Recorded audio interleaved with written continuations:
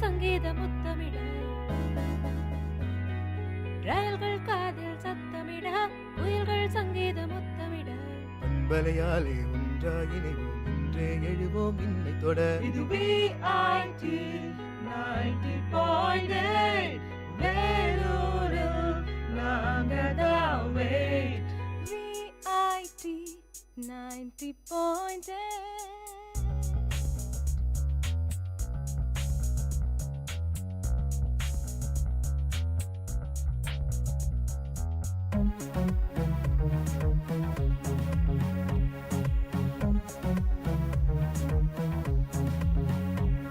இது VIT 90.8 வேலூரில் நாங்கதான் wait. VIT 90.8 வேலூரில் நாங்கதான் wait.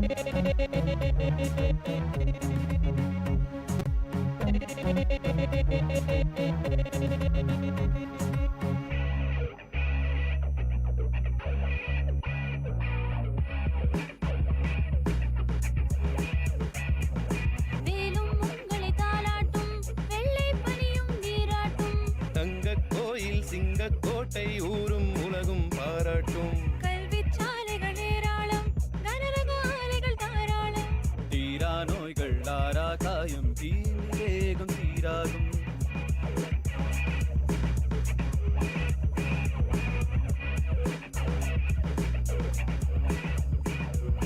வேலும் உங்களை தாலாட்டும், வெள்ளை பனியும் நீராட்டும், தங்கக் கோயில் சிங்கக்கோட்டை ஊரும் உலகும் பாராட்டும். கல்விச் சாலைகள் ஏராளம், கனரக ஆலைகள் தாராளம், தீரா நோய்கள் ஆரா காயம், தீவேகம் தீராகும். இது VIT 90.8 வேலூரில் நாங்கதான் wait. VIT 90.8 வேலூரில் நாங்கதான் wait.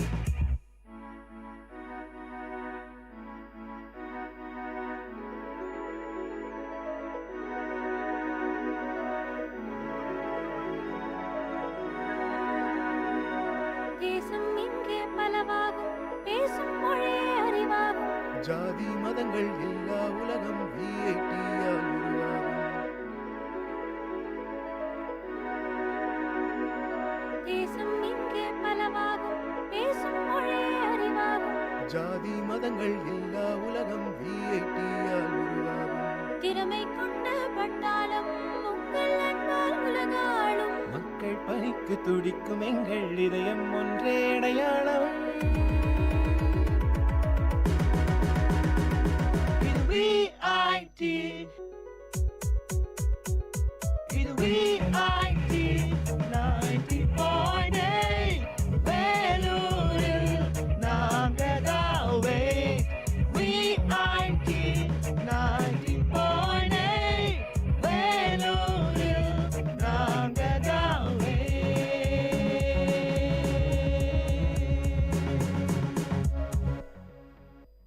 வணக்கம் நேயர்களே, இது VIT பண்பலை 90.8 VIT பல்கலைக்கழகத்தின் சமுதாய வானொலியின் மகிழ்ச்சி நிறைந்த அறிவு சார்ந்த நிகழ்ச்சிகளின் இன்றைய ஒளிபரப்பிற்கு உங்களை அன்புடன் வரவேற்கின்றோம்.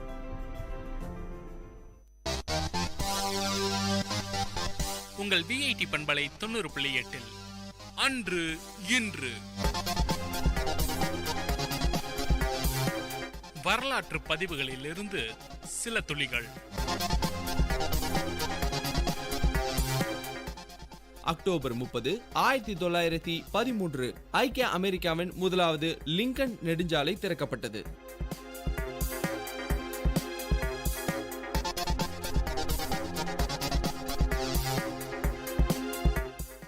அக்டோபர் 31, 1931 தமிழின் முதல் பேசும் படமான காளிதாஸ் வெளியானது.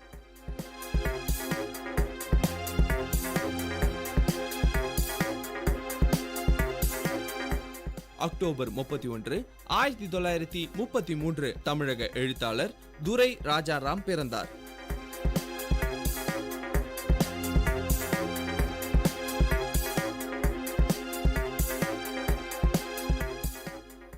அக்டோபர் 31, 2003 மலேசிய பிரதம மந்திரி மகதீர் பின் முகமது தமது பதவியை துறந்தார்.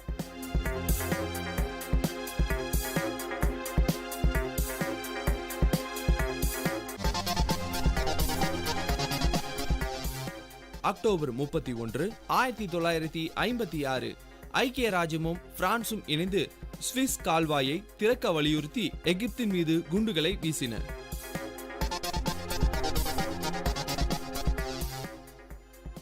அக்டோபர் 31, 2005 பின்னணி பாடகி பி. லீலா மறைந்தார்.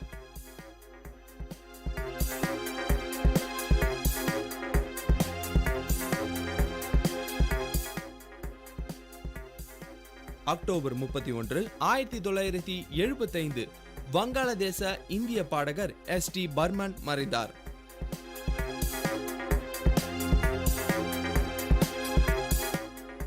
அக்டோபர் 31, 1984 இந்தியாவின் முன்னாள் பிரதமர் இந்திரா காந்தி மறைந்தார்.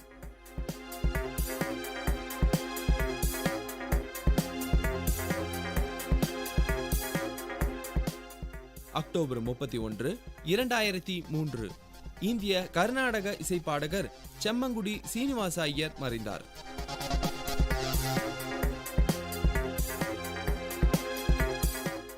அக்டோபர் 31, 1875 இந்திய விடுதலை வீரர் வல்லபாய் பட்டேல் பிறந்தார்.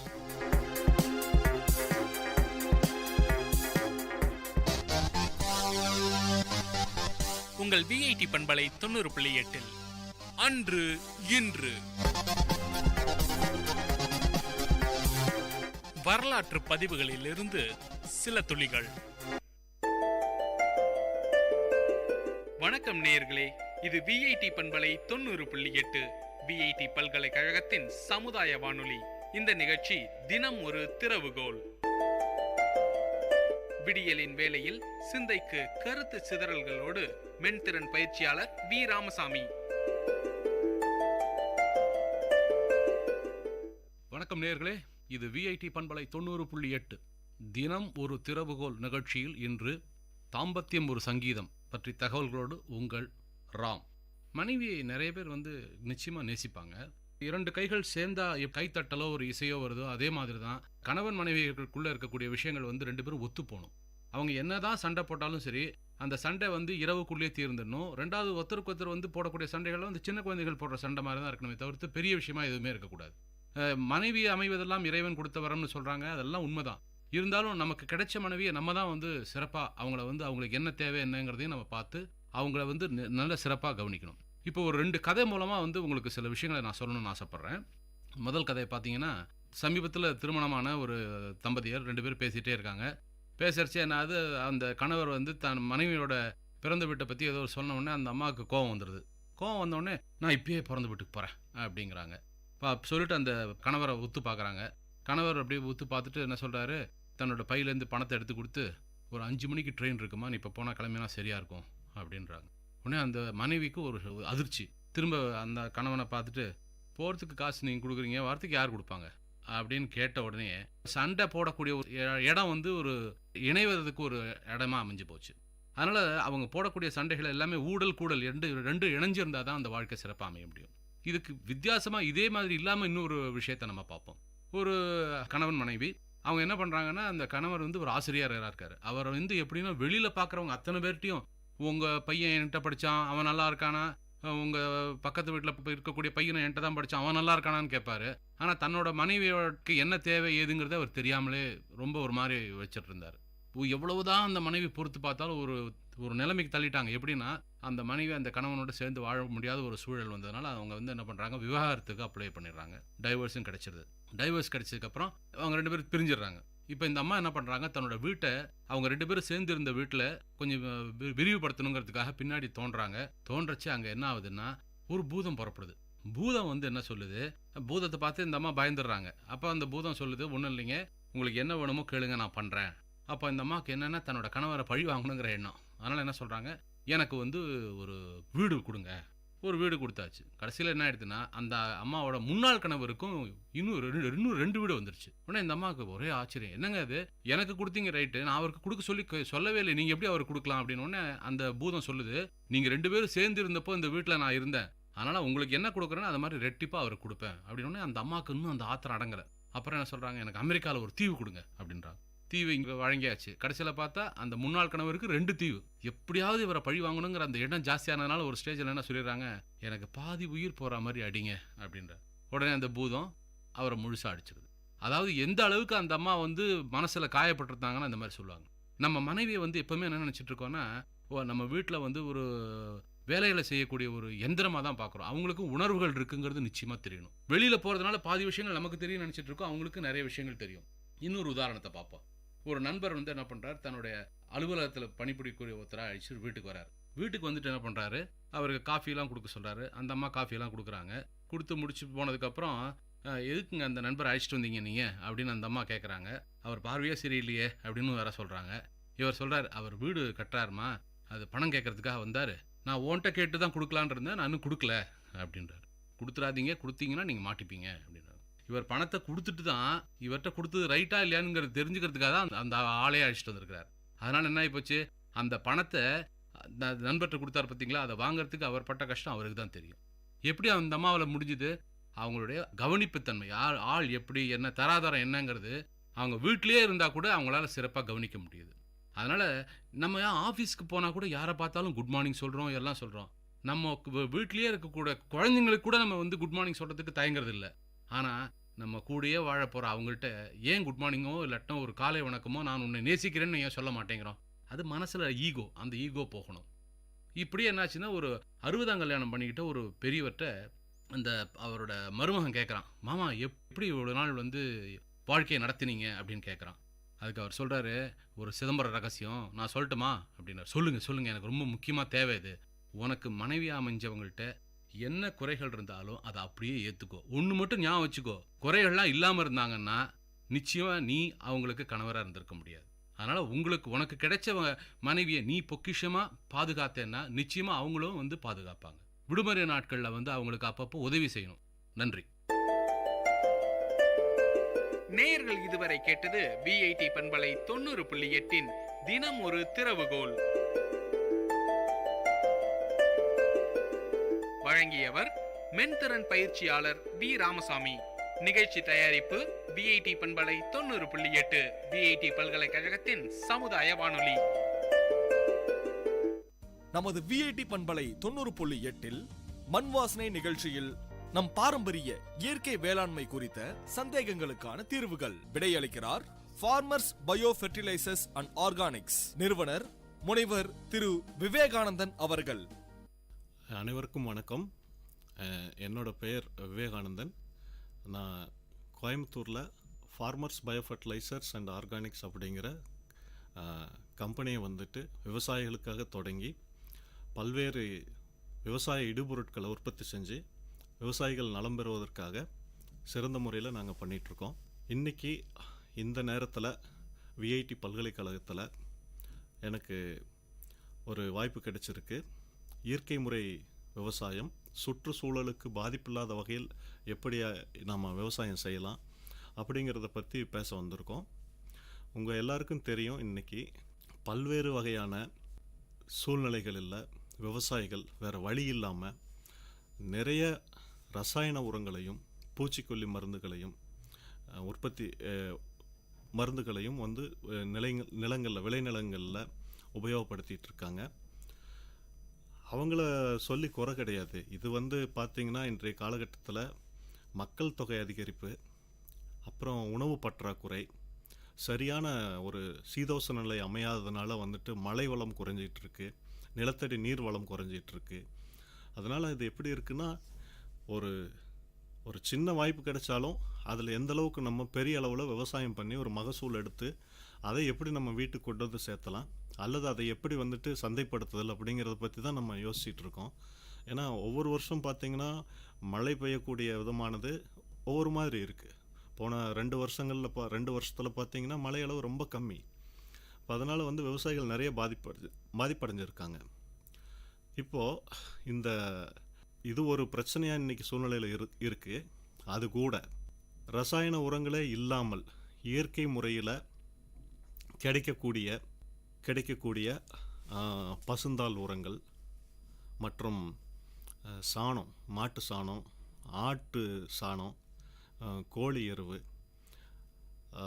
வெர்மி கம்போஸ்ட்னு சொல்லுவாங்க, மண்புழு உரம், இவைகளெல்லாம் வச்சு சரியான முறையில் விவசாயத்தை கொண்டுட்டு போக முடியுமா அப்படின்னு நிறையா விவசாயிகள் வந்து யோசிக்கிறாங்க. அப்போ பார்த்தீங்கன்னா இயற்கை முறை விவசாயத்துக்கு, சுற்றுச்சூழலுக்கு மாசு இல்லாத வகையில் செய்யக்கூடிய விவசாயத்துக்கு உள்ளே வரவே மக்கள் வந்து தயங்குறாங்க, விவசாயிகள் தயங்குறாங்க. ஏன்னா இப்போ கெமிக்கல் கொண்டு வந்து நீங்கள் போட்டால் உடனே வந்துட்டு அது செடி வளருது, பூ பூக்குது, காய் காய்க்குது, மகசூல் அதிகமாக கிடைக்குது. ஆனால் கடைசி அங்கே என்ன இருக்குது? விளைநிலம் பாழாகிறது, சுற்றுச்சூழல் மாசடைகிறது. என்னென்ன வியாதியெல்லாம் வரணுமோ அத்தனை வியாதிகளும் அந்த மண் வந்துட்டு கெடுதல், மண் கெடுதல்னு சொல்லுவாங்க, அல்லது பொல்யூஷன் ஆயிடுச்சுன்னு சொல்லுவாங்க. ஸோ இந்த மாதிரியான ஒரு சூழ்நிலை வந்து நம்ம கிடைக்கக்கூடிய அந்த விவசாய உற்பத்தி பொருள் வந்துட்டு சந்தைக்கு வருது.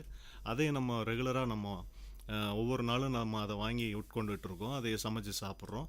அது வந்து இன்றைக்கி தெரியாது, காலகட்டத்தில் இப்போ கொஞ்சம் கொஞ்சமாக அதை ஸ்லோ பாய்சன்னு சொல்லுவாங்க. அந்த மாதிரி வந்து நம்ம உடம்பில் இருக்கக்கூடிய சில முக்கியமான ஆர்கன்களுக்கு அது வந்து மெதுவாக போய் சேரும். கடைசியில் ஒரு ஸ்டேஜில் வரும்போது கிட்னி ஃபெயிலியரு, நரம்பு கோளாறு, இருதயத்தில் பிரச்சனை இருக்குது, கல்லீரலில் பிரச்சனை இருக்குது, இந்த மாதிரி பல்வேறு வகையான நோய்கள் வர்றதுக்கான வாய்ப்புகள் வந்து ரொம்ப ரொம்ப அதிகமாக இருக்குது. இப்போ என்ன சொல்ல வரேன்னா, ரசாயன முறை விவசாயம் செஞ்சிட்ருக்காங்க, அதனால் பிரச்சனைகள் நிறைய இருக்குது. இயற்கை முறை விவசாயமும் செஞ்சிட்ருக்காங்க, அதில் சுற்றுச்சூழலுக்கு பாதிப்பில்லாத வகையில் உயிரினங்களுக்கு மற்றும் மனிதர்களுக்கும் எந்த விதமான தீங்கும் செய்யாத வகையில் இயற்கை முறையில் கிடைக்கக்கூடிய இடுபொருட்களை வைத்து விவசாயத்தை வந்து பல்லாண்டு காலமாக கொண்டுட்டு வந்துட்டுருக்காங்க. அப்போது எது செய்யலாம் அப்படின்னு நீங்கள் கேட்டிங்கன்னா, விவசாயிகளே இன்றைக்கி தடுமாடுறாங்க. இயற்கை முறையில் பண்ணுறதுக்கு விருப்பம் இருக்குது, ஆனால் உற்பத்தி அளவு வந்து கூட்ட முடியுமா முடியாதா, இந்த மாதிரி ஒரு கேள்வி வருது. அப்படி பார்த்தா அசாமில் எல்லாம் 25 வருஷமாக, மேகாலயாவில் மாநிலத்தில் 25 வருஷமாக கெமிக்கலே பார்த்தது கிடையாது அவங்க.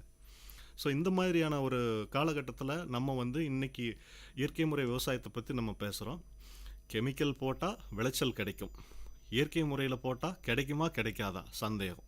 இப்போ இயற்கை முறையில் விவசாயம் செஞ்சால் யாருக்கும் எந்த கெடுதலும் கிடையாது. ஆனால் ரசாயன முறையில் பூச்சிக்கொல்லிகளை உபயோகப்படுத்துறதுனால மனிதர்களுக்கும் விலங்குகளுக்கும் சுற்றுச்சூழலுக்கும் நிலத்தடி நீருக்கும் எல்லா இடங்கள்லையுமே பிரச்சனை இருக்குது. ஆனால் விளைச்சல் மட்டும் நிறையா கிடைக்கும். ஸோ இது வந்து ஒத்துக்கொள்ள முடியாத ஒரு நிகழ்வாக வந்து ஆண்டாண்டுகளாக தொடர்ந்து போயிட்டுருக்கு. இப்போது இயற்கை முறையில் சுற்றுச்சூழலை பாதிக்காத வகையில் நம்ம விவசாயத்தை செய்யலாம் அப்படின்னா அதுக்கு வந்து ஒரு சில அணுகுமுறைகள் இருக்குது. அதில் சரி, சுற்றுச்சூழலுக்கு மாசில்லா முறையில் செய்யக்கூடிய விவசாயம்னா என்ன? இந்த விவசாயத்தில் கெமிக்கலே கிடையாது, பெஸ்டிசைடு கிடையாது. அதுதான் எல்லாமே இயற்கை முறையில் கிடைக்கக்கூடிய ஈடுபொருட்களை வைத்து விவசாயத்தை வந்து செவ்வனே செய்து அதிக மகசூலுக்கு வந்துட்டு கொண்டுட்டு போகிறது தான் இந்த இயற்கை முறை விவசாயம், அல்லது சுற்றுச்சூழலுக்கு தீங்கு விளைவிக்காத முறையில் செய்யப்படக்கூடிய ஒரு விவசாயம் அப்படின்னு சொல்லலாம். இதில் வந்து நீங்கள் மண்ணினுடைய அமைப்பு, உங்கள் நிலத்தில் இருக்கக்கூடிய, உங்கள் வயலில் இருக்கக்கூடிய மண்ணை நீங்கள் முதல் ரெடி பண்ணணும். மண்ணை ரெடி பண்ணோம்னா என்ன பண்ணுவீங்க? அதில் மண் வந்துட்டு எந்த பயிருக்கு சாதகமாக, எந்த பயிருக்கு வந்துட்டு பயிர் செய்யலாம் அப்படிங்கிறத முதல்ல நீங்கள் முடிவு பண்ணணும். அந்த மண்ணினுடைய தன்மை எப்படி இருக்குது, காரமிலத்தன்மை எப்படி இருக்குது, அதில் கரிம பொருளினுடைய அங்கக கரிமத்தினுடைய அளவு இருக்கா இல்லையா, இதையெல்லாம் நீங்கள் வந்து தமிழ்நாடு வேளாண்மை பல்கலைக்கழகம் மூலமாக நீங்கள் தொடர்பு கொண்டு அங்கே வந்து நீங்கள் இந்த மண் வளத்தை பற்றி ஒரு ஆய்வு செய்து அந்த ஆய்வினுடைய அடிப்படையில் நீங்கள் உங்களுடைய நிலத்தை வந்து நீங்கள் தயார்படுத்தணும். அப்போ தயார்படுத்துகிற போது சணப்பு, இது போன்ற க்ரீன் மேன்யூர்னு சொல்லுவாங்க, அதாவது வந்து சுற்றுச்சூழலுக்கு பாதிப்பில்லாத வகையில் இருக்கக்கூடிய சில தாவரங்களை பயிரிட்டு அந்த தாவரங்களில் இருக்கக்கூடிய அதிகப்படியான தலைச்சத்து, மணிச்சத்து மற்றும் சாம்பல் சத்து ஆகியவை உங்கள் மண்ணுக்கு நேரடியாக போய் சேர்ற மாதிரி அதை ஒரு உழவு ஓட்டுற போது அந்த உழவு காலிலேயே அதை வச்சு அமுத்தி விட்டுருவாங்க. ஸோ இந்த மாதிரி செய்கிற போது இயற்கை முறையிலேயே அங்கக கரிமத்தினுடைய அளவும் என்பிகே ஃபர்டிலைசர்னு சொல்லுவாங்க, நைட்ரஜன், பாஸ்பரஸ், பொட்டாஸ்னு சொல்லுவாங்க. இதனுடைய அளவும் உங்கள் மண்ணில் வந்து நீங்கள் வந்து அதை கொண்டுட்டு போயிடணும். அது இல்லாமல் பண்ணால் ஒன்றுமே விளையாது உங்களுக்கு. இது போக மாட்டு சாணம் இருந்தால் மாட்டு சாணம் எவ்வளோ அளவு தேவைப்படுதோ அது மூதாதையர்கள்லாம் சொல்லியிருக்காங்க, அந்த அளவுக்கு நீங்கள் மாட்டு சாணத்தை உள்ளே கொண்டுட்டு போகலாம். ஆட்டாம்புழுக்கு இருந்தாலும் அதை யூஸ் பண்ணலாம், கோழி சாணம் இருந்தால் அதை யூஸ் பண்ணலாம், மண்புழு உரம் இருந்தால் அதையும் நீங்கள் தைரியமாக உங்கள் விளைநிலத்துக்கு வந்துட்டு கொடுக்கலாம். இது போல் வந்து நீங்கள் மண்ணை முதல்ல தரமான வகையில் உங்கள் மண்ணை வந்து எந்த பயிருக்கு ஏற்றவாறு எப்படி மாற்றி அமைச்சு என்ன மாதிரி விவசாயம் செய்யணும்னு முடிவு பண்ணியிருக்கீங்களோ அதுக்கு போக இப்போ 10 மாதத்து பயிர்களா இல்லை 3 மாதத்து பயிர்களா 2 மாத பயிர்களா என்னன்னு பார்த்துட்டு அதுக்கான அளவு முறையில் நீங்கள் வந்து இயற்கை இடுபொருட்களை வந்து கொடுக்கணும். அடுத்தது வந்து என்ன கிராப்பு, என்ன பயிர் செய்ய போகிறீங்க அது முக்கியம். அந்த பயிரில் ஹைப்ரிட் செய்ய போகிறீங்களா இல்லை நாட்டு விதைகளை உபயோகப்படுத்த போகிறீங்களா, இந்த 2 இதுவும் வந்து ரொம்ப முக்கியமானது. நாட்டு விதைகளை உபயோகப்படுத்தினா விளைச்சல் வராதுங்கிறாங்க ஒவ்வொருத்தர். அப்படியெல்லாம் கிடையாது, வரும். ஹைப்ரிட் எதுக்கு வந்தது? மக்கள் தொகைக்கு உணவு பற்றாக்குறையை சமாளிப்பதற்காக வந்தது. அது போக வந்து பார்த்திங்கன்னா பெரிய வித்தியாசம் ஒன்றும் கிடையாது உங்களுக்கு. நீங்கள் வந்து இப்போ ஒரு 2 ஏக்கரில் வந்துட்டு நெல் போடுறீங்க, இயற்கை முறையில் பண்ணுறீங்க, 40 மூட்டை எடுக்கிறீங்க, 35 மூட்டை எடுக்கிறீங்க, அவ்வளோதான். ரசாயனத்தை போட்டாலும் அதுதான் வரப்போகுது அங்கே. ஆனால் இதில் என்னென்னா பாரம்பரிய விதைகள் வந்து அழிவதற்கான வாய்ப்பு இருக்குது இதே போல் தொடர்ச்சியாக போயிட்டு இருந்தால். ஆனால் ஒரு பக்கம் உணவு உற்பத்தியை வந்து நம்ம சமாளிச்சாகணுமே, உணவு உற்பத்தியை தேவையான அளவுக்கு நம்ம கொடுத்துக்கிட்டு இருக்கணும், அதையும் பார்க்க வேண்டியது இருக்குது. அதனால் நீங்கள் தான் முடிவு பண்ணணும் என்ன வகையான விதைகளை வந்து நம்ம உபயோகப்படுத்தலாம் அப்படின்ட்டு. அப்புறம் விதைப்பது அப்படிங்கிறது ஒரு முறை இருக்குது. விதைக்கிறதுக்கு முன்னாடி நீங்கள் எடுத்துருக்கக்கூடிய அந்த விதையானது முளைப்பு திறன் எவ்வளவு இருக்குது அப்படிங்கிறத நீங்கள் கண்டிப்பாக பார்க்கணும். இப்போ 1 கிலோ நிலக்கடலை வாங்கிட்டு வர்றீங்க, அந்த நிலக்கடலை வந்துட்டு பயிர் மானாவாரியிலையோ அல்லது நீர்ப்பாசனத்தில் செய்யக்கூடிய விவசாயத்துலேயோ அந்த ஒரு நிலக்கடலை சாகுபடி செய்யணும்னு நினைக்கிறீங்க. அந்த நிலக்கடலினுடைய முளைப்புத்துறை, விதையினுடைய முளைப்பு திறன் எவ்வளவு இருக்குதுன்னு நீங்கள் முதல்ல பார்க்கணும். அதுதான் வந்து ரொம்ப ரொம்ப முக்கியம். 1 கிலோ வாங்கிட்டு வந்து அதில் 1/2 கிலோ முளைஞ்சதுன்னா அதில் பிரயோஜனமே கிடையாது. அப்போது விதை வந்து ரொம்ப ரொம்ப முக்கியமானது. அதே போல் இன்றைக்கி திசு வளர்ப்பு முறையில் குளோனிங் செஞ்ச சில பயிர்கள்லாம் வந்துகிட்ருக்கு. உதாரணத்துக்கு வாழை.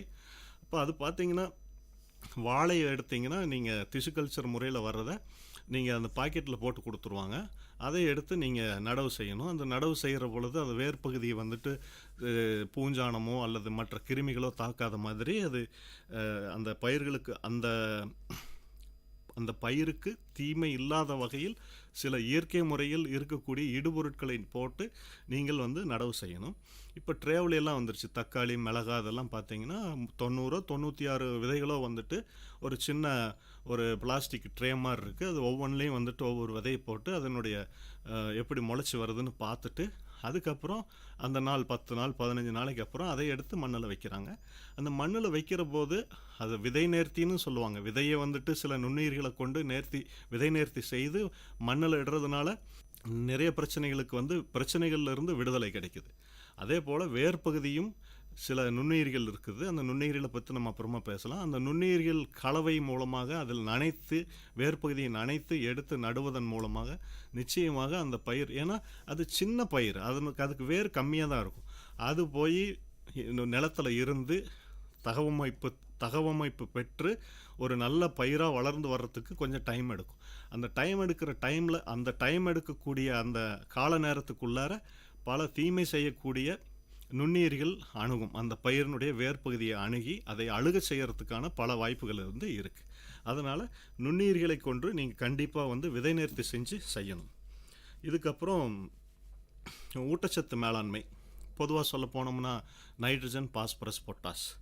அதுக்கு அடுத்த கேட்டகரியில் வர்றது செகண்டரி நியூட்ரியன்ஸ்னு சொல்லுவாங்க, கால்சியம், சல்ஃபர், மெக்னீசியம். அதுக்கு அடுத்தது நுண்ணூட்டச்சத்துக்கள்னு சொல்லுவாங்க. இதில் காப்பர் சொல்லுவாங்க, ஜிங்க் சொல்லுவாங்க, துத்தநாகம், ஃபெரஸ் இரும்பு சத்து சொல்லுவாங்க, மாலிப்டன்னு சொல்லுவாங்க, மேங்கனீஸ்னு சொல்லுவாங்க, குளோரைடு சொல்லுவாங்க. ஸோ இந்த மாதிரி ஒரு சில நுண்ணூட்டச்சத்துக்கள் ரொம்ப குறைவான அளவிலேயே பயிர்களுக்கு தேவைப்படக்கூடிய இதெல்லாம் இருக்குது. இது ஒரு விகிதாச்சார முறையில் கரெக்டாக போகணும், பேலன்ஸ்டு அப்படின்னு சொல்லுவாங்க. ஒவ்வொரு பயிருக்கும் எது எவ்வளவு இருக்கும் அப்படிங்கன்ட்டு ஒரு ஒரு வரையறை இருக்குது. அந்த வரையறைக்கு மேலேயும் நீங்கள் ஊட்டச்சத்துக்கு தர தேவையில்லை. அது கம்மியாக கொடுத்தாலும் விளைச்சல் வந்து பாதிக்கப்படும். அப்போ இங்கே நியூட்ரியன் மேனேஜ்மெண்ட்டில் தலைச்சத்து, மணிச்சத்து, சாம்பல் சத்துக்காக என்ன பண்ணுவீங்க? முதல்ல சொன்ன மாதிரி அந்த பசுந்தாள் உரங்களை வந்து கொண்டுட்டு வரலாம். அதில் வந்து தலைச்சத்து இருக்குது, மணிச்சத்து இருக்குது, சாம்பல் சத்து இருக்குது. அது கூட எருக்கு மற்றும் ஆவாரம் செடி தெரியும் இல்லையா உங்களுக்கு? இதை வந்து நம்ம கொண்டுட்டு போகிறதுல அதில் சில பொட்டாஸ் இருக்குது, போரான் சொல்லக்கூடிய நுண்ணூட்டச்சத்து இருக்குது. இந்த மாதிரி சில நுண்ணுயிர்கள், சில தாவரங்களை, சில பயிர்களை வந்துட்டு முன்னோர்கள் சொல்லியிருக்காங்க. அதில் வந்து எந்த சத்து அதிகம் மிகுந்து இருக்கிறதோ, இப்போ கருவேப்பிலை கூட நீங்கள் போடலாம். அதில் பார்த்தீங்கன்னா நிறைய இரும்பு சத்துக்கள் வந்து அதிகமாக இருக்குது. அந்த மாதிரி என்ன தேவையோ அந்த இடுபொருட்களை எல்லாமே நீங்கள் கொண்டுட்டு போகணும். சமமான முறையில் எல்லாமே இருக்கணும். இப்போ வெங்காயம் இருக்குது அப்படின்னா 65 நாள் 70 நாள் பயிர் வெங்காயம் அப்படின்னா அதுக்கு தேவையான ஊட்டச்சத்து என்ன, 2ஆம் நிலை ஊட்டச்சத்து என்ன, நுண்ணூட்டச்சத்து என்ன, இதையெல்லாம் முன்கூட்டியே அறிஞ்சு அதுக்கு தகுந்த மாதிரி நீங்கள் வந்து உங்கள் வயலில் வந்து கொடுக்கணும். அப்புறம் வாட்டர் மேனேஜ்மெண்ட் இன்றைக்கி இருக்கிற, அதாவது நீர் மேலாண்மை தான் பெரிய பிரச்சனை. இன்றைக்கி விவசாயத்துக்கு தண்ணீர் கிடைக்கிறதே பெரிய விஷயமா இருக்குது. இதில் நம்ம நீர் மேலாண்மை வந்து கண்டிப்பாக நம்ம செய்யணும். சிக்கனமான முறையில் பண்ணோம்னா சொட்டு நீர் பாசனத்தில் நீங்கள் வந்துட்டு செய்ய முடியும். சொட்டு நீர் பாசனத்தின் மூலமாக விளைச்சல் கம்மியாகும், இல்லை வாய்க்கால் பாசனத்தில் அதிகமாகும், இல்லை அதில் கம்மியாகும், இல்லை சொட்டு நீர் பாசனத்தில் அதிகமாகும் கம்மியாகும். இந்த மாதிரி கருத்துக்களுக்கெல்லாம் நீங்கள் இடமே கொடுக்காதீங்க. ஏன்னா நீங்கள் உங்கள் மண்ணில் தேவையான அளவு அங்கக கரிம பொருளும் மற்ற ஊட்டச்சத்துக்களும் விகிதாசார அடிப்படையில் இருந்தால் நிச்சயமாக நல்ல விளைச்சல் கிடைக்கும். அடுத்தது களைக்கொல்லி உபயோகப்படுத்தினா அந்த நிலம் வந்துட்டு ஒரு 10 வருஷத்துக்கு களைக்கொல்லி தொடர்ச்சி யூஸ் பண்ணிகிட்டே இருக்கீங்க. ரசாயன முறையில் இருக்கக்கூடிய வீடிசைடுன்னு சொல்லுவாங்க, களைக்கொல்லின்னு சொல்லுவாங்க. இதே ஒரு 10 வருஷத்துக்கு யூஸ் பண்ணிங்கன்னா அந்த மண்ணில் ஒன்றுமே இருக்காது, மண்புழு இருக்காது. நுண்ணீர்களுக்கு உதவி செய்யக்கூடிய, பயிர்களுக்கு உதவி செய்யக்கூடிய நுண்ணீர்களினுடைய எண்ணிக்கை வெகுவாக உங்கள் மண்ணில் குறைஞ்சிரும். நுண்ணீர்கள் இல்லைன்னா உலகமே கிடையாது. நுண்ணீர்கள் தான் வந்து எல்லா இடங்கள்லையும் சரியான முறையில் அந்த பயாலஜிக்கல் ஆக்டிவிட்டின்னு சொல்லுவாங்க. அந்த பயாலஜிக்கல் ஆக்டிவிட்டி நடக்கணும் அப்படின்னா நுண்ணீர்கள் வந்து எல்லா இடத்துலையுமே தேவைப்படுது. அப்போ இந்த வீட் மேனேஜ்மெண்ட்டில் நீங்கள் ஆளை வச்சு அல்லது கொத்து வச்சு தான் வந்து களை எடுக்கணும். இயற்கை முறை விவசாயத்தில் அல்லது சுற்றுச்சூழலை பாதிக்காமல் செய்யக்கூடிய இந்த விவசாயத்தில் கெமிக்கல், ரசாயன களைக்கொல்லி எதுவுமே உபயோகப்படுத்துறதில்ல. ஆட்களை வச்சு தான் வந்து நம்ம எடுத்துகிட்ருக்கோம். அப்புறம் பூச்சி மேலாண்மைங்கிறது ஒரு பெரிய சப்ஜெக்ட்னு சொல்லலாம். பூச்சிகள் பல வகை. அந்த பூச்சிகள் நன்மை செய்யக்கூடிய பூச்சிகளா தீமை செய்ய பூச்சிகளா அப்படிங்கிறது கூட நம்மளுக்கு தெரியாது. பயிர் இருக்குது, இன்றைக்கி பயிர் வந்துட்டு நல்ல பூ பிஞ்சுமாக இருக்குது. அதில் வந்து பல வகையான, இப்போ மாதுளம் பழம்லாம் எடுத்திங்கன்னா ஒரு மாதுளம் பழமாக அதை வெளியில் எடுக்கிறதுக்குள்ளார 35 முறை பாய்சனை வந்து ஸ்ப்ரே பண்ணுறாங்க. உங்களால் நம்பவே முடியாது. 35 முறை பாய்சன் அடிக்கிறாங்க. திராட்சைக்கு எத்தனை முறை அடிக்கிறாங்கன்னு தெரியல எனக்கு, பப்பாளிக்கு எத்தனை முறை அடிக்கிறாங்கன்னு தெரியல. ஆக பூச்சி தாக்குதல், ஏன்னா பயிர் வளர வளர அந்த பசுமை நிறமானது, அந்த காய்கள், அந்த பூக்கள் எல்லாமே பல்வேறு வகையான, ஏன்னா நம்ம இந்தியாவில் வந்துட்டு எல்லா வகையான உயிரினங்களும் இருக்குது. பூச்சிகள் இருக்குது, வண்டுகள் இருக்குது, நிறைய கண்ணுக்கு தெரியாத பூச்சிகள் இருக்குது, எப்பிட்ஸ், த்ரிப்ஸ்னு சொல்லுவாங்க. இதெல்லாமே நிறையா இருக்குது. அப்போ பயிர் வளர வளர இந்த பூச்சிகள் வந்துட்டு அந்த பயிர்கள் வந்து அட்ராக்ட் பண்ணும். இரவு நேரங்களில் தான் பூச்சிகளினுடைய தாக்குதல் அதிகமாக இருக்குன்னு பெரியவங்க சொல்லியிருக்காங்க. அதை பற்றியெல்லாம் பேசணும், அதை பற்றி தெரிஞ்சுக்கணும்னா நீங்கள் கொஞ்சம் அதை பற்றின விவரங்களை நீங்களே எடுத்து பார்த்தா தெரியும். அந்த பூச்சி தாக்குதல் வந்து ரொம்ப முக்கியம். பூச்சி தாக்குதலிருந்து காய்க்கணும். ஏன்னா பூ போயிடுச்சுன்னா போதும். ஏன்னா அந்த பூ மலர்ந்தால் அதில் இருக்கக்கூடிய அந்த மகரந்தம் வந்து கண்டிப்பாக பாதுகாக்கப்படணும். அப்போ தான் அது மகரந்த சேர்க்கை நடந்து உங்களுக்கு பிஞ்சாவோ காயாவோ பழமாவோ வரும். இப்போ இயற்கை முறையில் சில பூச்சிக்கொல்லிகள் அப்படின்னு சொல்லுவாங்க. இஞ்சி, பூண்டு, பச்சை மிளகாய், அதை மூணையும் வந்து அரைச்சி மிக்சியிலையோ அல்லது ஆட்டுக்கல்லையோ போட்டு அரைச்சி அது கூட இரவு முழுவதும் நீரில் ஊற வச்சுருந்த புகையில சாறு கொஞ்சம் எடுத்துக்கலாம், பெருங்காயம் கொஞ்சம் எடுத்துக்கலாம், மஞ்சத்தூள் கொஞ்சம் எடுத்துக்கலாம். இது எல்லாத்தையும் வந்து மாட்டினுடைய மூத்திரம் அதுக்குன்னு சில விகிதங்கள் இருக்குது, அதில் கலந்து அதையே நீங்கள் ஒரு 10 நாளைக்கு ஒரு முறை வந்து உங்கள் பயிர்களுக்கு மேலே தெளிச்சிட்டு வந்தீங்கன்னா பூச்சிகள் அறவே வராது. இது போக பல்வேறு வகையான தாவரங்களிலிருந்து எடுக்கப்பட்ட எண்ணெய், பிளான்ட் எசென்ஷியல் ஆயில்னு சொல்லுவாங்க. அந்த பிளான்ட் எசென்ஷியல் ஆயிலையும் ஒரு உதாரணத்துக்கு பார்த்தா வேப்பெண்ணெய் எடுத்துக்கலாம். நீங்கள் வேப்பெண்ணெயை வந்துட்டு நீங்கள் ஒரு அதுக்குன்னு ஒரு ரேஷியோ இருக்குது. இப்போ வேப்பெண்ணெய்னா ஒரு 20 ml 10 லிட்டர் தண்ணியில் கலக்கி அதை ஸ்ப்ரே பண்ணிட்டு வரலாம். ஆனால் அந்த வேப்பெண்ணெய்க்கு தெரியாது அது நன்மை செய்யக்கூடிய பூச்சியா தீமை செய்யக்கூடிய பூச்சியான்னு தெரியாது. ஆனால் ரசாயன முறையில் போனாலும் இதே பிரச்சனை தான் இருக்க போகுது. அதனால் நமக்கு தேவைன்னா பூச்சியை வந்து கட்டுப்படுத்தணும். அப்போது முன்னாடி சொன்ன மாதிரி இஞ்சி, பூண்டு, பச்சை மிளகாய் அந்த கரைசல் ஒன்று இருக்குது. வேப்பெண்ணெய் வந்துட்டு ஒரு நல்ல மருந்து பூச்சிகளை கட்டுப்படுத்த. இது போக சில essential oil, lemon grass oil, pongamia oil, புங்கன் ஆயில்னு சொல்லுவாங்க. அதுபோல் பல்வேறு வகையான தாவரங்கள்லேருந்து கிடைக்கக்கூடிய எசென்ஷியல் ஆயில் வந்துட்டு 1 ml 1 மில்லி இல்லை 2 மில்லி ஒரு 10 லிட்டரு 1 லிட்டர் தண்ணியில் கலந்து நீங்கள் அதை ஸ்ப்ரே பண்ணுற போது பூச்சிகளை கட்டுப்படுத்தலாம். இங்கே வந்து பாய்சன் கிடையாது, எந்த ஒரு விஷத்தையும் நம்ம தெளிக்கிறது இல்லை. இது போக நுண்ணுயிர்களில் வெர்டிசிலியம் லெக்கானின்னு ஒரு பூஞ்சானம் இருக்குது, மெட்டாரைசியம் அனிசோஃபிலன்ட் ஒன்று இருக்குது, அதுவும் ஒரு பூஞ்சானம், பவாரியா பேசியானா அப்படின்னு ஒரு பூஞ்சானம் இருக்குது, பேசிலஸ் துரிஞ்சென்சிஸ் அப்படின்னு சொல்லக்கூடிய ஒரு பாக்டீரியா இருக்குது. அப்போது இந்த 4 வகையான நுண்ணுயிரிகளும் பயோடெக்னாலஜி முறையில், நுண்ணுயிரியல் முறையில் தயாரிக்கப்பட்டு அது அந்த உற்பத்தி செய்யப்பட்ட அந்த நுண்ணுயிர் கலவையானது தரமான முறையில் ப்ராசஸ் பண்ணி அதைய ஒரு 50 மில்லி 10 லிட்டர் தண்ணியில் கலந்து ரெகுலர் இன்டர்வலில் இப்போது ஒரு வாரத்துக்கு ஒரு முறை நீங்கள் ஸ்ப்ரே பண்ணிட்டு வரும்போது நிச்சயமாக இயற்கை முறையில் சுற்றுச்சூழலை பாதிக்காத வகையில் பூச்சிகளை நீங்கள் கட்டுப்படுத்தலாம். இதுக்கு அடுத்தது என்ன பார்க்க போகிறோன்னா, நோய் தடுப்பில் இயற்கை முறை விவசாயத்தில் ரசாயனம் இல்லாத நோய் தடுப்பு முறை சாத்தியமா? கண்டிப்பாக முடியும்.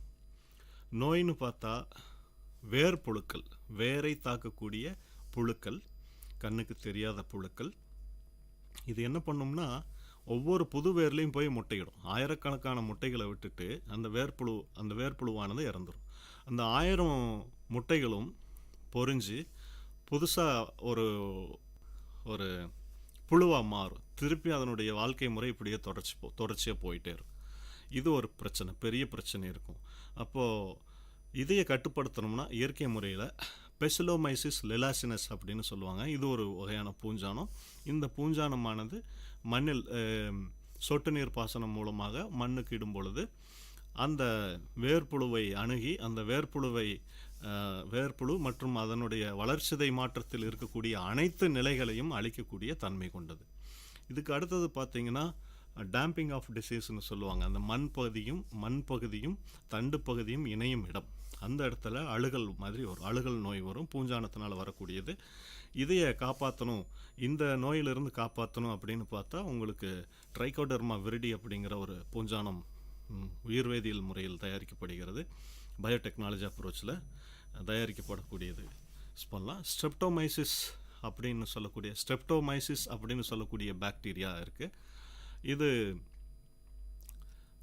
உற்பத்தி செய்யக்கூடிய சில சேர்மங்கள், இந்த சேர்மங்கள் மற்றும் என்சைம்னு சொல்லுவாங்க. அது உற்பத்தி பண்ணக்கூடிய நோய் எதிர்ப்பு காரணிகள் வந்து மண்ணில் சேர்க்கப்படுவதன் மூலமாக கண்டிப்பாக இந்த வேர் அழுகல் நோயிலிருந்து காப்பாற்ற முடியும். இதே போல் சூடோமோனாஸ் ஃப்ளூரசன்ஸ் அப்படின்னு சொல்லக்கூடிய ஒரு பாக்டீரியா இருக்குது.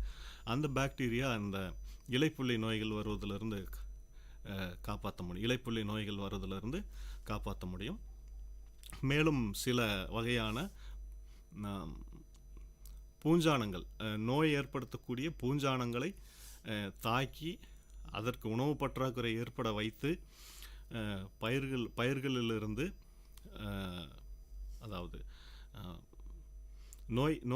நோய் ஏற்படுத்தக்கூடிய காரணிகளாக இருக்கக்கூடிய பல்வேறு வகையான பூஞ்சானங்களையும் மற்றும் பாக்டீரியாக்களையும் இயற்கை முறையில் நம்ம வந்து கட்டுப்படுத்த முடியும்.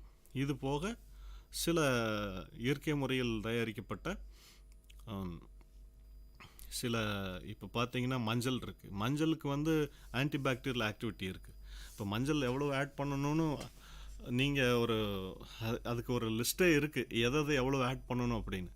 இப்போ மஞ்சள் இருக்குது அப்படின்னா மஞ்சள் பவுடர் வந்துட்டு இப்போ ஒரு கிராம் போட்டால் அந்த நோய் கட்டுப்படுத்துதா அப்படிங்கிறதெல்லாம் ஆராய்ச்சி பண்ணிட்டு இருக்கிற அளவுக்கு விவசாயிகளுக்கு டைம் இருக்குமா என்னன்னு தெரியல.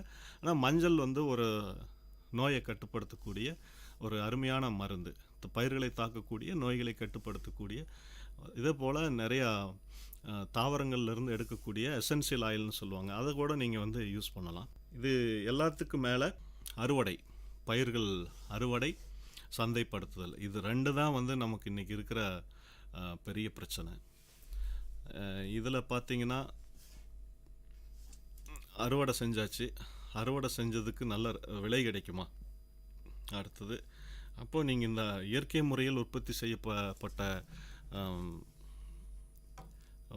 உணவுப் பொருட்களை கண்டிப்பாக நீங்கள் குளிர்சாதன பெட்டி இல்லாமலே, இப்போ தக்காளியெல்லாம் எடுத்துகிட்டா 40 நாளைக்கு வெளியில் வச்சா கூட ஒன்றும் ஆகாது.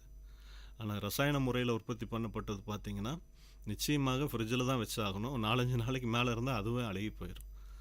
பழங்கள், பழத்தினுடைய தரம், அந்த உள்ளே இருக்கக்கூடிய ஜூஸ் கண்டென்ட்டு, இனிப்புத்தன்மை, எடை அளவு, இது எல்லாமே வந்து பார்த்திங்கன்னா இயற்கை முறையில் வரும்போது கண்டிப்பாக வந்துட்டு நல்லாவே இருக்கும். சந்தைகளில் பார்க்கும்போது ரசாயன முறையில் உற்பத்தி பண்ணப்பட்டதையும் இயற்கை முறையில் உற்பத்தி செய்யப்பட்ட அந்த 2 காய்கறிகளை பார்த்தீங்கனாலே உங்களுக்கு அதில் வித்தியாசம் தெரியும். இயற்கை முறையில் போகிறபோது செடிகளில் இலைகளின் எண்ணிக்கை, இலையினுடைய பரப்பளவு, ஒளிச்சேர்க்கை விகிதம், இது எல்லாமே அதிகமாகும், எல்லாமே கண்டிப்பாக கூடும். 25% வந்துட்டு இனிப்புத்தன்மையானது சில பழங்கள்ல எல்லாம் கூடியிருக்கு. பப்பாளி, தர்பூசணி, மாம்பழம், ஸ்ட்ராபெரி, இந்த மாதிரிலாம் பார்த்திங்கன்னா இனிப்புத்தன்மையாக கூடுது. கரும்பு, இதிலெல்லாம் இனிப்புத்தன்மை. 2வது அடுத்தபடியாக பார்க்கும்போது பூக்களின் எண்ணிக்கை, காய்களின் எண்ணிக்கை எல்லாமே வரும். ஆனால் முதிர்ச்சி அடைவதுன்னு பார்க்குற போது இப்போ 100 பிஞ்சு இருக்குதுன்னா ரசாயன முறையில் 100மே பழமாகும்னு சொல்ல முடியாது. ஆனால் இயற்கை முறையில் போகிற போது நிச்சயமாக 90% பழங்கள் வந்துட்டு உங்களுக்கு கிடைக்கும். 100ல் 90 காய்கள் பழமாகிறதுக்கான வாய்ப்புகள் இருக்குது. அதுபோல் அந்த பயிரினுடைய தன்மை, அதை தாங்கும் சக்தி, எடையை தாங்கும் சக்தி, இந்த மாதிரி பல்வேறு வகையான அட்வான்டேஜஸ் இருக்குது நமக்கு இயற்கை முறையில் போகிறப்போ. அப்போது இது எல்லாம் போக உங்கள் வயல் மாசுபடாமல் இருக்குது, அதுவே போதும். அடுத்த சந்ததிக்கு நீங்கள் இப்போ விவசாயம் பண்ணிகிட்ருக்கீங்க, அடுத்தது உங்கள் சந்ததி, அதுக்கப்புறம் அவங்களுடைய குழந்தைகள்லாம் வந்து பார்க்குற போது மண்ணாக இருக்கணும். மண் இல்லைன்னா எங்கே போய் விவசாயம் பண்ண முடியும்? எதுவுமே பண்ண முடியாது. அப்போ இந்த மாதிரி இடுபொருட்கள், இயற்கை முறை இடுபொருட்களை கொண்டு தரமான முறையில் இதுக்கு தீமை விளைவிக்காத வகையில் நம்ம ஒரு நல்ல விவசாயத்தை வந்து நம்ம பண்ணியிருக்கோம். உணவுப் பொருட்களையும் கொண்டுட்டு வந்தாச்சுங்க. இதை சந்தைப்படுத்தணும். சந்தைப்படுத்துறதுக்கு என்ன பண்ணுறது? எல்லாம் விவசாயிகள் கேட்குறதுன்னா, இதை கொண்டுட்டு போனால் வெங்காயம் வெளியில் 30 ரூபாய்க்கு விற்கிது சந்தைக்கு போனால், இயற்கை முறையில் அதை உற்பத்தி செய்யப்பட்டதுக்கும் 30 ரூபா தான் அப்படிங்கிறாங்க. இல்லைன்னு சொல்லலை. அதுக்கு நீங்கள் என்ன பண்ணணும்னா, நீங்கள் ஒரு குழு மாதிரி, சங்கம் மாதிரி அமைச்சு மேடையில் பேசணும், அதெல்லாம் தேவையில்லை. நீங்கள் ஒரு 5 விவசாயிகள் சேர்ந்து இணைந்து நீங்கள் உற்பத்தி பண்ணக்கூடிய அந்த இயற்கை முறையில் சூழலுக்கு மாசு இல்லாத வகையில் உற்பத்தி பண்ணப்பட்ட அந்த பொருட்களை நீங்கள் நல்ல ஒரு இயற்கை முறையில் உற்பத்தி செய்யப்பட்ட உணவுப் பொருட்களை வாங்குவதற்கு அப்படின்னு சந்தையே இருக்குது. அங்கே அணுகணும். அங்கே அணுகி உங்களுக்கு தேவையான விலையை வந்து நீங்கள் நிர்ணயம் பண்ணலாம். இப்போது சென்னை போன்ற ஊர்களில், பெரிய ஊர்களில், பெங்களூர், ஹைதராபாத், டெல்லி, மும்பை, இந்த மாதிரி இடங்கள்ல எல்லாம் பார்த்திங்கன்னா இயற்கை முறையில் உற்பத்தி பண்ணப்பட்ட விளைபொருட்களுக்கு நல்ல விலை வந்து கொடுக்குறாங்க, நல்லா கொடுக்குறாங்க. இப்போது இளநீ எடுத்துட்டிங்கன்னா தேங்காய் இளநீ வந்து பார்த்திங்கன்னா 30 ரூபாய்க்கு வாங்குறாங்க. விவசாயிகள்கிட்டயே ஒரு இளநீ 30 ரூபாய்க்கு வாங்குறாங்க. பாம்பே போகுது, பாம்பேவில் போய் 45 ரூபாய்க்கு போகுது, 50 ரூபாய்க்கு போகுது. வெங்காயம் அதே மாதிரி தான், தக்காளி அதே மாதிரி தான். ஆக நீங்கள் ஒரு குழுவாக இணைந்து இயற்கை முறையில் எங்ககிட்ட உற்பத்தி செய்யப்பட்ட பொருட்கள் இவ்வளவு இருக்குது அப்படின்னு உங்களுக்குன்னு ஒரு ஐடென்டிட்டி, ஒரு அறிமுகத்தை நீங்கள் தெரிவிக்கணும், எங்ககிட்ட இது இருக்குது அப்படின்னு. இப்போது கோயம்புத்தூர் பக்கத்தில் பல்லடமில் பார்த்தீங்கன்னா பேரிச்சை பழம், பழம் இல்லாமலே காயாகவே பழுக்கக்கூடிய டிஷ்யூ கல்ச்சர் முறையில் வந்த அந்த பேரிச்சம்பழம் வந்து ரோடு ஓரத்துலேயே வைப்பாங்க. அது அந்த சீசனில் ஒரு 3 மாதத்துக்கு மட்டும்தான் கிடைக்கும். அவங்கெல்லாம் பார்த்தா இயற்கை முறையில் கெமிக்கல்லாம் எதுவும் போடாமல் இயற்கை முறையில் தான் கொண்டுட்டு வர்றாங்க. நல்லா இருக்குது, விளைச்சல் நல்லா இருக்குது. குஜராத்தில் ஒரு 1000 ஏக்கர் 2000 ஏக்கரில் இதெல்லாம் பண்ணிகிட்ருக்காங்க. இங்கே இல்லாத காலகட்டத்தில் அங்கேருந்து வாங்கிக்குவாங்க. வாங்கி அதை அந்த ரோடு ஓரத்தில் இருக்கக்கூடிய ரோடு ஓரங்களில் வந்து விற்பனை செய்து கொண்டு இருக்கிறார்கள். அதெல்லாம் பார்த்திங்கன்னா இனிப்புத்தன்மை நல்லா இருக்குது, இயற்கை முறையில் உற்பத்தி பண்ணப்பட்டது தான், அங்கே எந்த பிரச்சனையும் கிடையாது. அப்போது இயற்கை முறையில் உற்பத்தி செய்யப்பட்ட விளைபொருட்களை வாங்கக்கூடிய அங்காடிகளை நம்ம தேர்வு செய்யணும். இல்லை இப்போது சென்னை உங்களுக்கு பக்கமாக இருக்குது, சென்னையில் வந்து இங்கேருந்து ஒரு 2 மணி நேரத்தில் வந்து உங்களுடைய உணவுப் பொருட்களை அங்கே கொண்டுட்டு போய் சேர்த்த முடியும். அப்போது எவ்வளவோ வந்து ஹோட்டல்ஸ் இருக்குது, அந்த ஹோட்டல்ஸ் எல்லாம் நீங்கள் அணுகலாம். எங்களால் ஒரு நாளைக்கு, ஏன்னா 1 டன்னு 2 டன்னு தேங்காய் எந்த ஹோட்டல்லையும் தேவைப்படுமா என்னன்னு தெரியல. ஆனால் இப்போ ஒரு 50 கிலோ காய்கறிகள், தக்காளி, 50 கிலோ வெங்காயம், இந்த மாதிரி நீங்கள் அடுத்தடுத்து உங்களால் உங்கள் சக்திக்கு ஏற்றவாறு, உங்கள் திறமைக்கு ஏற்றவாறு நீங்கள் உற்பத்தி பண்ணிகிட்டே இருந்தால், இது ஒரு தொடர் நிகழ்வாக இருந்துச்சுன்னா நிச்சயமாக சில உணவு கூடங்களில் இதை வந்து வாங்கிக்குவாங்க. உங்களுக்கும் ஒரு நல்ல ஒரு ரேட் ஒன்று. அதே போல் கீரை அப்படி தான், 40 நாளில் வருது, 35 நாளில் வருதுன்னா கெமிக்கல் எதுவும் அடிக்காமல் அடுத்தடுத்து தொடர்ச்சியாக நீங்கள் போட்டு கொடுத்துட்டே பந்தல் காய்கறிகள் போட்டு கொடுத்துட்ருக்கலாம். அது எல்லாத்துக்கும் வந்து நீர்வளம்ங்கிறது ரொம்ப முக்கியம். இருக்கிற நீர்வளத்தை திறமையாக பயன்படுத்தி நம்ம கொண்டுட்டு போகலாம். இப்போது இந்த மாதிரி சந்தைப்படுத்துதல் ரொம்ப முக்கியமாக இருக்கும். இதுக்கு மேலே சர்டிஃபிகேட் எப்படி வாங்கிறது, ஆர்கானிக் சர்டிஃபிகேட் எப்படி வாங்கிறது அப்படின்னு சொல்லுவாங்க. இது ரொம்ப சின்ன ப்ராசஸ்ன்னு சொல்ல முடியாது, பெரிய ப்ராசஸ்ன்னு சொல்ல முடியாது. அரசு வேளாண்மை இயக்கம் இருக்குது, அதாவது ஜாயிண்ட் டைரக்டர் ஆஃப் அக்ரிகல்ச்சர்னு சொல்லுவாங்க, துணை வேளாண்மை இயக்குனர். அவங்கள போய் நீங்கள் பார்த்து அதுக்கான வழிமுறைகள் என்னென்னு அவங்க சொல்லி தருவாங்க. அது போனீங்கன்னா உங்கள் மண்ணை ஆய்வு செய்வாங்க. உங்கள் மண்ணை ஆய்வு செய்ததுக்கப்புறம் அதில் வந்து ஏதாவது ரசாயன கலப்பு இருக்குதா, இந்த மாதிரி விஷயங்களை எல்லாம் உங்களுக்கு தெரிவிப்பாங்க. இப்போ எத்தனை வருஷத்துக்கு நீங்கள் வந்து ரசாயனத்தையோ பூச்சிக்கொல்லிகளையோ வந்து உங்கள் வயல்களில், உங்கள் நிலங்களில் இடாமல் இருந்தால் அதனுடைய தன்மை மாறும் அப்படின்ட்டு ஒரு டெஸ்ட் மாதிரி எடுத்து பார்ப்பாங்க. அதனுடைய அடிப்படையில் உங்களுக்கு வந்து வழிமுறைகளை வந்து சொல்லுவாங்க. நீங்கள் இயற்கை விவசாயியாக இருக்கிறேன் அப்படின்னு ஒரு சான்று வந்து நீங்கள் வாங்கிக்கலாம். 3 வருஷத்துக்கு ஒரு வாட்டி நீங்கள் அதை வந்து புதுப்பிக்க வேண்டிய இது வரும். இது போக பஞ்சகாவியம் அப்படின்னு ஒரு பெரிய தலைப்பு ஒன்று இருக்குது. பஞ்சகாவியத்தை பற்றி நீங்கள் எல்லாம் தெரிஞ்சிருப்பீங்க. அதே போல் மீன் அமிலம் அப்படின்னு சொல்லுவாங்க.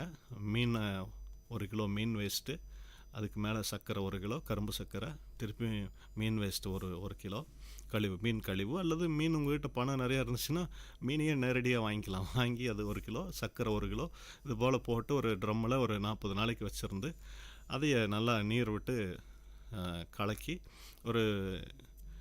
அதுக்குன்னு ஒரு விகிதாச்சாரம் இருக்குது. 40 மில்லிலிட்டர் அளவில் 10 லிட்டர் நீரில் கலந்து அடிக்கிற போது மீனில் எத்தனை சத்துக்கள் இருந்ததோ அத்தனை புரதங்க சத்துக்களும் பயிர்களுக்கு கிடைக்கக்கூடிய வகையில் அந்த 40 நாள் ஃபெர்மெண்டேஷன் நொதித்தல் முறையானது உங்களுக்கு ஒரு நல்ல ரிசல்ட்டை வந்து கொடுக்கும்.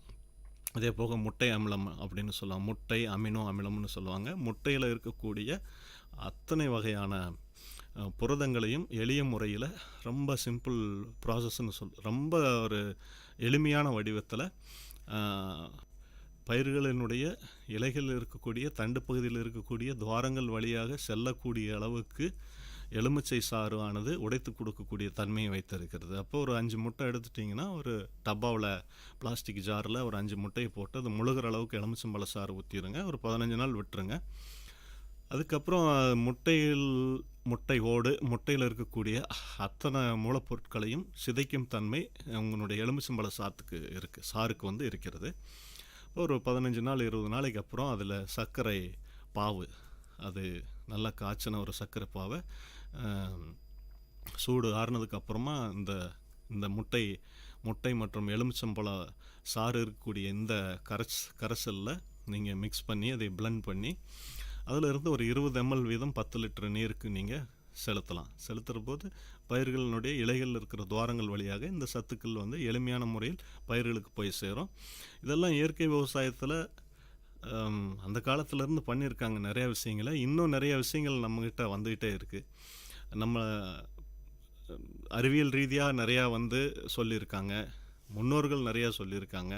இது போக நீங்கள் உங்கள் வயலுக்கு உங்களுடைய விவசாயத்துக்கு நீங்கள் தான் சயின்டிஸ்ட், நீங்கள் தான் அறிவியல் அறிஞர்னு சொல்லலாம். அந்த மாதிரி பல காரணிகளை நீங்கள் எடுத்துகிட்டு வாங்க. வயலுக்கு கொண்டுட்டு வரும்போது இப்போ ஒரு இலதலை இருக்குது, அந்த இலதலையில் இருக்கக்கூடிய சத்துக்களை பயிர்களுக்கு எப்படி சேர்த்தலாம், அப்போ நீங்கள் யோசித்து அதைய சரியான முறையில் கொண்டுட்டு போனோம்னா நிச்சயமாக இந்த இயற்கை விவசாயத்தில் நம்ம நிறைய சாதிக்க முடியும். ஆக இல்லை, நான் ஒரு விவசாயி, நான் இயற்கை முறையில் விவசாயம் பண்ணி பொருட்களை உற்பத்தி பண்ணணுன்னு ஆசை இருக்குது, ஆனால் எனக்கு வந்து உடனடியாக இயற்கை முறை விவசாயத்துக்கு நான் மாறணும் அப்படின்னா எனக்கு வந்து விளைபொருட்களினுடைய எனக்கு வந்து நிறைய ப்ராஃபிட்டை வந்து லாஸ் ஆகும், எனக்கு வரக்கூடிய உணவு உற்பத்தியினுடைய அளவு வந்து எனக்கு குறையும் அப்படின்னு ஃபீல் பண்ணால் ஒவ்வொரு ஆண்டும் நீங்கள் வந்து என்ன பண்ணலாம், ரசாயன மற்றும் பூச்சிக்கொல்லிகள் ஆகியவற்றை உங்கள் விவசாய நிலத்தில் இடுவதை கிராஜுவலாக ஒரு 20% ஒவ்வொரு ஆண்டும் குறைத்து கொண்டே வரும் பொழுது நிச்சயமாக ஒரு முழுமையான இயற்கை விவசாயியாக நீங்கள் மாறலாம். நன்றி.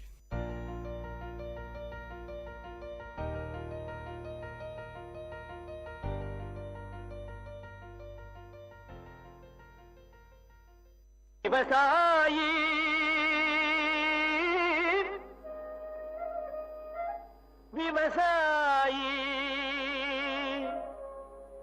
கடவுள் என்னும் முதலாளி கண்டெடுத்த விஐடி வேளாண் துறை மற்றும் விஐடி சமுதாய வானொலி இணைந்து வழங்கும் தினம் ஒரு வேளாண் செய்தி.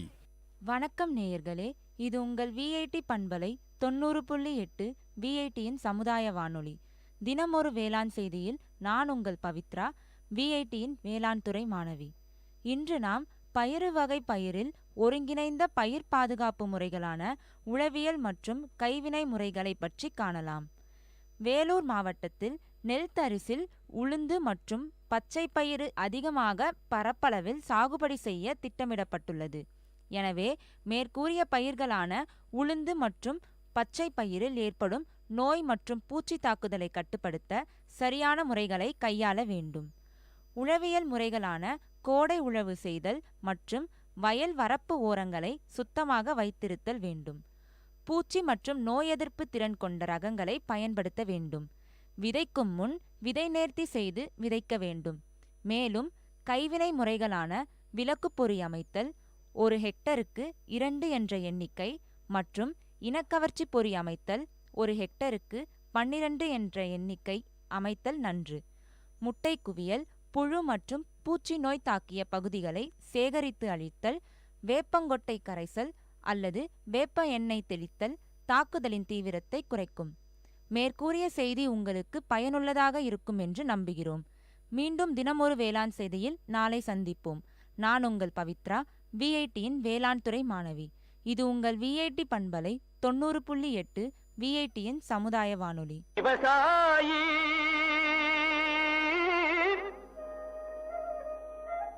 விவசாயி கடவுள் என்னும் முதலாளி கண்டெடுத்த விஐடி வேளாண் துறை மற்றும் விஐடி சமுதாய வானொலி இணைந்து வழங்கும் தினம் ஒரு வேளாண் செய்தி.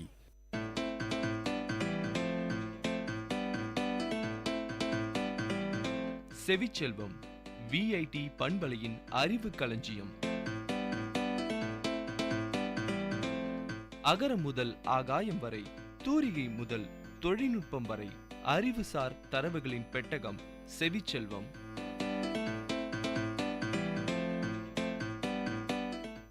விஐடி பண்பலை 90.8 செவிச்செல்வம் நிகழ்ச்சியில் கரும்பு பற்றிய அறிவுசார் தொகுப்போடு ஸ்ரீவித்யா. பொங்கல் திருநாள் என்றாலே நம் நினைவுக்கு வருவது கரும்புதான். இனிப்பு சுவையானது கரும்பு. கரும்பின் குணம்தான் என்ன தெரிந்து கொள்வோம். கரும்பு உடலுக்கு பலத்தையும் குளிர்ச்சியையும் தருவதால் நம் உடலில் இருக்கும் சிறுநீரை தாராளமாக வெளியேற்றி மலச்சிக்கலை நீக்கி உடலுக்கு தெம்பையும் சுறுசுறுப்பையும் தருகின்றது. பழுப்பு சர்க்கரை, வெள்ளை சர்க்கரை, கற்கண்டு, வெல்லம் ஆகிய மூலப்பொருட்கள் நம் அன்றாட வாழ்க்கையில் உணவுக்கு பயன்படுத்தும் அத்தியாவசிய பொருளாகும். இவை அனைத்தும் கரும்பில் இருந்துதான் தயாரிக்கப்படுகிறது. நாம் நம் அன்றாட வாழ்க்கையில் பரிமாறிக்கொள்ளும் இனிப்பு வகைகளில் பெரும்பாலானவை சர்க்கரை பாகில் செய்யப்படுபவையே. அது போன்ற இனிப்பு வகைகள் நமக்கு சுவையை கொடுப்பது மட்டுமல்லாமல் அந்த இனிப்பு வகைகளை கெடாமல் பாதுகாக்கும் பதப்படுத்தும் பொருளாகவும் சர்க்கரை பாகு செயல்படுகிறது. மேலும் சர்க்கரை பாகு நீர்க்கோவை, பிணச நோய் போன்றவற்றையும் குணப்படுத்துகிறது. நாம் களிம்பேறிய செம்பு, பித்தளை பாத்திரங்களில் உட்கொள்வதன் மூலமாக நஞ்சு இரத்தத்தில் கலந்து உடலில் பரவி தீங்கு செய்யும் போது சர்க்கரை உட்கொள்ளும் போது முறியும். அதற்கு காரணம் சர்க்கரை சிறந்த நஞ்சு முறிப்பான் விடாநாசினி, அதாவது விஷத்தை முறிக்க செய்யும் மருத்துவ குணம் நிறைந்தவையாகும். முகத்தில் தோன்றும் பரு, மரு மற்றும் கரும்புள்ளிகள் முகத்தின் அழகை கெடுத்து விகாரமாக்கிவிடும். இதை போக்க தேன்மெழுகை உருக்கி சம அளவு சர்க்கரை சேர்த்து தினமும் இரவில் முகத்திற்கு லேசாக தடவி மறுநாள் காலையில் வெதுவெதுப்பான நீரில் முகம் அலம்பினால் ஆச்சரியப்படத்தக்க வகையில் குணம் தெரியும். நோயாளிகள் இருக்கும் அறையில் ஒரு விதமான துர்நாற்றம் வீசும். அந்த அறையில் நெருப்பினால் சர்க்கரை தூவி புகையுண்டாக்க துர்நாற்றம் நீங்கி அந்த அறை தூய்மை அடைந்துவிடும். குழந்தைகளுக்கு தாய்ப்பாலுக்கு அடுத்ததாக கொடுக்கப்படும் ஒரே உணவு சர்க்கரை கரைத்த நீர்தான். சர்க்கரையை ஆரிய வெந்நீரில் கரைத்து சிறிது சிறிதாக புகட்ட வேண்டும். ஓட்டப்பந்தய வீரர்கள், சைக்கிள் பந்தய வீரர்களுக்கு களைப்பை போக்க சர்க்கரை வழங்கப்படுகிறது. 2ஆம் உலகப் போரின் போது ஜெர்மன் நாட்டின் ராணுவ வீரர்களுக்கு போரிடும் களைப்பு தெரியாமல் இருக்க சர்க்கரையை சிறு சிறு கோழி உருண்டைகளாக செய்து வழங்கப்பட்டது என வரலாறு கூறுகின்றது. இளைப்பு நோய் உள்ளவர்களுக்கு இரவு நேரங்களில் அதிக அளவில் உண்டாகும் வியர்வையை தடுக்க கரும்பு சாற்றை சற்று புளிக்க வைத்து அத்துடன் சம அளவு யுடிகோலானை சேர்த்து மார்பில் பூசி வர அதிவியர்வையை கட்டுப்படுத்த முடியும். விக்கல், வாய்க்குமட்டல், சுவையின்மை, பசியின்மை ஆகியவற்றை குணப்படுத்த ஒரு வழி உண்டு. கரும்பை 2ஆக நெடுக வெட்டி அதனுள் ஏலக்காய் பொடி, திப்பிலி பொடியை அதிகபட்சம் வைத்து ஒரு மெல்லிய துணியால் மூடி அதனை கட்டி செம்மனை கரைத்து பூசி கவசம் செய்து பின் காய்ந்ததும் கரும்பை அடுப்பில் வைத்து சுட்டெடுக்க வேண்டும். மேலே உள்ள எரிந்த துணி செம்மனை நீக்கி அந்த கரும்பின் சாற்றை ஒரு கரண்டி வீதம் 2 மணி நேரத்திற்கு ஒரு முறை சாப்பிட்டு வர ஆச்சரியப்படுத்தும் வகையில் மேற்கண்ட நோய்களும் குணமாகும். சிறுநீர் சம்பந்தமான நோய்களுக்கு கரும்பின் வேரை மட்டும் சேகரித்து 1-2ஆக நசுக்கி தண்ணீர் விட்டு காய்ச்சிய குடிநீரை வடிகட்டி ஒரு வேளைக்கு 1 அவுன்ஸ் வீதம் தினமும் 3 வேளை குடித்து வர சிறுநீர் நோய்கள் குணமாகும்.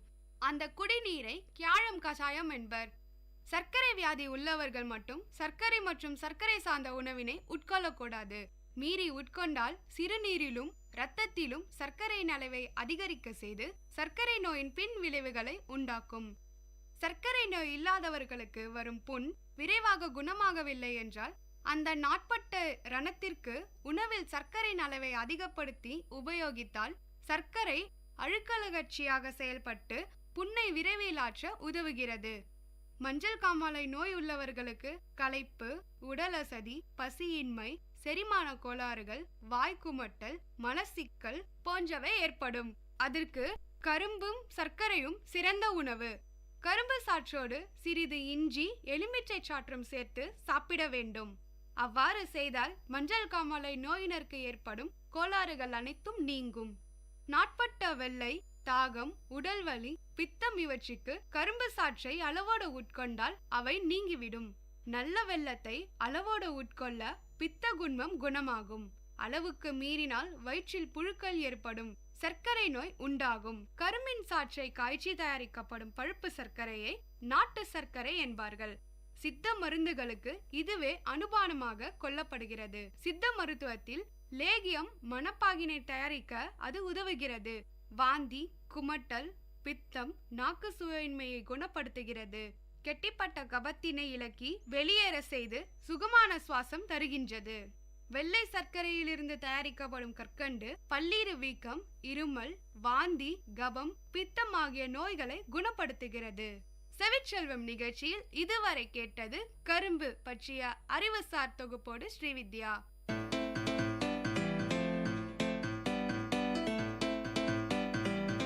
செவிச்செல்வம் விஐடி பண்பலையின் அறிவு களஞ்சியம். அகரம் முதல் ஆகாயம் வரை, தூரிகை முதல் தொழில்நுட்பம் வரை, அறிவுசார் தரவுகளின் பெட்டகம் செவிச்செல்வம்.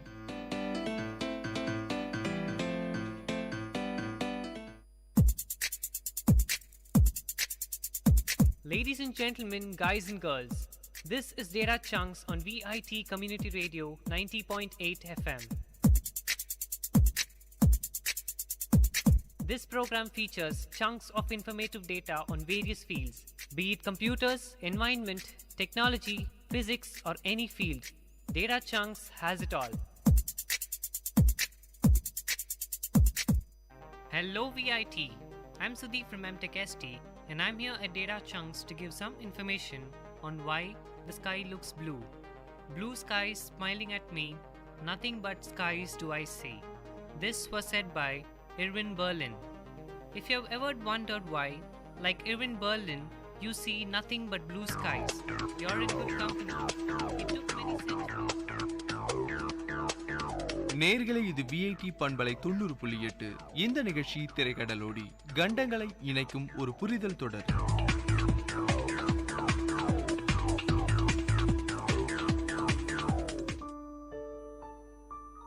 நீ ஹாவ் என்னங்க புரியலையா? பயப்படாதீங்க, சைனீஸ்ல ஹாய் சொன்னேன். இன்னைக்கு நம்ம பார்க்க போற நாடு சைனா.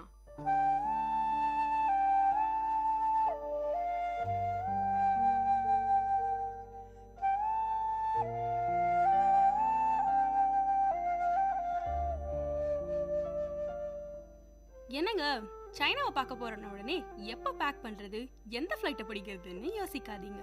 நீங்க இருக்கிற இடத்துல இருந்தே ஹாயா உட்காந்துக்கிட்டே சைனாவை ரசிக்கலாம்.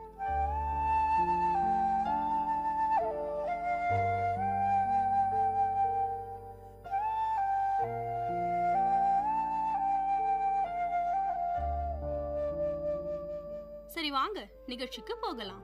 முதல்ல சைனாவை பற்றின பொதுவான விஷயங்களை தெரிஞ்சுக்கலாம். சைனா தென்கிழக்கு ஆசியாவில் அமைந்திருக்கும் நாடு. பரப்பளவில் உலகில் 3வது இடத்தையும் ஜனத்தொகையில் நம்பர் 1 இடத்தையும் பெற்றிருக்கு. 9.6 மில்லியன் சதுர அடி நிலப்பரப்பும் 18,000 மைல் கடற்கரை நீளத்தையும் கொண்ட இந்த நாடு உலக வரைபடத்தில் ஒரு கோழியின் உருவத்தைப் போல காட்சியளிக்கிறது.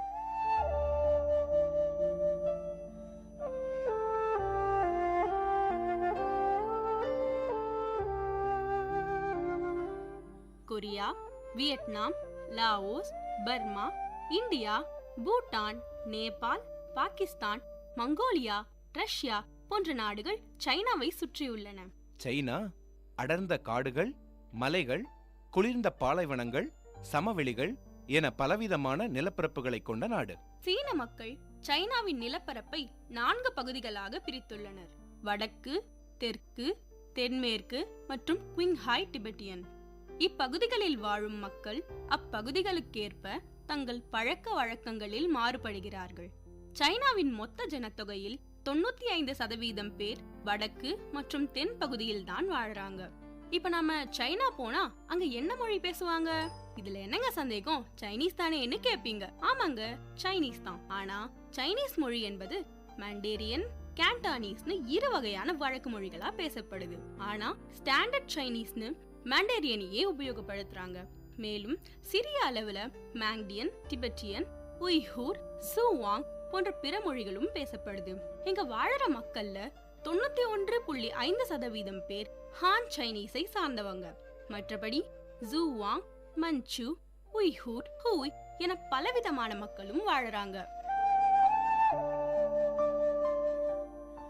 சைனா ஒரு சோஷலிஸ்ட் நாடு. ஜனத்தொகையில் முதலிடத்தில் இருக்கும் சைனா உலக பொருளாதாரத்தில் ஒரு பெரிய சக்தியா உருவாகிட்டு இருக்கு. சைனாவின் கரன்சி யுவானின் மதிப்பும் கூடிக்கிட்டே இருக்கு. சைனாவில் உள்ள முக்கியமான இடங்களை இப்ப பார்க்கலாம்.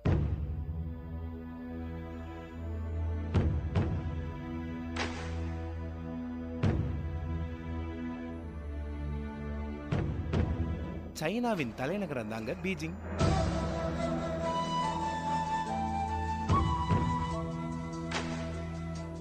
எங்கேயோ கேட்ட மாதிரி இருக்குல்ல.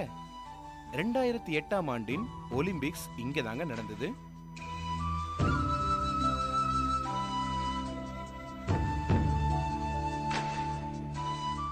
மிகவும் நேர்த்தியான நகரமைப்பை கொண்ட இந்த நகரம் நவீன காலத்திற்கேற்ப பல உருமாற்றங்களையும் கண்டு இப்போ எல்லா வசதிகளும் கொண்ட நகரமாகவும் பழமையான பாரம்பரிய சின்னங்களையும் கொண்டு கம்பீரமாக காட்சியளிக்கிறது. பீஜிங்கின் வானை முட்டும் கட்டிடங்கள், மேற்பாலங்கள் காண்போரை பிரமிக்க வைக்கும். பீஜிங்கை சீன மக்கள் பழங்காலத்தில் பாசமா பெலுரிக்னு அழைச்சாங்க.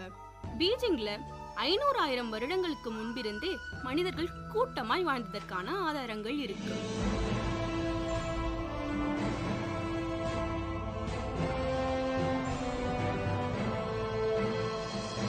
மங்கோலியர்கள் சைனாவை கைப்பற்றிய காலத்தில் தாது, அதாவது சிறந்த தலைநகரம் என்னும் பெயர் பெற்றது.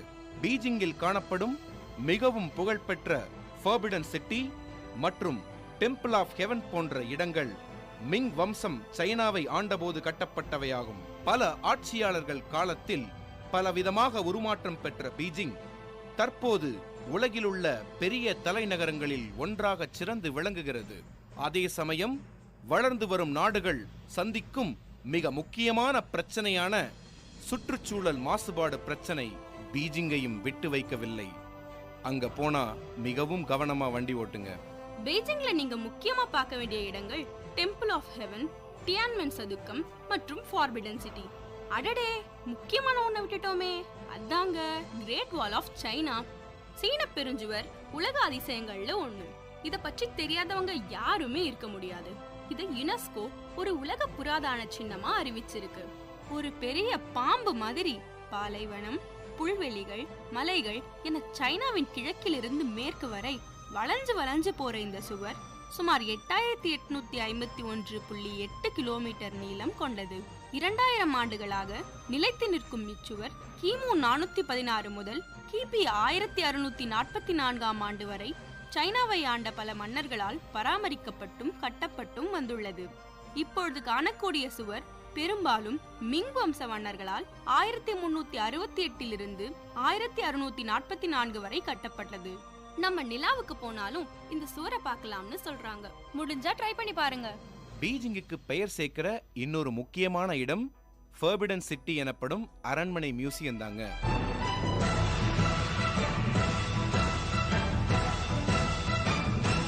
பொதுமக்கள் இதுக்குள்ள நுழைய முடியாத காரணத்தால் இதுக்கு ஃபர்பிடன் சிட்டின்னு பேர் வந்தது. செவ்வக வடிவத்தில் இருக்கும் இந்த பேலஸ் தான் உலகத்திலேயே பெரியது. இந்த அரண்மனையை கட்ட 14 வருடங்கள் ஆனதாம். இது கற்கள், வெள்ளை அரிசி, சுண்ணாம்பு, சிமெண்ட் மற்றும் முட்டையின் வெள்ளை கருவால கட்டப்பட்டதாம். பெரும்பாலும் மஞ்சள் நிற கற்களாலேயே இந்த அரண்மனை அலங்கரிக்கப்பட்டிருக்கிறது.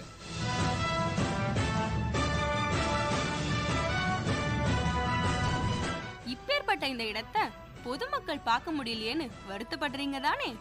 கவலைப்படாதீங்க. இப்ப நீங்க, நான், யார் வேணும்னாலும் ஃபார்பிடன் சிட்டிக்குள்ள போகலாம். தேவை ஒரே ஒரு டிக்கெட் மட்டும்தான். சரிங்க, பீஜிங்க சுத்தி பார்த்தாச்சு. இப்ப ஏதோ லைட்டா பசிக்கிற மாதிரி இருக்குல்ல? அப்ப சரி, ஒரு பிளேட் தோசை, 2 இட்லின்னு ஆர்டர் பண்ணாதீங்க. சைனால சைனீஸ் ஃபுட் தானேங்க கிடைக்கும். சரி, சைனீஸ் ஃபுட்ன உடனே நூடுல்ஸ் மட்டும்தானு நினைச்சிடாதீங்க. இங்க பலவிதமான உணவுகள் இருக்கு. அவை எல்லாவற்றிலும் நிறம், மனம் மற்றும் சுவை ஆகியவை முக்கியமானதா கருதப்படுது. ஒரே விதமான பொருட்களை கொண்டு வெவ்வேறு விதமான பதார்த்தங்களை சீனர்களால் மட்டுமே செய்ய முடியும். சீனர்கள் சாப்பிடுவதற்கென்றே சாப்ஸ்டிக்ஸ் எனப்படும் குச்சிகளை பயன்படுத்துகின்றனர். இவை பெரும்பாலும் மரத்தினால் செய்யப்படுபவை. சோ இப்பவே போய் 2 சாப்ஸ்டிக்ஸ் வாங்குறீங்க, அதை வச்சு சாப்பிட பழகுறீங்க. ஓகே, அடுத்ததா நம்ம பார்க்க போறது உலகத்திலேயே மிகவும் பெரிய நகரமான ஷாங்காய். இது ஒரு வர்த்தக நகரம். ஜன நெருக்கம் அதிகமா உள்ள இந்த நகரம் கிழக்கின் பாரிஸ்னு செல்லமா அழைக்கப்படுது. 1842ஆம் ஆண்டில் நடந்த முதல் ஓபியம் போருக்கு பிறகுதான் இந்த நகரம் வெளி உலகத்துக்கு தெரிய வந்தது. உலகின் மிக உயர்ந்த கட்டிடங்களில் ஒன்று ஷாங்காய் நகரத்தைச் சேர்ந்ததுதான் அப்படின்னு சொன்னா மிகையாகாது. சைனா என்கிற நாடு வெளிநாட்டவர்களுக்கு முழுமையா தெரிவதற்கு முன்னாடி பட்டுச்சாலை, அதாவது சில்க் ரோட் என்னும் வழிதான் சைனாவை மேலை நாடுகளோடு இணைத்தது. உலக புகழ்பெற்ற சீனப்பட்டை இந்த வழியாத்தான் வணிகர்கள் ஒட்டகங்கள் மூலம் எடுத்துச் சென்றனர். இந்த சில்க் ரோடின் ஆரம்பமும் முடிவுமாயிருந்தது ஜியான் மாநகரம்தான்.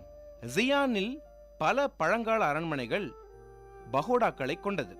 இங்கே காணப்பட்ட ஒரு அரசரின் கல்லறையில் அவரை காக்க டெரகோட்டாவால் செய்யப்பட்ட ஒரு பெரிய சேனையே இருந்ததாம். இந்த டெரகோட்டா சிலைகள் ஒவ்வொன்றும் நிஜ மனிதர்களை மாதிரியா கொண்டு செய்யப்பட்டவையாம். மேலும் அவற்றோடு கூட விலை மதிப்பற்ற தங்கம், வைடூரியங்கள், பொக்கிஷங்களும் கிடைத்ததாம். இத்தகைய செல்வச் செழிப்பு வாய்ந்த நகரம் 10ஆம் நூற்றாண்டில் டாங் வம்சத்தினரின் ஆட்சியின் போது கலகங்களால் அழிந்துவிட்டது.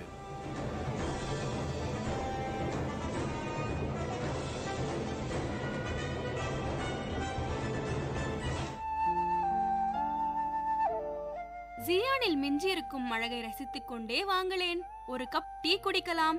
சரி, என்ன வகை டீ உங்களுக்கு பிடிக்கும்? டீல என்ன பெரிய வகை? Black tea, strong tea, light tea, மிஞ்சி மிஞ்சி போனா கிரீன் டீன்னு சொல்லுவீங்க. ஆனா சைனால 100க்கும் மேற்பட்ட தேநீர் வகைகள் இருக்கு.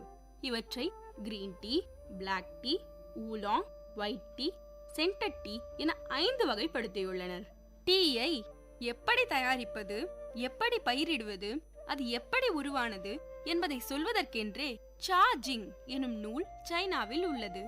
சைனாவில் டீ குடிக்கிறதுனா சும்மா இல்லைங்க, அத ஒரு மரியாதைக்குரிய சடங்கா அவங்க நடத்துறாங்க. சீனர்களின் தேநீருக்கு குறைந்தபட்சம் 2000 வருடங்கள் வயது இருக்கும். சோ சைனா தான் முதல்ல டீ குடிக்கிற பழக்கமுடைய நாடுங்கிறதுல எந்த சந்தேகமும் இல்ல. அடுத்து நாம பார்க்க போறது சைனால இருக்க 2 முக்கியமான tourist spots. Hong Kong Disneyland Penny's bay Lantau தீவில் மீட்டெடுக்கப்பட்டுள்ள நிலத்தில் அமைந்துள்ளது. ஹாங்காங் டிஸ்னி லேண்ட் ரிசார்ட்ல அமைஞ்சிருக்கும் முதல் தீம் பார்க் இதுதாங்க. இந்த பார்க் 12 செப்டம்பர் 2005ஆம் ஆண்டு திறக்கப்பட்டது. டிஸ்னி ரிசார்ட்டை கட்டும் போது வடிவமைக்கும் போதும் சீன பண்பாடு, பழக்க வழக்கங்கள் மற்றும் மரபுகளுக்கு எந்த விதமான பாதிப்பும் வந்துடக்கூடாதுன்னு மிகவும் கவனமா இருந்தாங்க. இந்த தீம் பார்க்கில் இருக்கும் நடிக உறுப்பினர்கள் கேண்டனீஸ், ஆங்கிலம் மற்றும் மாண்டேரியன் போன்ற லாங்குவேஜ்ல பேசுவாங்க. இந்த இடத்துக்கான வழிகாட்டி வரைபடங்கள், அதாங்க கைட் மேப்ஸ், பாரம்பரிய மற்றும் எளிமையான சீன மொழியிலையும் அத்துடன் ஆங்கிலம், பிரெஞ்சு மற்றும் ஜாப்பனீஸ் மொழியிலையும் வெளியாகின்றன. ஜியூ ஷைகாவ் பள்ளத்தாக்கு எனப்படும் ஜியூ ஷைகாவ் வேலியில் இயற்கை பாதுகாப்பு மற்றும் தேசிய பூங்கா அமைந்துள்ளது. இது தென்மேற்கு சீனாவின் வடக்கு சிச்சுவான் மாகாணத்தில் அமைந்துள்ளது. இந்த பள்ளத்தாக்கு திபெத்திய பீடபூமி, அதாங்க டிபெட்டியன் பிளாட்டூல இருந்து சுமார் 72,000 ஹெக்டேர்ஸ், அதாவது 180,000 ஏக்கர் வரை நீண்டு இருக்குங்க. இத 1992ஆம் ஆண்டில் யுனெஸ்கோ வேர்ல்ட் ஹெரிடேஜ் சைட்னு அறிவிச்சாங்க. 1997ல வேர்ல்ட் பயோஸ்பியர் ரிசர்வ்னு பெயர் சூட்டி பெருமைப்படுத்தினாங்க. அடுத்து நாம ஷூசோ எனும் ஒரு அழகிய நகரத்தை பார்க்கலாம். தோட்டங்கள் நிறைந்த இந்நகரம் மார்க்கோ போலோ எனும் மேலை நாட்டு அறிஞரால் மிகவும் போற்றப்பட்டுள்ளது.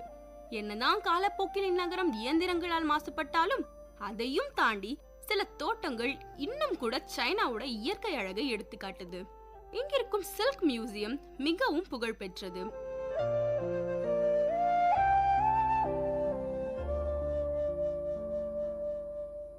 குங்சு எனப்படும் சீனர்களின் ஒரு வகையான இசை வழி நாடகம் இந்த நகரத்தில் தான் உருவானது. இந்த குங்சு தான் மற்ற பல கலைகளுக்கும் தாய் என்கிறார்கள் சீனர்கள். உலக புகழ் பெற்ற பெக்கிங் ஓபேராவும் இதிலிருந்து தான் உருவானதாம். ஷூசோவில் இருந்து வரும்போது மறக்காம ஷூசோ எம்ப்ராய்டரி துணிகளை வாங்கிட்டு வாங்க, சரியா? பட்டு நூலில் செய்யப்படும் இவ்வகை எம்ப்ராய்டரி மிகவும் அழகானது. அது மட்டும் இல்லைங்க, இரு பக்கமும் ஒரே மாதிரி தெரியக்கூடிய விசேஷமும் பெற்றது இது. சைனாவில் எம்ப்ராய்டரி மட்டும் இல்லைங்க, பலவிதமான கலைகளும் இருக்கு. இசை வழி நாடகங்கள் சீனர்களுக்கு மிகவும் பிடித்தமான ஒரு பொழுதுபோக்கு. ஓவியம், கேலிகிராஃபி போன்ற கலைகள் சைனாவில் பல வருடங்களா சிறப்புற்று இருக்கு. மேலும் போர்சிலைன் எனப்படும் வெள்ளை களிமண்ணால் செய்யப்பட்ட பாத்திரங்கள் சைனாவின் கலைத்திறமைக்கு சிறந்த எடுத்துக்காட்டுகள். இவை மிகவும் நேர்த்தியான முறையில் சீன குயவர்களால் செய்யப்படுகின்றன. பல்வேறு காலகட்டத்தில் செய்யப்பட்ட பழமை வாய்ந்த போர்சிலைன் பாத்திரங்கள் மிகவும் விலை மதிப்பு பெற்றவையாக கருதப்படுகின்றன. சைனாவின் கும்ஃபு அல்லது ஊஷுவின் மதிப்பு உலகத்துக்கே தெரியும். உங்களுக்கும் தெரியும்ல? சைனாவில் எம்ப்ராய்டரி மட்டும் இல்லைங்க, பலவித கலைகளும் இருக்கு. இசை வழி நாடகங்கள் சீனர்களுக்கு மிகவும் பிடித்த ஒரு பொழுதுபோக்கு. சீனர்கள் கலை மட்டுமல்லாது அறிவியலிலும் முன்னோடிகளாய் இருந்தனர். உலகின் முதல் வழிகாட்டும் காம்பஸ் சீனர்களால் உபயோகிக்கப்பட்டது.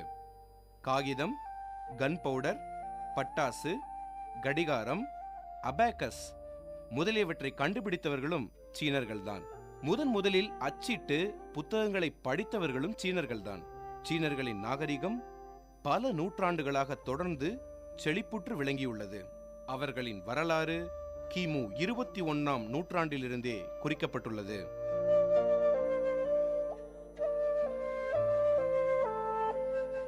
இவை எல்லாவற்றையும் தாண்டி சீனா மிகுந்த இயற்கை வளங்களை கொண்ட நாடு. தங்கம் விளையிற பூமிங்க சைனா. சும்மா ஒரு பேச்சுக்கு சொல்லலைங்க, இப்போதைக்கு உலகத்திலேயே அதிகமா தங்கம் ஏற்றுமதி செய்யும் ஒரே நாடு சைனா தான். மேலும் பல வகையான தாது பொருட்கள், இரும்பு, நிலக்கரி என அனைத்தும் பெற்ற தன்னிகரான நாடா விளங்குது சைனா. சைனாவில் காணப்படும் இயற்கை அழகும் கொஞ்ச நஞ்சம் இல்லைங்க. இதன் மலைப்பகுதிகள் உயர்ந்தும் தாழ்ந்தும் பலவித உயிரினங்களுக்கு உறைவிடமாவும் இருக்கு. சைனாவில் மட்டுமே காணப்படுற பாண்டா கரடிகள் உலகத்துல அழியும் நிலையில் இருக்கிற விலங்குகளின் சின்னமா இருக்கு. இதே போன்று பலவிதமான விலங்குகள், பறவைகள், மரம், செடி கொடிகள்னு பலவற்றுக்கு சைனா தாய்நாடா விளங்குது. இப்படி பல சிறப்பம்சங்களை கொண்ட சீன நாட்டோட பெருமைகளை சொல்லிக்கிட்டே போகலாம். என்னங்க, வீட்ல இருந்தபடியே சைனாவை சுத்தி பார்த்துட்டீங்களா? நீங்க சைனாவுக்கு போகும்போது மறக்காம பார்த்து ரசிக்க வேண்டிய இடங்கள் என்னன்னு நல்லாவே தெரிஞ்சிட்டு இருப்பீங்க. நம்ம அடுத்த நிகழ்ச்சியில இன்னொரு நாட்டுக்கு பறக்கிறதுக்கு ரெடியா இருங்க.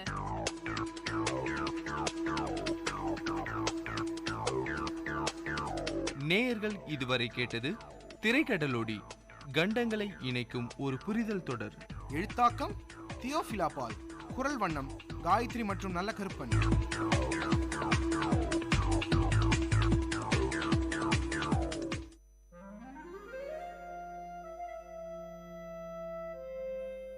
It's story time.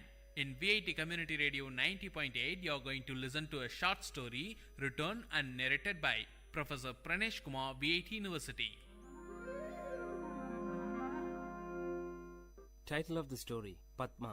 A land traditionally endued with myths and spirituality, India still pertains to its belief and notions, which sometimes are ridiculed as superstitious. Fortune tellers, tantris and sannyasis are welcomed, and their service is sought by an ordinary man, irrespective of whether he is an urban or rural dweller.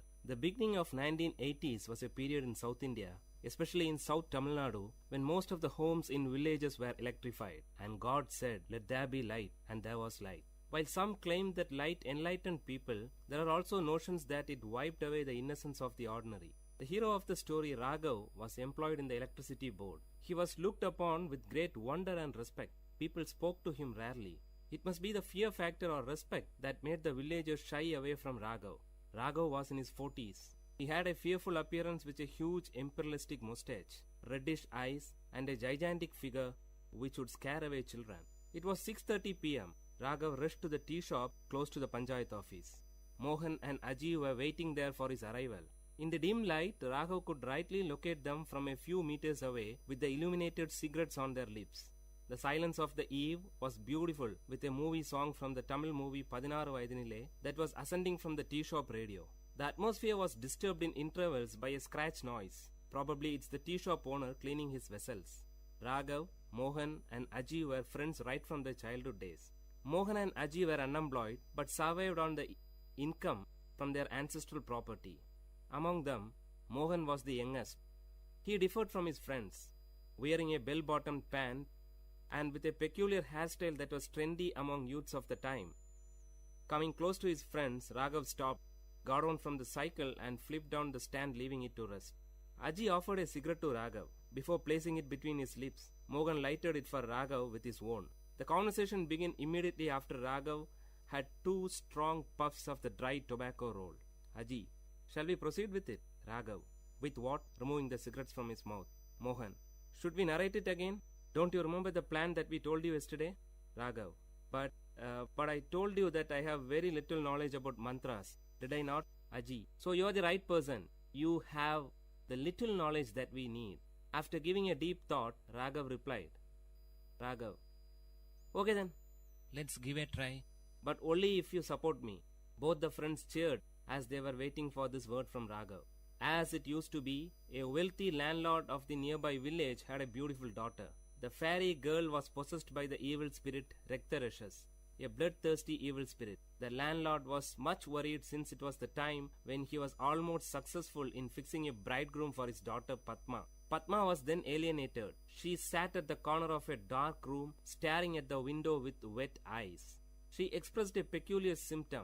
No one in the house went close to her. If that happened, she bit her own flesh to suck blood, thus scaring away others. Prayers and special pujas with offerings to the local deities were made. Kalam puja during midnight and all other means were tried but in vain. The distressed landlord promised a lump sum of 5,000 rupees for any tantri who would ward off the Raktarashas from his daughter. 5,000 rupees was a lump sum then. The secret news of Padma spread throughout the village. Everyone knew of this, but none dared to discuss about it in public. Aji's father Nadraj, the prominent matchmaker of the village, brought home the story of Padma. Nadraj was the matchmaker for Padma. When the story of the Raktarashas reached the 3 friends through Aji, they discussed the issue. The bone of content of the discussion was not Padma, but the 5,000 rupees. 3 friends were in dire need of money. Mohan needed money to buy a new tape recorder. Raghav was aiming for a motorbike and Aji wanted to buy a costly gift to impress his lady love. Aji said, merely dreaming about the lump sum will give us absolutely no result. How do we grab it? Mohan, Raghav's grandfather was a well-known Vaidya and a Tantri. He was also an expert in warding off evil spirits. Raghav, oh, that old man. It's all gone with him. Aji, gone? No, it still exists in you. Raghav, me? Aji, yes, you. My dad often recalls your grandfather and concludes that Raghav resembles his grandfather in every minute detail. Raghav, but that's not all. Mohan, I have several experiences of witnessing tantris warding off evil spirits from people. It's an easy task. They chant and murmur mantras, and the major part would be beating the victim till he obeys his orders. If that's easy for you, why don't you? Before Raghav could complete, Aji interrupted. Aji, the appearance, that's your ancestral gift. Raghav, okay, even if I accept it, imagine what would happen if the evil spirit pounces on me. Mohan, Raghav na, wasn't it you who preached us Periyar thoughts and rational thinking? And now it's time to prove your dedication to Tandai Periyar. The conversation came to a halt. All the 3 lighted their cigarettes, which they shared from the same pack. Before departing, Raghav promised his friends that he would give a reply the next day evening.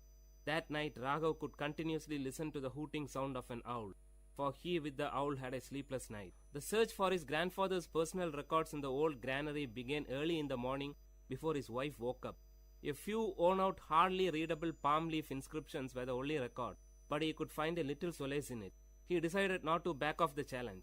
Soon, the news about the arrival of an expert tantri was sent to the landlord with a detailed list of the puja materials. Aji acted as a messenger between the tantri and the landlord. A Paurnami, full moon day Friday, was fixed for the puja.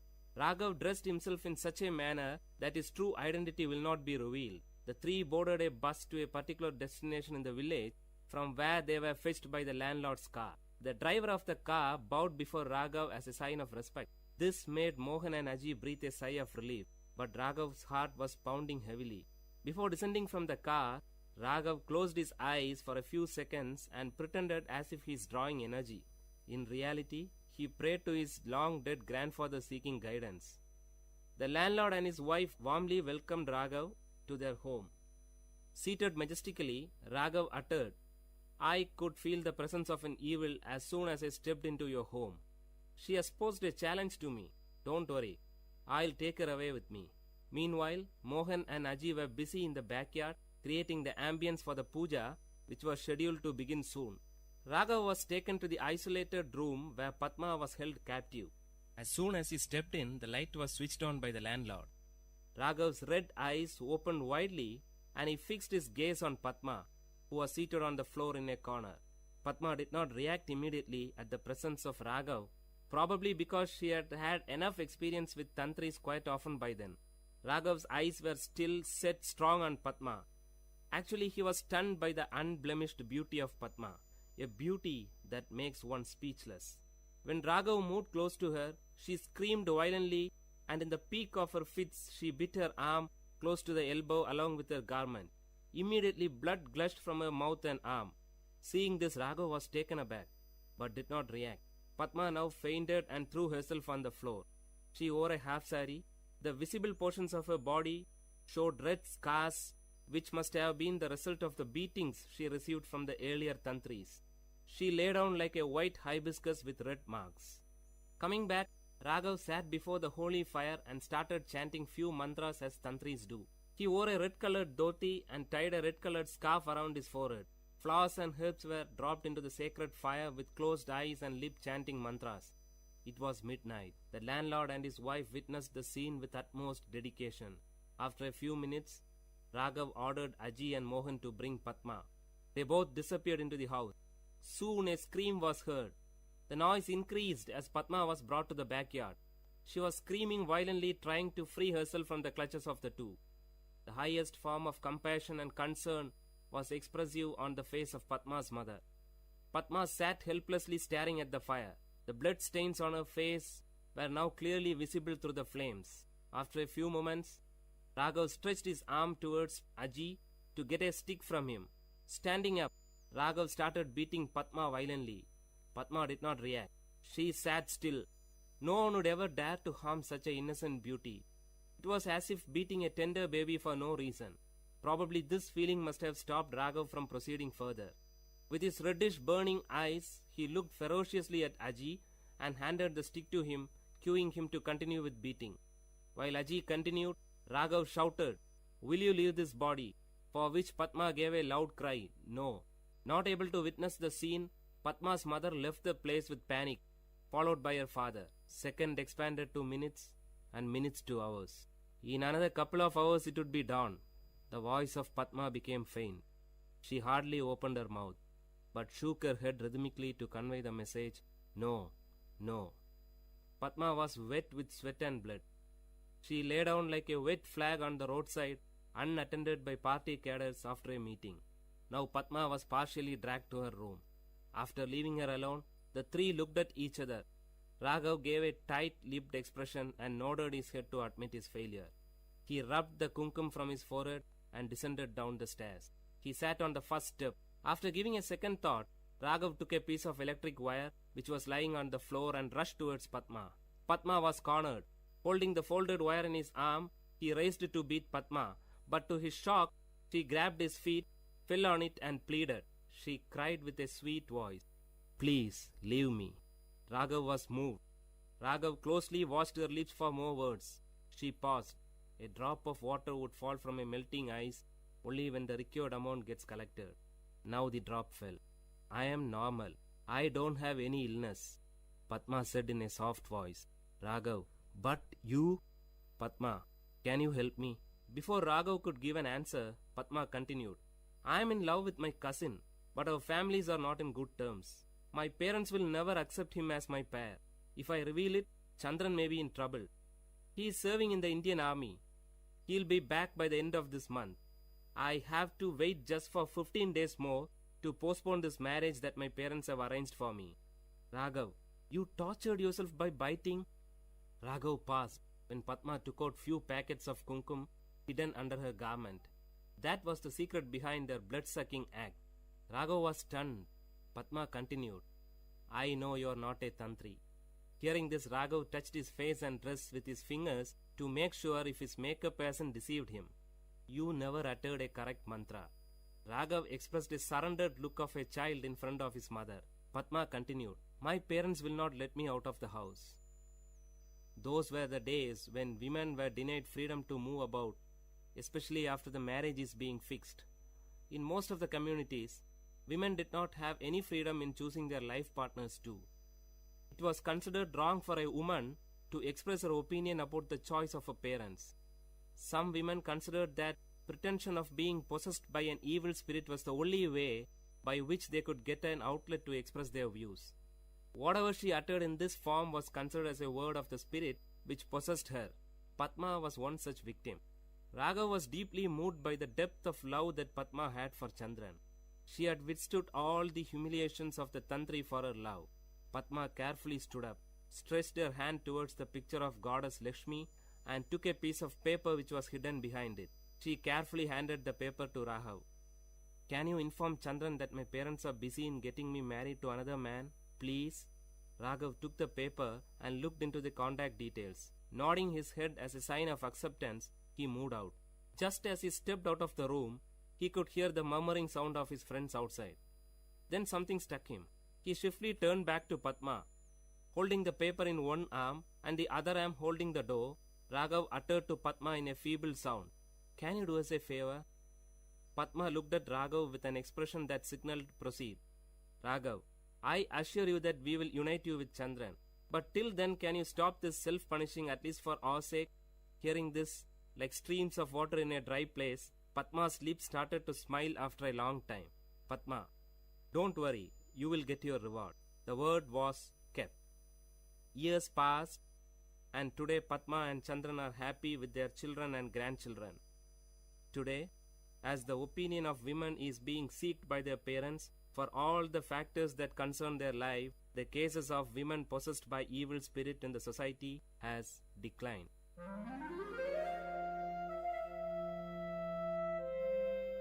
Dear listeners, you had listened to a short story written and narrated by Professor Pranesh Kumar, VIT University, in VIT Community Radio 90.8.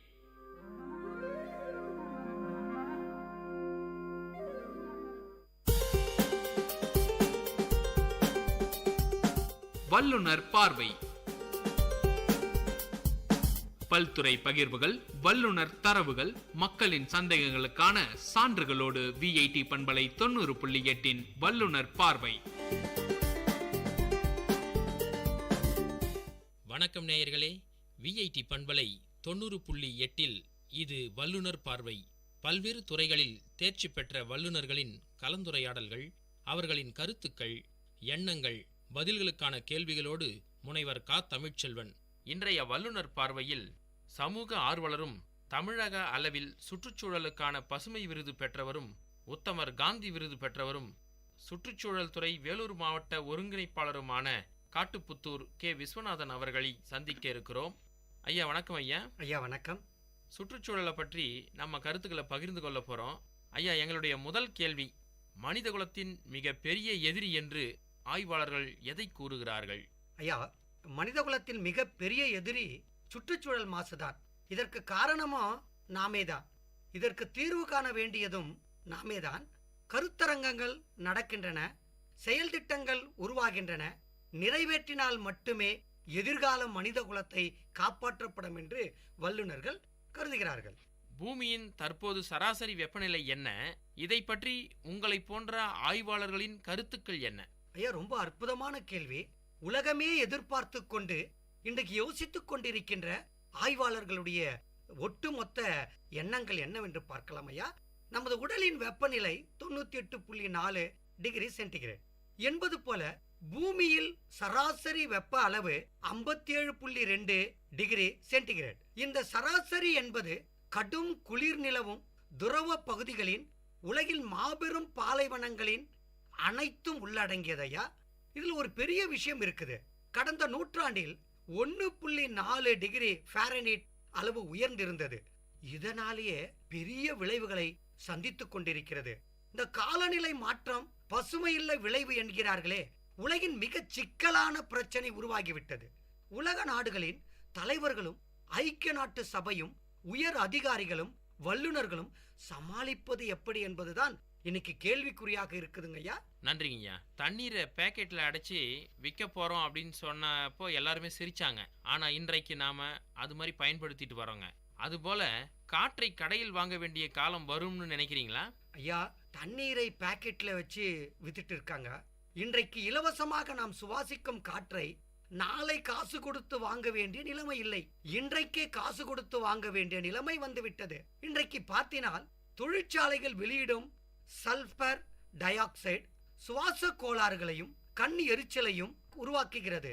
வாகனங்கள் வெளியிடும் carbon மோனாக்சைடும் hydro கார்பனும் ஆக்சிஜனை குறைத்து மூச்சிறைப்பு நோயை ஏற்படுத்துகிறது. எனவே உலக நாடுகள் America, துருக்கி, Korea, காம்செட்கா, America, அது மட்டும் இல்லாமல் பல வளைகுடா நாடுகளிலும் இந்திய நாட்டிலும் கூட காற்றை விலைக்கு வாங்கி கொண்டிருக்கிறார்கள் என்பது திண்ணம். அப்படின்னா ஐயா, காற்றை எங்கு விற்கிறார்கள்? எவ்வளவு ரூபாய்ங்கய்யா? ஐயா, இப்பொழுது பார்த்தீங்கன்னா உலக அளவுல பல நாடுகளில் 20 நிமிடத்திற்கு 250 ரூபாய் வாங்கி கொண்டு இருப்பதாக தகவல் இருக்கிறது. இன்னும் சொல்ல போனால் நம்முடைய தமிழ்நாட்டில் கூட சில இடங்களில் மலேசியாவில் இந்த காற்றை எப்படி விற்க வேண்டும் என்று கற்றுக்கொண்டு வந்து தமிழ்நாட்டிலும் விற்றுக் கொண்டிருக்கிறார்கள். காற்றை இயற்கையாகவே சுவாசித்துக் கொண்டிருக்கிற மனிதன் மரங்களை கபலீகரம் செய்தார்கள். இன்றைக்கு காற்றை விலை கொடுத்து காசு கொடுத்து வாழ வேண்டிய கட்டாயத்தில் மக்கள் இருந்திருக்கிறார்கள் என்பது உண்மை. ஐயா, அப்படின்னா அடிப்படையான ஒரு கேள்வி, காற்று மாசு என்றால் என்னங்கய்யா? காற்று மாசு என்பது கரிமில வாயுவை தான் எடுத்துக்கொண்டு ஆக்சிஜனை உற்பத்தி செய்து காற்றை சலவை செய்யும் மரங்களை வெட்டிவிட்டோம். காற்றில் பலவிதமான சுவாசிக்கக்கூடிய ஆக்சிஜனை குறைத்துவிட்டு மிக மோசமாக தீங்கு விளைவிக்கக்கூடிய பல்வேறு கலவையை காற்று இன்றைக்கு எடுத்துக்கொண்டது. எனவேதான் இதையெல்லாம் காற்று மாசு என்றுதான் இன்றைக்கு தொழிற்சாலைகளினால் ஏற்படுகின்ற காற்று மாசுதான் அதிகமாக இருக்கிறது. அச்சம் தரக்கூடிய ஒரு செய்திங்கய்யா. இந்திய நகரங்கள் எப்படி தற்போது காற்று மாசினால் பாதிப்பு அடைந்து வருகின்றன? இந்திய நகரங்கள் மிக கவலைக்கிடமாக இருக்கிறது. உலகத்துல 10 நகரங்களை காற்று மாசு கொண்டுள்ள நகரங்களாக கணித்திருக்கிறார்கள். இந்தியாவில் கூட டெல்லி, பாம்பே, சென்னை போன்ற இடங்களில் சுவாசிக்கின்ற காற்றில் அந்த டயரு தேஞ்சி கூட ஒவ்வொரு அணுக்களிலும் டயர் துகள்கள் இருப்பதாகவும் பல்வேறு மாசடைந்து இருப்பதாகவும் பல்வேறு நோய்களை உருவாக்கி கொண்டு இருப்பதாகவும் முகமுடி அணிந்து செல்கின்ற கட்டாயத்தை இந்த காற்று மாசு உருவாக்கி இருக்கிறது. இந்திய நகரங்களும் பாதித்திருக்கிறதையா. ஒப்பனை நிலையங்கள் என்று சொல்லக்கூடிய பியூட்டி பார்லர்கள் தெருக்கு தெரு உள்ளதுங்கய்யா. ஆனா ஆக்சிஜன் பார்லர் என்கிறார்களே, அது எப்படிங்கய்யா? ஐயா, பியூட்டி பார்லர் என்பது தெருக்கு தெருவாக இருந்து கொண்டிருக்கின்ற கதை, நம்மை அழகுபடுத்திக் கொள்ள. ஆனால் ஆக்சிஜன் பார்லர் என்பது இன்றைக்கு கவலைக்கிடமாக இருக்கிறது. அதாவது சுற்றுப்புறத்தில் உள்ள காற்றை சுதாகரித்து ஆக்சிஜனை மட்டுமே தரும் ஜெனரேட்டர்களை வைத்து காற்றை சுவாசிக்க அமைதியான சூழலை ஏற்படுத்துகிறார்கள். மெல்லிய வெளிச்சம் உள்ள அறையில் வாடிக்கையாளர்களை அமர வைத்து பிறகு மூக்கில் சின்னதாக டியூபை வைத்து அதன் ஒரு பகுதியை ஜெனரேட்டருடன் இணைத்து வைத்துகிறார்கள். டியூபை ஒரு முறைக்கு மேல் இன்னொரு நபருக்கு பயன்படுத்துவதில்லை. இதில் என்ன விசேஷனா, ஆக்சிஜனுடன் பல வகையான நறுமணங்களை சேர்த்து கொடுப்பதுதான். பழங்கள், காய்கறிகள், பூக்கள் வாசனையை சேர்த்து கொடுக்கிறார்கள். உடலை ஆரோக்கியமாக வைத்துக் கொள்ள நினைக்கும் அனைவருமே காசு கொடுத்து 20 நிமிடம் சுத்தமான காற்றை சுவாசிப்பதற்காக ரூபாய் 250 120 வரை கொடுத்து கொண்டிருக்கிறார்கள். இது முதலில் தமிழ்நாட்டில் கோபாலபுரத்தில் கூட ஆரம்பிக்கப்பட்டு நடைபெற்றுக் கொண்டிருக்கிறது. ரொம்ப வியப்பான செய்திங்கய்யா. ஐயா, இன்னொரு வியப்பான ஒரு செய்தி கேள்விப்பட்டேன். ஆக்சிஜன் தடுப்பூசி வரப்போகுதாமே, அப்படின்னா என்னங்க ஐயா? ஐயா, ரொம்ப அற்புதமான செய்தி. உலகம் இன்றைக்கு எப்படியோ யோசனை செய்து கொண்டிருக்கிறது. மக்கள் இதற்கெல்லாம் பாதிப்பு ஏற்படுத்தி அவர்களை நாசம் செய்கின்ற சூழ்நிலை வந்து கொண்டிருக்கிறது. சுவாச பாதிப்புகளை தடுக்கவும் உடல் உறுப்புகளை புத்துணர்ச்சியுடன் செயல்பட வைக்கவும் போட்டுக்கொள்ளும் ஆக்சிஜன் ஊசி தயாராகிவிட்டது. பல்வேறு காரணங்களால் சுற்றுச்சூழல் மாசடைந்து வருகிறது. உயிரினங்கள் சுத்தமான காற்றை சுவாசிக்க முடியவில்லை. அசுத்த காற்றினால் பல்வேறு வியாதிகளும் பரவிக்கொண்டிருக்கிறது. இதை தடுக்க ஆக்சிஜன் ஊசி வந்துவிட்டது. ஆக்சிஜன் கிடைக்காத போது பல்வேறு பாதிப்புகள் ஏற்படும். இந்த வேளையில ஆக்சிஜன் ஊசி போட்டுக்கொள்ளும் ரத்தத்தில் உள்ள ஆக்சிஜன் பற்றாக்குறையை போக்கும். ஒருவேளை கூடுதல் ஆக்சிஜன் இருந்தால் உடல் உறுப்புகளின் ஊக்க சக்திக்கு டானிக்காக எடுத்துக்கொள்ளும். அமெரிக்க நாட்டில் இதை தயாரித்து அற்புதமாக சில விலங்குகளுக்கு பரிசோதனை செய்து விட்டார்கள். 15 நிமிடத்திற்கு ஒரு முயலினுடைய மூச்சை அடக்கி அந்த முயலுக்கு கொடுத்து அதை ஊக்கப்படுத்தி ஒரு அற்புதமான நிலைக்கு கொண்டு வந்திருக்கிறார்கள். இது உலக நாடுகளில் சில நேரங்களில் வந்துவிடும். ஐயா, சுற்றுப்புறச் சூழல் சிந்தனையாளரான உங்ககிட்ட ஒரு கேள்வி. குளிர்சாதன பெட்டிக்கும் மரத்திற்கும் உள்ள வேறுபாடு என்னங்க ஐயா? மரங்கள் மிகப்பெரிய வரப்பிரசாதம். வெப்பத்தின் கேடுகளை தணிக்க தப்பாமல் காடுகளை வளர்ப்போம் என்று சொல்லப்பட்டிருக்கிறது. 10 குளிர்சாத எந்திரங்கள் 24 மணி நேரமும் தொடர்ந்து ஓடுவதால் ஏற்படும் குளிர்ச்சியை ஒரு மரம் கொடுத்துவிடும். ஐயா, 18 நபர்கள் இருக்கிறார்கள் என்று சொன்னால் அவர்கள் ஒரு வருடத்திற்கு சுவாசிக்க 1 ஏக்கரில் மரங்களை நட்டால்தான் தூய்மையான காற்றை அந்த 18 நபர்கள் சுவாசிக்க முடியும். மரங்கள் தான் மனிதனுடைய உயிர் நாடி. குளிர்சாதன பெட்டி என்பது அதை வெளிவிடும் காற்று இருக்கிறதே, உள்ள எவ்வளோ குளிர்ச்சியை கொடுக்கிறதோ அதன் போன்று 4 மடங்கு வெப்பத்தை வெளியில் தள்ளிக்கொண்டு ஆபத்தை ஏற்படுத்துகிறது. மரம்தான் குளிர்ச்சியை கொடுக்கும். சிறப்பா சொன்னீங்க ஐயா. மரங்களை பற்றிய பொன்மொழிகள் 2 சொல்லுங்களேங்க ஐயா. மரங்கள் இல்லா இடங்கள் மனிதர்கள் வாழும் மயானங்கள். மாசும் தூசும் சேர்ந்து விட்டால் நாசும் முழுவது நமக்குதான். மாசு நிறைந்த உலகத்தில் காசிருந்தும் பயனில்லை. ஆமைக்கு ஓடு பாதுகாப்பு, பூமிக்கு காடுதான் பாதுகாப்பு. ஒரு அற்புதமான விஷயங்களை மக்களுக்கு கொண்டு செல்கின்றோம். மனிதனின் நுரையீரல்கள் சொல்கின்றார்களே, ஒவ்வொரு மரமும் மனிதனின் நுரையீரல்கள் என்று அற்புதமாக கூறலாம். ஐயா, நாம ஒரு நாளைக்கு எவ்வளவு காற்றை சுவாசிக்கிறாங்க ஐயா? மரங்கள் செய்கின்ற மகத்துவம் இருக்கிறதே. ஒரு மனிதனுக்கு தினமும் 3 சிலிண்டர் காற்றை மரங்கள் கொடுக்கிறது. ஒரு சிலிண்டர் 700 ரூபாய். ஒரு நாளைக்கு ஒரு மனிதன் 3 சிலிண்டர் காற்றை சுவாசிக்கிறார். இலவசமாக 2100 ரூபாய்க்கு மரம் காற்றை கொடுக்கிறது. ஒரு வருடத்திற்கு மனிதனுக்கு மரங்கள் 7,65,000 ரூபாய்க்கு சுவாசிக்க காற்றை கொடுத்து கொண்டிருக்கிறது. இன்னும் அற்புதமான தகவல், ஒரு மனிதன் வாழ்நாள் முழுவதும் மரங்கள் 65 வயது வாழ்கின்ற ஒரு மனிதனுக்கு 5 லட்சம் ரூபாய்க்கான காற்றை சுவாசிக்க கொடுக்கிறதையா? இது மிகப்பெரிய சாத்தியம். மரங்கள் தான் மனிதனை உயிர் வாழ வைத்துக் கொண்டிருக்கிறது.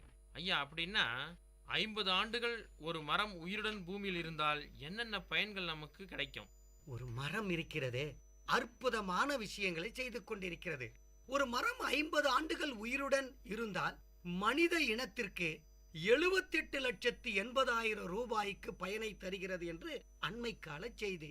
பிராணவாயுவை மட்டும் ஒரு 50 லட்சம் ரூபாய்க்கு தருகிறது. காற்றினை சுத்தமாக்குவது ஒரு 10,50,000 ரூபாய். மேல் மண்ணை சத்து குறையாமல் பாதுகாப்பதற்கு 6,40,000 ரூபாய் தருகிறது. நீர் செறிவடைந்து மழையை தருவது ஒரு 6,40,000 ரூபாய்க்கு மரம் மழையை தருகிறது. பறவைகளுக்கும் விலங்குகளுக்கும் உறைவிடமாக 5,50,000 ரூபாய்க்கு தருகிறது. இது மட்டுமல்ல, உணவு, பூக்கள், பொருள்கள் எல்லாவற்றையும் சேர்த்து ஒரு மரம் 50 ஆண்டுகள் உயிருடன் இருந்தால் 78,80,000 ரூபாய்க்கு மனித குலத்திற்கு மகத்துவமான பணியை செய்கிறதையா? நன்றிங்கய்யா. மனிதனையும் மரத்தையும் ஒப்பிட்டு சொல்ல முடியுங்களா? நம்முடைய முன்னோர்கள் ஒரு அறிவு ஜீவிகள். மனிதனையும் மரங்களையும் ஒப்பிட்டு விட்டு விருச்சிக ஆயுர்வேதத்தில் கூட எழுதப்பட்டிருக்கிறது. 10 கிணறுகள் ஒரு குளத்திற்கு சமம் என்று சொல்கிறார்கள். 10 குளம் ஒரு ஏரிக்கு சமம் என்று சொன்னார்கள். 10 ஏரிகள் ஒரு புதல்வனுக்கு சமம் என்று சொன்னார்கள். 10 மனிதர்கள் ஒரு மரத்திற்கு சமம் என்று அற்புதமாக ஒப்பிட்டு கூறியிருக்கிறார்கள். ஐயா, ஐயா, இன்னும் 40 ஆண்டுகள்ல காடுகளே இல்லாமல் போகும் என்கிறார்களே, அதற்கு என்ன காரணம் ஐயா? ஐயா, ரொம்ப அற்புதமான கேள்வி. காட்டை காக்காத நாடு கண்டுவிடும் சுடுகாடு என்று சொல்லப்பட்டிருக்கிறது. உலகத்துல 440 கோடி ஹெக்டர் நிலங்கள் காடுகளாக இருந்தது. அந்த காட்டு வளத்தில் தினமும் மனிதர்கள் ஒரு மாவட்ட அளவிற்கு காடுகளை அழித்துக் கொண்டு வருகிறார்கள். வளரும் நாடுகளில் மட்டும் 120 கோடி ஹெக்டர் காடுகள் இருக்கிறது. ஒவ்வொரு வருஷமும் 150 200 லட்சம் ஏக்கர் காடுகள் அழிந்து கொண்டிருக்கிறது. ஆனால் வளரும் நாடுகளில் இருக்கின்ற அந்த காடுகள் இருக்கிறதே, பருவ காலங்களை நிர்ணயிப்பதே அந்த காடுகள் தான். தினமும் மரத்தை வெட்டி கொண்டு காட்டை அழிப்பதினால் இன்னும் 40 ஆண்டுகளில் காடுகளே இல்லாமல் ஏற்பட போகும் ஆபத்தை வல்லுநர்கள் கணித்திருக்கிறார்கள். இது பெரும் உண்மை ஐயா, பெரும் உண்மை ஐயா. அப்படின்னா பிரபஞ்சத்திற்கு எச்சரிக்கைன்னு எதை விடுக்கிறீங்க ஐயா? நம்முடைய அரசியல் சட்டத்தில் கூட இதை சொல்லிவிட்டார்கள் ஐயா. இயற்கையை நோக்கி அதிகார பரவல் நகர வேண்டும் ஐயா. இந்திய நாட்டை ஆள்கின்ற ஒவ்வொரு தேர்ந்தெடுக்கப்பட்ட குடிமகனும் இந்த இயற்கையை பாதுகாக்க நடவடிக்கைகள் எடுக்க வேண்டும். மிக முக்கியமாக அதிகார பரவல் நகரக்கூடிய 3 நிலைகள் உள்ளது. ஒன்று கீழ்நிலை அமைப்புகள், அதனுடைய செயல்பாடுகளை இயற்கையை நோக்கி நகர்த்த வேண்டும்.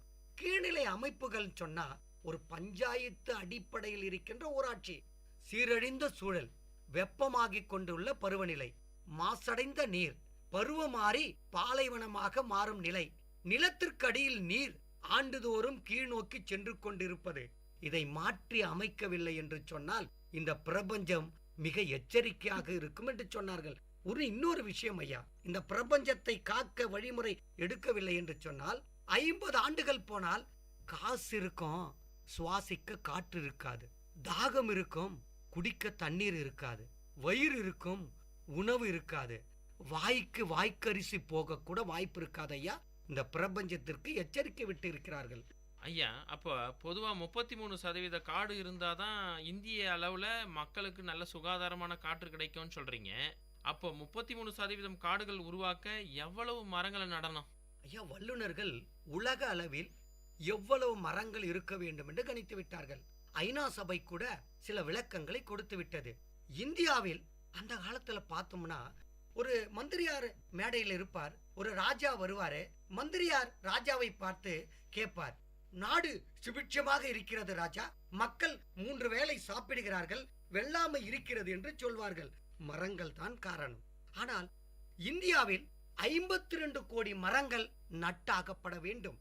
தமிழகத்தை பொறுத்தவரையில் 11 கோடி மரங்களை 33% பூர்த்தி செய்ய நடப்பட வேண்டும் ஐயா. ஐயா, பொதுவா சொன்னீங்க, தமிழ்நாட்டுல 33% காடுகள் உருவாக்க எவ்வளவு மரம் நடணும்னு எதிர்பார்க்கறீங்க? இப்பொழுது அரசு நிர்ணயித்திருப்பது 11 கோடி மரங்கள். இது ஐநா சபையை திட்டமிட்டு இருக்கிறது. ஒவ்வொரு மனிதனும் ஒரு வீட்டில் இருக்கின்ற மக்கள் தொகைக்கு ஏற்ப, தமிழகத்தை எடுத்துக்கொண்டால் கூட வீட்டிற்கு எத்தனை மக்கள் தொகை இருக்கிறார்களோ அத்தனை மரக்கன்றுகளை அவர் நட்டாகப்பட வேண்டும். சிறிய செடிகளையும் பெரிய மரங்களையும் நட்டு தமிழகத்தை 33% பூர்த்தி செய்ய வாய்ப்பு இருக்கிறது. சரிங்கய்யா. சுற்றுச்சூழலை பாதுகாக்க உங்களை போன்ற ஆய்வாளர்கள் கூறும் வழிமுறைகள் என்னென்ன ஐயா? சுற்றுச்சூழலை பாதுகாக்க ஒரு 4 வழிமுறைகள் இருக்கிறது. கல்லூரிகளிலும் பல பள்ளிகளிலும் கருத்தரங்கத்திலும் பேசுறோம். மிக பெரிய ஆபத்து, ஒவ்வொரு இடத்தில் இருக்கின்ற வேலிக்காத்தான் செடியை எடுக்க வேண்டும். ஒவ்வொரு ஊராட்சியில் இருக்கின்ற ஆகாய தாமரையை அகற்ற வேண்டும். ஒவ்வொரு ஊரிலும் மரங்களை நட வேண்டும். அடுத்த உலக அளவில் ஒரு பாதுகாப்பை ஏற்படுத்த வேண்டும். கடல்களில் ஜிலேபி கண்டை இருக்கிறது. இதை உணவுக்காக அபிவிருத்திக்காக ஜிலேபி கண்டையை விட்டார்கள். இந்த ஜிலேபி கண்டை பெருத்து மற்ற உயிரின மீன்களை இந்த ஜிலேபி கண்டை விழுங்கி விடுகிறது. கடலில் மற்ற உயிரினங்கள் குறைந்து விட்டது, ஜிலேபி கண்டை மட்டும் அதிகம் பெருத்து விட்டது. இது சுற்றுச்சூழலுக்கு ஆபத்து. ஒரு 4 விஷயங்கள்: வேலிக்காத்தானை எடுக்க வேண்டும், ஆகாயத்தாமரை அகற்ற வேண்டும், மரங்களை நட வேண்டும், ஜிலேபி கண்டையை கடல்களில் குறைக்க வேண்டும். ஐயா, கடந்த கேள்வியில முதல் காரணமா வேலிக்காத்தானை பத்தி சொன்னீங்க. வேலிக்காத்தான் செடியின் தீமை என்னென்னங்க ஐயா? ஐயா, வேலிக்காத்தான் செடி உலக அளவில் வரையறுக்கப்பட்டிருக்கிறது. பல பத்திரிகைகள் கூட வெளியிட்டிருக்கிறது. இந்த வேலிக்காத்தான் செடி இருக்கிறதே, பூமியில் இருக்கின்ற நீரை பம்ப் செட் போடுறமே, பழுப்பை பொருத்தி பூமி நீரை உறிஞ்சிரமே, அது போல இந்த வேலிக்காத்தான் நீரை உறிஞ்சி எடுத்துக்கொள்ளும். இந்த வேலிக்காத்தான் தண்ணீரை விஷமாக மாற்றுகிறது. ஐயா, அந்த வேலிக்காத்தான் செடி இருக்கிறதே, அதுல மாடுகளை கட்டினா அந்த மாடு கூட கொட்டா போயிடும். அப்படி தப்பி சினை பிடித்தால் அந்த பிறக்கின்ற அந்த கன்று ஊனமுற்ற குழந்தையா பிறக்கும். அது மட்டும் இல்லையா, அந்த வேலிக்காத்தான் செடி படர்ந்து இருக்கிறது மரம், கீழ்மட்டத்துல எந்த செடியும் முளைத்திருக்காது. தூரத்தில் இருக்கின்ற நீரை அப்படியே இழுத்து பிடித்து கொள்ளும். வேர்கள் அப்படி சாத்தியமானது. நீங்க பார்க்கலாம் ஐயா, மக்கள் பார்க்கறாங்க. ஊரே வறண்டு இருக்கும் மழை இல்லாமல் இந்த வேலிக்காத்தான் செடி மட்டும் கலகலன்னு இருக்கும். காரணம், காற்றில் இருக்கின்ற ஈரப்பதத்தை கூட எடுத்துவிடும். ஐயா, இன்னொரு விஷயம், இந்த வேலிக்காத்தான் செடி விறகுகளை பயன்படுத்தினால் பல வியாதிகளை அந்த புகை உருவாக்கி கொண்டிருக்கிறது. எனவே வேலிக்காத்தான் செடியை அகற்றுவதில் முனைப்போடு மக்கள் இதில் இறங்க வேண்டும் என்பது திண்ணமையா. ஐயா, அருமையா பதில் சொன்னீங்க. அதாவது காற்றில் இருக்கக்கூடிய ஈரத்தை கூட வேலிக்காத்தான் உறிஞ்சி எடுக்கும் அப்படின்னு அற்புதமான ஒரு தகவலை பரிமாறிக்கொண்டீங்க. ஐயா, என்னுடைய இறுதியான கேள்வி, 150 ஆண்டுகளுக்கு பிறகு தென்மேற்கு பருவமழை இருக்காது என்று சொல்கிறாங்க. அது எந்த அளவுக்கு உண்மைங்க ஐயா? ஐயா, கட்டாயமான உண்மை. இன்னும் 150 ஆண்டுகளில் தென்மேற்கு பருவமழை இருக்காது என்று பூனேலில், நம்முடைய பூனாவில் இருக்கின்ற வெப்பமண்டல வானிலை ஆராய்ச்சி இலாக்கா சொல்லிவிட்டது. இது ரொம்ப அற்புதமான தகவல். பூமியின் வெப்பம் அதிகமாகி வருவதால் அரபிக்கடலினுடைய வெப்பம் அதிகமாகிவிட்டது. ஏன்னா தென்மேற்கு பருவமழையே அரபிக்கடலை ஒட்டி இருப்பது நமக்கு தெரியும். கடல் மட்டத்தில் காணப்படும் வெப்பம் மற்றும் நிலப்பகுதியில் இருக்கும் வெப்பம், இரண்டுக்கும் இடையே இருக்கின்ற வெப்பநிலை ஏற்றத்தாழ்வோடு இருக்க வேண்டும். அது தாழ்ந்திருக்க வேண்டும், அது குறைவாக இருக்க வேண்டும், பூமி வெப்பம் அதிகமாக இருக்க வேண்டும். ஆனால் கடல் மட்டத்தினுடைய வெப்பமும் நிலப்பகுதியுடைய வெப்பமும் சராசரியாக சமமாகிவிட்டதினால் கடலில் மேல் பகுதியில் இருக்கின்ற மேக கூட்டங்களை அழைத்து வந்து பூமியில் மழை பொழிய வாய்ப்பில்லை. இது நீடித்தால் 150 ஆண்டுகளுக்கு பிறகு மழை இருக்காத தென்மேற்கு மழை குழந்தைகளுக்கு சர்க்கஸில் தான் செயற்கை மழையை உருவாக்கி காண்பிக்க வேண்டிய சூழ்நிலை வரும். ரொம்ப நன்றிங்க ஐயா. தங்களுடைய பொன்னான நேரத்தை ஒதுக்கி கலந்துரையாடிய உங்களுக்கு எங்களுடைய நன்றி. நன்றிங்க ஐயா. நேயர்களே, அடுத்த வல்லுநர் பார்வை நிகழ்ச்சியில் வேறொரு துறை வல்லுநருடன் கருத்துக்களை கேட்கும் வரை உங்களிடமிருந்து விடைபெறுவது முனைவர் க. தமிழ்ச்செல்வன். நன்றி. நேயர்கள் இதுவரை கேட்டது பல்துறை பகிர்வுகள், வல்லுநர் தரவுகள், மக்களின் சந்தேகங்களுக்கான சான்றுகளோடு விஐடி பண்பலை 90.8 வல்லுநர் பார்வை. நன்றி, வணக்கம்.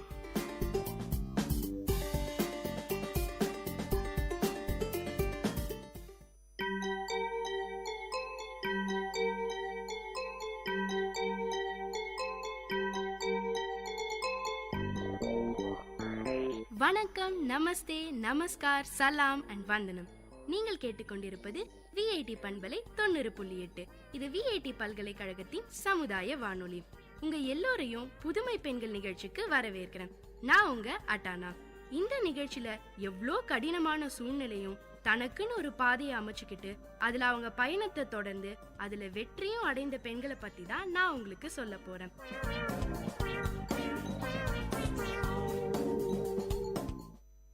வணக்கம், நமஸ்தே, நமஸ்கார், சலாம் அண்ட் வந்தனம். நீங்க கேட்டுக்கிட்டு இருக்கிறது விஐடி பண்பலை 90.8. இது விஐடி பல்கலைக்கழகத்தின் சமுதாய வானொலி. உங்க எல்லாரையும் புதுமை பெண்கள் நிகழ்ச்சிக்கு வரவேற்கிறேன்னா உங்க தோழி அட்டானா. ஃபீனிக்ஸ் பறவையை பத்தி கேள்விப்பட்டிருக்கீங்களா? அப்படி கேள்விப்படாதவங்களுக்காக நான் இப்போ சொல்றேங்க. ஃபீனிக்ஸ் பறவை பாத்தீங்கன்னா இறந்து போனா கூட தன் சாம்பல்ல இருந்தே மீண்டும் பிறக்கக்கூடிய ஒரு சக்தி வாய்ந்தது. இந்த ஃபீனிக்ஸ் பறவை கிரீக் மித்தாலஜில ரொம்ப நாள் வாழ்ந்த பறவையா சொல்லியிருக்காங்க. இந்த ஃபீனிக்ஸ் பறவை மாதிரியான ஒரு பெண்ணை பத்தி தாங்க நான் இன்னைக்கு உங்களுக்கு சொல்ல போறேன். தன்னுடைய வாழ்க்கை எரிந்து சாம்பலான நேரத்துல மீண்டும் மறுஜென்மம் போல பீனிக்ஸ் பெண்ணாக பிறந்தவங்க தான் அஞ்சலி ராஜகோபால். அஞ்சலி ராஜகோபால முதல் முறை பாக்குற யாருக்கும் அவங்கள இன்னொரு முறை உற்று பார்க்க சொல்லும். காரணம் அவங்களோட வித்தியாசமான தோற்றம். இப்ப நம்ம பாக்குற இந்த அஞ்சலி தான் நிஜம். 12 வருஷங்கள் ஓடி போச்சு. அப்ப அவங்க எப்படி இருந்தாங்கன்னே மறந்து போச்சாம். அப்ப எடுத்த அந்த போட்டோஸ் எல்லாம் ஒரு பாக்ஸ்ல போட்டு வச்சிருக்காங்களாம். ஆனா அந்த பாக்ஸ இப்ப எங்க வச்சிருக்காங்கன்ற இடம் கூட மறந்து போச்சாம். தேடவும் விருப்பம் இல்லையாம். தான் யாருன்னு தேடிட்டு இருந்த வரைக்கும் தான் அவங்களையே அவங்க வெறுத்தாங்களாம். இப்ப இதுதான் நிஜம்ங்கிற ஒரு பக்குவம் வந்திருக்கு. அதை ஏத்துக்கிட்ட பிறகுதான் வாழ்க்கை ரொம்ப சந்தோஷமாவே இருக்காம் நம்ம அஞ்சலி ராஜகோபாலுக்கு. அப்படி என்னதான் இவங்க வாழ்க்கையில நடந்ததுன்னு தெரிஞ்சுக்க உங்க எல்லாருக்கும் ஆர்வமா இருக்குமே. உங்களுக்காக இப்ப நான் சொல்றேன் இவங்க வாழ்க்கைய பத்தி. போலீஸ் ஆபீசரா இருந்த அவங்க அப்பாவுக்கு பிறந்த குழந்தையா இருந்த நம்ம குட்டி பாப்பா அஞ்சலிய வந்து பார்க்க கூட முடியாத சூழ்நிலை. ரத்த சேதங்கள், கொலைகள்னு மீண்டு வந்த அவர்கிட்ட இருந்துதான் அஞ்சலிக்கு இந்த தைரியமும் போராட்ட குணமும் வந்திருக்கும்னு நினைக்கிறாங்க நம்ம அஞ்சலி. என்னதான் அப்பா போலீஸா இருந்தா கூட அஞ்சலியோட வாழ்க்கை 19 வயசு வரைக்கும் பட்டாம்பூச்சி வாழ்க்கையா தான் இருந்துதான். சென்னையில ஸ்கூல் படிப்பை முடிச்சிட்டு கேம்பிரிட்ஜ்ல பொலிட்டிக்கல் சயின்ஸ் படிச்சிருக்காங்க. அதுக்கப்புறம் அமெரிக்காவுல போய் டிகிரி படிக்கலாங்கிற ஒரு பிளான்ல இருந்தாங்க நம்ம அஞ்சலி. வெக்கேஷனுக்காக இந்தியா வந்திருந்தாங்களாம். பாட்டி வீட்டுக்கு போகலாம்னு அஞ்சலியோட அம்மா கூப்பிட்டப்போ எக்ஸாம்ஸ் இருக்கு படிக்கணும்னு பிடிவாதமா இருந்தாங்களாம் அஞ்சலி. ஆனா அவங்க அம்மா விடாம கட்டாயப்படுத்தினதுனால அவங்க கூட அஞ்சலியும் பெங்களூர்ல உள்ள அவங்க பாட்டி வீட்டுக்கு கிளம்பினாங்களாம். 2002ஆம் ஆண்டு மார்ச் 12ஆம் தேதி கார்ல டிரைவருக்கு பக்கத்து சீட்ல அஞ்சலியும் பின் சீட்ல அஞ்சலியோட அம்மாவும் அவங்க ஃப்ரெண்டும் உட்கார்ந்துருந்தாங்களாம். சென்னை டு பெங்களூர் ரூட்ல 100 கிலோமீட்டர் வேகத்துல போய்கிட்டு இருந்துதாம் இவங்க காரு. எதிர்லயும் ஒரு ட்ரக் வேகமா வந்துகிட்டு இருந்துதாம். எல்லாரும் ஒரு நிமிஷம் கண்ணை மூடி கண்ணை திறக்கிறதுக்குள்ள எதிர்ல வந்த ட்ரக் மோதினதுல பயங்கரமான ஆக்சிடென்ட். ஒரு 2 நிமிஷத்துல வாழ்க்கையே தலகீழா மாறிடுச்சு. டிரைவரும் பின்னால உட்கார்ந்து இருந்தவங்களும் அடிகளோட தப்பிச்சிட்டாங்களாம். நேருக்கு நேர் மோதினதுல அஞ்சலி முகத்துக்கும் மூளைக்கும் பயங்கர அடி. அஞ்சலி போட்டுட்டு இருந்த கூலிங் கிளாஸ் உடைஞ்சு அவங்க வலது கண்ணுல குத்திருச்சாம். ரொம்ப ஆழமா குத்தினதுல பார்வையே கொஞ்சமா போயிருச்சாம். அஞ்சலி மண்டையில மட்டும் 455 பிராக்சர்ஸ். ஆக்சிடென்ட் ஆனது ஹைவேஸ்ங்கிறதுனால யாருக்கும் உடனே தெரிய வரல. இவங்க எல்லாருக்கும் அடிபட்டு இருந்ததால இவங்க யாராலையும் அசைய கூட முடியலையாம். ரொம்ப நேரம் கழிச்சுதான் யாரோ இவங்களோட இந்த நிலைமைய பார்த்துட்டு பக்கத்துல உள்ள வெள்ளூர் சிஎம்சி ஹாஸ்பிட்டல்ல சேர்த்திருக்காங்க. மத்தவங்க எல்லாம் காயங்களோட தப்பிச்சிட்டாங்களாம். அஞ்சலிக்கு பயங்கரமா அடிபட்டதுல அவங்க மூளைக்கு தான் சேதாரம். அதனால மாச கணக்குல ஐசியூலே வச்சிருந்தாங்களாம். நேருக்கு நேர் மோதினதுனால அவங்க முகம் முழுக்க வடிவமே போயிருச்சாம். சிதைஞ்சு போயிருந்த அஞ்சலி முகத்தை எப்படி சரி செய்யறதுன்னே அவங்களுக்கு தெரியல. ஒரு மாசம் ஃபுல்லா கோமாவிலே இருந்தாங்களாம். அப்பப்ப நினைவு திரும்புறதும் மறுபடி போறதும்னே இருந்துதாம். அதுக்குள்ள மொத்த பார்வையும் போயிடுச்சு. வாசனை சக்தியும் காலி. மூளை மிதக்கிற செரிப்ரோஸ்பைனல் திரவம் கசிய ஆரம்பிச்சிருச்சு. ஒவ்வொரு நிமிஷமும் மரணத்துக்கு பக்கத்துல நெருங்கிட்டு இருந்த அஞ்சலிய எப்படி காப்பாத்துறதுன்னே டாக்டர்ஸ்க்கு ஒன்னும் புரியல. எங்க இருந்து சரி செய்ய ஆரம்பிக்கிறதுன்னு கூட தெரியாம தவிச்சிட்டு இருந்தாங்க டாக்டர்ஸ். அஞ்சலியை எப்படியாவது காப்பாத்தி ஆகணுங்கிற தவிப்புல அவங்க அப்பா சிகாகோவுல ஒரு ஹாஸ்பிட்டலை பத்தி கேள்விப்பட்டு அங்க அஞ்சலிய கூட்டிட்டு போனாரு. பிராக்சர் ஆனதுல பொடி பொடியா போயிருந்த எலும்புகளையும் உரு தெரியாம போயிருந்த அவங்க முகத்தையும் வச்சுக்கிட்டு அஞ்சலிக்கு உயிரையும் உருவத்தையும் கொடுக்கிற பெரிய சவால அங்க இருந்த ஒரு டாக்டர் எடுத்துக்கிட்டாரு. தொடர்ச்சியான ஆபரேஷன்ஸ். ஆக்சிடென்ட்டுக்கு முன்னாடி அஞ்சலி எப்படி இருந்தாங்கங்கிறதுக்கான ரெஃபரன்ஸ் அந்த டாக்டர் கிட்ட இல்ல. அந்த நேரத்துல அவருக்கு அஞ்சலியோட உருவத்தை விட உயிர் தான் முக்கியமா இருந்தது. 2002ல தொடங்கி 2004 வரைக்கும் வரிசையா ஆபரேஷன்ஸ் நடந்தது அஞ்சலிக்கு. டைட்டானியமும் மெட்டலும் வச்சு ஒரு வழியா அஞ்சலிக்கு ஒரு முகத்தை கொடுத்தாங்க. பார்வை போன வலது கண்ணுல கொஞ்சம் கொஞ்சமா பார்வை வர ஆரம்பிச்சது. வலது கண்ணை குத்துன அதே கூலிங் கிளாஸ் தான் அவங்க இன்னொரு கண்ணை காப்பாத்துச்சு. அன்னைக்கு மட்டும் அவங்க கூலிங் கிளாஸ் போடாம போயிருந்தாங்கன்னா நேருக்கு நேர் மோதினதுல அந்த கண்லையும் பார்வை போயிருக்கும். அஞ்சலியோட தோற்றமே முழுசா மாறி போச்சு அவ்வளவு ஆபரேஷன்ஸ்க்கு அப்புறம். அப்ப நம்ம அஞ்சலிக்கு 19 வயசு. தேடலும் கனவுகளும் நிறைஞ்ச அந்த வயசுல கண்ணாடி முன்னாடி நிற்கிறப்ப இது அஞ்சலி இல்ல வேற யாரோங்கிற அந்த உணர்வு எவ்வளவு கொடுமையானதுங்க. அஞ்சலியோட அடையாளமே தொலைஞ்சு போன மாதிரி அழுதுருக்காங்க அஞ்சலி. பீனிக்ஸ் பறவை போல உயிர் தெழுந்திருக்காங்க அஞ்சலி.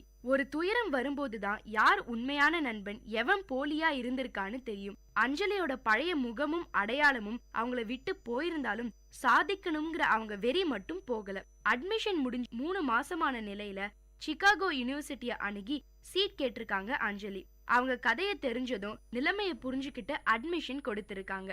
எங்க போய் படிக்கணும்னு நினைச்சாங்களோ அதே நாட்டுல ட்ரீட்மெண்ட் எடுக்கிற நிலைமையை உருவாக்கிருச்சு விதி. ஆனா விதியை வெற்றி அடைய விடாம அதே இடத்துல அவங்க கனவுகளுக்காக போராடி படிப்ப தொடங்கினாங்க அஞ்சலி. விதிய மதியால வெல்ல முடியுங்கிறதுக்கு சாட்சி நம்ம அஞ்சலி ராஜகோபால் தாங்க.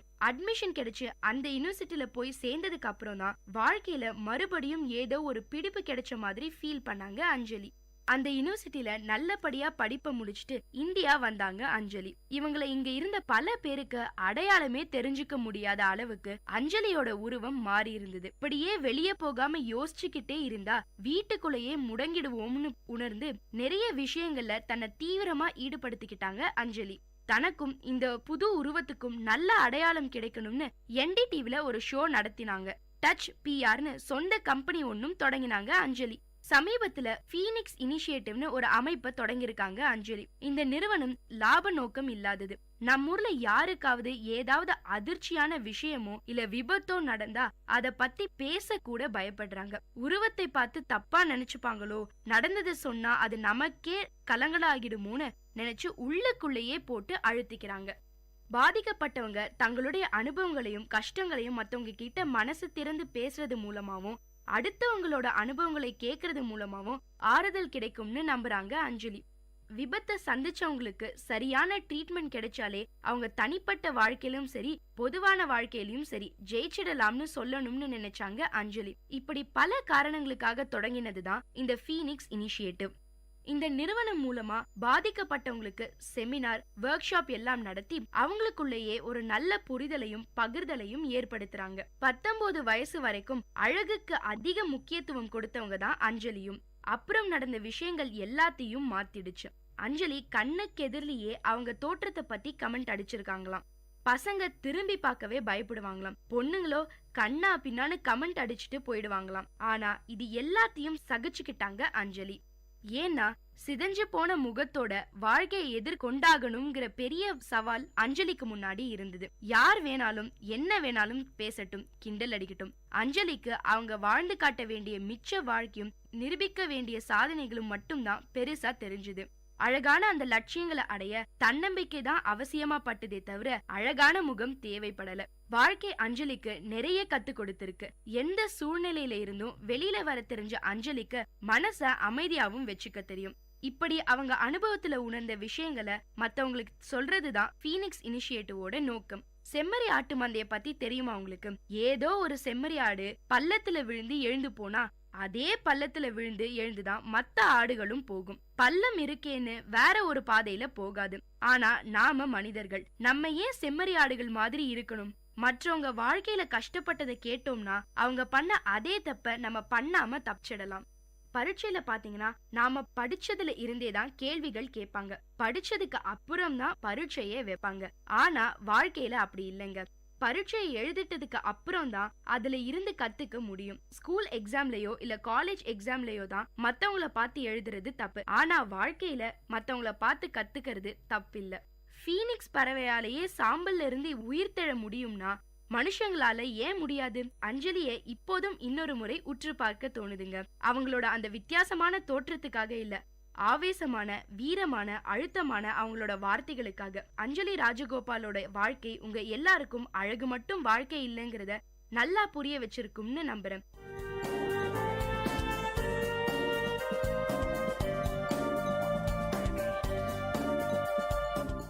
இந்த நிகழ்ச்சி உங்க எல்லாருக்கும் ஒரு பெரிய உற்சாகத்தை தந்திருக்கும்னு நம்புறேன்.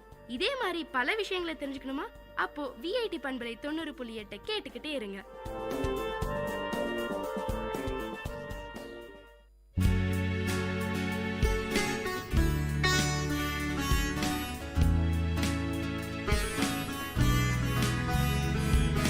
VIT பண்பலை 90.8 VIT பல்கலைக்கழகத்தின் சமுதாய வானொலியில் இது மருத்துவ நேரம்.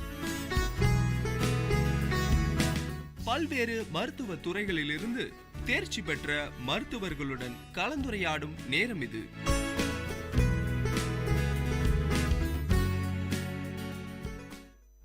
வணக்கம் அன்பு நேயர்களே, இது உங்கள் VIT பண்பலை 90.8 வழங்கும் மருத்துவ நேரம். இன்றைய மருத்துவ நேரம் நிகழ்ச்சியை உங்களுக்காக தொகுத்து வழங்க வந்திருக்கிறது நான் உங்கள் சுரேஷ் போஸ். இன்றைய நிகழ்ச்சிக்கு யார் வந்திருக்காங்கன்னு பார்த்தீங்கன்னா, வேலூர் சத்வாச்சாரியில் உள்ள நலம் மருத்துவமனையின் இயக்குனரும் குழந்தைகள் நல மருத்துவருமான திருமதி நர்மதா அவர்கள் வந்திருக்காங்க. அவங்கள இந்த நிகழ்ச்சிக்கு வரவேற்கிறதுல VIT பண்பலை 90.8 மிகவும் மகிழ்ச்சி கொள்கிறது. மேடம், இப்போது முதல் கொஸ்டின் என்னென்னா, குழந்தை பருவத்தின் வயது வரம்பு என்ன? எந்த வயது வரை நம்ம அவர்களுக்கு உணவு கவனம் தேவை? ஓகே, குழந்தை பருவம் அப்படிங்கிறது முதல்ல வந்து நம்ம 12 வயசு சொல்லிட்டு இருந்தோம். இப்போ லீகலாக 18 வயசு வரைக்குமே குழந்தை பருவம் சொல்ல முடியாது, அடலசென்ட் வந்து நாங்கள் பார்க்குறோம். அது இல்லாமல் இப்போ WHO ரெக்கமெண்டேஷன் படி 22 வயசு கூட அவங்க வந்து சேர்த்துக்கிறாங்க. இதெல்லாம் எப்படின்னா டெக்னிக்கலாக பீடியாட்ரிஷியன் கிட்டேருந்து அடல்ட் ஃபிசிஷியன் மாறுறதுக்கு அப்படிங்கிறதுக்கு. ஸோ 22ல் தே ஆர் ஃப்ரீ அப்படிங்கிற மாதிரி வருது. இப்போ 18 வயசு வரைக்கும் தான் நீங்கள் அந்த சொல்கிறீங்க. ஆனால் இப்போ யாருமே வந்து 3 வயசுக்கு வரைக்கும் தான் அந்த கவனம் எடுத்துக்கிறாங்க. அதுக்கப்புறம் வந்து குழந்தைகள் அப்படியே தானாக தான் அப்படியே இருக்காங்க. அது ரீசன் என்னன்னா, நம்ம சமுதாய கோட்பாடு இப்போ மாறிட்டு இருக்கு. முன்னாடியெல்லாம் நம்ம அப்பா அம்மாவை பார்த்து பயந்துட்டு இருந்தோம். இப்போ அப்பா அம்மா வந்து குழந்தைங்களை பார்த்து பயப்படுறாங்க. குழந்தைங்க சொல்கிறது தான் வீட்டில் கேட்குது அப்படிங்கிறதுனால தான். Okay ma'am. இப்போ குழந்தைங்களுக்கு ஏற்படுற பிரச்சனைகள், உடல் உபாதைகள்னு பார்த்தீங்கன்னா மலச்சிக்கல் முதல்ல சொல்லலாம். அது எதனால் வருது, அது எப்படி தடுக்கிறது? இப்போ நீங்கள் சொன்னீங்கல்ல உணவு கட்டுப்பாடு, அதே ரீசனால தான் வந்து மலச்சிக்கல் ஏற்படுது. பொதுவாக பார்த்தீங்கன்னா 1.5 வயசில் வந்து ஒரு குழந்தைக்கு வந்து தனக்கு மோஷன் வருதுங்கிற சென்சேஷன் வரும். அப்போ வந்து கரெக்டாக வந்து நம்ம அது அம்மா கிட்ட வந்து ஒன்றா போயிட்டதுக்கப்புறம் சொல்ல ஆரம்பிக்கும். சில குழந்தைங்க வந்து வரத்துக்கு முன்னாடி சொல்ல ஆரம்பிக்கும். இந்த ஸ்டேஜில் ஏதான ஒரு ரீசனில் இது தடைப்படுது, தனக்கு மோஷன் ஃபுல்லாக இருக்குங்கிற விஷயத்த வந்து அம்மா கிட்ட சொல்கிற தடைப்படுதோ, இல்லை அந்த டயத்தில் மோஷன் போகிறப்போ ஏதான ப்ராப்ளம் வந்தது அப்படின்னு சொன்னால் அங்கே மலச்சிக்கல் ஆரம்பிக்கிறதுக்கு ஒரு ஸ்டேஜ் இருக்குது. ரெண்டாவது எந்த உணவு கொடுக்குறோம் அப்படின்னு. பெரும்பாலுமே வந்து சில சமூகத்தில் பார்த்தீங்க அப்படின்னா மில்க் பேஸ்டு டயட், சாப்பாடு வந்து கம்மியாக கொடுத்துட்டு வெறும் பால் மட்டும் தருவாங்க. பிஸ்கெட் சாப்பிட்ற பழக்கம் நம்ம பசங்கக்கிட்ட நிறையா இருக்குது. காலையில் எழுந்தோடனே ஈஸியாக ஒரு 3-4 பிஸ்கெட்டை சாப்பிட்ருவாங்க. இந்த மாதிரி இருக்கிறச்சே வந்து உணவில் வந்து ஃபைபர் கண்டென்ட், நார்ச்சத்து இல்லை. நார்ச்சத்து இல்லாதப்போ வந்து மலச்சிக்கல் ரொம்ப அதிகமாக வந்து குழந்தைங்களுக்கு வரத்துக்கு இப்போது ரொம்ப சான்சஸ் இருக்குது. ஏன்னா சாக்லேட், ஐஸ்கிரீம், அவங்கக்கிட்ட நீங்கள் கீரை சாப்பிடுன்னு சொல்லுங்கள், கண்டிப்பாக சாப்பிட மாட்டாங்க. ஃபைபர் வெஜிடபிள்ஸு சுத்தமாகவே எடுத்துக்க மாட்டாங்க. பழ வகைகள் எடுத்துக்கிறதே இல்லை. இதனால் என்னென்னா, இந்த மோஷன் போகிற இடத்துல நார்ச்சத்து இருந்தால் தான் மோஷன் ஃப்ரீயாக போகும். அதுக்கப்புறம் நம்ம உணவோட பழக்கம் வழக்கம் என்னென்னா, இப்போ வந்து 8 மணிக்கு ஸ்கூல் பஸ் வருது எல்லாருக்குமே. குழந்தைங்க எழுந்துக்கிறதே பார்த்தீங்கன்னா 7:15 வரைக்கும். ஏன்னா நைட்டு மொபைல் பார்த்துட்டு இது ஹோம்ஒர்க் எல்லாம் முடிச்சுட்டு தூங்குறது 10 மணி ஆகிடுதா. குழந்தைங்களுக்கு வந்து 8லேருந்து 10 மணி நேரம் நிம்மதியான உறக்கம் வேணும். ஸோ காலையில் எழுந்துக்கிறப்போ 7:15க்கு அவசரமாக எழுப்பி ஒரு டம்ளர் பால் கொடுத்து, அதுக்கப்புறம் அவங்க அதுக்கு மேலே இட்லியும் கொடுக்குறோம். அவங்க ஒரு ரிலாக்ஸ்டாக கிளம்புறதுக்கு வழியே கிடையாது. அப்போ மோஷன் போகிறப்போ அவங்க வந்து ஸ்கூலுக்கு போகணுன்ற அர்ஜென்சியில் அந்த போகிறதுக்கு டைம் இல்லாததுனால அடக்கிக்கிறாங்க. ஸோ இதை அடக்கிறது வந்து 2-3 நாள் தொடர்ந்து பண்ண மலச்சிக்கல் வந்து ஈஸியாக வந்து அவங்களுக்கு வந்துடுது. ஸோ 3 விதத்துலையும் மாற்றணும். நம்ம 6 மணிக்கு எழுந்து சூடாக பால் கொடுக்குறோம், இல்லை தண்ணி கொடுக்குறோம், கொஞ்சம் விளையாட விட்டுட்டு மோஷன் போகிறத வந்து பழக்கினா மட்டும்தான் இந்த ப்ராப்ளம் சரியாகும். உணவு கட்டுப்பாடு மாற்றணும். 1.5 வயசில் நம்ம பழக்கத்துக்கு வரச்சையே அவங்கக்கிட்ட நம்ம வந்து சேஞ்சஸ் கொண்டு வரணும். இப்போ மலச்சிக்கல் பற்றி பேசிகிட்டு இருக்கும்போது இன்னொரு விஷயம் கேட்கணும். இப்போது ப்ரெக்னன்சியாக இருக்கும்போது அந்த லேடிஸ்க்கு வந்து மேக்ஸிமம் நிறைய பேருக்கு மலச்சிக்கல் ப்ராப்ளம் வருது. ஆமாம். அது எதனால் வருது, அது எப்படி தவிர்த்துக்கலாம்? Totally different. என்னன்னா, உங்களுக்கு இப்போ வந்து கர்ப்பப்பை வீக்கம் எடுக்கிறப்போ அந்த இடத்துல வந்து அந்த அப்டமனில் அந்த வயிற்றில் தான் அது விரிவடையணும். விரிவடைகிறப்போ பக்கத்தில் இருக்கிற இன்டெஸ்டைன்ஸ்லாம் வழி விட்டால் தான் நமக்கு யூட்ரஸ் விரிவடையும். அதுவும் இல்லாமல் அதுக்கு போகக்கூடிய அந்த ரத்த நாளங்களும் அழுத்துது. ஸோ இதெல்லாம் அழுத்துறப்போ அந்த பின்னாடி தான், அதாவது கர்ப்பப்பைக்கு பின்னாடி தான் நம்ம மலத்துக்கு போகிற அந்த இன்டெஸ்டைன் பெருங்குடல் வர்றதுனால அதில் ஏற்படுற அழுத்தத்தினால தான் அவங்களுக்கு மலச்சிக்கல் வருது. பட் இதுவுமே அவங்க கரெக்டாக ப்ராப்பராக ஃபைபர் எடுத்துகிட்டு கரெக்டாக அவங்க பாத்ரூம் காலையில் போகணும், அவங்களும் டைம் கொடுக்கணும். இப்போ அம்மாக்கெல்லாம் என்ன பண்ணுறாங்கன்னா, காலையில் அவங்களும் வேலை போகிற அவசரத்தில் வந்து இதுக்கெல்லாம் சரியான நேரம் ஒதுக்கிறது இல்லை. அதுதான் ரீசன். இப்போ அவங்க வந்து எந்த மாதிரியான ஃபுட்ஸ் எடுத்துக்கலாம்? அதே தான் எல்லாருக்குமே பழம், காய்கறிகள் நிறைய நம்ம உணவில் கொண்டு வர தான் அது கண்டிப்பாக இந்த ப்ராப்ளம் எல்லாருக்குமே சரியாகும். ஓகே. இப்போது தடுப்பூசிகளை பற்றி அதிகமான விளம்பரம் வந்துட்டு இருக்கு இல்லைங்களா? தடுப்பூசியோட அவசியம் என்ன, அது எப்படி எந்தெந்த காலத்தில் போடணும்? தடுப்பூசியோட அவசியம் என்ன அப்படின்னா, உயிர்கொல்லி நோய்களை வந்து தடுக்கிறதுக்காக தான். நம்ம வந்து அந்த எட்வர்ட் ஜெனர் காலத்தில் அவங்க என்ன கண்டுபிடிச்சாங்க அப்படின்னா, இந்த கவுபாக்ஸ் அப்படிங்கிற ஒரு இதில் வந்து அந்த ஒரு நோய் வந்து மாட்டுக்கு இது பண்ணுறப்போ அதை தொட்ட ஒரு பெண்மணிக்கு வந்து அதுக்கப்புறமா ஸ்மால் பாக்ஸ் வந்தப்போ அஃபெக்ட் ஆகலை. அது எதனாலன்னு கண்டுபிடிக்கிறப்போ தான் ஜென்னர் வந்து உடம்புல இந்த அம்மாவுக்கு அதோட ஆன்டிபாடி எதிர்ப்பு சக்தி வந்திருக்குங்கிறத கண்டுபிடிச்சி அதுலேருந்து உருவாக்கப்பட்டது தான் வேக்சினேஷன். இது என்னன்னா, அந்த கிருமியை வந்து நம்ம மாற்றி நம்ம இன்ஜெக்ஷனாக கொடுக்குறப்போ அந்த நம்ம உடல் வந்து அதுக்கு எதிர்த்தாப்புல எதிர்ப்பு சக்தியை உருவாக்கிக்குது. ஸோ நிஜமான கிருமி வரப்போ நமக்கு தடுக்குது. வேக்சினேஷனுங்கிறது இப்போ பார்த்தீங்கன்னா குழந்தை பிறந்ததுலேருந்து 65-70 வயசு வரைக்கும் இப்போ வேக்சினேஷன் வந்துருச்சு. ஸோ எல்லா பருவ காலத்துக்கும் எல்லா வயதினருக்கும் அந்தந்த மாதிரி ஒரு வேக்சினேஷன் வந்து கொடுக்க வேண்டியிருக்கும். இன்னொன்று, நம்ம விட்டு போச்சு ஏதோ ஒரு காரணத்தினால கொடுக்க முடியலனாலும் எந்த ஏஜ்லேருந்து விட்டாங்களோ அந்த ஏஜ்லேருந்து திருப்பியும் நாங்கள் வந்து வேக்சினேஷன் கொடுப்போம். நாங்கள் இப்போது வேக்சினேஷன் சொல்லும் போது ஆன்டிபயோட்டிக்ஸ், இப்போ ஆன்டிபயோட்டிக்ஸ் பற்றி சொல்லும் போது நிறைய ஆன்டிபயோட்டிக்ஸ் வீட்டிலே எடுக்க ஆரம்பிச்சிடுறாங்க இப்போல்லாம். இது அதெல்லாம் எடுக்கிறதால என்ன பிரச்சனைகள் வரும்? வேக்சினேஷன் வந்து ப்ரிவென்ஷன், வராமல் தடுக்கிறதுக்காக வேக்சினேஷன். ஆன்டிபயோட்டிக்ஸுக்கு வந்ததுக்கு அப்புறமா, நோய் வந்ததுக்கு அப்புறமா இதில் பெரும்பாலும் என்ன நினைக்கிறாங்கன்னா, ஒரு டாக்டர் கிட்ட போகிறாங்க, இப்போ என்கிட்டே வராங்கன்னு வச்சுக்கோங்க, நான் ஒரு பர்டிகுலர் சளி இருமலுக்காக அந்த டயத்தில் அந்த குழந்தைய பார்த்துட்டு மருந்து எழுதி கொடுத்துருப்பேன் அப்படின்னா, சிலது வந்து அவசர மருந்துகள் வீட்டிலே இது பண்ணலாம். பட் ஆன்டிபயோட்டிக்ஸ் அவசர மருந்து கிடையாது. நீங்கள் நோய் உடனே கொடுக்க வேண்டும்ன்ற அவசியம் இல்லை. பட் இது பேரண்ட்ஸும் கொடுத்துட்றாங்க. இல்லைன்னா அவங்க நம்ம மெடிக்கல் ஷாப்புக்கு போகிறோம், சும்மா ஒரு டயரியா அப்படின்னா ஒரு 2 மாத்திரையை கொடுத்து ஆன்டிபயோட்டிக்ஸ் 2 டோஸ் அடிச்சு எடுப்பாங்க. இதில் மிகப்பெரிய ப்ராப்ளம் என்னென்னா கிருமி கம்ப்ளீட்டாக போகாது. வீணோ அந்த கிருமி வந்து இந்த ஆன்டிபயோட்டிக்ஸ்க்கு ரெசிஸ்டன்ஸ் வந்திருக்கும். நம்ம அதுக்கு தெரிஞ்சிருச்சு இந்த ஆன்டிபயோட்டிக்ஸ் இப்படி தான் வேலை செய்யும்னா அது வந்து தண்ணியை மாற்றிக்கிட்டு அடுத்த தடவை கொடுக்குறச்சு அந்த ஆன்டிபயோட்டிக்ஸ் கேட்காது. ஒன்று.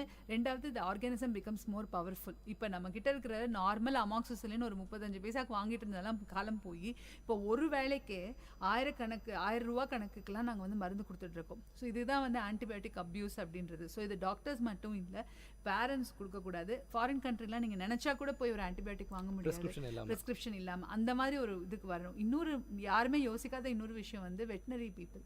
அந்த இப்போ டாக்ஸோ இதுக்கு அவங்களுக்கு இன்ஜெக்ஷன்ஸ் நீங்கள் கொடுக்குறோம், இல்லை நம்ம அதில் வந்து இப்போ சிக்கன்லாம் வளர்க்குறப்பவும் ஆன்டிபயோட்டிக்ஸ் கொடுத்து இது பண்ணுறாங்க அவங்க.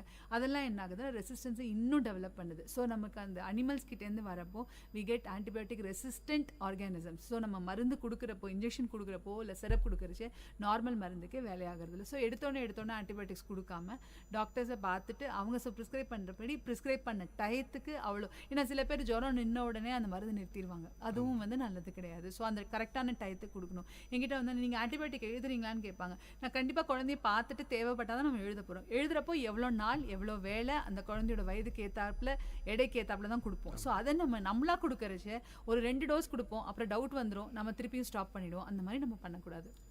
ஆன்டிபயோட்டிக்ஸ் இப்போ நான் இன்றைக்கி எடுத்துக்கிறேன் அப்படின்னா மறுபடியும் நான் ஆன்டிபயோட்டிக் எடுக்கிறதுக்கு எத்தனை நாள் எடுத்துக்கலாம்? It depends on that. இப்போ உங்களோட கண்டிஷனை பொறுத்து இருக்குது. இன்றைக்கி டயரியா வந்திருக்கு, நான் ஆன்டிபயோட்டிக் கொடுத்துருக்கேன். ஒரு வாரம் கழிச்சு உங்களுக்கு சிவியராக கோல்ட் அண்ட் காஃப் வருது, அப்போ நம்ம கொடுக்க முடியாதுன்னு நம்ம சொல்ல முடியாது. இல்லை அந்த நமக்கு வந்து தேவைப்படுதாங்கிறத டாக்டர் தான் டிசைட் பண்ணி சொல்ல முடியும். ஸோ இது வந்து பர்டிகுலராக இந்த டைம் தான் அப்படிங்கிறது நம்ம சொல்ல முடியாது. அதே மாதிரி இப்போ diarrhoea, Appar respiratory இன்ஃபெக்ஷன்லாம் 5 to 7 days நாங்கள் கொடுப்போம். பட் இதே வந்து நிமோனியா, ஜுரம், டைஃபாய்டுலாம் வந்ததுன்னா 10 to 14 நாள். மூளைக்காய்ச்சல்லாம் வந்ததுன்னா இன்னும் அதிகமாக தேவைப்படும். சில பேருக்கு போன்ல இன்ஃபெக்ஷன் வந்ததுன்னா மாசக்கணக்கில் கொடுக்க வேண்டியிருக்கும். ஸோ எப்போ தேவை, எப்படி தேவை, இது வந்து உடனடியாக கொடுக்குறது வந்து டாக்டர்ஸ், மருத்துவர்கள் டிசைட் பண்ணுறது நல்லது அவங்களுக்கு. இப்போ இந்த வீட்டில் சின்னம்மை பெரியம்மை போடுன்னு சொல்கிறாங்க இல்லைங்களா, அதை வந்து இப்போ பெரும்பாலும் வந்து யாரும் வந்து ஹாஸ்பிட்டலுக்கு போகிறது கிடையாது. வீட்டிலேயே வந்து அவங்க அந்த டிவோஷனல் அந்த மாதிரி பண்ணிட்டு போகிறாங்க இல்லையா, அது எந்த அளவுக்கு ஆபத்து, அது எப்படி கையாளணும்? இதில் அம்மை அப்படிங்கிறது வைரஸ் இன்ஃபெக்ஷன். பேசிக்கலாக அந்த காலத்தில் நம்ம முன்னோர்கள் ரொம்ப அறிவாக இருந்திருக்காங்க. அவங்க வைரல் இன்ஃபெக்ஷன் வந்து நம்ம ஆன்டிபயோட்டிக்ஸில் கேட்காது அப்படிங்கிறதுனால. இன்னொன்று ஸ்ப்ரெட் வந்து ஈஸி. ட்ராப்லெட் இன்ஃபெக்ஷன், அதாவது நான் தும்மினா இல்லை என்னோட கையிலேருந்து பட்டுச்சுன்னா அது பரவுறது ரொம்ப ஈஸியாக இருக்கிறதுனால இதை வந்து அந்த குழந்தைய தனியாக பிரித்து வைக்கணும். இல்லை மற்ற குழந்தைக்கு அஃபெக்ட் ஆகும் அப்படிங்கிறதுனால தான் அதை தனியாக பிரிக்கணும் அப்படின்னு. இப்போ நீங்கள் போய் உடம்பு சரியில்லை நீ தனியாக பிரினா அவங்க யாரும் கேட்க மாட்டாங்க. அப்படிங்கிறதுனால அது அம்மா அப்படின்னு கொண்டு வந்து வேப்பிலை வந்து கம்ப்ளீட்டாக டிஸ்இன்ஃபெக்டன்ட், மஞ்சள் வந்து டிஸ்இன்ஃபெக்டன்ட். ஸோ இதெல்லாம் வந்து அந்த குழந்தைய சுற்றி இருக்கிறச்சு கிருமி பரவ சான்சஸ் கம்மி அப்படிங்கிறதுனால தனியாக வைக்க சொன்னாங்க. இதில் இப்போ இது கொஞ்சம் அதிகப்படியாக போய் இதுக்கு அம்மைக்கு ஊசியெல்லாம் போட ஆரம்பிக்கிறதுல தான் பிரச்சனை வருது. இன்னொன்று அது அம்மை தானான்னு கன்ஃபார்ம் பண்ணிக்கணும். நிறைய பேர் இப்போ வந்து என்னென்னா ஸ்கின் இன்ஃபெக்ஷன் வரும், அதே வந்து அம்மை அக்கி அப்படின்னு சொல்லிட்டு அதை தனியாக வச்சுட்டு அந்த ஸ்கின் இன்ஃபெக்ஷன் ட்ரீட்மெண்ட் பண்ணலன்றப்போ ரொம்ப சின்ன குழந்தைங்களுக்கு ரத்தம் வரைக்கும் அந்த கிருமி பரவ சான்சஸ் இருக்குது. இல்லை அதிகப்படியான ஜுரம், வலிப்பு வருது, அம்மை நோய் அப்படிலாம் இருக்கிறப்போ நம்ம ஹாஸ்பிட்டலுக்கே கூட்டிகிட்டு போகக்கூடாது. இதெல்லாம் நார்மலாக சரியாகணும்னு வீட்டில் வைக்காமல் சில குழந்தைங்க வந்து அந்த டயத்தில் வந்து சாப்பிட மாட்டாங்க. அப்போ கை கால்லாம் சில்லிட்டு போக சான்சஸ் இருக்குது, ரொம்ப சொக்கலாக இருப்பாங்க. அந்த மாதிரி நேரங்களில் இம்மீடியட்டாக மருத்துவரை பார்க்கணும். மற்ற நேரங்களில் நீங்கள் நார்மலாக தெரியுது ஜுரம் வருது, கை காலில் அந்த அம்மை நோய்க்கான அறிகுறி தெரியுது, குழந்தை அது மாட்டுக்கு விளையாடிக்கிட்டு இருக்குது, சாப்பிட்டுட்டு இருக்குன்னா நீங்கள் வீட்டில் வச்சுருக்கலாம். பட் எதுவுமே ஒரு தடவை வந்து மருத்துவரை பார்த்து இது அம்மை தானே, பக்கத்து வீட்டில் சொல்கிறாங்க இல்லை எதிர்த்த வீட்டில் சொல்கிறாங்கன்னு சொல்லி வீட்டில் வச்சுருக்காம ஒரு தடவை கன்ஃபர்மேஷன் பண்ணிக்கிறது நல்லது உங்களுக்கு. இப்போது குழந்தைங்க வயிற்றில் பூச்சி இருக்குன்னு சொல்கிறாங்க. சில பேர் என்ன வீட்டிலே ஆல்பெண்டாசோல் அந்த மாதிரிலாம் கொடுத்து அவங்களே பண்ணிக்கிறாங்க. அது எப்படி கையாளணும்? இது என்ன ப்ராப்ளம்னா நீங்கள் கண்டிப்பாக பூச்சிக்கு மருந்து கொடுக்கணும். இப்போ வந்து எதுக்கு அப்படின்னா ரத்த சோகை வந்து எல்லா பிள்ளைங்களுக்கும் இருக்குங்கிறது மெயின் கான்செப்ட். அதுவும் இல்லாமல் அடலசன்ட் கேர்ள்ஸ் 13 to 19 வயசு பிள்ளைங்க வந்து 45 to 50% வந்து ஹீமோக்ளோபின் 10 கீழே இருக்குது. அதனால தான் இப்போ கவர்மெண்ட்டே வந்து எல்லாருக்கும் டிவார்ம் கொடுக்கணுன்றதை கொண்டு வந்திருக்காங்க.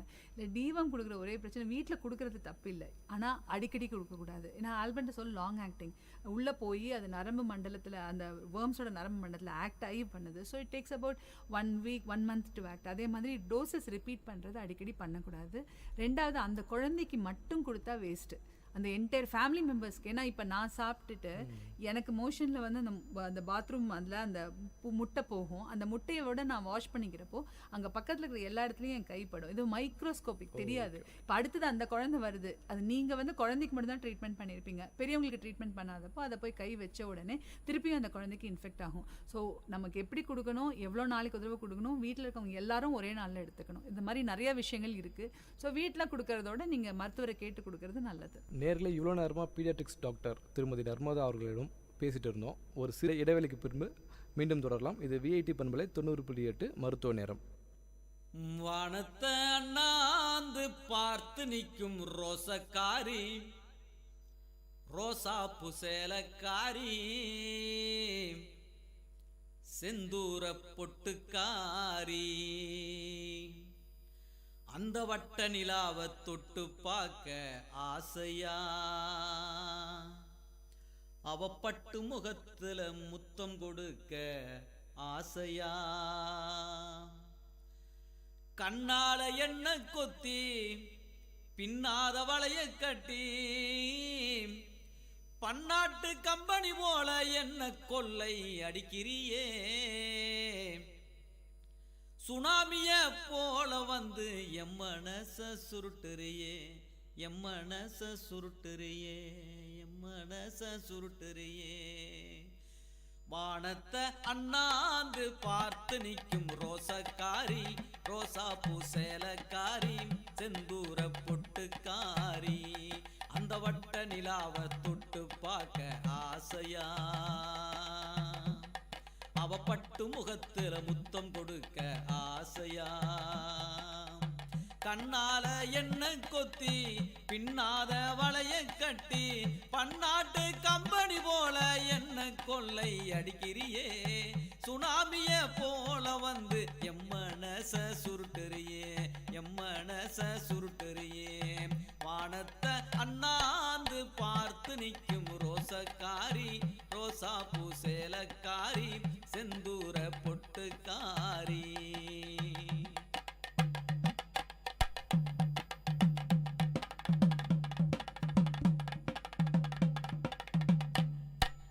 தென்றல் காற்றை தூதனுப்பி தோற்று போனாயாம், அது ஜன்னல் வழியே வருமே என்று காத்து கிடந்தாயாம்.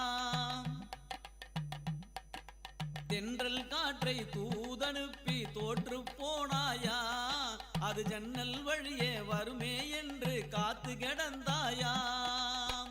அடிபோடி பைத்தியக்காரி, சரியான மறதிக்காரி, அடிபோடி பைத்தியக்காரி, சரியான மறதிக்காரி, நெஞ்சுக்குள் நிலவ வச்சு தச்சவள் நீ தாண்டி, ஏன் நெஞ்சுக்குள் நிலவ வச்சு தச்சவள் நீ தாண்டி. அடி அஞ்சுதமே, அடி ரஞ்சுதமே, அடி அஞ்சுதமே, ஏ ரஞ்சுதமே, அந்த நிலவே நீ தாண்டி, அந்த நிலவே நீ தாண்டி.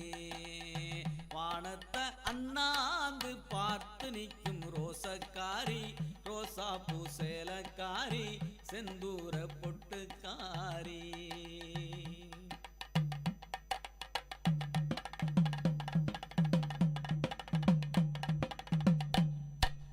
ஈராக்கில் நுழைஞ்ச அமெரிக்க படை போல் தோண்டி துருவுறியே, அடி ஒன்ன தவிர நெஞ்சுக்குள் எவளையும் குடியே வச்சதில்ல. ஈராக்கில் நுழைஞ்ச அமெரிக்க படை போல் தோண்டி துருவுறியே, அடி ஒன்ன தவிர நெஞ்சுக்குள் எவளையும் குடியே வச்சதில்ல.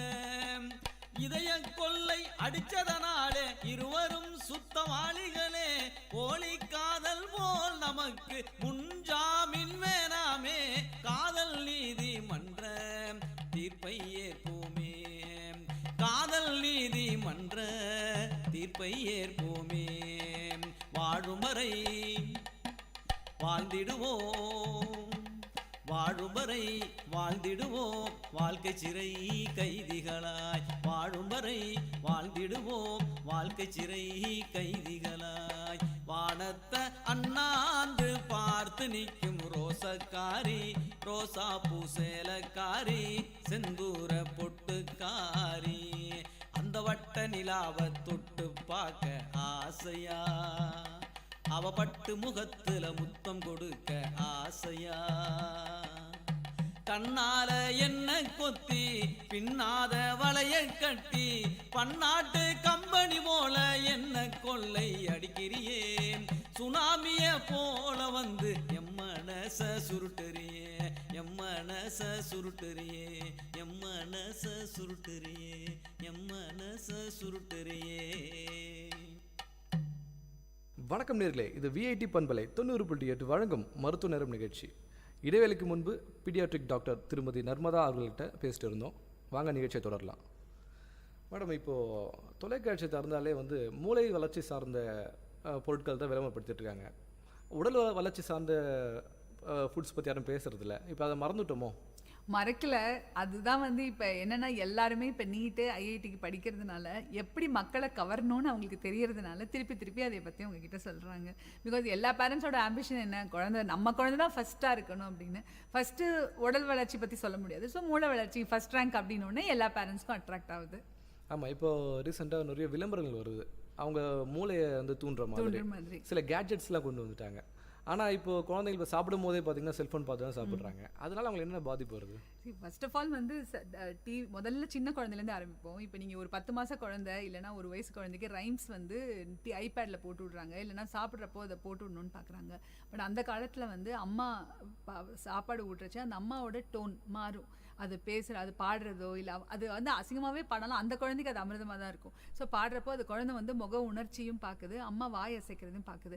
அதுலேருந்து தான் அதோட முதல் வார்த்தை உருவாகுது. அந்த காலத்தில் வந்து நம்மளோட தாலாட்டு பாட்டு எல்லாமே அந்த குழந்தையோட அந்த வாய், நம்ம கொலுசு போடுறது, வளையல் போடுறது எல்லாமே காரணம் என்னென்னா அந்த சத்தத்தை வச்சு அம்மா பேசுறது வச்சு தான் இது பண்ணும். இப்போ நீங்கள் ஐபேட் வச்சுருக்கீங்க அப்படின்னா அது என்னமோ ஒரு வார்த்தையில் பேசிக்கிட்டு இருக்கு, அதோட பேசுகிற துணியும் வந்து டிஃப்ரெண்ட்டு. இப்போ குழந்தைகிட்ட இன்ட்ராக்ஷனே இல்லை. ஸோ அது என்ன நினைக்கணும், அது என்ன நினைக்குது, நான் எதுவுமே இன்ட்ராக்ட் பண்ண வேண்டாம், அவங்களே பேசிகிட்டு இருப்பாங்க. ஸோ அதுக்கு பேசணுன்ற தூண்டுதலே மூளைக்கு இல்லை. மூளை எப்போ வளரும் அப்படின்னா தூண்டுதல் மட்டும் இருந்தால் தான் வளரும். ஸோ ஈவன் மூளை வளர்ச்சி இல்லாத குழந்தை கூட அம்மாவை பார்த்து ரெஸ்பாண்ட் பண்ணுறது அந்த தூண்டுதல் இருக்கிறதுனால. இப்போ அது சுத்தமாக தூண்டல் இல்லை, அதனால் அது மாட்டுக்கு பார்க்குது, இது எங்கேயோ இருக்குது. So there is no interaction, body language இல்லை, அம்மாவை கண்ணுக்கு கண்ணு பார்க்குறது இல்லை. இதனால என்ன பண்ணுது, வீட்டில் ஒரு பெரியவங்க வராங்க இல்லை ஒரு ஃப்ரெண்ட்ஸ் வராங்கன்னாலும் இப்போ இருக்கிற குழந்தைங்க கண்ணுக்கு கண் பார்த்து பேசுறதில்ல, அவங்கள போய் விஷ் பண்ணுறதில்ல. இவன் மாட்டுக்கு வந்து மொபைலை நோண்டிட்டு இருக்கிற பழக்கம் தான் அதிகமாக இருக்குது. அம்மாக்கும் அப்பாவுக்கும் குழந்தைக்கும் இருக்க பிணைப்பு வந்து ரொம்பவே வந்து கம்மியாகுது. பேசணுன்ற தூண்டுதலே சுத்தமாக இல்லாமல் போகுது. ஸோ இதனால எப்படின்னா 1 வயசுலேருந்து 3 வயசுக்கு வரைக்கும் குழந்தைங்க கிட்டத்தட்ட வந்து மில்லியன் கணக்கில் வேர்ட்ஸ் வந்து கிரகிச்சுக்கிறாங்க. அவங்க பேசாட்டியும் நம்ம என்ன பேசுகிறோங்கிறது மூளைக்குள்ளே ரெக்கார்ட் ஆகிட்டே இருக்குது. இது சுத்தமாகவே இருக்கிறது இல்லை. ஏன்னா அந்த there is no interaction, body language வருதில்லை. ஸோ பேசுகிற துணி, நம்ம அப்பா இதை கொடுங்க அப்படின்னு கேட்குறத வச்சுட்டு கொடுப்பா இந்த வேர்டே வந்து மாறி வருது. இதுக்கான காரணம் ஐபேட்னால தான். அதுக்கப்புறம் ஒரு 45 நிமிஷத்துக்கு மேலே யாருமே, நீங்கள் நான் யாருமே சோஷியல் மீடியாவோ எதுவுமே நம்ம டிவி பார்க்க ஆரம்பித்தோம் அப்படின்னு சொன்னால் நம்ம மூளை வந்து அதில் தான் இருக்கும். So we are getting influenced by the media completely. So இது நமக்கு பெரிய ப்ராப்ளம் தான். ஓகே, இப்போது உங்கள் ஸ்லீப்பிங் பேட்டர்ன் மாறுது இல்லைங்களா? ஆமாம். சில பேர் வந்து நைட்டில் தூங்க மாட்டாங்க, காலையில் தான் தூங்குவாங்க. ஸோ அது எப்படி நம்ம கண்ட்ரோல் கொண்டு வரலாம்? அது அவங்களோட ஒர்க் பேட்டர்ன். இதில் வந்து சில்ட்ரனை இன்வால்வ் பண்ணாமல் இருந்தாங்கன்னா போதும் மெயினாக. ஏன்னா வந்து அதுவே வந்து நம்ம உடம்புக்கே நல்லது கிடையாது. பட் இவங்க வந்து சில பேர் குழந்தைங்க வந்து 11 மணி வரைக்கும் வெயிட் பண்ணிட்டு இருப்பாங்க அப்பா வரத்துக்கோ இல்லை அம்மா வரத்துக்கோ. ஏன்னா அவங்களோட ஜாப் அந்த மாதிரி இருக்கும். அப்போ இந்த குழந்தைங்க நான் சொன்ன மாதிரி முன்னாடியே நான் சொன்ன மாதிரி தெர் இஸ் ஃபிக்ஸட் ஹவர்ஸ். பிறந்த குழந்தை அப்படின்னா 22 மணி நேரம் தூங்கும். அது கொஞ்சம் கொஞ்சமாக வந்து குறைஞ்சிட்டே வரும், 18-16 மணி நேரம். எல்கேஜி யூகேஜி டயத்தில் அட்லீஸ்ட் 10 hours ஆஃப் ஸ்லீப். நீங்கள் 11 மணிக்கு படுத்தான்னா காலையில் அவனை 6 மணிக்கெல்லாம் எழுப்பி விடணும், இல்லை 7 மணிக்கு எழுப்பி விடணும்னா அவனோட தூக்க பேட்டர்ன் ரொம்ப கம்மியாகிட்டே இருக்குது. ஸோ அவனால் ஸ்கூலில் போய் கான்சென்ட்ரேட் பண்ண முடியாது. ஸோ இப்போ போயிட்டோன்னே ஸ்கூலில் பேசிகிட்டு இருக்காங்க அப்படின்னோடனே தூங்கி போயிடுவான். இதே ஒரு 9 வயசு 10 வயசு குழந்தைன்னா ஹோம்ஒர்க்கெல்லாம் முடிச்சிட்டேம்மா நீ மொபைலை கொண்டா அப்படின்னு சொல்லிட்டு மொபைல் வச்சுட்டு ரொம்ப நேரம் வந்து 11-12 மணி வரைக்கும் இல்லை டிவியை ரொம்ப நேரம் பார்க்குறது.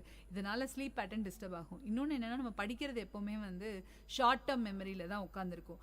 அது நைட்டு நம்ம தூங்குறப்போ தான் அந்த short term memory long term மெமரியாக கன்வெர்ட் ஆகும். நிறைய இந்த பசங்க 10th படிக்கிறதுலேருந்து 12th எல்லாம் வந்து 3 மணிக்கு எழுந்துக்கிறது, 4 மணிக்கு எழுந்துக்கிறது, இந்த மாதிரிலாம் செய்வாங்க. பட் ஸ்கூலில் போய் உட்காந்தோடனே பிளாங்க் ஆகிறதுக்கு காரணம் என்னென்னா அவங்க படித்தது எதுவுமே ஷார்ட் டேர்ம் மெமரிலேருந்து லாங் டேர்ம் மெமரிக்கு கன்வெர்ட் ஆகிறதுக்கு ஸ்லீப் ரொம்ப ரொம்ப ரொம்ப முக்கியம். அது நடக்கிறதே இல்லை. ஸோ ஒன்று டே நேரத்தில் எங்கே உட்காந்தாலும் தூங்கிடுவோம். டே டைம் சோம்னாலசன்ஸ் வரும். ரெண்டாவது படிக்கிறது எதுவுமே ஞாபகத்து இருக்காது. ஒரு மந்தத்தன்மை இருந்துகிட்டே இருக்கும். ஹெல்த்தி ஸ்லீப் இருந்தால் தான் நம்ம வந்து ஹெல்த்தியாக ஒர்க் பண்ண முடியும்.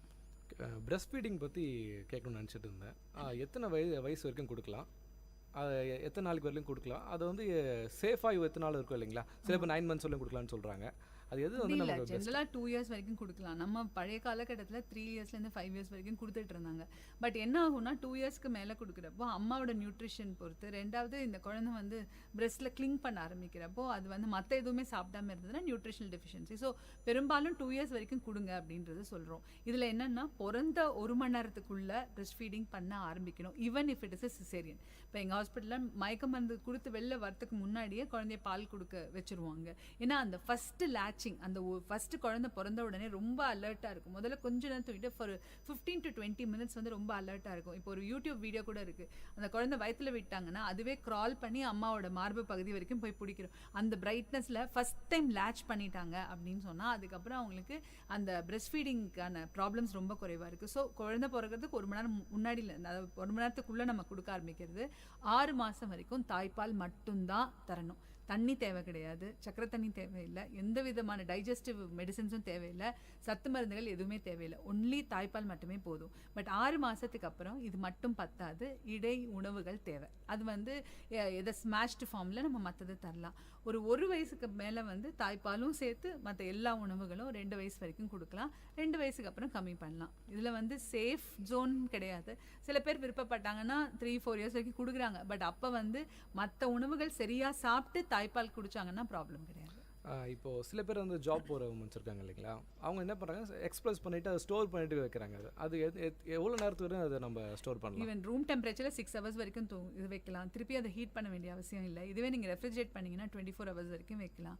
இதுவே ஃப்ரீஸ் பண்ணிங்கன்னு வச்சுக்கோங்களேன், 6 மாதத்துலேருந்து 1 வருஷம் வரைக்கும் வைக்கலாம். அதில் தான் இந்த பிரெஸ்ட் மில்க் பேங்க் எல்லாம் இப்போ வர ஆரம்பிச்சிருச்சு. பட் ஆனால் வந்து நார்மல் டெம்பரேச்சரில் நம்ம ஒரு 4 to 5 hours, ஆமாம் 3 to 4 hours சேஃப். ஓகே. இப்போ குழந்தைங்களாம் வந்து ஒரு 2 வயசுக்கு மேலே கூட பார்த்தீங்கன்னா பெட்லேயே வந்து அவங்க வந்து இது மோஷன் போகிறதோ இல்லை வந்து யூரின் போகிறதோ இருக்காங்க. அது எப்படி நம்ம வந்து கண்ட்ரோல் பண்ணலாம்? மோஷன் போகிறது ரொம்ப அப்நார்மலுங்க. 1.5 yearsக்கு மேலேயே வந்து குழந்தைங்க காலையிலேயே போகக்கூடாது. ஒரு 2 yearsல they should be able to tell. இப்போ என்ன பிரச்சனைனா நம்ம டைப்பர் கட்டுறதுனால அதுங்களுக்கு தெரியறதில்ல. ஸோ பெஸ்ட்டு வந்து 1.5 yearsலேருந்து டைப்பர் கட்டுறதை ஸ்டாப் பண்ணி அவங்க மோஷன் போகிற சென்சேஷன் கொண்டு வரணும். மோஷன் பெட்லேயே போகிறது வந்து எந்த ஏஜ்லையுமே after 2 years it's abnormal. But urine போகிறது அப்படிங்கிறது வந்து ஜென்ரலாக நமக்கு நைட் டைம் கண்ட்ரோல் வந்து 3 yearsக்குள்ளே யூஸ்வலாக வந்துடணும். 5 yearsக்குள்ளே 70% of the children will get. 8 yearsக்கு மேலே ஜென்ரலாக யூரின் பெட்டில் போனாங்க அப்படின்னா கொஞ்சம் நம்ம யோசிக்க வேண்டிய விஷயம்.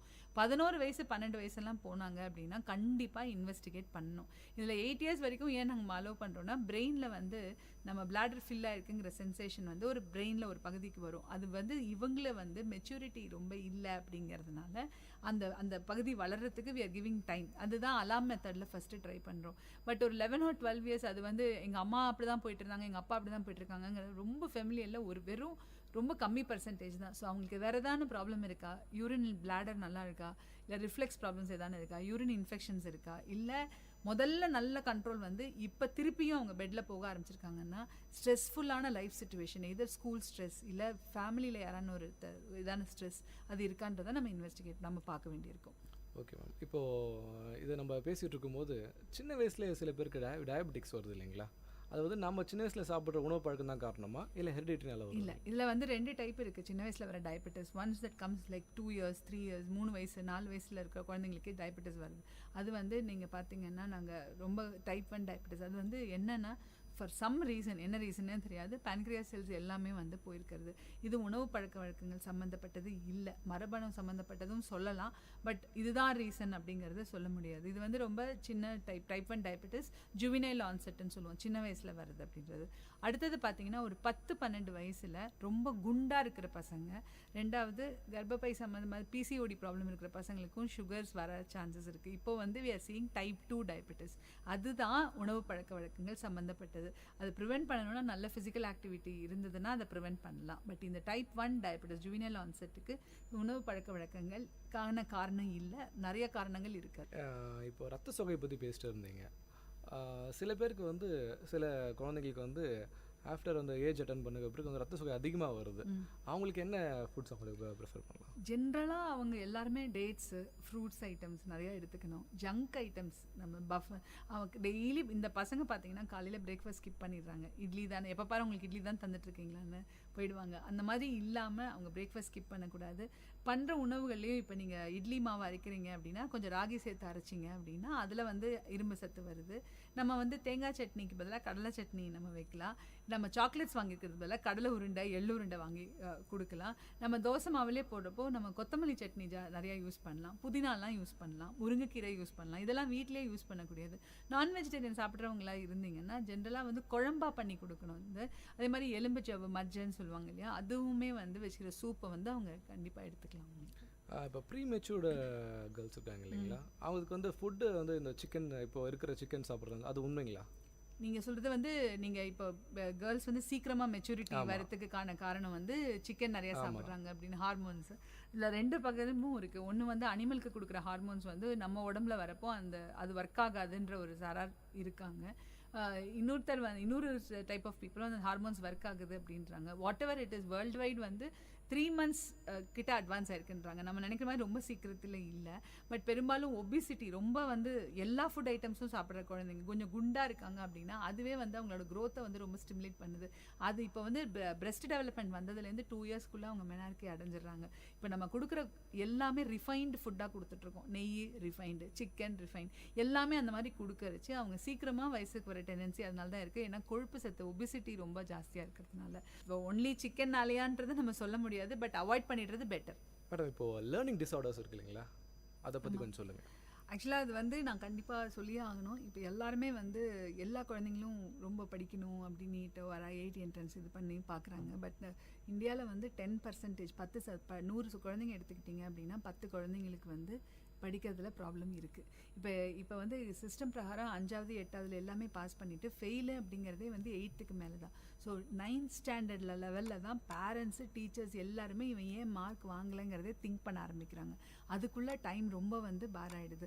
லேர்னிங் வந்து ஒருத்தங்க இப்போ நான் பேசுகிறேன் அப்படின்னா நான் எங்கேயோ படிச்சிருக்கேன், அந்த படித்ததை இப்போ நான் ஞாபகப்படுத்துகிறேன். சொல்கிறப்போ எனக்கு அதை தெளிவாக சொல்லணும். ஸோ லேர்னிங் வந்து யூஸ்வலாக 5 காம்பனெண்ட். படிக்கணும், அதை கிரகிச்சிக்கிறதை ரீகலெக்ட் பண்ணணும், திருப்பி அவங்கக்கிட்ட நான் அப்ராப்ரியேட்டாக பேசணும். ஸோ இது வந்து ரொம்ப ஈஸியாக மற்ற எல்லா குழந்தைங்களுக்கும் நடந்துறது இல்லை. அதில் கண்டிப்பாக ஒரு சில குழந்தைங்களுக்கு அது நடக்கிறது இல்லை. இப்போ 9 வந்து 6, A, B வந்து D, இதிலலாம் வந்து கன்ஃபியூஷன் ஆகும். இது 5 வயசு வரைக்கும் நார்மல்.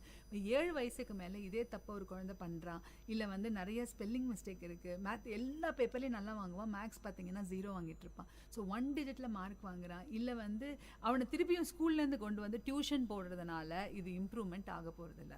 ஸோ இதெல்லாம் வந்து ஒரு ஸ்பெசிஃபிக் லேர்னிங் டிஸார்டர்னு ஒரு ஸ்பெசிஃபிக் ப்ராப்ளமே இருக்குது. அதை 7 வயசுலேயே கொஞ்சம் கண்டுபிடிச்சி இதில் சிலது வந்து திருத்தக்கூடியது. If you have a special tuition or தனியாக அதுக்குன்னு ஸ்பெஷல் எஜுகேட்டர்ஸ் இருக்காங்க.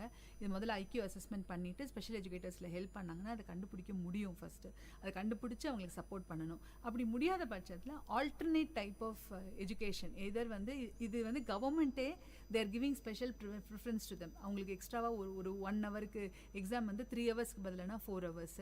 ஆர் எழுத முடியாத குழந்தைங்களுக்கு வந்து அவங்க பக்கத்தில் யாரானு உட்காந்து சொல்ல எழுதுறதுக்கும் கொடுக்குறாங்க. ஃபெசிலிட்டிஸ் ஆர் அவைலபிள் இந்த மாதிரி குழந்தைங்களையும் படிக்க வைக்கிறதுக்கு. பட் என்ன, ஃபஸ்ட்டு ரெகக்னிஷன் தேவை. Parents have to accept. எல்லா குழந்தையும் ஃபஸ்ட் ரேங்க் வாங்க முடியாது, எல்லா குழந்தையும் இன்ஜினியரோ டாக்டர் ஆக முடியாது. ஸோ இதை வந்து பேரண்ட்ஸ் உணர்ந்துட்டு அந்த குழந்தைகிட்ட இருக்கிற ஸ்பெஷல் டேலண்ட் என்னன்னு, ஏன்னா இந்த மாதிரி குழந்தைங்க படிக்கிறதுல எல்லாமே இருக்கலாம், but music will be very great, பெயிண்டராக இருக்கலாம், ஆர்டிஸ்டிக்காக இருக்கலாம், ஸ்போர்ட்ஸில் ரொம்ப நல்லா இருக்கலாம். ஐடென்டிஃபை பண்ணணும், அதுக்கான ஸ்பெசிஃபிக் ட்ரீட்மெண்ட் வந்து அவங்க கண்டிப்பாக கொடுக்கணும். 10% ஆஃப் ஸ்கூல் சில்ட்ரனுக்கு இந்த ப்ராப்ளம் இருக்குது. நம்ம அதை வந்து ரெகக்னைஸ் பண்ணுறதில்ல. அதுதான் மேஜர் இஷ்யூ. இல்லை மொபைல் வந்து it is adding on to the problem. இந்த மாதிரி குழந்தை என்ன பண்ணுவான், மொபைல் நிறையா பார்ப்பான், ஸ்கூலில் இன்டர்ஃபியர் பண்ணிகிட்டே இருப்பான், அவனை வந்து ஒரு நாட்டி அப்படின்னு சொல்லி தள்ளி வச்சுருவாங்க. He needs help. நம்ம வந்து அவனுக்கு ஹெல்ப் பண்ண வேண்டியிருக்கும். அந்த இப்போது டிவியில் ஆட்லாம் பார்த்தீங்கன்னா வந்து ஃபிலிம்டோ பாக்ஸ் அந்த மாதிரி சில விஷயங்கள்லாம் இருக்குது, சில கேட்ஜெட்ஸ்லாம், ஆக்டிவிட்டீஸ், அது உண்மையிலே ஹெல்ப் பண்ணுதா? டெஃபினட்டாக ஹெல்ப் பண்ணலாம் சிலது, but it is again making them addicted to something. உங்களுக்கு இதோட பேரண்ட்ஸோட உட்காந்து அவன் ஸ்பெண்ட் பண்ணுறது, நீங்கள் ஞாபகம் பாருங்கள், உங்களுக்கு 3rd ஸ்டாண்டர்டில் படித்த ஃப்ரெண்டு இன்னும் ஞாபகம் இருக்கும். அவனோட விளையாடின அந்த சின்ன சின்ன ஹியூமன் டச் இல்லாமல் நம்ம வெறும் மொபைலை வச்சா அந்த ஃப்ளின்டோ பாக்ஸ் எங்கே போய் ஞாபகம் இருக்க போகுது? சரி, learning is not only from the application. Learning is நீங்கள் உங்களோட ஃப்ரெண்டோட பழகிறது, அவனோட பாடி லாங்குவேஜை நீங்கள் எப்படி அசஸ் பண்ணுறீங்க, விட்டு கொடுத்தல், மனிதாபிமானம், எதுவுமே அந்த மெஷின்லேருந்து நம்ம கற்றுக்கிறது இல்லை. So what are we making? We are just making an intelligent person. ஆனால் அவன் மனிதாபிமானம் உள்ள ஒரு குழந்தையா உருவாக்குறோமாங்கிறது இந்த சமுதாயம் கண்டிப்பாக யோசிக்க வேண்டிய விஷயம். நேர்களே, இவ்வளோ நேரமாக நல மருத்துவமனையின் இயக்குனரும் குழந்தைகள் நல மருத்துவருமான திருமதி நர்மதா அவர்களிடம் பேசிட்டு இருந்தோம். மீண்டும் ஒரு மருத்துவ நேரம் நிகழ்ச்சியில் உங்களை சந்திக்கும் வரை உங்களிடமிருந்து விடைபெறுவது நான் உங்கள் சுரேஷ் போஸ். இது உங்கள் விஐடி பண்பலை 90.8 விஐடியின் சமுதாய வானொலி. நேயர்கள் இதுவரை கேட்டது பல்வேறு மருத்துவ துறைகளில் இருந்து தேர்ச்சி பெற்ற மருத்துவர்களுடன் கலந்துரையாடல்.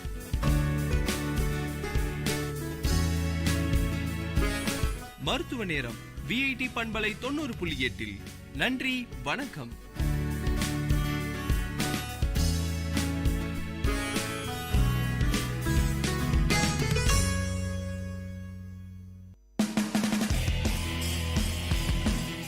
உங்கள் விஐடி பண்பலை 90.8 வழங்கும் கருத்துக்களம். மக்கள் கருத்துக்கள் அரங்கேறும் ஒளித்தளம். உங்கள் குரல்களில் ஒருங்கிணையும் கருத்துக்களம். விஐடி பல்கலைக்கழகத்தின் சமுதாய வானொலியில். வணக்கம் நேர்களே, இது விஐடி பண்பலை 90.8. இது உங்க நிகழ்ச்சி கருத்துக்களம். தொகுத்து வழங்கிட்டு இருக்கிறது சாந்தினி. குழந்தைகளின் வாழ்க்கைக்கு அவசியமானது கல்வி. ஆனா எத்தனையோ குழந்தைகளுக்கு இது எட்டாத கனவாகவே இருக்கு. இதை பத்தி தான் நம்ம மக்களிடம் கருத்துக்களை கேட்க போறோம். வாங்க நிகழ்ச்சிக்கு போலாம்.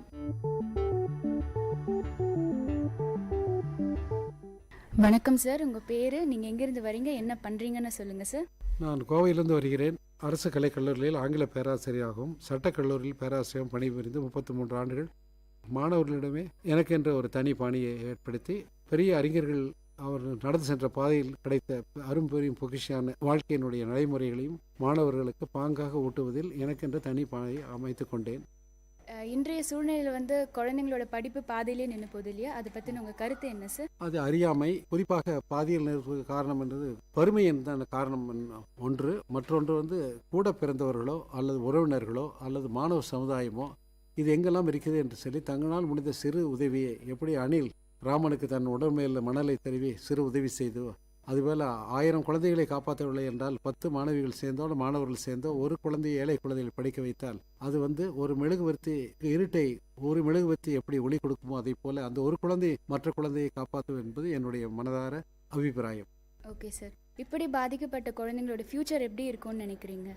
பாதிக்கப்பட்ட குழந்தைகள் வாழ்க்கையின் அனுபவங்களை முழுமையாக தெரிந்து கொள்வதால், முழுமையாக உணர்ந்து கொண்டதால், முழுமையாக அனுபவித்ததால் அவர்களுக்கு படிப்பினுடைய அருமையும் புரியும், வாழ்க்கையினுடைய பெருமையும் புரியும். இவர்கள்தான் வாழ்க்கையில் பின்னால் வழிகாட்டியாக கலங்கரை விளக்கமாக விளங்குவார் என்பதில் சிறு சந்தேகம் இல்லை. இந்த பிரச்சனை நம்ம சமூகத்திலிருந்து ஒழிக்க நம்ம என்ன பண்ணலாம் சார்? எல்லாரும் ஒன்றுபட்டால் உண்டு வாழ்வு. ஆகவே எல்லாரும் ஒருவருடைய ஒரு மரம் தோப்பாக மாறாது, ஒரு ரோஜா கூட்டமாக மாறாது. ஒவ்வொருவருக்கும் அறிவு என்று மட்டும் இருந்தால் பத்தாது, ஞானம் என்ற அறிவும் நாம் தான் சமுதாயம் தான் நாம் என்ற எண்ணத்திலே எல்லோரும் ஒரு காலத்தில் இதை விட்டு விலகிச் செல்ல போகின்றோம். ஆசிரியர்களாக இருந்தாலும் சரி, மாணவர்களாக இருந்தாலும் சரி, பணக்காரர் ஏழைகளாக இருந்தாலும் வாழ்க்கையினுடைய பல தரத்தில் இருப்பவர்கள் எல்லாம் தனக்கு என்று ஒரு நல்ல ஏதாவது புண்ணியம் செய்ய வேண்டும் என்றால் ஒரு எழுத்தறித்தவன் இறைவன் என்பார்கள். ஆகவே அந்த ஆசிரியர் பெருமளின் துணை கொண்டு இந்த வறுமையை ஒழிப்பது, படிப்பை நிறுத்துகின்ற மாணவர்களுக்கு உதவி செய்தால் அது முறையாக இருக்குன்னு நினைக்கின்றேன். நல்ல ஆசிரியருடைய துணையோடு இதை ஒரு இயக்கமாக எடுத்து ஆசிரியர்களும் ஒரு கூட்டமாக சேர்ந்து மாணவர்களை சேர்த்து கொண்டால் கண்டிப்பாக இந்த சாதனை செய்தால் இந்திய நாடு பெருமையாகும், இந்த தமிழ்நாடு சுபிட்சம் அடையும், தமிழ்நாடு மற்றும் ஒரு கிரீடத்தை சூடும் என்பதில் முழு நம்பிக்கை உண்டு. ஓகே சார், உங்கள் கருத்தை பகிர்ந்ததுக்கு ரொம்ப நன்றி சார். இங்கே அடுத்த நேயர் இருக்காங்க. வணக்கம் சார், உங்கள் பேர் என்ன, நீங்கள் எங்கேருந்து வரீங்க, என்ன பண்ணுறீங்க சார்? வணக்கம்மா, என்னுடைய பேர் முனைவர் கா. தமிழ்ச்செல்வன். விஐடி பல்கலைக்கழகத்தில் தமிழ் பேராசிரியராக பணியாற்றின்னு வரேன். வீடு விஜி ராவ் நகர்லேருந்து வரோம். சரி சார், இன்றைய கருத்துக்களம் நிகழ்ச்சியில் குழந்தைங்களோட படிப்பு பாதையே தடைப்பட்டு போகுது. இதை பற்றி தான் மக்கள்கிட்ட கருத்தெல்லாம் கேட்டுட்ருக்கோம். உங்களுடைய கருத்து என்ன சார்? நல்ல அருமையான கேள்வி கேட்டீங்க. இதுக்கு குடும்ப வறுமை, பெற்றோர்களுக்கு கல்வி அறிவின்மை, சமூக விழிப்புணர்வு இல்லாமை, மூட நம்பிக்கை, அன்றைய பிழைப்பு நடந்தால் போதும் என்கின்ற எண்ணம், எதிர்கால முன்னேற்ற சிந்தனையின்மை, இது போன்ற காரணங்கள் இதுக்கு முக்கியமாக சொல்லலாமா? Okay sir. இந்த மாதிரி பாதிக்கப்பட்ட குழந்தைங்களோட ஃப்யூச்சர் எப்படி இருக்கும்னு நினைக்கிறீங்க? இதுவும் ரொம்ப முக்கியமான கேள்வி தான். இதனால் குடும்பம் பின்தங்கும், அவங்களுக்கும் அவங்களை பின்தொடர்ந்திருக்கிற சமுதாயத்துக்கும் கல்வி வாய்ப்பு கிடைக்காமல் போகலாம், சமூகத்தில் அவங்க நல்ல நிலையை அடைய முடியாது, அடிமை வாழ்க்கையை மேற்கொள்வாங்க, தாழ்வு மனப்பான்மை பெருகும், தீய செயல்களுக்கு வழிவகுக்கும், அவர்களுடைய சந்ததிகள் இருண்டு நிலை அடையும், ஏன் தீவிரவாத செயலில் கூட இறங்க நேரிடும், ஒரு சிறிய வட்டத்துக்குள்ளே அவங்களுடைய வாழ்க்கை முடங்கி போயிடும் என்ற அந்த ஒரு கசப்பான ஒரு விஷயம் இருக்குமா? இந்த பிரச்சனையை நம்ம சமூகத்திலேருந்து ஒழிக்க நம்ம என்ன பண்ணலாம்?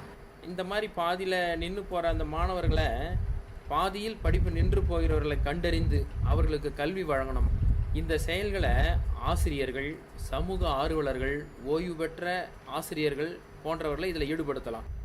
ரெண்டாவது பார்த்தீங்கன்னாக்கா, கல்வி பற்றிய விழிப்புணர்வை ஆரம்ப கல்வியிலிருந்தே மாணவர்களுக்கு வழங்கணுமா. மூன்றாவது என்னுடைய கருத்து பார்த்தீங்கன்னா, அரசாங்கம் இத்தகைய மாணவர்களை சீர்படுத்துறதுக்கு நிறைய திட்டங்களை கொண்டு வரலாம். இதில் மத்திய அரசும் மாநில அரசும் முன்னெடுக்கலாம். நாலாவது என்னுடைய கருத்து, இந்த செயலில் ஈடுபடுறதுக்கு சமூக ஆர்வலர்கள், தொண்டு நிறுவனங்கள், இவர்கள் இந்த கல்வி பாதியிலே நிற்கக்கூடிய மாணவர்களை கண்டறிந்து அவர்களை தத்தெடுத்து கல்வி வழங்கலாம். தத்தெடுக்கிறதுன்றது அவங்கள கூட்டிகிட்டு போய் சாப்பாடு போட்டு கல்வி தரணும்னு இல்லை, கல்வியை மட்டும் அவங்களுக்கு கொடுக்கலாம். அந்த குடும்பத்தினுடைய சூழ்நிலையை அவங்களுக்கு புரிய வச்சு அந்த மாணவர்களுக்கு கல்வி வழங்கலாம். இப்படி செய்தால் இதுக்கு உண்மையான தீர்வு கிடைக்கும். இதற்கு பொதுமக்கள், பெற்றோர், அரசாங்கம் 3 பேரும் சேர்ந்து முயற்சி எடுக்கணும். ஒரு கை தட்டினா ஓசை வராது, 2 கை தட்டினா தான் ஓசை வரும். ஊர் கூடி இழுத்தா தான் தேர். நன்றிம்மா. சார், உங்கள் கருத்தை தெரிவித்ததுக்கு ரொம்ப நன்றி. நன்றிம்மா.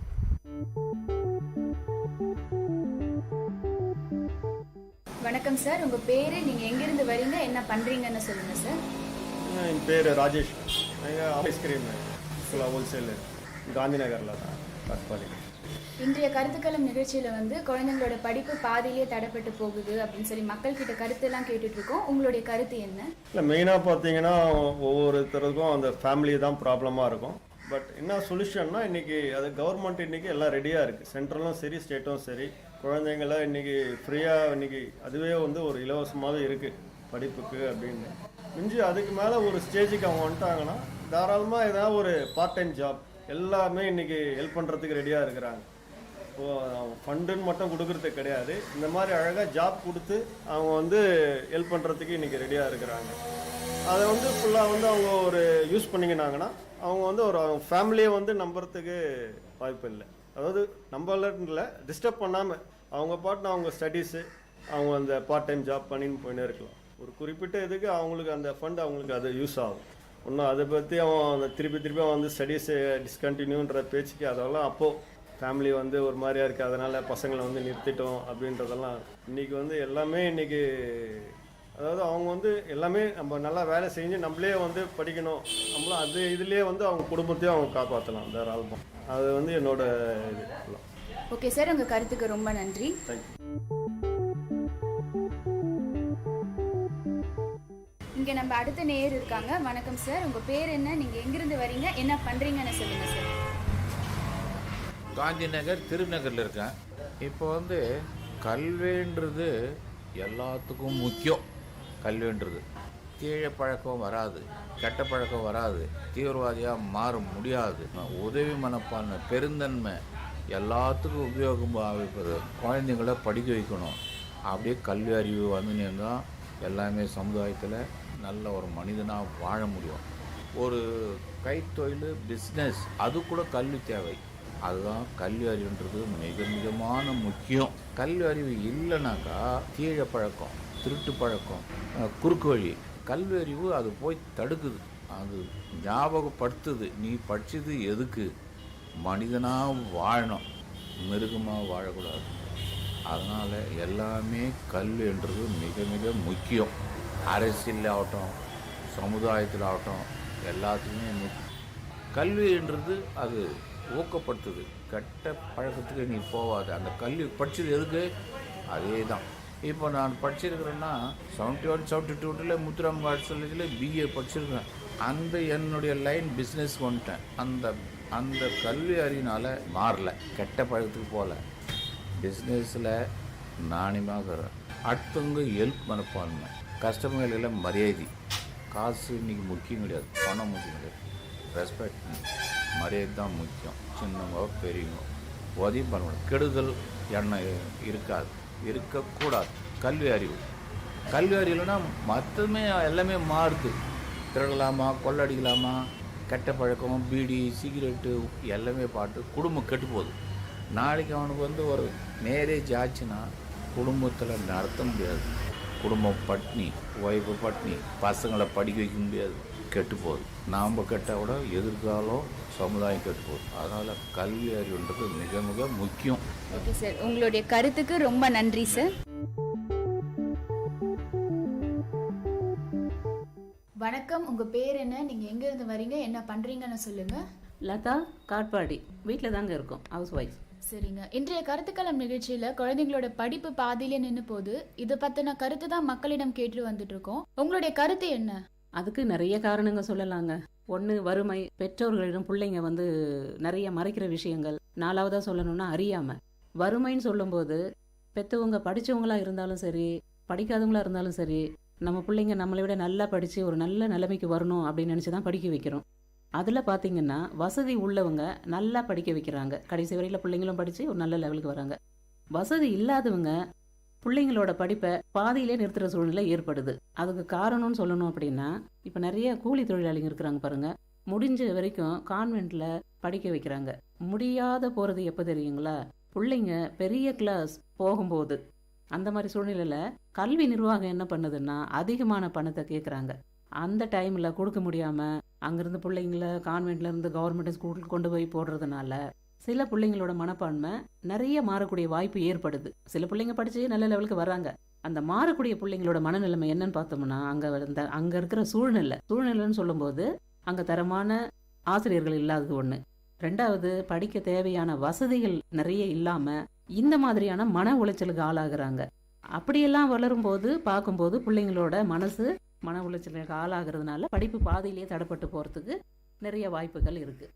அடுத்தது சொல்லணும் அப்படின்னா கொடுமைன்னு சொல்லும்போது பிள்ளைங்க படிக்கிறதுக்கு ஸ்கூலுக்கு நாம் அனுப்புகிறோம். அவங்க பிள்ளைங்களுக்கு படிப்பை சொல்லி கொடுக்கணுன்ற முறையில் சரியான விதம் கையாளாமல் அடித்து உதைச்சிட்டா நல்லா படிச்சிருவாங்க பிள்ளைங்க அப்படின்னு நினச்சி என்ன பண்ணுறாங்க, அடிக்கிறாங்க, உதைக்கிறாங்க, துன்புறுத்துறாங்க.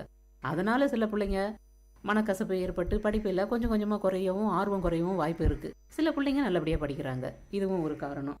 அடுத்தது சொல்லணும் அப்படின்னா, பெற்றோர்களிடம் பிள்ளைங்க மறைக்கிறது என்ன அப்படின்னா, நாம் படிக்க வச்சுக்கிட்டே வருவாங்க, அவங்களும் படிக்கிறாங்க, நாமளும் நினைப்போம் கிட்ட இருந்து பார்க்குறோம், அது வேறு விஷயம். இப்போ உள்ள காலகட்டத்தில் பிள்ளைங்க என்ன பண்ணுறாங்க, நிறைய இந்த இன்டர்நெட்டு, இமெயிலு, அது இதுன்னு கற்றுக்கிட்டு நமக்கே தெரியாமல் அவங்க ஒரு பாதையை வகுத்துக்கிறாங்க. நம்ம பார்க்கும்போது நம்ம கண் பார்வையில் நல்லபடியாக இருக்கிறாங்க, அவங்களுக்கே தெரியாமல் வேறு விதமாக ஒன்று பண்ணிக்கிட்டு நிறைய கெடுதல்கள்லாம் பார்த்து தெரிஞ்சுக்கிட்டு அதில் படிப்பு கிட வாய்ப்பும் இருக்குது. அடுத்ததாக சொல்லணும் அப்படின்னா, அறியாமைன்றது என்ன தெரியுங்களா? அதாவது பிள்ளைங்க இப்போ நாம் படித்தாதான் ஃப்யூச்சரில் நமக்கு ஒரு நல்ல வேலை கிடைச்சி நல்ல வாழ்க்கை வாழ முடியும், செட்டில் ஆக முடியும் அப்படிங்கிறத மறந்துட்டு நம்மளை ஏதோ நம்ம பெரிய படிப்பு நம்ம தலையில் திணிக்கிறாங்க, இப்போ படிக்கணுமா அப்படின்ற மாதிரி ஒரு கசப்பான எண்ணங்களோட வளர்றாங்க. அது நல்ல விஷயம் இல்லைன்னு அவங்களுக்கு அது நல்லா புரிஞ்சு படித்தாங்கன்னா பிள்ளைங்களோட படிப்பு பாதியில் தடைப்படாது. இதுதான் அதனுடைய அறியாமை அப்படின்னு சொல்லலாம். இந்த மாதிரி இன்னும் நிறைய பல காரணங்கள் சொல்லிக்கிட்டு போகலாங்க. இப்போதைக்கு இந்த காரணங்கள் நான் சொன்னது. ஓகே, உங்கள் கருத்துக்கு ரொம்ப நன்றி ma'am.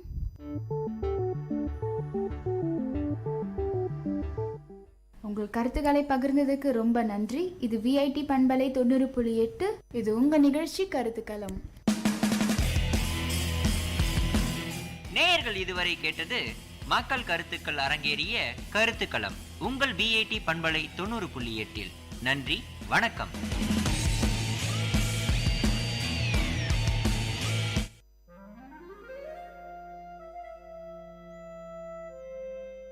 It's story time. In VIT Community Radio 90.8, you are going to listen to a short story written and narrated by Professor Pranesh Kumar, VIT University.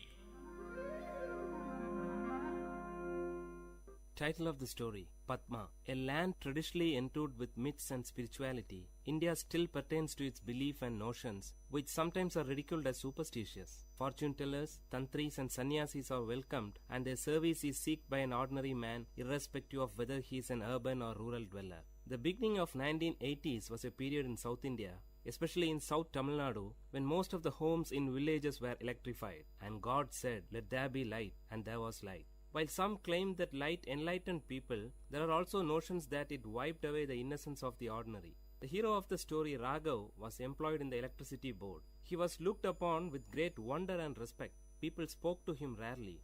It must be the fear factor or respect that made the villagers shy away from Raghav. Raghav was in his 40s. He had a fearful appearance with a huge imperialistic mustache, reddish eyes, and a gigantic figure which would scare away children. It was 6:30 p.m. Raghav rushed to the tea shop close to the Panchayat office. Mohan and Aji were waiting there for his arrival. In the dim light, Raghav could rightly locate them from a few meters away with the illuminated cigarettes on their lips. The silence of the eve was beautiful, with a movie song from the Tamil movie 16 Vayadinile that was ascending from the tea shop radio. The atmosphere was disturbed in intervals by a scratch noise. Probably it's the tea shop owner cleaning his vessels. Raghav, Mohan and Aji were friends right from their childhood days. Mohan and Aji were unemployed but survived on the income from their ancestral property. Among them, Mohan was the youngest. He differed from his friends, wearing a bell-bottomed pant and with a peculiar hairstyle that was trendy among youths of the time. Coming close to his friends, Raghav stopped, got on from the cycle and flipped down the stand, leaving it to rest. Aji offered a cigarette to Raghav. Before placing it between his lips, Mohan lighted it for Raghav with his own. The conversation began immediately after Raghav had 2 strong puffs of the dry tobacco roll. Aji, shall we proceed with it? Raghav, with what? Removing the cigarettes from his mouth. Mohan, should we narrate it again? Don't you remember the plan that we told you yesterday? Raghav, but I told you that I have very little knowledge about mantras. Did I not? Aji, so you are the right person. You have the little knowledge that we need. After giving a deep thought, Raghav replied. Raghav, okay then, let's give a try. But only if you support me. Both the friends cheered as they were waiting for this word from Raghav. As it used to be, a wealthy landlord of the nearby village had a beautiful daughter. The fairy girl was possessed by the evil spirit Raktarashas, a bloodthirsty evil spirit. The landlord was much worried since it was the time when he was almost successful in fixing a bridegroom for his daughter Padma. Padma was then alienated. She sat at the corner of a dark room, staring at the window with wet eyes. She expressed a peculiar symptom. No one in the house went close to her. If that happened, she bit her own flesh to suck blood, thus scaring away others. Prayers and special pujas with offerings to the local deities were made. Kalam puja during midnight and all other means were tried but in vain. The distressed landlord promised a lump sum of 5,000 rupees for any tantri who would ward off the Raktarashas from his daughter. 5,000 rupees was a lump sum then. The secret news of Padma spread throughout the village. Everyone knew of this, but none dared to discuss about it in public. Aji's father Nadraj, the prominent matchmaker of the village, brought home the story of Padma. Nadraj was the matchmaker for Padma. When the story of the Raktarashas reached the 3 friends through Aji, they discussed the issue. The bone of content of the discussion was not Padma, but the 5,000 rupees. 3 friends were in dire need of money. Mohan needed money to buy a new tape recorder. Raghav was aiming for a motorbike, and Aji wanted to buy a costly gift to impress his lady love. Aji said, merely dreaming about the lump sum will give us absolutely no result. How do we grab it? Mohan, Raghav's grandfather was a well-known Vaidya and a Tantri. He was also an expert in warding off evil spirits. Raghav, oh, that old man. It's all gone with him. Aji, gone? No, it still exists in you. Raghav, me? Aji, yes, you. My dad often recalls your grandfather and concludes that Raghav resembles his grandfather in every minute detail. Raghav, but that's not all. Mohan, I have several experiences of witnessing tantris warding off evil spirits from people. It's an easy task. They chant and murmur mantras, and the major part would be beating the victim till he obeys his orders. If that's easy for you, why don't you? Before Raghav could complete, Aji interrupted. Aji, the appearance, that's your ancestral gift. Raghav, okay, even if I accept it, imagine what would happen if the evil spirit pounces on me. Mohan, Raghav na, Wasn't it you who preached us Periyar thoughts and rational thinking? And now it's time to prove your dedication to Tandai Periyar. The conversation came to a halt. All the three lighted their cigarettes, which they shared from the same pack. Before departing, Raghav promised his friends that he would give a reply the next day evening. That night, Raghav could continuously listen to the hooting sound of an owl, for he with the owl had a sleepless night. The search for his grandfather's personal records in the old granary began early in the morning before his wife woke up.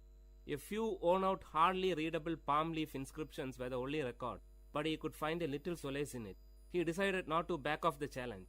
Soon, the news about the arrival of an expert tantri was sent to the landlord with a detailed list of the puja materials. Aji acted as a messenger between the tantri and the landlord. A Paurnami, full moon day Friday, was fixed for the puja. Raghav dressed himself in such a manner that his true identity will not be revealed. The three boarded a bus to a particular destination in the village, from where they were fetched by the landlord's car. The driver of the car bowed before Raghav as a sign of respect. This made Mohan and Aji breathe a sigh of relief, but Raghav's heart was pounding heavily. Before descending from the car, Raghav closed his eyes for a few seconds and pretended as if he is drawing energy. In reality, he prayed to his long-dead grandfather seeking guidance. The landlord and his wife warmly welcomed Raghav to their home. Seated majestically, Raghav uttered, "I could feel the presence of an evil as soon as I stepped into your home. She has posed a challenge to me. Don't worry, I'll take her away with me." Meanwhile, Mohan and Aji were busy in the backyard creating the ambience for the puja, which was scheduled to begin soon. Raghav was taken to the isolated room where Padma was held captive. As soon as he stepped in, the light was switched on by the landlord. Raghav's red eyes opened widely and he fixed his gaze on Padma, who was seated on the floor in a corner. Padma did not react immediately at the presence of Raghav, probably because she had had enough experience with tantris quite often by then. Raghav's eyes were still set strong on Padma. Actually, he was stunned by the unblemished beauty of Padma, a beauty that makes one speechless. When Raghav moved close to her, she screamed violently, and in the peak of her fits, she bit her arm close to the elbow along with her garment. Immediately, blood gushed from her mouth and arm. Seeing this, Raghav was taken aback, but did not react. Padma now fainted and threw herself on the floor. She wore a half sari. The visible portions of her body showed red scars, which must have been the result of the beatings she received from the earlier tantris. She lay down like a white hibiscus with red marks. Coming back, Raghav sat before the holy fire and started chanting few mantras as tantris do. He wore a red-colored dhoti and tied a red-colored scarf around his forehead. Flowers and herbs were dropped into the sacred fire with closed eyes and lip chanting mantras. It was midnight. The landlord and his wife witnessed the scene with utmost dedication. After a few minutes, Raghav ordered Aji and Mohan to bring Padma. They both disappeared into the house. Soon a scream was heard. The noise increased as Padma was brought to the backyard. She was screaming violently, trying to free herself from the clutches of the two. The highest form of compassion and concern was expressive on the face of Padma's mother. Padma sat helplessly staring at the fire. The blood stains on her face were now clearly visible through the flames. After a few moments, Raghav stretched his arm towards Aji to get a stick from him. Standing up, Raghav started beating Padma violently. Padma did not react. She sat still. No one would ever dare to harm such an innocent beauty. It was as if beating a tender baby for no reason. Probably this feeling must have stopped Raghav from proceeding further. With his reddish burning eyes, he looked ferociously at Aji and handed the stick to him, cueing him to continue with beating. While Aji continued, Raghav shouted, "Will you leave this body?" For which Padma gave a loud cry, "No." Not able to witness the scene, Padma's mother left the place with panic, followed by her father. Second expanded to minutes, and minutes to hours. In another couple of hours it would be dawn. The voice of Padma became faint. She hardly opened her mouth, but shook her head rhythmically to convey the message, "No, no." Padma was wet with sweat and blood. She lay down like a wet flag on the roadside, unattended by party cadres after a meeting. Now Padma was partially dragged to her room. After leaving her alone, the three looked at each other. Raghav gave a tight-lipped expression and nodded his head to admit his failure. He rubbed the kumkum from his forehead and descended down the stairs. He sat on the first step. After giving a second thought, Raghav took a piece of electric wire which was lying on the floor and rushed towards Padma. Padma was cornered. Holding the folded wire in his arm, he raised it to beat Padma, but to his shock, she grabbed his feet, fell on it and pleaded. She cried with a sweet voice, "Please, leave me." Raghav was moved. Raghav closely watched her lips for more words.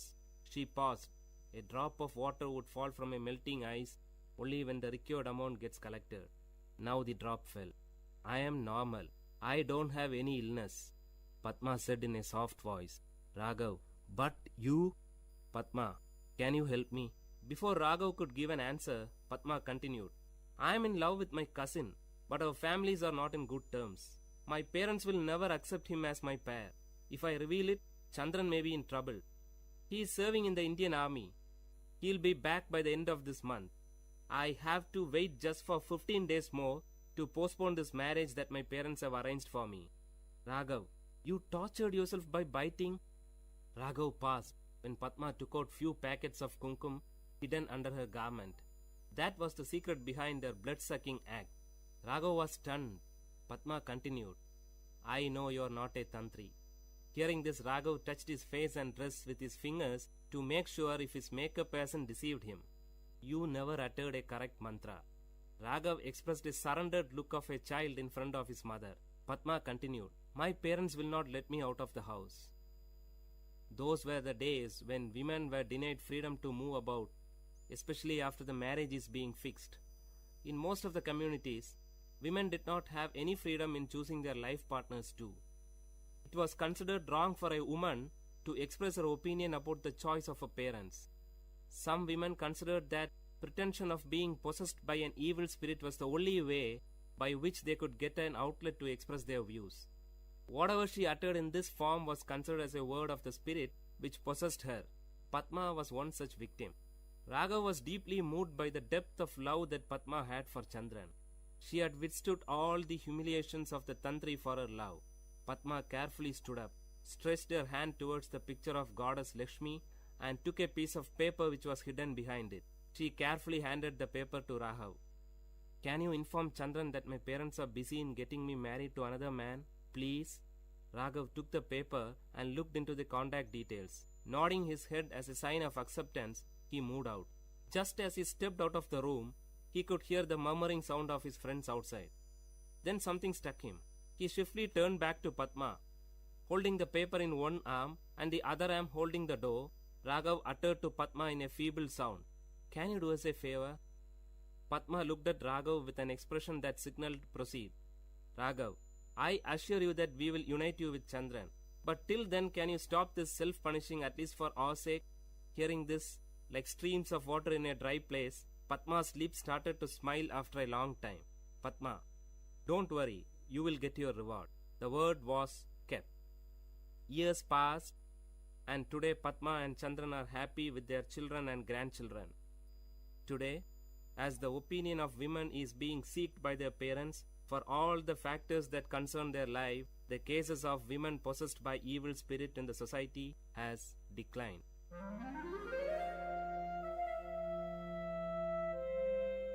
Dear listeners, you had listened to a short story written and narrated by Professor Pranesh Kumar, VIT University, in VIT Community Radio 90.8.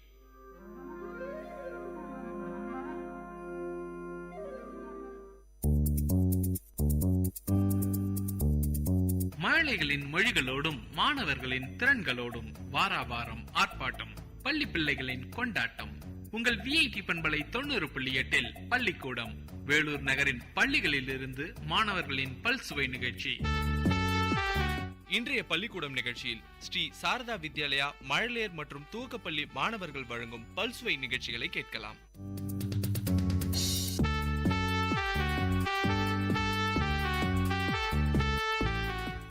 இன்று ஸ்ரீ சாரதா வித்யாலயா பள்ளியிலிருந்து ஒரு சில நிகழ்ச்சிகளை தர இருக்கின்றோம். முதலில் அன்னை சாரதா தேவியின் பொன்மொழிகளை சொல்ல 5ஆம் வகுப்பு மாணவி நிவேதா அவர்கள் வந்திருக்கிறார்கள். சாரதா தேவியின் பொன்மொழிகள்.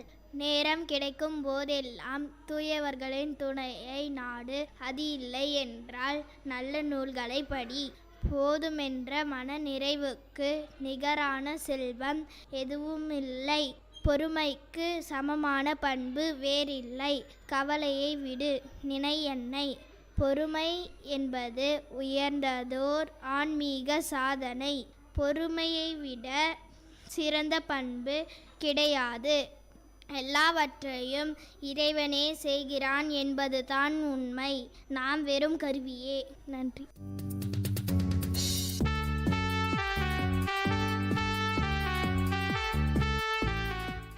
சம்பந்தர் தேவாரம் பாட 3ஆம் வகுப்பு மாணவன் விக்னேஸ்வரன். கல்வியில் திறம் பெற்று உயர்வதற்கு திருஞான சம்பந்தர் அருளிய திருக்கருப்பரியலூர் தேவாரம் 2ஆம் திருமுறை.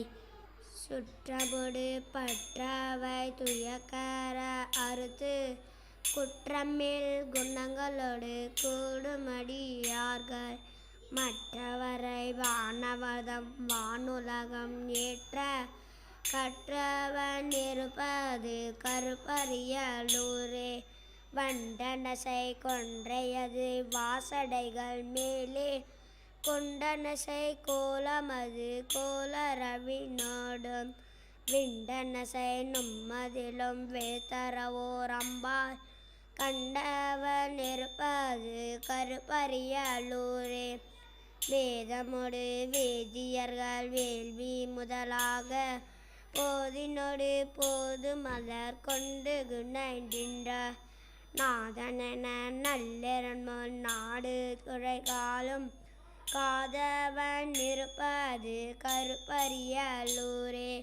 மடபாடு மலைக்கிறைவன் மங்கையொரு பங்கன் உடம்பினை விட கருதி நின்ற மறையோனை தொடர்ந்தனவு காலன் உயிர் கால ஒரு காலான் கடந்தவன் இருப்பது கருப்பரியலூரே. ஒரு தீயும் மையோடும் ஒரு பாகம் அது வாய நிறுத்தன் அவன் நீதி அவன் நிறுத்த நெறியாய விருத்தவன் வேதம் என அங்கம் அவையோதும் கருத்தவன் இருப்பது கருப்பரியலூரே. மின்னவர்கள் வெப்பரசு பெற்ற மகள் மெய்த்தே பண்ணவரும் மென்முடியின் நாணயனை விப்பான் எண்ணி வரும் காமன் வேவ எரிகாலும் கண்ணவன் இருப்பது கருப்பரியலூரே. ஆதியடியை பண்ணிய அப்போது மலசேர் சோதி ஒளி நல்புகை வழக்குவது புக்கு தீது செய்ய வம்மனையும் மந்தகன் அரங்க காதீனன் இருப்பது கருப்பரியலூரே. வாழ்ந்த புகழ் விண்ணவரும் மன்னவர் அஞ்ச பழந்தமசை தொழில் இலங்கை நகர்வேந்தற்கு எந்த புய மத்தன்னையும் விட்டு விடவேனா காய்ந்தவன் இருப்பது கருப்பரியலூரே. பறந்தது நிறந்து பாய்த்திரைய கங்கை கறந்தவர் கருப்பரிய மேய கடவுளை பலம் தரும் தவிர்கிழவி நிரந்தர நிறந்திருவர் தேடியடியாமல் கறந்தவர் இருப்பது கருப்பரியலூரே. அற்றவரை ஆகமனர் ஆகமிலி புத்தர் சொற்றவரை யாதவர்கள் சொன்ன சொல்லை விட்டு சுற்றமரை யாத பெருமான் கோகுடி கோயில் கற்றன இருப்பது கருப்பரியலூரே. நலம் தரும் புகழ்குணல் ஞான சம்பந்த கறந்தவர் கருப்பரிய மேய கடவுளை பலம் தரும் தமிழ் கிழவி 10 இவை கற்று வரம் தரும் அவர்க்கு வினை வாடலில் ஆமே. வரம் தரும் அவர்க்கு வினை வாடலில் ஆமே. வினை வாடலில் ஆமே. திருச்சிற்றம்பலம்.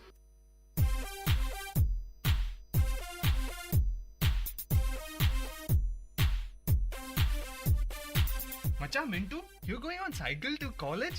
Hey, girls will laugh at you, dude. Macha Chintu, let's save our environment first. You know what? We have to reduce our fuel consumption and try to reduce the air pollution. So let's save our planet. You wanna join me? Believe me, girls will love it. Hey, wait, let me bring my cycle. Go green.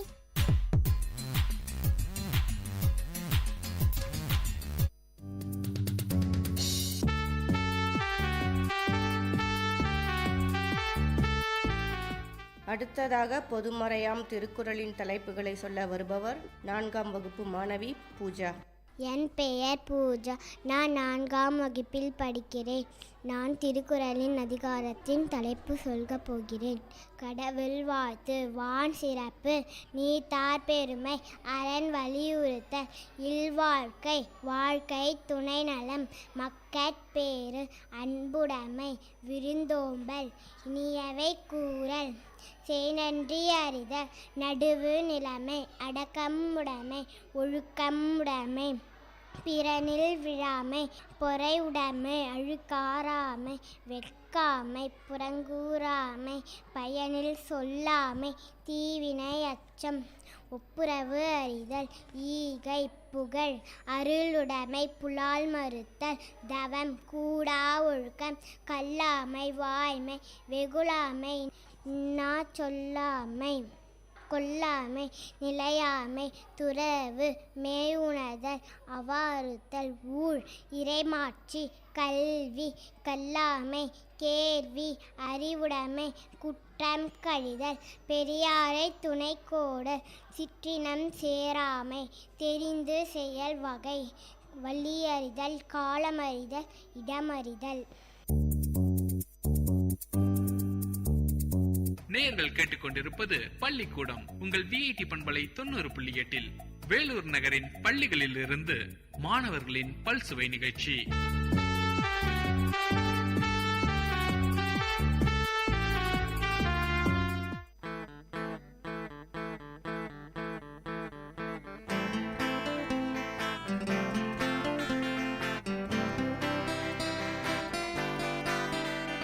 உங்கள் இல்லம் நுழைந்திடும், உங்கள் செவிகளை தீண்டிடும், உங்கள் மனதினை வருடவே பண்பலையாய் மலருதே.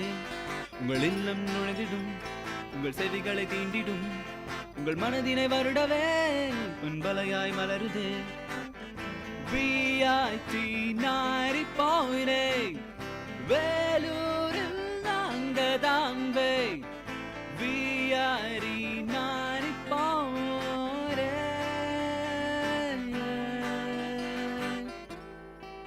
நீங்கள் கேட்டுக்கொண்டிருப்பது VIT பண்பலை 90.8 விஐடி பல்கலைக்கழகத்தின் சமுதாய வானொலி.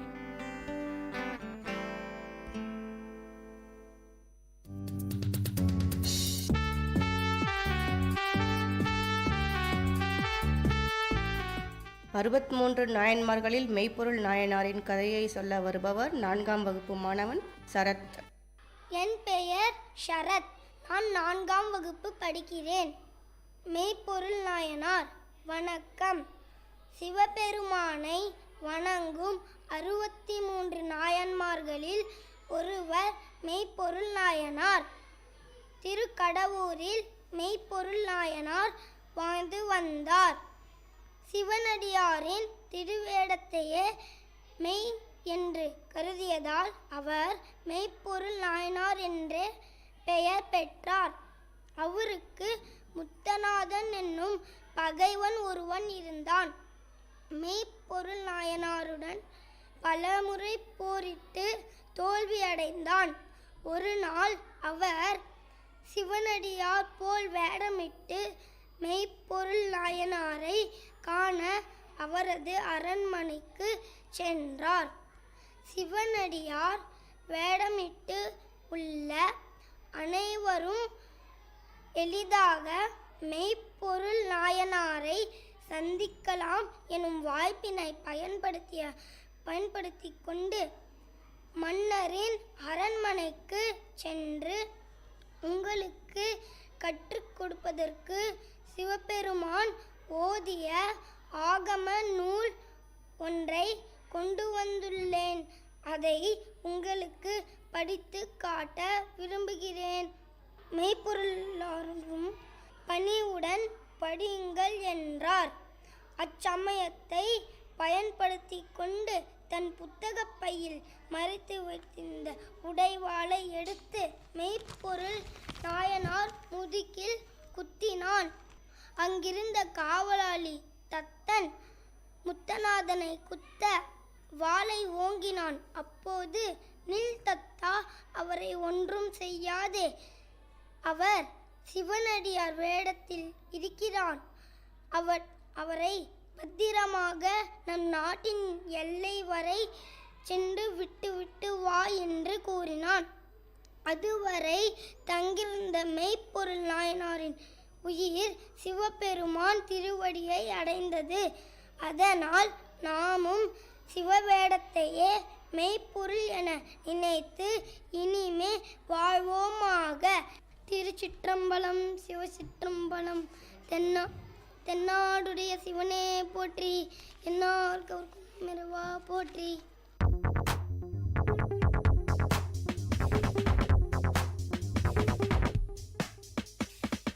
விஐடி வானொலி உங்களின் செவிகளில் தேனை பாய்ச்சிடுதே.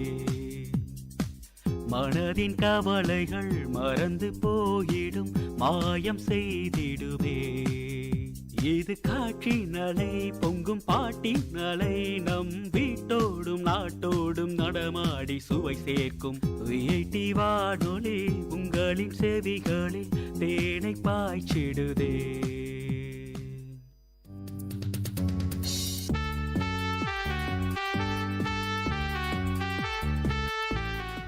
பக்தனுக்கும் கடவுளுக்கும் நடந்த ஒரு உரையாடல் இதோ.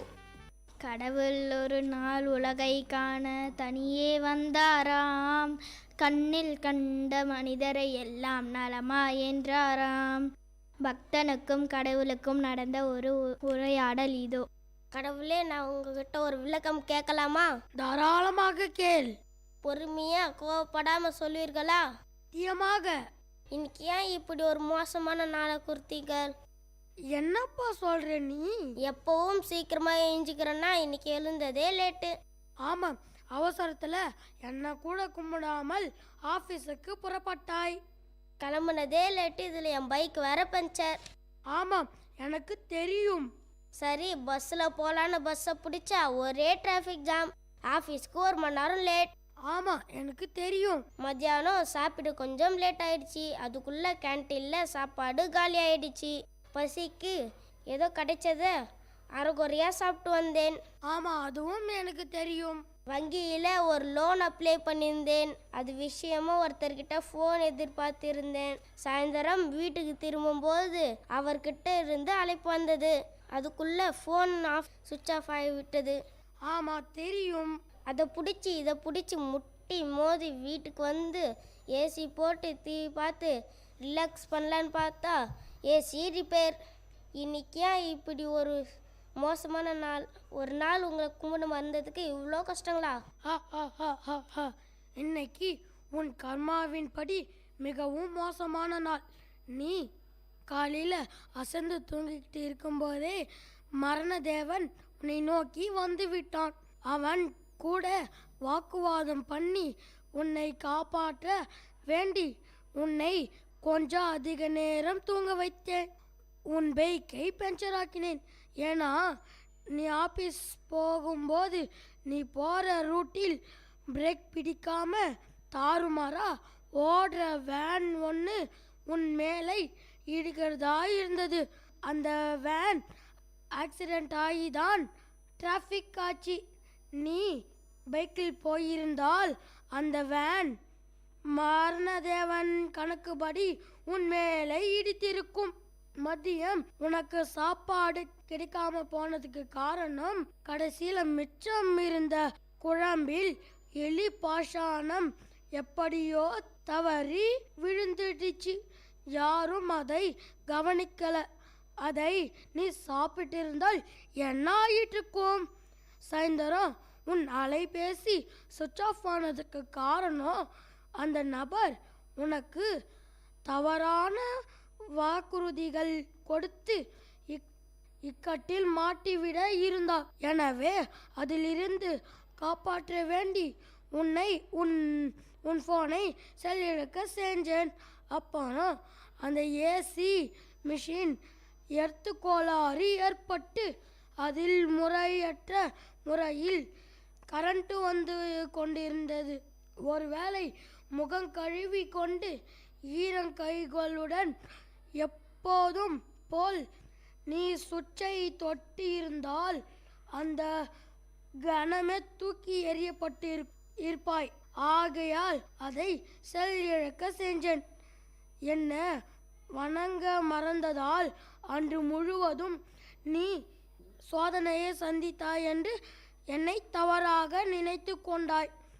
ஆனால் அனுதினமும் நீ என்னை வணங்கி வந்த காரணத்தால் நீ என்னை மறந்த அன்றும் கூட நான் உன்னை காக்க மறக்கவில்லை. இப்போ புரியுது இறைவா, என் மீது நீங்கள் வைத்திருக்கும் அன்பும் அக்கறையும். இது புரியாமல் நான் உங்களை ரொம்பவும் நிந்தித்து விட்டேன். என்னை மன்னித்து விடுங்கள். மன்னிப்பு கேட்காதே, என்னை நம்பு. எப்போதும் எந்த சூழ்நிலையிலும் அது போதும். நீ திட்டமிடுவதை விட உனக்காக நான் திட்டமிடுவது எப்பொழுதும் சரியாக இருக்கும். என்னை நம்பியோர்களுக்கே நான் என்றும் கைவிடுவதில்லை. நம்பினோர் கெடுவதில்லை. 4 முறை தீர்ப்பு. நன்றி. நன்றி.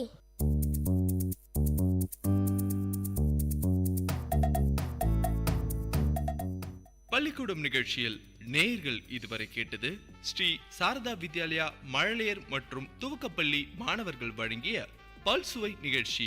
இது உங்கள் விஐடி பண்பலை 90.8.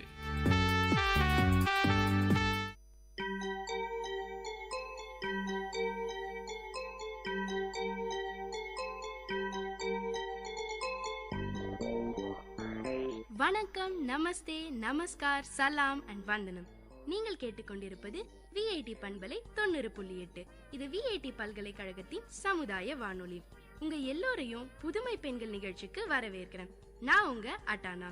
இந்த நிகழ்ச்சியில எவ்வளோ கடினமான சூழ்நிலையும் தனக்குன்னு ஒரு பாதையை அமைச்சுக்கிட்டு அதுல அவங்க பயணத்தை தொடர்ந்து அதுல வெற்றியும் அடைந்த பெண்களை பத்தி தான் நான் உங்களுக்கு சொல்ல போறேன்.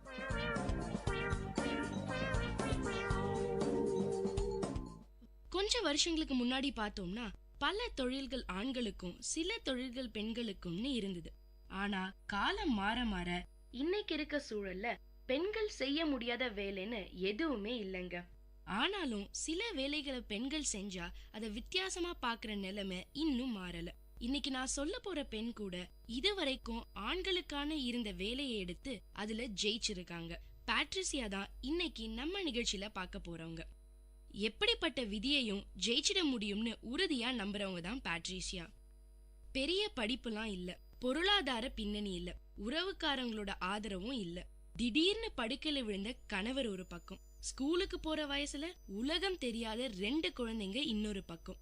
வாழ்வா சாவாங்கிற போராட்டத்துல வாழ்ந்து காட்டுற சவால துணிச்சலோட எதிர்கொண்டவங்க பேட்ரிசியா. பொதுவா பெண்கள் உள்ள நுழைய கூட தயங்குற முடி திருத்தும் கடைய தனி மனுஷியா நடத்தி இழக்க இருந்த வாழ்க்கையை மீட்டு ஜெயிச்சு காட்டியிருக்காங்க. திருச்சியில பரபரப்பான மைய பகுதியில இயங்குது பேட்ரிசியா நடத்தும் ஆண்களுக்கான சலூன். வீட்டுல போதிய வருமானமும் வசதியும் இல்லாததால 10வதுக்கு மேல படிக்க வைக்கல. சின்ன வயசுலயே கல்யாணம் செஞ்சு வச்சுட்டாங்க. பேட்ரிசியாவோட மாமனார் தான் இந்த கடையை நடத்திட்டு இருந்தாராம். அவர் கூட சேர்ந்து பேட்ரிசியாவோட கணவரும் கடைய பாத்துக்கிட்டு இருந்தாராம். இப்படியே வாழ்க்கை போயிட்டு இருந்தது. மாமனார் ஹார்ட் அட்டாக்ல இறந்து போனதும் கடையோட முழு பொறுப்பும் பேட்ரிசியா கணவர்கிட்ட வந்துடுச்சாம். அந்த வருமானம் குடும்ப செலவுக்கு கூட பத்தலையாம். அதனால பேட்ரிசியா மகளிர் சுய உதவி குழுல இருந்ததால குழு மூலம் கிடைச்ச லோன்ல ஒரு தையல் மிஷின் வாங்கி கடையில ஒரு ஓரமா போட்டு தைக்க ஆரம்பிச்சாங்களாம்.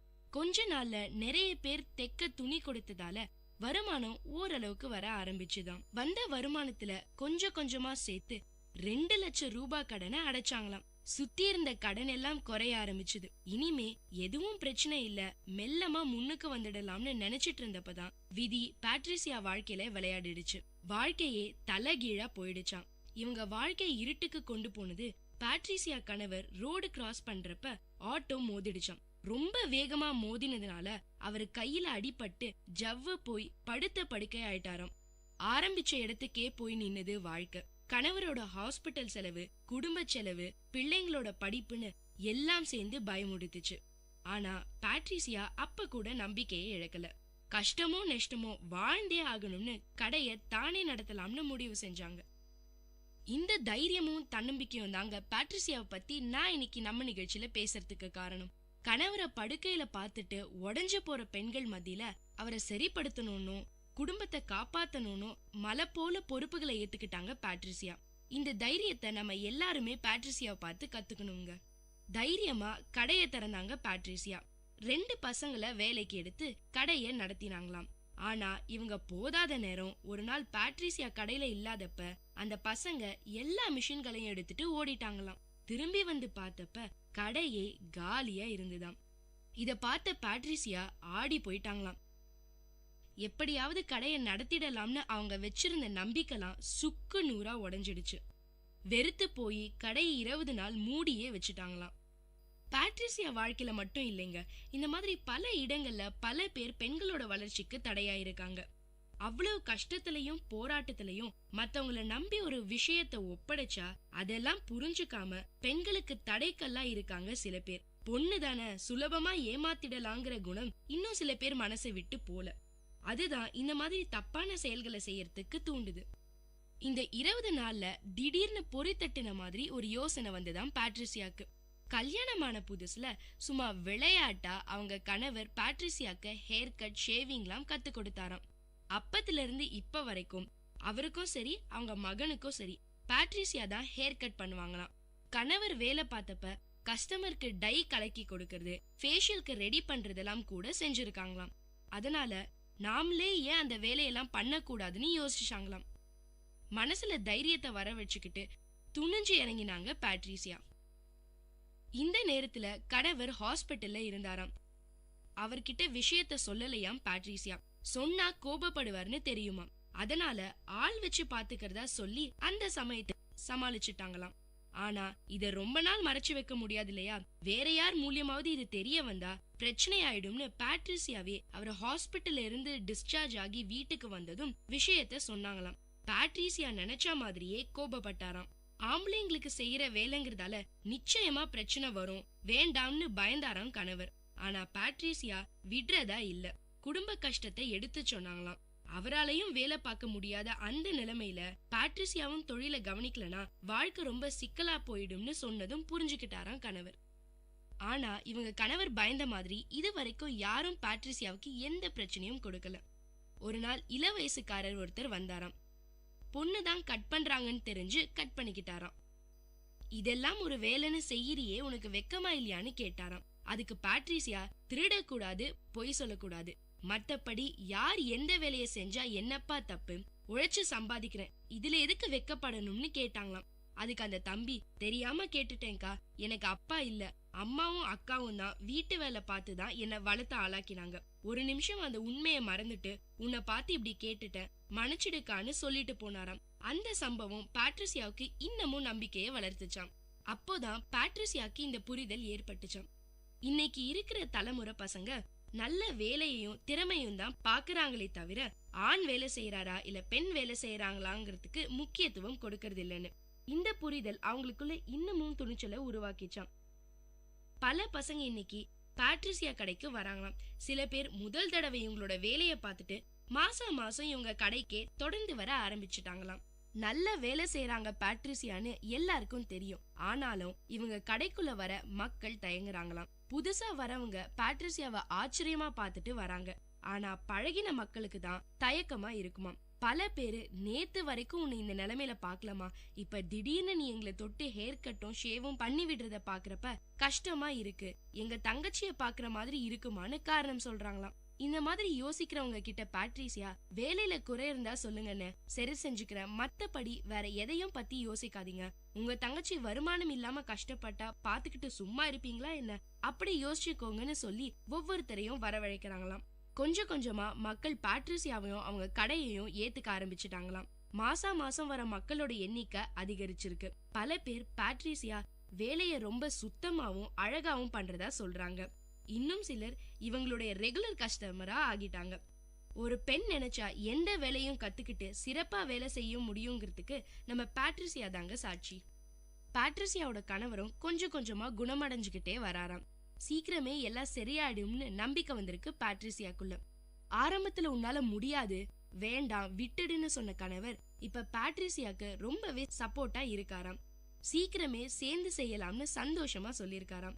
6வது படிக்கிற பையனும் 7வது படிக்கிற பொண்ணும் கூட நீ எதுக்கும் யாருக்கும் பயப்படாதமா, தைரியமா பண்ணுன்னு சொல்றாங்களாம். இதுக்கு மேல என்னங்க வேணும்?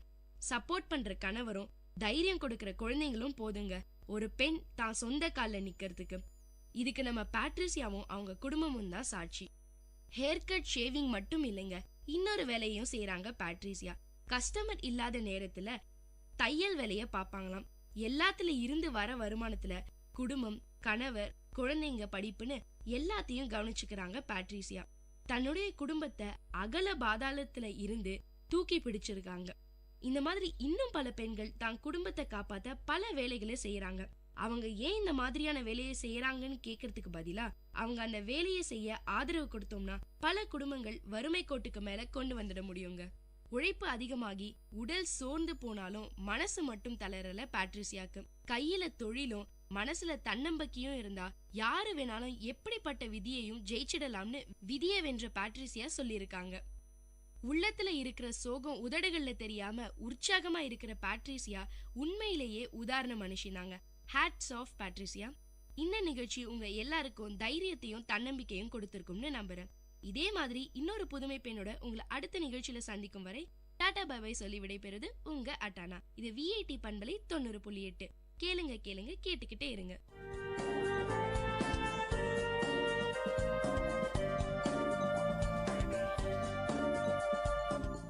இந்த நிகழ்ச்சி உங்க எல்லாருக்கும் ஒரு பெரிய உற்சாகத்தை தந்திருக்கும்னு நம்புறேன். இதே மாதிரி பல விஷயங்களை தெரிஞ்சுக்கணுமா? அப்போ விஐடி பண்பலை 90.8 கேட்டுக்கிட்டே இருங்க.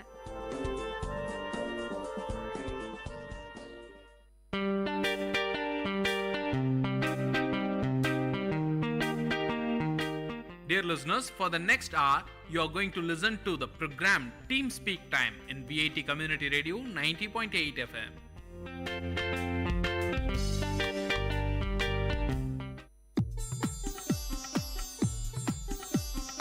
தமிழ்ச்சுடர் வாழ்வும் இலக்கியமும் சங்கமிக்கும் ஒலி ஓவியம் உங்கள் விஐடி பண்பலை 90.8.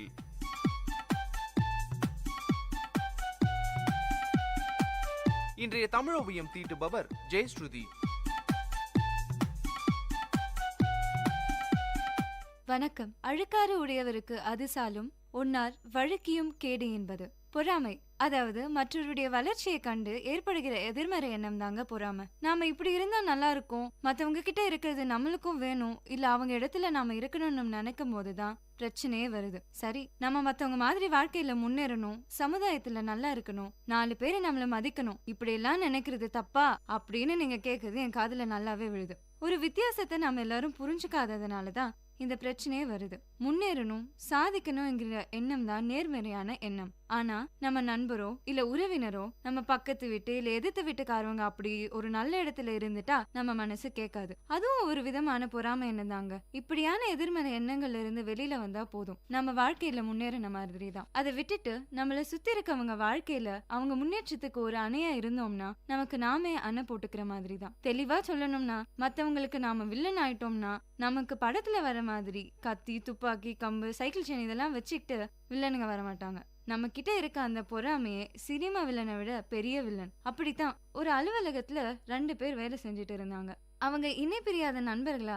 காலையில சாமி கும்பிடுறதுல இருந்து மதிய சாப்பாடு சாப்பிட்டு சாயந்தரம் கேன்டீன்ல டீ சமோசா சாப்பிடுற வரைக்கும் அவ்வளோ ஒத்துமையா இருப்பாங்க. ஆனா வேலைன்னு வரும்போது அவங்க வேலையை அவங்க தான் பார்க்கணும். ஒரு நாள் என்னாச்சு, ஒருத்தர் அவருடைய ப்ராஜெக்ட ரொம்ப நல்லா முடிச்சிட்டாரு. கம்பெனியோட மீட்டிங்ல அவரு தன்னுடைய வேலையை பத்தி எல்லோருக்கும் விளக்கினாரு. வேலையில பொறுப்பா கடின உழைப்போடு உழைச்சதுனால ப்ராஜெக்ட் ரொம்ப நல்லா வந்திருந்தது. மேனேஜர், ப்ராஜெக்ட் மேனேஜர், பாஸ் எல்லோரும் அவரை நல்லா பாராட்டினாங்க. இதை பார்த்து நம்ம ஆளுக்கு பொறாமை என்ன வந்துடுச்சு. இவன் என்ன பண்ணிட்டானே, இப்ப எல்லாரும் இவனை தலையில தூக்கி வச்சு கொண்டாடுறீங்கன்னு இவரு கிலோ கணக்குல பொறாமை. பிறர் மேல பொறாம வந்ததுன்னா எப்படின்னா அந்த பேரை கெடுக்கணும்னு அவருடைய ப்ராஜெக்ட் அவரு செஞ்சது இல்ல, வேற எங்க இருந்தோ சுட்டது அப்படின்னு வாய்க்கு வந்த மாதிரி எல்லாம் புரளியை கிளப்பி விட்டாரு. கடைசியில மேலதிகாரியுடைய காதுக்கு இந்த விஷயம் வந்தது. அவர் அன்னைக்கு என்ன நினைச்சாருன்னு தெரியல, ப்ராஜெக்ட் பண்ணவரை கூப்பிட்டு செம்ம திட்டி அவர் எச்சரிச்சு அனுப்பிட்டாரு. இன்னொருத்தருக்கு ஒரே சந்தோஷம். இதெல்லாம் பண்ணி விட்டது போதாதுன்னு அவரு கூப்பிட்டு கவலைப்படாத, இதெல்லாம் அரசியல்ல சாதாரணம், ப்ராஜெக்ட் தானே, நல்ல ப்ராஜெக்ட் கொடுத்துடலான்னு அட்வைஸ் வேற. எல்லாம் முடிஞ்சது. இப்படியே முடிஞ்ச அளவுக்கு எல்லாரும் பார்த்தும் பொறாமப்பட்டு பிஸி ஆயிட்டதுனால என்னமோ தெரியல அவரோட வேலையை அவர் ஒழுங்கா முடிக்கல. இவரை வச்சிருந்த நமக்கு என்ன பிரயோஜனம், இவர் எதுக்கும் உதவாதவர்னு அவர் வேலையில இருந்து தூக்கிட்டாங்க. இது ரொம்ப சின்ன விஷயம் தாங்க. மத்தவங்க வாழ்க்கையில மேல வரும்போது அவங்களுக்கு தன்னம்பிக்கை கொடுத்து நாம முயற்சி செஞ்சு முன்னேறணும். அதை விட்டுட்டு பொறாமையில 230 டிகிரி செல்சியஸ் வெந்து அதை கெடுக்க பார்த்தோம்னா கெடுதல் யாருக்கும் இல்ல, நமக்கே தான். இதுதான் வள்ளுவர் அழுக்காறு உடையவருக்கு அது சாலும் உன்னார் வழுக்கியும் கேடு என்பது அப்படின்னு சொல்றாரு. பொறாமை கொண்டு மற்றவருக்கு தீமைகளை விளைவித்தால் பொறாமை உடையவருக்கு தீமை தருவதற்கு பகைவர்கள் தேவையில்லை, பொறாமையே போதும். பொறாமைப்படாமல் நம் வேலையில் கவனம் வைப்போம், முன்னேறுவோம். சிந்தியுங்கள், செயல்படுங்கள். நன்றி.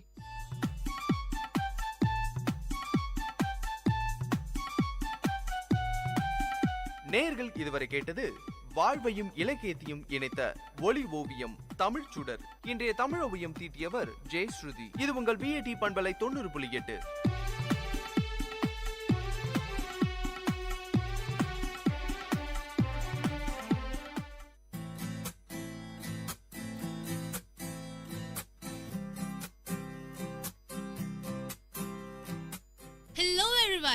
हेलो एवरीबॉडी, आप सुन रहे हैं वीआईटी कम्युनिटी रेडियो 90.8 एफएम और ये है आपका brand new show learning German.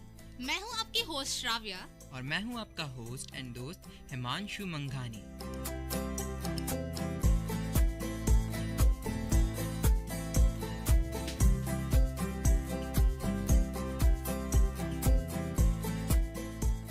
दोस्तों, आखिर लर्निंग जर्मन ही क्यों? जर्मन भाई, हम लोग तो फ्रेंच, स्पेनिश और बहुत कुछ लैंग्वेजेस सीख सकते हैं, बट जर्मनी क्यों? हम लोगों ने अपने 2 क्रेडिट कोर्स में ज्यादा तक जर्मन ले रखा है, तो फ्रेंच और स्पेनिश तो सीखने में काफी आसान है, जर्मन काफी मुश्किल है। हम लोगों ने एक सर्वे किया था जिसमें बहुत सारे लोगों ने बोला कि जर्मन सीखना बहुत मुश्किल है, तो हम लोगों ने सोच लिया ठीक है भाई, वीआईटी कम्युनिटी इतना तो कर सकता है लोगों के लिए कि जर्मन सीखने में थोड़ी बहुत मदद कर दे। तो हम इसलिए आज आ गए हैं एक नए शो के साथ, लर्निंग जर्मन। सच्ची बात बताऊं श्राव्या, ये भी है कि अधिकतर लोग जर्मनी ही जाना चाहते हैं, तो इसलिए जर्मन सीखना भी बहुत जरूरी है आजकल। हाँ भाई, हम लोग तो इंजीनियर्स हैं, तो ऑब्वियसली हम लोग बाहर जाएंगे ही। जरूर जरूर। और तो आज सबसे पहले हम छोटे छोटे वर्ड सीखेंगे, जैसे good morning, good day, good night, good evening, thank you. इन सबको कैसे जर्मन में बोला जाता है। दोस्तों, अच्छी तरह से सुनिएगा क्योंकि लैंग्वेज सीखना कोई इतना भी आसान काम नहीं, और जर्मन जैसे फॉरेन लैंग्वेजेस तो बिल्कुल आसान नहीं है। तो शुरू करते हैं। हिमांशु, गुड मॉर्निंग को क्या बोलेंगे? श्राव्या, गुड मॉर्निंग मतलब गुटन मॉर्गन। Okay, so good day? गुटन टाग। So good evening Shravya? गुटन अबेट। और गुड नाइट? गुटन नाट। गुटे नाट। तो चलिए एक बार वापस से रिवीजन करा देते हैं लोगों का इन 5 शब्दों के लिए। गुटन मॉर्गन मतलब गुड मॉर्निंग। गुटन टाग मतलब गुड डे। गुटन आबेट मतलब गुड इवनिंग। गुटे नाक्ट मतलब गुड नाइट। ओके, पर सोइएगा मत, अभी सुनते रहिएगा। और दोस्तों ध्यान रहे, किसी को जाके गुड इवनिंग के बदले गुड नाइट मत बोल दीजिएगा। हाँ, thank you Shravya for this. पर हाँ, थैंक यू को बोलेंगे डांके। सही बोला मैंने, डांके? राइट, डांक। ओके, अपने पास टोटल 6 शब्द हो गए हैं। इट्स ग्रेट यार, इतने से टाइम में अपने 6 शब्द पूरे कर लिए। काफी सीख लिया हमने। वैसे डांके हिमांशु, इस आइडिया को लाने के लिए थैंक यू श्राव्या। डांके यू टू। मानता हूँ थोड़ा फनी है, डांके नहीं बोलना चाहिए। You is supposed to say you're welcome. You're welcome का मतलब है बाइटर। बाइटे। हाँ, नाइस। गलती करके ही सीखते हैं तो उसको जल्दी समझ आता है। कोई बात नहीं है। बाइटे इज वेलकम। सो अभी हम चलते हैं बेसिक कंट्रीज के बारे में। फॉर एग्जाम्पल, अभी हम जर्मनी सीख रहे हैं, तो जर्मनी को जर्मन में ड्यूचलैंड बोलते हैं और जर्मन को जर्मन में ड्यूच बोलते हैं। कुछ समझे हिमांशु? हाँ, मैं वापस से बोलूंगा अपने लिसनर्स को बताने के लिए। जर्मन को बोलते हैं ड्यूश और जर्मनी को बोलते हैं ड्यूचलैंड। स्विट्जरलैंड को क्या बोलते हैं? स्विस। इटली को? और इटली को बोलते हैं इटालियन। ओके, सो हम वापस से रिवीजन कराते हैं। ड्यूश मतलब जर्मन।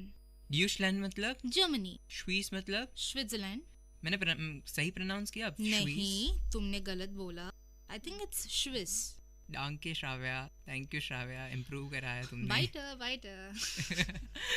बहुत फनी हो रहा है, मज़ा भी बहुत आ रहा है। दोस्तों, हमें लग रहा होगा आपको भी बहुत मज़ा आ रहा होगा। और वैसे भाई, हम लोग भारत देश के हैं, तो इंडिया को क्या बोलेंगे भाई जर्मन में हम लोग? इंडियन मैं श्योर नहीं हूँ, बट मेरा प्रोनाउंसिएशन हो सकता है गलत है, मैं चाहूँगा श्राव्या तुम बताओ। ओके सो मैं बता दूं सारे लिसनर्स को कि एशिया को बोलते हैं एशियन और इंडिया को बोलते हैं इंडियन। इंडियन, हाँ मैंने सही बोला था। हाँ गुड गुड, और गुड गुड मतलब good good good, so basically good को बोलेंगे गुड। बस सही है। तो एक बार वापस से रिवीजन कराते हैं। सबसे पहले गुड मॉर्निंग, गूटन मॉर्गन, गुड नाइट, गूटन नाक्ट, गुड इवनिंग, गूटन आवे, स्विट्जरलैंड, स्विस, इंडिया, इंडियन, ड्यूश, Germany. No. No, Deutsch is German and Deutschland is Germany. Very good. I'll say good, not good. Good मतलब? Good. Oh, danke Shravya, thank you Shravya. Weiter. Weiter. So, अब चलते हैं हम months के ऊपर। Month से पहले मुझे एक बात याद आया। हर लैंग्वेज में हमारे लिए 3 लिंग होते हैं। अभी हिंदी में देखो तो स्त्रीलिंग, पुल्लिंग और नपुंसकलिंग, am I right? नपुंसकलिंग। Okay fine, sorry. तो ऐसे ही जर्मन में भी 3 जेंडर्स है। It's like male, female and neutral. So हम मेल को बोलते हैं डेयर, फीमेल को बोलते हैं डी एंड न्यूट्रल को बोलते हैं दास। स्पेलिंग भी बता देते हैं। देयर मतलब DER और डेयर का मतलब ये नहीं कि DHEIR, इट्स बेसिकली DER, और दास मतलब DAS एंड दाई मतलब इट्स DIE, देयर दी दास। तो हम लोगों ने तो बहुत पॉपुलर ये सुना रखा है कि वोक्सवैगन, दास ऑटो। वो टैगलाइन इसलिए आया क्योंकि auto is a neutral gender, तो इसलिए हम लोग दास लगाते हैं उसके पहले। और देयर दी दास पोइटिक लगता है, आसानी से याद कर सकते हैं लोग देयर दी दास। हाँ, और इस इट्स नॉट देवदास, इट्स देयर दी दास।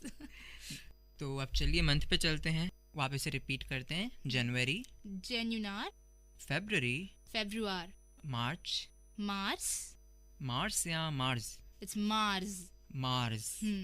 ओके, जनवरार, फेब्रुआर, मार्स, अप्रैल, मई, जूनी। अरे ये तो बहुत इजी है, जूनी। और जुलाई तो बन गया जूली। कुत्ते का नाम है, आसानी से याद रख सकते हो। जूली। हाँ, जूली। जूली पे तो एक मूवी भी थी। अगस्त, सितंबर ही रहा। अक्टूबर रहा। इट्स अक्टूबर। वो सी के बदले में के आया, सो इट बिकम्स अक्टूबर। सही बोला। हाँ, डांके श्राव्य। नवंबर भूल गए। It remains the same, it is नवंबर। डांके याद दिलाने के लिए। बाइटे बोलो बे। अच्छा ठीक है, बाइट। ओके, हम भी सीख रहे हैं धीरे धीरे। हम लोग तो यहाँ पे कोई एक्सपर्ट है नहीं, आपको सिखाने के लिए हम भी सीख रहे। हाँ, और सच्ची बताएं तभी अगर इतना इनफॉर्मल होगा तो आप लोग इंटरेस्ट लेंगे और सीखना ज़रूर चाहेंगे और सीख भी रहे होंगे। हाँ, पर हम आपको बता दें कि हम पूरी एश्योरेंस नहीं ले सकते कि मतलब आपको 100% लैंग्वेज आ जाएगी, बट आप मतलब अपने आप को पहचान जाएंगे आपको इम्प्रूव कहाँ और कैसे करना है। क्योंकि क्लासरूम टीचिंग अलग होती है और इनफॉर्मली हम जो दोस्तों से पढ़ते हैं वो अलग होती है। क्लासरूम में सर सबको बिठा के तो पढ़ाएंगे ही, पर तुम्हारे लिए तुम्हारी वीक पॉइंट कौन सी है ये तो वो नहीं जान सकते। तो अभी दोस्तों के साथ पढ़ रहे हो, आप हमारे साथ पढ़ रहे हो, सो हम लोग ये normal student point of view से हम बोल सकते हैं कि हम लोगों ने कहाँ कहाँ गलती यूजुअली करते हैं, कहाँ की है और कहाँ कर सकते। तो हम लोग यही पॉइंट ऑफ व्यू से हम आपकी है मदद करना चाहते हैं। तो हिमांशु क्या कहते हैं इसके बारे में? सही है, एकदम सही बोला है श्राव्या। और लैंग्वेज बेसिकली वो चीज़ है जब तक तुम खुद प्रैक्टिस नहीं करोगे तब तक तुम्हें नहीं आने वाली। और यहाँ तक कि हिंदी इंग्लिश को ही देख लो, बचपन से करते आ रहे हैं या नहीं? हाँ, बचपन से सब लोग सीखते आ रहे हैं हिंदी। इवन सब सुन भी रहे हैं, पर तो भी कुछ कुछ ऐसे शब्द है जिनको पता ही नहीं है। और सच्ची मैं बताऊं कि लैंग्वेज में सारे शब्द पता होना ज़रूरी नहीं है। क्वालिटी वर्ड्स पता होने चाहिए, क्वांटिटी वर्ड्स नहीं।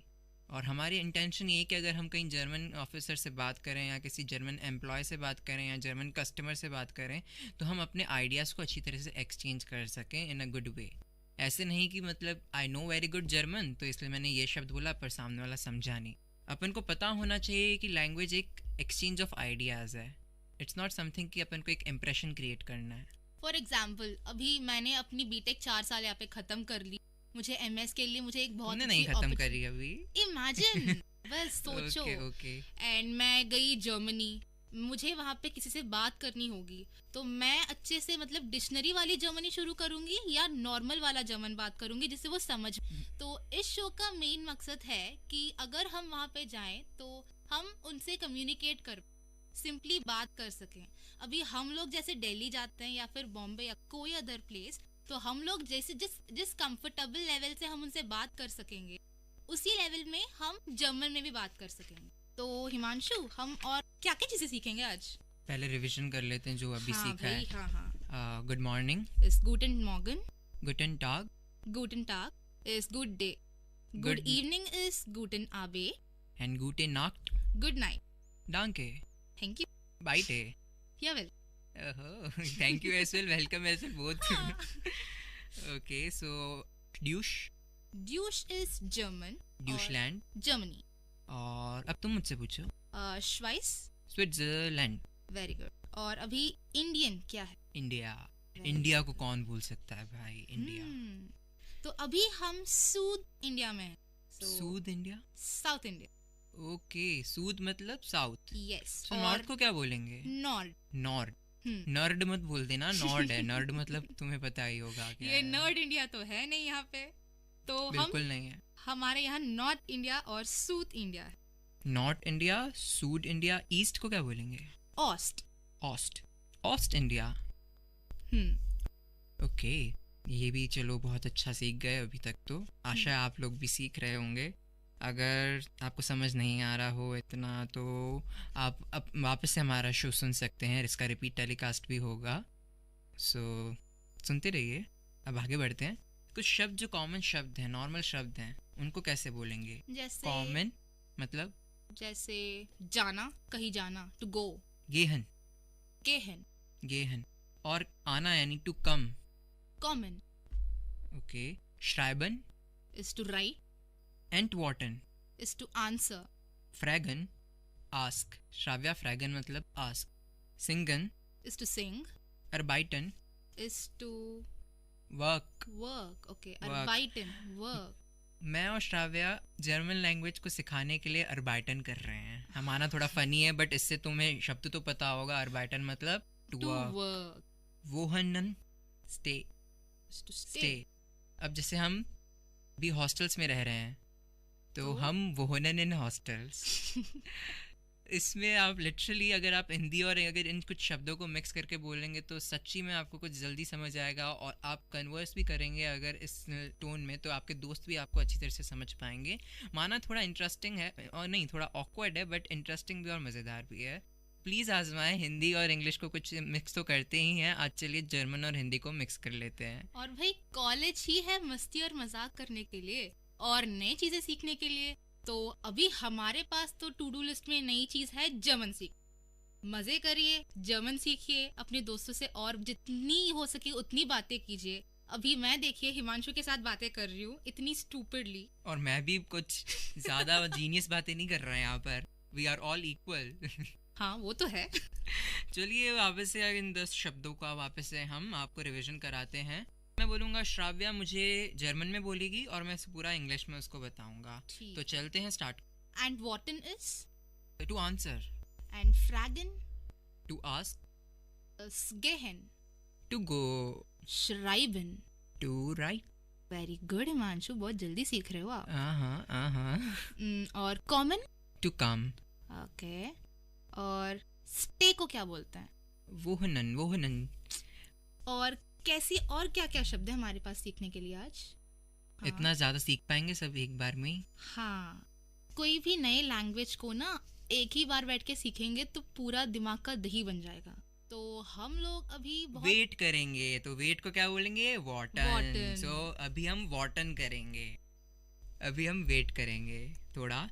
तो आज के लिए काफी है इतना, आई गेस। तो आज हमने क्या क्या पढ़ा? सबसे पहले टू विश, कैसे विश करते हैं, फिर को in all points of time of the day. और उसके बाद क्या सीखा? हमने ये सीखा कि थैंक यू कैसे बोलते हैं और योर वेलकम कैसे। वो विशेस में ही आ गया। ठीक है। और हमने ये भी सीखा आज कि जर्मनी को क्या बोलते हैं जर्मन में। सो बेसिकली हमने आज डिफरेंट सिटीज़ जो नॉर्मल कंट्रीज़ हैं उनको जर्मन लैंग्वेज में कैसे बोलते हैं वो सीखा। उसके बाद हमने क्या सीखा? हमने देर, दास और दी भी सीख लिया, that is the articles of a word. और हमने आज नॉर्ड और सूद भी सीख लिया। नॉर्ड और सूद यानी नॉर्थ साउथ और ईस्ट मीन ऑस्ट। ये और एक और हमने आज मंथ सीखे हैं, जैसे जूली जुलाई। हाँ, सबसे प्यारा महीना है वो। और हमने और क्या क्या सीखा आज? उसके बाद हमने कुछ वर्ब्स सीखे, नॉर्मल वर्ब्स जो होते हैं 10 वर्ड, जैसे आना, जाना, रुकना, रहना, लिखना। इम्पोर्टेंट हिमांशु, इम्पोर्टेंट आंसर करना। हाँ। तो चलिए एक बार अब वापस से इसका रिवीजन करा देते हैं, और हम इस बार कुछ अभी बकवास नहीं करेंगे आपसे, फिर ये चीज़ भी सुन ले तो आपने जो आज सीखा है वो अच्छी तरह से समझ पाए कि आपने क्या सीखा है। गुटन नाक, गुड इवनिंग, गुटन आबेट, थैंक यू, डंके, बाइटे, यू आर वेलकम। देयर किसके लिए होता है? मेल के लिए होता है। और दी? फीमेल के लिए। दास? दास ऑटो, वोक्सवैगन, न्यूट्रल जेंडर। देयर दी दास पोएटिक है। नॉट देवदास, इट्स देयर दी दास। सब देखते हैं। ठीक है। जनवरी, जेन्युनार, फेब्रुअरी, फेब्रुआर, मार्च, मार्च, अप्रैल, अप्रैल, मई, मई, जून, जूनी, जुलाई, जुलाई, जूली, ओह शिट मैं भूल गई, जूली द डॉग। अगस्त ही होगा। सितंबर, अक्टूबर, इट्स अक्टूबर, के, द के वाला sound, K from the epiglottis. Okay fine, कुछ भी। ओहो। नवंबर, दिसंबर, the Z comes in place of C. और हमने आज कुछ वर्ब्स भी सीख लिए, जैसे कॉमन, टू कम, ओके, गहन, टू गो, हम जाएंगे अभी थोड़ी देर में, निकल रहे हैं। ठीक है भाई, ठीक है। Schreiben, to write, antworten, to answer, fragen, to ask, singen, to sing, la la la la la, arbeiten, to write, arbeiten is to work, Himanshu। oh my god, work का इतना लोड आ गया कि मैं arbeiten ही भूल गया। हाँ, हम यहाँ पे नौटंकी कम और थोड़ा काम ज्यादा करेंगे तो बेहतर होगा। और wohnen, to stay, right। बस आज के लिए तो यही था आई गेस। अब हम टाटा बाय बाय करते हैं आपको अपने डेली रूटीन में। तो मैं था आपका होस्ट एंड दोस्त Himanshu, and this was Shravya, signing off from Learning German show, and keep listening to VIT Community Radio 90.8 FM.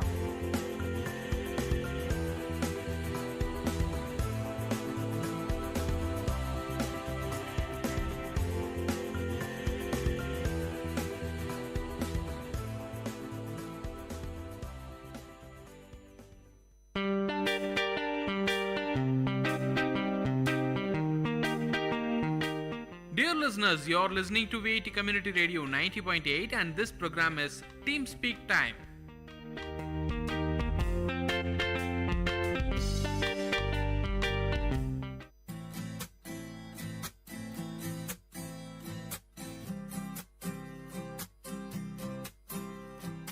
Hello friends, आप सुन रहे हैं VIT कम्युनिटी रेडियो 90.8 FM और ये है आपका सबसे चहीता शो लर्निंग जर्मन, और मैं हूँ आपका होस्ट एंड दोस्त हिमांशु मंघानी। इश्विन श्राव्या कर्रा।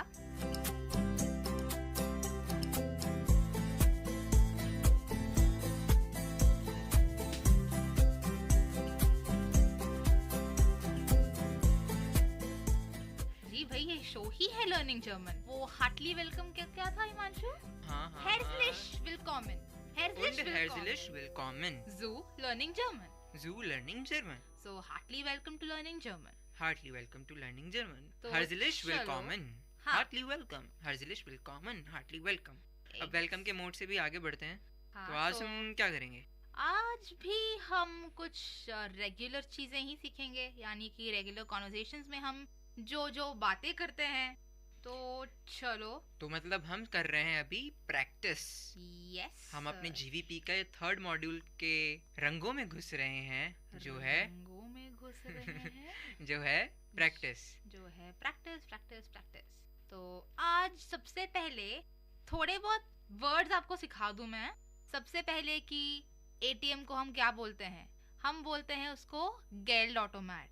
और वेंडिंग मशीन को हम बोलते हैं ऑटोमैट। नॉर्मली कोई मशीन होती है यानी कोई यंत्र होता है, हम उसको जर्मन में बोलते हैं ऑटोमैट। और अगर जो यंत्र पैसा मैन्युफैक्चर करता है, यानी कि अभी ये पैसा मैन्युफैक्चरिंग मशीन से आपको कहीं मिलेगा नहीं, यानी कि आपको पैसा मिलता है उस मशीन से, तो वो क्या है? एटीएम, एनी टाइम मनी, यानी कि गेल्ड ऑटोमैट। तो अगर मशीन खराब हो गई तो हम क्या बोलेंगे हिमांशु उसको? पता नहीं, ठीक है। कपूत। कपूत एक वर्ब है जिसको हम बोलते हैं कि अगर खराब हो जाना मतलब कपूत। तो ये बोल सकते हैं कि देयर गेल्ड ऑटोमैट इज कपूत, मतलब दी एटीएम मशीन इज डैमेज्ड। अच्छा चलिए ठीक है, तो फिर अगर मैं बोलूं वी गेट्स मतलब हाउ आर यू? नहीं, हाउ आर यू मतलब बेसिकली बोलते हैं हाउ इज गोइंग, ऐसे बोलते हैं हाउ इज गोइंग, जैसे अपन पूछते हैं ना हाउ इज गोइंग, बेसिकली इसका मतलब ये होता है। और इसलिए अपन बोल देते कि हाउ आर यू इसी में सिमिलर है, तुम कैसे भी स्टार्ट करो तो बात सेम ही है। तो इस केस में वी गेट्स मतलब how is going, how are you, ये सब चीज़ें। तो चलिए फिर अब जैसे कि बोले वू सेंड दाइने किंडर वेयर आर योर चिल्ड्रन।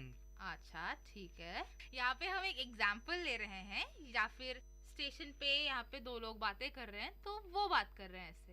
तो वो जिन दाइना किंडर मतलब वो मतलब वेयर, जिन मतलब आर, दाइने मतलब यूअर, किंडर मतलब चिल्ड्रन। मायने किंडर सिंध डोट, डोट मतलब देयर, तो मेरे बच्चे यहाँ पर हैं, तो मायने किंडर सिंध डोट। डोट हमने आज एक नया वर्ड जाना, डोट मतलब देयर। ओके।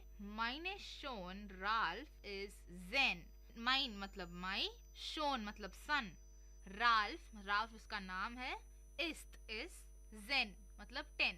सो जेन जहरा आल्टे, जहरा मतलब ईयर, ओके, आल्ट मतलब ओल्ड। गुड तो मतलब गुड। तो वी ऑल्ट इज डाइने टॉक्टर, हाउ ऑल्ट मतलब ऑल्ट, इस्ट मतलब इज, डाइने मतलब योर, टॉक्टर मतलब डॉटर। सो का रिप्लाई होगा माइने टॉक्टर इज एल्फ जारे alt. So my daughter is elf यानी कि 11 years old। ठीक है, तो अभी मैं बोलूंगी कि सागमाल बास इस दास देन, मतलब साग माल, माल का मतलब पता नहीं, साग होता है टेल, वाज इस मतलब व्हाट इज, दास देन मतलब that then, what is that then? So tell me what is that then? Okay, ah दास इज दाइन कैमल मतलब दैट इज दाइन मतलब योर, कामिल मतलब कैमल। ओके, इस बच्चे के पास एक कैमल भी है, बड़ा टॉय होगा वो, टॉय बड़ा इंटरेस्टिंग है यार, मतलब कैमल टॉयज भी मिलते हैं। तुम किससे खेलती थी बचपन में? गुड़ियों से ही खेलती होगी तुम तो। याद नहीं है। तुम खेलती भी थी? याद नहीं है, बोला ना। अरे नो कमेंट्स। नहीं खेलती थी? No comments. तो इतना क्यों, ऐसे क्यों? मुझे याद नहीं है भाई कुछ भी कि मैं खेलती थी या नहीं खेलती थी, क्या करती थी, बचपन था तो। हाँ, लॉस मतलब लेट्स गो, दास टैक्सी वार्ते, द टैक्सी वेटिंग। लॉस मतलब लेट गो भी होता है, जैसे तुम फ्रोजन का गाना सुनोगी ना, लेट इट गो। तो उस केस में मैंने उसका जर्मन का सॉन्ग देखा था, तो उसमें था लॉस था, तो मुझे आज पता पड़ा उस लॉस का मतलब होता है लेट्स गो। तो हमने डॉट जाना देयर, शोन जाना यानी कि सन, डॉक्टर यानी कि डॉटर, किंडर यानी कि चिल्ड्रन, वी गेट्स मतलब हाउ आर यू, और साग माल मतलब टेल मी। साग माल हिंदी में माल किसी और को बोलते हैं, और साग माल मतलब टेल मी। ठीक है, जर्मन में साग माल मतलब टेल मी। तो बहुत अच्छा था यार जो भी था। अभी एक और कॉन्वर्सेशन लेते हैं आपको एग्जाम्पल के लिए बताने के लिए कि दो लोग एक फहर कार्टन के पास हैं। फहर कार्टन मतलब टिकट देने वाली मशीन, रेलवे स्टेशन में। अभी एक आदमी दूसरे आदमी से पूछ रहा है, इज देयर फहरे कार्टन ऑटोमैट कपूत, यानी इज देयर इज दी फेयर कार्टन ऑटोमैट ट्रैवल टिकट मशीन कपूत मतलब डैमेज्ड। तो दूसरा आदमी क्या बोलता है, दा कॉम्ट काइन गेल्ड, there is no money coming. भाई पागल है क्या ये बंदा, टिकट मशीन से पैसा क्यों आएगा? सो दा कॉम्ट देयर कम्स काइन गेल्ड, नो मनी। सो दूसरा आदमी क्या बोलेगा, दास इज काइन गेल्ड ऑटोमैट, दास इज दैट इज kind no Geld automat. Money vending machine. Their Geld automat is dort. The Geld automat, the money vending machine यानी कि the ATM is dort यानी कि their Geld automat is kaputt.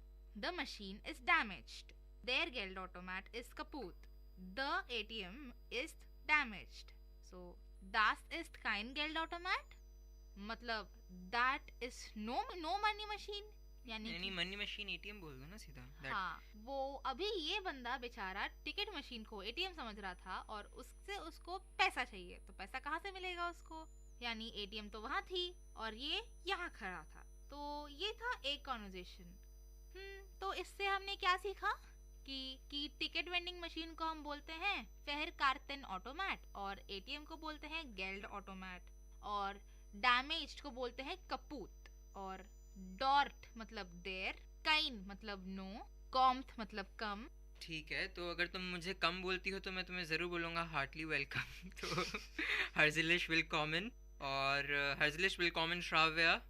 तो ठीक है श्राव्या, अब मुझे बताओ एक्सक्यूज मी बोलना है तो मैं कैसे बोलूँगा? वेयर इज ही हुंग? पार्डन मी या एक्सक्यूज मी, हमने ये इसको हमने पहले भी डिस्कस किया हुआ है कि वेयर जी हुंग। तो अगर मैं किससे पूछना चाहूँ वेयर जी हुंग इज दास आइन गेल्ड ऑटोमैट, यानी कि मैं एक्सक्यूज मी, क्या वो गेल्ड ऑटोमैट है? मतलब कि क्या वो एटीएम है?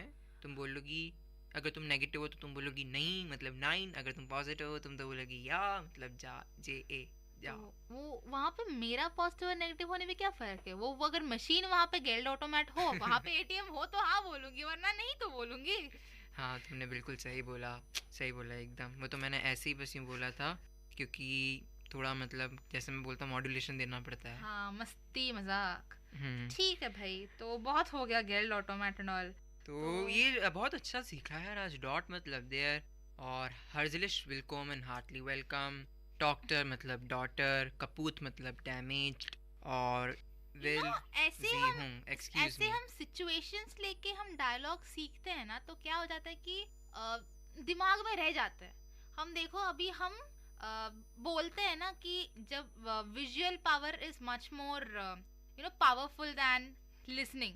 जब हम कुछ सुनते हैं हम उतना कुछ ध्यान नहीं देते, बस कुछ देखते हैं हमें वो तुरंत याद रहता है। तो इसलिए हमें बचपन में मल्टीमीडिया रूम्स करके दिखाया जाता था। तो वैसे ही जब तुम ऐसे बस ऐसे टेक्स्ट बुक में जो ऐसा रहता है ऐसे सीखते हो, कुछ मजा नहीं आता, तुम्हें इतना जल्दी याद नहीं रहता। बट जब तुम उसको किसी एग्जाम्पल से रिलेट करते हो, किसी हर रोज रियल लाइफ एग्जाम्पल से रिलेट करते हो, तो वो चीज और अच्छे से याद रह जाती। तो हम ऐसे और एग्जाम्पल्स आपको और भी लाएंगे और हाँ ऐसे एग्जाम्पल्स डिस्कस करेंगे ताकि हम भी जल्दी सीख जाएं, आप भी जल्दी सीख जाएं और हाँ हम सब जर्मन बहुत अच्छी तरह बोलने लगे। तो आगे कहाँ जाएंगे हम? आगे हम यहीं पे ही रहेंगे। हाँ, और मतलब कौन सा एग्जाम्पल लेंगे मेरा मतलब ठीक है। तो मतलब जैसे कि दा कॉम्ट काइन साफ्ट, दा कॉम्ट काइन साफ्ट, साफ्ट मतलब जूस। सो उसका मतलब है कि the juice is not coming. इस्ट दर सॉफ्ट ऑटोमाट कपूट। इस्ट मतलब इज, देयर सॉफ्ट ऑटोमाट मतलब जूस मशीन, कपूत डैमेज्ड। सो अगर मैं बोलूंगी हाँ तो या देयर सॉफ्ट ऑटोमाट इज कपूत, अगर नहीं है 9 देयर सॉफ्ट ऑटोमाट निश्ट कपूत। Das ist kein soft automat, तुम ऐसे बोलोगी। काइन मतलब that is not soft automat। ठीक है, इसने तो मतलब ये बेचारा क्या है, इसने तो बियर मशीन को जूस मशीन समझ लिया। तो ठीक है, तो अगर तो तब तुम्हें बोलना चाहिए कि das ist kein soft automat, कि this is not a juice maker, das ist ein beer automat, this is a beer vending machine। Okay, तो das ist kein soft automat मतलब that is not soft automat, that is not juicer। 9 das ist soft automat nicht, कि that is not a soft automat। और their soft automat is dot, dot मतलब their, das मतलब that और दा मतलब here, here को HIER बोलते हैं, here बोलते हैं, दा मतलब that I think, that this। चलो ठीक है, तो दा मतलब this, that मतलब दास और देयर मतलब डॉट, हेयर मतलब बोलो वे ईयर मतलब ईयरी। ओह danke हिमांशु। या बाइट डू ग्लूक्लिश, are you happy? Yeah. Okay, Tante. 9. 9. Okay okay ठीक है। तो फिर डॉट मतलब अगर मैं बोलूँ कि दिस इज माई टेलीफोन तो मैं बोलूँगा Das ist mein Telefon. Mine टेलीफोन। और मैं बोलूँगा दिस इज माई टेलीफोन तो दा इज माइन टेलीफोन। और अगर मैं बोलूँ देयर इज माई टेलीफोन डॉट इज माइन टेलीफोन। मैं बोलूँ अगर हेयर इज माई टेलीफोन हायर इज माइन टेलीफोन। और हम स्टार्टिंग में भी बोलते हैं कि हम बोलते हैं कि this is VIT community radio 90.8 FM। तो दिस के लिए हम बोलते हैं दा, पर हम कभी दिस नहीं बोले हैं। हम हमेशा बोले हैं कि here is your VIT community radio. तो हम बोलते थे HIER, जो कि तुम ही बोलती थी ये सब, मैं तो हिंदी में ही बोलता था। ठीक है भाई ठीक है। तो आगे से श्राव्या आप याद रखना, अगर तुम बोलती हो जर्मन में कि this is VIT community radio तो दिस को क्या बोलोगे? दा इज VIT community radio. Okay. Is this a radio? Is this a radio? या तो उसको क्या बोलोगे तुम जर्मन में? Is this a radio? Is this a radio मतलब इस्ट दिस तो दास रेडियो तो इस दास रेडियो। करेक्ट। Cool, very cool. आज कुछ गाना नहीं गा रही हो? बड़ी फिल्मी बनती थी। वो ना स्वभाव है, ऐसे आ जाता है, भाव निकल जाता है। तो हर रोज भाव ऐसे नहीं निकलते। तो आज कैसे भाव निकल रहे हैं? जनता जानना चाहती है भाव मतलब जवाब चाहिए कि कैसे भाव निकल रहे हैं आज भाई। इश बिन ट्रोरिग तो नॉर्मल भाव ही निकलेंगे। Why you are बड़ी ट्रोरिग? थक गई हूँ यार, बहुत नींद आ रही है। बड़ी थक गई हो? बहुत नींद आ रही है? चलो कोई बात नहीं, बस अभी 10-15 मिनट और खींच लो, फिर तुम्हारी छुट्टी हो जाएगी। तुम्हें जो करना है करना। तुम्हें अगर खेलना है तो स्पाइलन करना, प्ले करना, क्लैवियर बजाना है जो कि पियानो बजाना है वो भी कर लेना। आखिर एक तुम एक क्या हो, मार्कटन हो, मतलब एक लड़की हो, तो थकोगी तो जरूर। क्यों लड़के नहीं थकते? इतने जल्दी नहीं थकते, कुछ भी नहीं थकते इतना जल्दी। पर बोलने में तो लड़कियों को नहीं थकना चाहिए इतना। ठीक है, इस बात पे हम बाद में झगड़ते हैं।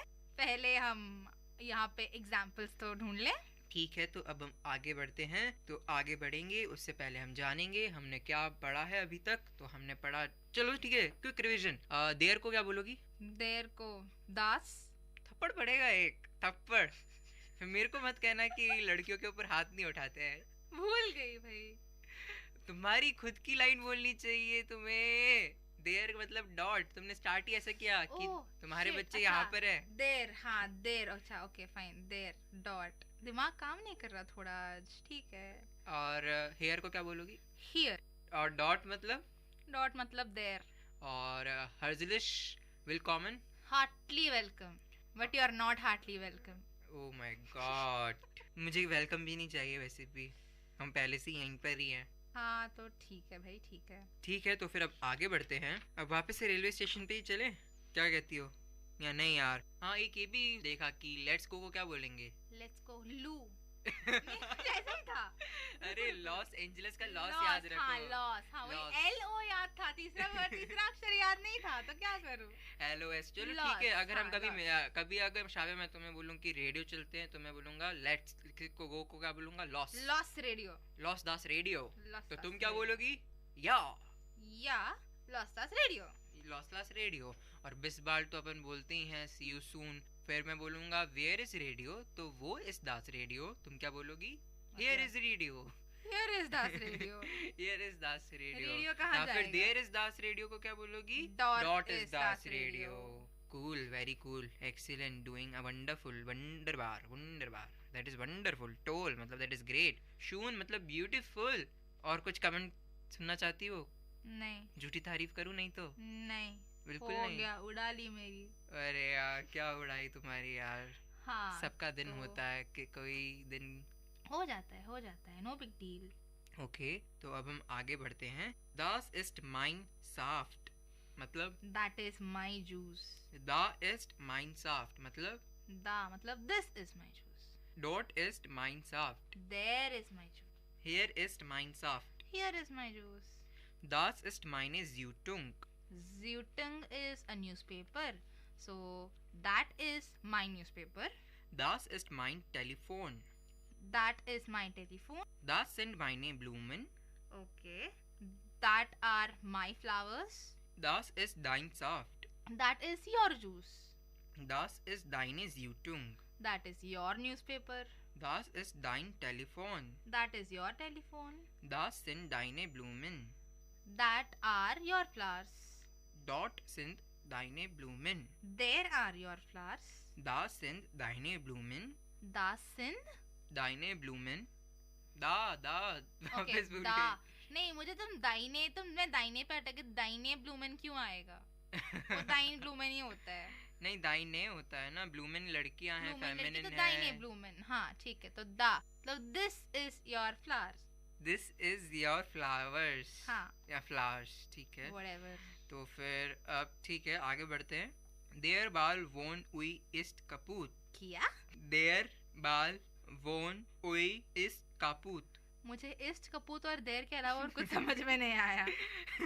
देखो प्रिपोजिशंस होते हैं, प्रिपोजिशंस भी हम पढ़ेंगे एक बार। हाँ। तो अब देयर बाल मतलब द बॉल, क्योंकि बॉल क्या है, लड़का है, तो देयर बाल अच्छा, मस्कुलाइन है। बाल, ओके। देयर बाल द बॉल वॉन मतलब ऑफ। हाँ। उई मतलब इज अ नेम ऑफ अच्छा, अ जर्मन। उई नाम था। हाँ। ओके। मुझे समझ में ही नहीं। इस कपूत हाँ समझ में आ गया कि इस डैमेज। हाँ होता है। ऐसी तो तुम सीखोगी। अब तुम्हें देखो, पक्का तुम बताओ, तुम्हें याद रहेगा ना कि उई क्या है? हाँ, बिल्कुल याद रहेगा कि उई किसी लड़के का नाम है। और ऑफ मतलब को क्या बोलोगी तुम? वॉन। हाँ, फॉन। तो दैट इज फॉन उई। तो हाँ, अरे हाँ, कपूत। उई। नहीं, एक बार सोचो, अगर वो इंडिया आएगा तो उस लड़के को क्या बुलाओगे? उई, इधर आ। चलो ठीक है फिर। तो अब आगे बढ़ते हैं। दास बेबी वींत। वींत मतलब to cry, so the baby cried. दी मुटर इस्ट ग्लूक्लिश।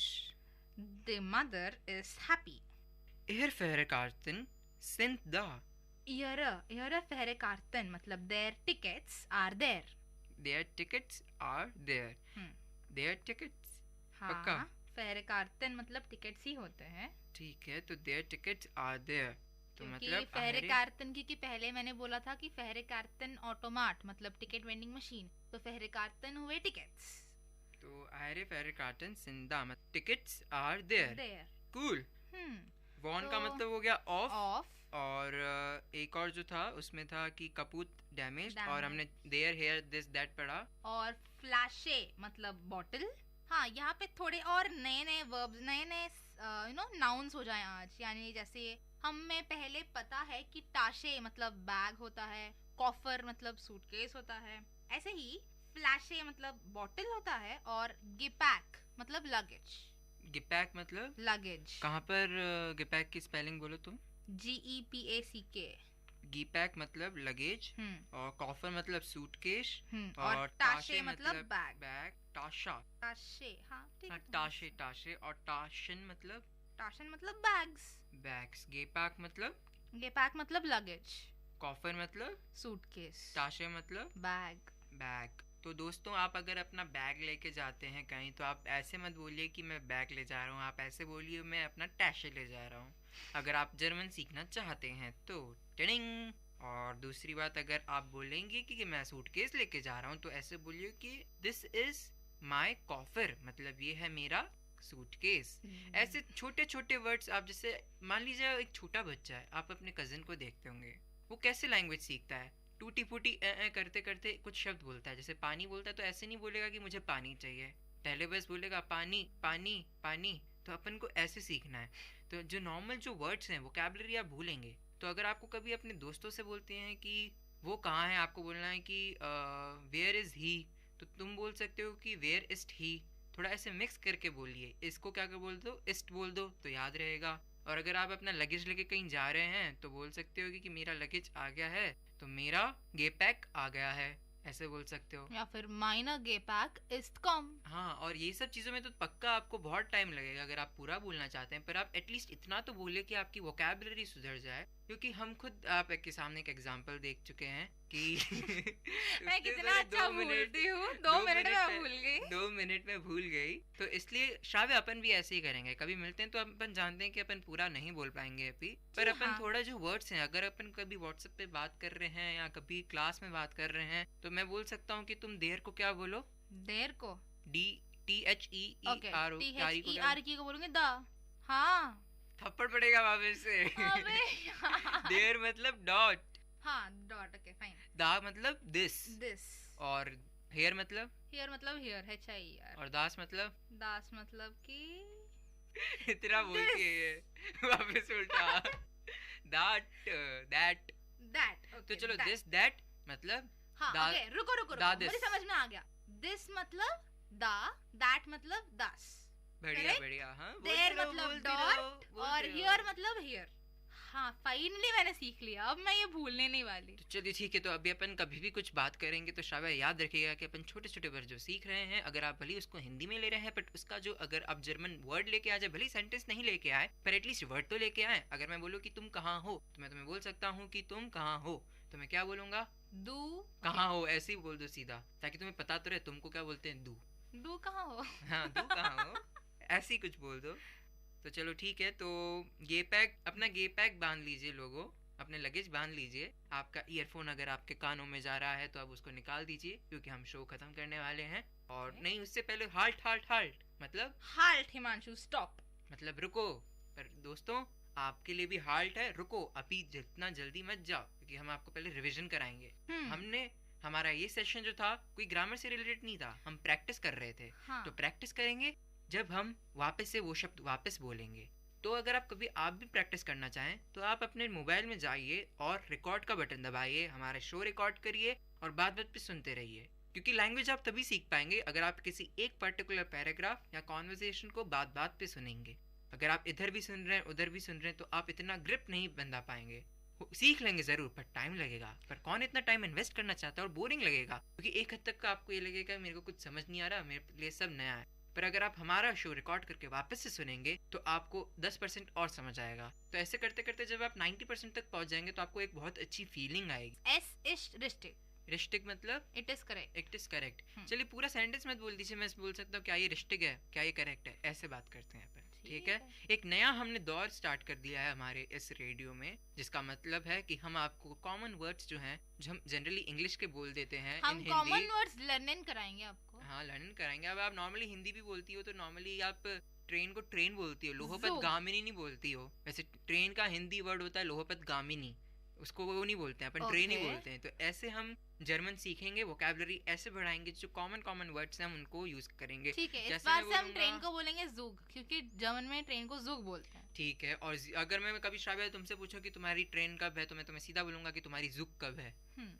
पर लिटरली कोई तीसरा बंदा आएगा तो इन्हें लगे इनकी कौन सी कोड लैंग्वेज चल रही है, ये बंदे सही है या नहीं है, इनको क्या हो गया है, सटक गया इनका दिमाग, सटक गया। पर लोग दुनिया जो भी कहती रहे, अगर आपको कुछ सीखना है तो आपको कोई आगे बढ़ना है, कोई परवाह नहीं। और जितना हो सके जो इंटरेस्टेड लोग हैं उनको अपने दायरे में रखिए, उनको अपने नजदीक रखिए, क्योंकि आप लैंग्वेज तभी सीख पाएंगे जब आप बोलेंगे। और बोलने के लिए आप अपने आप से आईने में तो इतना नहीं बोल सकते, एटलीस्ट कोई सामने वाला लोगों से बात करिए। और क्योंकि जब डिफरेंट ब्रेन्स होंगे, डिफरेंट थिंकिंग होगी, तो जल्दी भाव प्रकट होंगे। और जो लैंग्वेज है एक्सचेंज ऑफ व्यूज, तो उसकी डिसेंसी और उसका अस्तित्व बरकरार रहेगा। अस्तित्व, एग्जिस्टेंस। भाई इतनी हिंदी मुझे आती नहीं है, तो ठीक है आप अभी ट्रेन को क्या बोलते हैं उसको? जुग। और न्यूज़पेपर को क्या बोलोगी? ज़ाइटुंग। और दूसरी बात देर को? देर मतलब कौन सा देर? कि वहाँ वाला देर कि उनका देर? वहाँ वाला देर, वहाँ है ट्रेन। हाँ, उसको कैसे तो बोलोगी? डॉट इज जुग। हाँ वहाँ है ट्रेन। कूल, एक्सीलेंट, सीख लिया मैं। हाँ, और हमने और चलो आज कुछ 10-20 वर्ड सीखे ना नए। हाँ तो ठीक है, मैं तुमसे पूछता हूँ, तुम उसका बताओ मतलब। ठीक है, ओके। Coffer, suitcase. क्या तुमने अपना सूटकेस बांध लिया है? क्या तुमने अपना कॉफर बांध लिया है? कॉफर बांध लिया है। क्या तुम्हारे पास गेट पैक है? मतलब गे पैक मतलब लगेज। क्या तुम्हारे पास ताशे है? हाँ अभी मेरे बगल में ही है, मेरा बैग मेरे बगल में ही है। अच्छा, तो तुम्हारा बैग क्या देर है, मतलब डॉट है? इश ताशे इस्ट डॉट। सो मेरा my bag is there. Cool. और इश मेरा बैग यहाँ है, मतलब हेयर है। तो इश ताशे हेयर या इस द? हाँ इस हियर बोलोगे, इस हियर बोलोगे। दा का मतलब वापस से तुम कंफ्यूज हो गए। नहीं। दा, अरे तुम ऐसे देखो ना, दिस दैट, तो क्या बोलोगा? दा दास। तो दिस दैट की पैरोडी, ये एक बहुत अच्छा रूल हो गया। देखो दिस दास, सॉरी उल्टा हो गया, दिस दैट, ये तो पैरोडी है एक। This that is the and हाँ, तो दा के आगे एस लगा दो तो दास, तो दा के साथ एस वाला जो शब्द है वो जुड़ जाएगा तो दास, तो यानी दा दास की क्या हो गई, कॉम्बिनेशन बन गई। तुम्हें दास तो पता है दैट, तो दिस का क्या कर लो दा, तो बचा क्या हेयर, और एक और क्या बचा डॉट, तो वो तो तुम्हें डॉट अपने आप ध्यान हो जाएगा। हमारा कंफ्यूजन था कि डॉट और दा में कैसे डिफरेंशिएट करें, तो ऐसे डिफरेंशिएट कर दो, दास में से एस हटाओ तो दा बना, तो दा उसकी जुगलबंदी को बरकरार रखेगा। तो इसलिए अब हम जाते हैं, हमें बहुत ट्राउरिक लग रहा है, बुरा लग रहा है कि हम आपको अब बाय कहने वाले हैं, चूस कहने वाले हैं, पर याद रखिए हम आपको गुड बाय मतलब कि ऑफ वीडर से नहीं कहने वाले हैं, हम आपको सिर्फ बाय कहेंगे जो कि है चूस।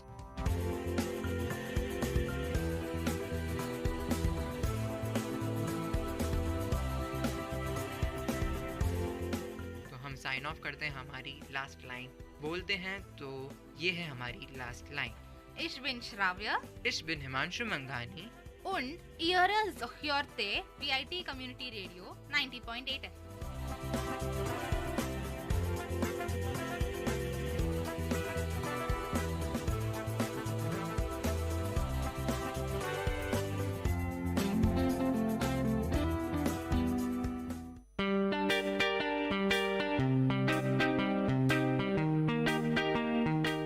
Dear listeners, you're listening to VIT Community Radio 90.8 and this program is Team Speak Time.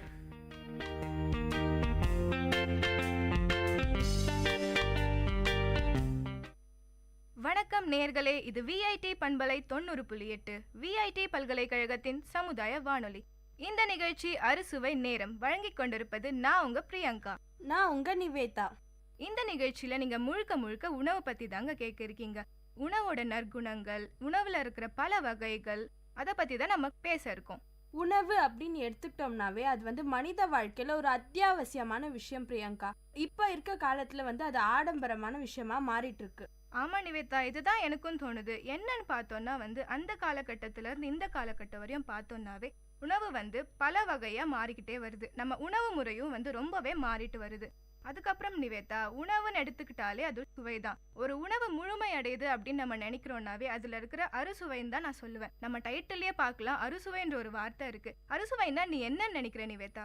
அறுசுவைனா 6 வகையான சுவைகள் பிரியங்கா. இனிப்பு, புளிப்பு, உப்பு, துவர்ப்பு, காரம் மற்றும் கசப்பு, இதுதான் அறுசுவை. இந்த அறுசுவைகளும் நம்ம உணவுல இருக்கணும். அதுதான் நம்ம தமிழர் கலாச்சாரத்துல ஒரு முக்கியமான ஒரு விஷயம். அது மட்டும் இல்லாம இப்ப நல்லா சமைக்கிறவங்களன்னு பார்த்தேன்னு வச்சுக்கோ, அவங்களை எப்படி சொல்லி கூப்பிடுவாங்கன்னா அறுசுவை அரசன், அறுசுவை அரசி அப்படின்னு தான் சொல்லி கூப்பிடுவாங்க. ஸோ இந்த 6 சுவையுமே நம்ம உணவுல ரொம்பவே முக்கியமான ஒரு விஷயம். கண்டிப்பா நிவேதா, நீங்க தமிழர் கலாச்சாரம்னு பேசுறப்பதான் எனக்கு ஒரு விஷயம் ஞாபகம் வந்துச்சு. அது என்னன்னு பார்த்தோம்னா விருந்தோம்பல். விருந்தோம்பல்னு ஒரு விஷயம் நம்ம கலாச்சாரத்துல இருக்கு. அது என்னன்னு பார்த்தோம்னா, உறவினர்கள், நண்பர்கள் யாரா இருந்தாலும் நம்ம வீட்டுக்கு வரப்ப அவங்களுக்கு விருந்தளித்து அவங்கள சந்தோஷப்படுத்துறது நம்ம வழக்கமாவே இருக்கு. நிவேதா, விருந்துன்னா உனக்கு என்ன தோணுது? எனக்கு விருந்துனாலே வாழை இலை தான் பிரியங்கா ரொம்பவே ஞாபகம் வருது. அந்த காலத்துல எல்லாம் வாழை மரம் எல்லார் வீட்லயுமே வளர்த்துட்டு வருவாங்க. வாழை இலை எளிதாக கிடைக்கக்கூடிய ஒரு விஷயம். அதுல உணவு பரிமாறுறது நம்ம விருந்தோம்பல்ல ஒரு முக்கியமான ஒரு விஷயம். அது மட்டும் இல்லாம நிவேதா, வாழை இலையில சாப்பிடும் போது அது ருசியே தனிதான். சுட சுட சாப்பாட்டை ஒரு பெரிய வாழை இலை வச்சு அதுல வர ஒரு மனமும் ருசியும் தனிதான் நிவேதா. இதுல எனக்கு பிடிச்ச விஷயம் என்னன்னு பாத்தீங்கன்னா, சூடா இருக்கிற பாயசத்தை வாழை இலையில ஊத்தி அதை வழிச்சு சாப்பிடுறப்ப வர ருசி இருக்கே, என்ன ருசி! சரிங்க நிவேதா, வாழை இலைய பத்தி பேசணும். வாழை இலையில எப்படி பரிமாறணும்னு உங்களுக்கு தெரியுமா? கண்டிப்பா தெரியும் எனக்கு. வாழை இலையில உணவு பரிமாறுற முறை அப்படின்னு நம்ம தமிழர்கள் கலாச்சாரத்துல ஒரு முறை இருக்கு. வாழை இலையில மேல் பகுதியில பாத்தீங்கன்னா உப்பு, ஊறுகாய், கூட்டு, பொரியல், இனிப்பு இந்த மாதிரி சின்ன சின்ன விஷயத்தெல்லாம் வைப்பாங்க. கீழ்பகுதியில சாதம், சாம்பார், இந்த மாதிரி நம்ம எந்த உணவை மெயினா சாப்பிட்றோமோ அந்த உணவெல்லாம் வாழை இலையோட கீழ்பகுதியில வைப்பாங்க. இப்படிதான் நம்ம தமிழர்கள் கலாச்சாரத்துல அந்த உணவெல்லாம் பரிமாறிட்டு இருந்தாங்க. நம்மளுக்கும் சில பழக்க வழக்கங்கள்லாம் இருக்கு பிரியங்கா நம்ம தமிழர்கள் கலாச்சாரத்துல. அதுல எத்தனை வகையான உணவுகள் இருக்கு அப்படின்னு உனக்கு தெரியுமா? கண்டிப்பா நிவேதா, இப்ப நான் சொல்றேன். தமிழரோட உணவு வகைகள் பத்தி நான் இப்ப சொல்ல இருக்கேன். என்னன்னு பார்த்தோம்னா 4 வகைகள் இருக்கு. கடலுணவு, இறைச்சி, மரைக்கறி உணவு, சிறப்புணவுகள் ஒரு சிலது இருக்கு. கடல் உணவுன்னு எடுத்துக்கிட்டோம்னா அதுல மீன், இறால், நண்டு இந்த மாதிரி வகைகள் இருக்கு. இறைச்சின்னு எடுத்துக்கிட்டோம்னா நம்ம சண்டேனா சாப்பிட்ற ஒரு சில விஷயம் தான் நிவேதா இது. அதுதான் கோழி, ஆடு இந்த மாதிரி விஷயங்கள். இதில் வந்து அந்த காலத்தில் மாடு மான் இந்த மாதிரி சாப்பிட்டுட்டு இருந்தாங்க. ஆனால் இப்போ வந்து நம்ம இதெல்லாம் சாப்பிட்டோன்னா நம்மளை யாரும் சும்மா விட மாட்டாங்க. அதனால நம்ம கோழி ஆடோட நிறுத்திப்போம். அடுத்ததாக பார்த்தோன்னா வந்து மரக்கறி உணவு இருக்குது. இது வந்து தாவர உணவுகள், அதாவது காய்கறி, பச்சை காய்கறிகள், இந்த மாதிரி ஒரு விஷயம் தான் இதில் வந்து சேரும். சிறப்பு உணவுகள்னு எடுத்துக்கிட்டோன்னு பார்த்தீங்கன்னா கூழ் பொங்கல். உங்களுக்கு நல்லாவே தெரிஞ்சிருக்கும், ஆடி மாதம்னாவே கூழ் பொங்கலுக்கு தான் சொல்லிடுவோம். எல்லார் வீட்டில இருந்து கூழ் எடுத்துகிட்டு போயிட்டு அந்த கோயில்கிட்டே வச்சு பொங்கல் வச்சு ரொம்ப சந்தோஷமான ஒரு தருணம் தான் அது. சரிங்க நிவேதா, இப்போ வந்து நம்ம தமிழர் உணவு வகைகள் பற்றி பார்த்தோம். இப்போ அடுத்ததான் நான் உங்ககிட்ட ஒன்று கேட்டு தெரிஞ்சுக்க இருக்கேன். தமிழர்களோட உணவு உட்கொள்ளும் முறையை பற்றி உங்களுக்கு தெரியுமா? எனக்கு தெரியும் பிரியாங்க. தமிழர்களோட உணவு உட்கொள்ளும் வகை வந்து மொத்தம் 12 வகைகள் இருக்கு. நம்ம வந்து நம்மளுக்கு தெரிஞ்செல்லாம் சாப்பிட்றது, தண்ணி குடிக்கிறது, இது மட்டும் தான் நம்ம எல்லாமே. எனக்கும் அவ்வளோதான் தெரியும் நிவேதா. 12 வகைகள் சொல்றீங்க, அப்படி என்னென்ன இருக்கு? 12 வகைகள்ல முதல் வந்து அருந்துதல். அப்படின்னா வந்து மிகச்சிறிய அளவு உணவு தான் உட்கொள்ளுதல். அதுக்கு பேரு தான் வந்து தமிழர் கலாச்சாரத்துல அருந்துதல் அப்படின்னு சொல்றாங்க. அடுத்ததா பாத்தீங்கன்னா உண்ணல். அப்படின்னா பசி தீர, அதாவது வயிறு ரொம்ப சாப்பிட்றோம் அப்படின்னா அதுக்கு பேரு உண்ணல், அதாவது என்ன மாதிரி. ஆமா. அடுத்ததா வந்து உறிஞ்சல். அப்படின்னா ஒரு வாயை குவித்து நீரியற் பண்டங்களை ஈர்த்து உட்கொள்ளல், இதுதான் வந்து உறிஞ்சல். அப்படின்னா நம்ம ஜூஸ் அதெல்லாம் வந்து உறிஞ்சி சாப்பிடுவோம், அதுதான் உறிஞ்சல் அப்படின்னு சொல்றாங்க. அடுத்ததா பாத்தீங்கன்னா குடித்தல். நீர் உணவு வந்து பசி தீர சாப்பிடுறது. குடித்தல்லே வந்து நம்ம நீர் உணவு, அது வந்து ரொம்ப பசியார சாப்பிட்றோம் அப்படின்னா அது பேர் வந்து குடித்தல். அடுத்து வந்து தின்றல். அப்படின்னா தின்பண்டங்களை தின்றல். தின்பண்டங்கள் அப்படின்னா வந்து சின்ன சின்ன ஐட்டம்ஸ்லாம் நம்ம நிறையவே சாப்பிடுவோம். நீயும் நிறைய சாப்பிடுவேன்னு எனக்கு தெரியும், அதுதான் வந்து தின்றல். அடுத்ததா பாத்தீங்கன்னா தொய்த்தல். சுவை தீர மகிழ்ந்து சாப்பிட்றது. நம்ம வந்து ஒரு உணவை ரசிச்சு ருசிச்சு சாப்பிடணும், அப்பதான் வந்து அந்த உணவு நம்மளுக்கு செரிமானம் ஆகும்னு கூட நம்ம பெரியவங்களா சொல்லி கேட்டிருப்போம். தூய்த்தல் அப்படின்னாவே சுவைத்து மகிழ்ந்து சாப்பிட்ற ஒரு விஷயம் தான் தூய்த்தல்னு சொல்றாங்க. அடுத்ததா ஒரு விஷயம் நக்கல். நக்கி துளாவி சாப்பிடுறது. அது நம்ம எல்லாருமே பண்ற ஒரு விஷயம் தான் நிவேதா. இப்ப கூட நீ கொஞ்ச நேரத்துக்கு முன்னாடி சொன்ன நீ பாயசத்தை எப்படி சாப்பிடுவேன்னு, அந்த விஷயம் தான் நக்கல். அடுத்ததா பார்த்தோம்னா நுங்கல். அப்படின்னா முழுவதையும் ஒரே வாயில எடுத்து சாப்பிடுறது. இது நம்ம எப்போ பண்ணுவோம்னு உங்களுக்கு தெரியுமா நிவேதா? அடுத்தவங்களுக்கு கொடுக்காம நம்ம மட்டும் சாப்பிடணும்னு நினைக்கிறப்பதான் இதை பண்ணுவோம். கண்டிப்பா நிவேதா, அடுத்து சொல்லுங்க. பருகல். அது வந்து நீரியற் பண்டங்களை சிறுக குடிப்பது. நம்ம வந்து குடித்தல் பத்தி பார்த்தோம், அது வந்து பசி தீர நீரியற் பண்டங்களை குடித்தல். இது வந்து பருகல்னா கொஞ்சமான அளவு வந்து நீர் ஆகாரங்களை வந்து சாப்பிட்றது தான் வந்து பருகல். அடுத்தது பாத்தீங்கன்னா மாந்தல். மாந்தல்னா மடமடவென உட்கொள்வது, அதுதான் மாந்தல். நம்ம தினமும் காலேஜுக்கு கிளம்புறப்ப இந்த வேலையை தான் பண்ணுவோம்னு நினைக்கிறேன். கண்டிப்பா. அதுக்கு அடுத்த ஒரு விஷயம் என்னன்னா மெல்லல். அப்படின்னா கொஞ்சம் கடிய பண்டங்களை வந்து நம்ம வந்து பல்லால கடிச்சு சாப்பிட்றோம் அப்படின்னா அதுக்கு பேர் வந்து மெல்லல். அதாவது உனக்கு கடிய பண்டம்னா என்னன்னு ஞாபகம் வருது? எனக்கு வந்து தோன்றது வந்து கடிய உணவுன்னு எனக்கு தோன்றது என்னன்னு பார்த்தோம்னா கடல உருண்டை நிவேதா. ரொம்பவே கடினமா இருக்கும் அதை கடிச்சு மென்று சாப்பிட்றதுக்கு. அதுக்கு பேரு தான் வந்து மெல்லல்னு சொல்றாங்க பிரியங்கா. அதுக்கு அடுத்தது வந்து விழுங்கல். அப்படின்னு கடைசி வகை வந்து விழுங்கல். அது வந்து பல்லுக்கும் நாக்குக்கும் இடையில தொண்டை வழியா சாப்பிட்றதுக்கு பேரு தான் வந்து விழுங்கல். இது நம்ம எப்ப பண்ணுவோம்னா நமக்கு ஏதாவது உடம்பு சரியில்லாதப்ப வீட்டுல வந்து கசாயம் காய்ச்சி கொடுப்பாங்க, அது மட்டும் இல்லாம மருந்து தருவாங்க பாத்தீங்களா, இந்த மாதிரி விஷயத்தை தான் நம்ம விழுங்கல். தமிழர் கலாச்சாரத்துல வந்து இந்த 12 வகையா உணவு உட்கொள்ளும் முறை வந்து இந்த 12 வகை தான். சரிங்க நிவேதா, நீங்கள் இப்போ சொன்ன தமிழர்கள் உட்கொள்ளும் முறையை பற்றி நான் கேட்டு தெரிஞ்சுக்கிட்டேன். இப்போ அடுத்ததாக பார்த்தோன்னா நீங்கள் வந்து வாழை இலையில் உணவு எப்படி பரிமாறுவாங்கன்ற ஒரு விஷயத்த வந்து நான் கேட்டு தெரிஞ்சுக்கிட்டேன் உங்ககிட்ட. அதில் வந்து எனக்கு ரொம்பவே வந்து என்னை ஈர்த்த விஷயம் என்னன்னு பார்த்தீங்கன்னா இனிப்பு தான். எதனால் அப்படின்னு பார்த்தீங்கன்னா எனக்கு மட்டும் இல்லை, எல்லாருக்குமே இனிப்புன்றது வந்து எந்த ஒரு புது காரியம் தொடங்கினாலோ இனிப்பை பரிமாறி தான் தொடங்குவோம் இல்லையா? கண்டிப்பா பிரியங்கா. ஏதாவது ஒரு நல்ல விஷயம் நடந்தாலோ இல்ல நம்மளுக்கெல்லாம் நம்ம வந்து மாணவர்கள் நம்ம வாழ்க்கையில நம்ம ஏதாவது ஒரு பரீட்சையில வந்து பாஸ் பண்ணாலோ எல்லாருக்கும் முதல்ல நம்ம தர விஷயம் வந்து இனிப்பு தான். நீ சொன்னதும் சரிதான் பிரியங்கா. எந்த ஒரு விஷயத்தையும் ஆரம்பிக்கிறதுக்கு முன்னாடி வந்து நம்ம இனிப்பு எடுத்து தான் ஆரம்பிப்போம். நம்ம நிகழ்ச்சியிலயும் வந்து இது முதல் நாள் அப்படின்றதுனால நம்ம இனிப்பை பத்தி பேசலாம். கண்டிப்பா இனிப்பை பத்தி நம்ம பேசணும் நிவேதா. இப்போ நான் என்ன சொல்ல போறேன்னு பார்த்தீங்கன்னா இனிப்பு வந்து நமக்கு 2 விதமாகவும் கிடைக்கும். நம்ம வீட்லயும் நம்ம இனிப்பை செஞ்சு சாப்பிடலாம், கடையிலையும் போய் வாங்கி சாப்பிடலாம். இப்போ நம்ம இந்த நிகழ்ச்சியில தொடர்ந்து கேட்க போற விஷயம் என்னன்னு பார்த்தீங்கன்னா தீபாவளி, விநாயகர் சதுர்த்தி இந்த மாதிரி ஒரு சில விசேஷ நாட்கள்ல வீட்டில் செய்யற உணவு எப்படி செய்யறதுன்ற ஒரு செய்முறையை தான் நான் இப்போ எல்லாருக்கும் சொல்ல போறேன். சரிங்க நிவேதா, உங்களுக்கு தீபாவளினாலே என்ன ஞாபகம் வருது? தீபாவளினாவே நிறைய இனிப்பு வகைகள்லாம் இருக்கு பிரியங்கா, அதுதான் எனக்கு ஞாபகம் வருது. அதுவும் எனக்கு ரொம்பவே பிடிச்ச ஒரு இனிப்புனா அதிரசம் தான். என் கண்ணுக்கு அதுதான் தெரியும் எத்தனை இனிப்பு வகைகள் இருந்தாலும். அதுவும் எங்க வீட்டுல வேற படைச்சிட்டு தான் அதிரசத்தை சாப்பிட கொடுப்பாங்க. அது வரைக்கும் நான் அதை பார்த்துட்டே இருக்கிறதுலே எனக்கு அந்த அதிரசம் பார்க்கவே எனக்கு அவ்வளோ பிடிக்கும் தெரியுமா. என்ன நிவேதா, நீ கொடுக்கறதுக்கு முன்னாடியே திருடி சாப்பிடுவேன்றது எங்களுக்கு தெரிஞ்ச விஷயம் தானே. அது உனக்கு தான் தெரிஞ்ச விஷயம், எங்க வீட்டில் இருக்கவங்களுக்குலாம் தெரிஞ்ச விஷயம் இல்லை. ஆமா, அதிரசம் செய்யறது ரொம்பவே கஷ்டமான விஷயம்னு சொல்றாங்க. உனக்கு அதை பத்தி ஏதாவது தெரியுமா? அதிரசம் செய்முறை எனக்கு ஓரளவுக்கு தெரியும். சரி நிவேதா, உனக்கு தெரியுமா எப்படி செய்யறதுன்னு? அதிரசம் சாப்பிட்றதுக்குன்னு ஏதாவது ஒரு முறை இருந்ததுன்னா அது எனக்கு கண்டிப்பாவே தெரியும். செய்யறதுக்குன்ற முறையெல்லாம் எனக்கு தெரியாது. சரி சரி, செய்யறது எப்படின்னு நான் உனக்கு சொல்றேன், நீ கேட்டுக்கோ. கேட்டுட்டு வீட்டுல போய் ஒரு வாட்டி செஞ்சு பாரு. கண்டிப்பா சொல்லு, நானும் ஒரு நாள் செஞ்சு எங்க அம்மாவை சர்ப்ரைஸ் பண்றேன். வேணா நிவேதா, நீயே செஞ்சு நீயே தான் சாப்பிடணும், யாருக்கும் டெஸ்ட் எல்லாம் பண்ணிடாத. சரி பிரியங்கா, நீ முதல்ல எப்படி செய்யறதுன்னு சொல்ல. கண்டிப்பா சொல்றேன் நிவேதா. முதல்ல நம்ம என்ன பண்ணோம்னு பாத்தீங்கன்னா, பச்சரிசி மாவு இருக்கு இல்லையா, அதை எடுத்து அரைச்சி வச்சுக்கோங்க. சில பேர் பார்த்தோன்னா நான் நிறைய செய்ய போறேன், மற்றவங்களுக்கு கொடுக்க போறேன் அப்படின்றவங்க கடைக்கு போய் மெஷின்ல தான் அரைச்சிட்டு வருவாங்க. நான் கொஞ்சமா வீட்டு வரைக்கும் செய்ய போறேன் அப்படின்றவங்க வீட்லயே மிக்சியில அரைச்சி வச்சுப்பாங்க. இதுல முக்கியமான விஷயம் என்னன்னு பாத்தீங்கன்னா, பச்சரிசி மாவு அரைச்ச உடனே அது ஈரமான பதத்துல இருக்கிறப்பவே அதை நம்ம ஜல்லிச்சு வச்சுக்கணும் நிவேதா. சில பேர் என்னன்னு பார்த்தோம்னா, எனக்கு அதிரசம் கட்டியா இருக்கு, என்னால கடிக்க முடியல அப்படின்னு சொல்லுவாங்க. இதனோட காரணம் என்னன்னு பார்த்தோம்னா, ஒரு காரணம் ஜல்லிக்காத காரணத்தினால்தான். கண்டிப்பா அந்த ஈரமான பதத்துல இருக்கிறப்பவே ஜல்லிச்சு வச்சுக்கணும். அந்த பதம் போறதுக்கு முன்னாடியே அடுப்புல ஒரு பாத்திரம் வச்சு அதுல 1/4 டீ டம்ளர் தண்ணியை ஊத்தி அதை கொதிக்க வைக்கணும். இந்த கொதிக்க வைக்கிறதுக்கு முன்னாடியே நம்ம கொஞ்ச நேரத்துக்கு முன்னாடி வெள்ளை சிறிய சிறிய துண்டுகளா வெட்டி அதை அந்த பாத்திரத்துல தண்ணி காஞ்சதுக்கு அப்புறமா அந்த பாத்திரத்துல போட்டு நல்லா வேக வைக்கணும். வேகிறப்ப கொஞ்சம் கொஞ்சமா அந்த வெள்ளத்தோட ஸ்மெல் நமக்கு வரும். இந்த வெள்ளத்தை எதுக்காக பிரியங்கா இப்படி பாயில் பண்றோம்?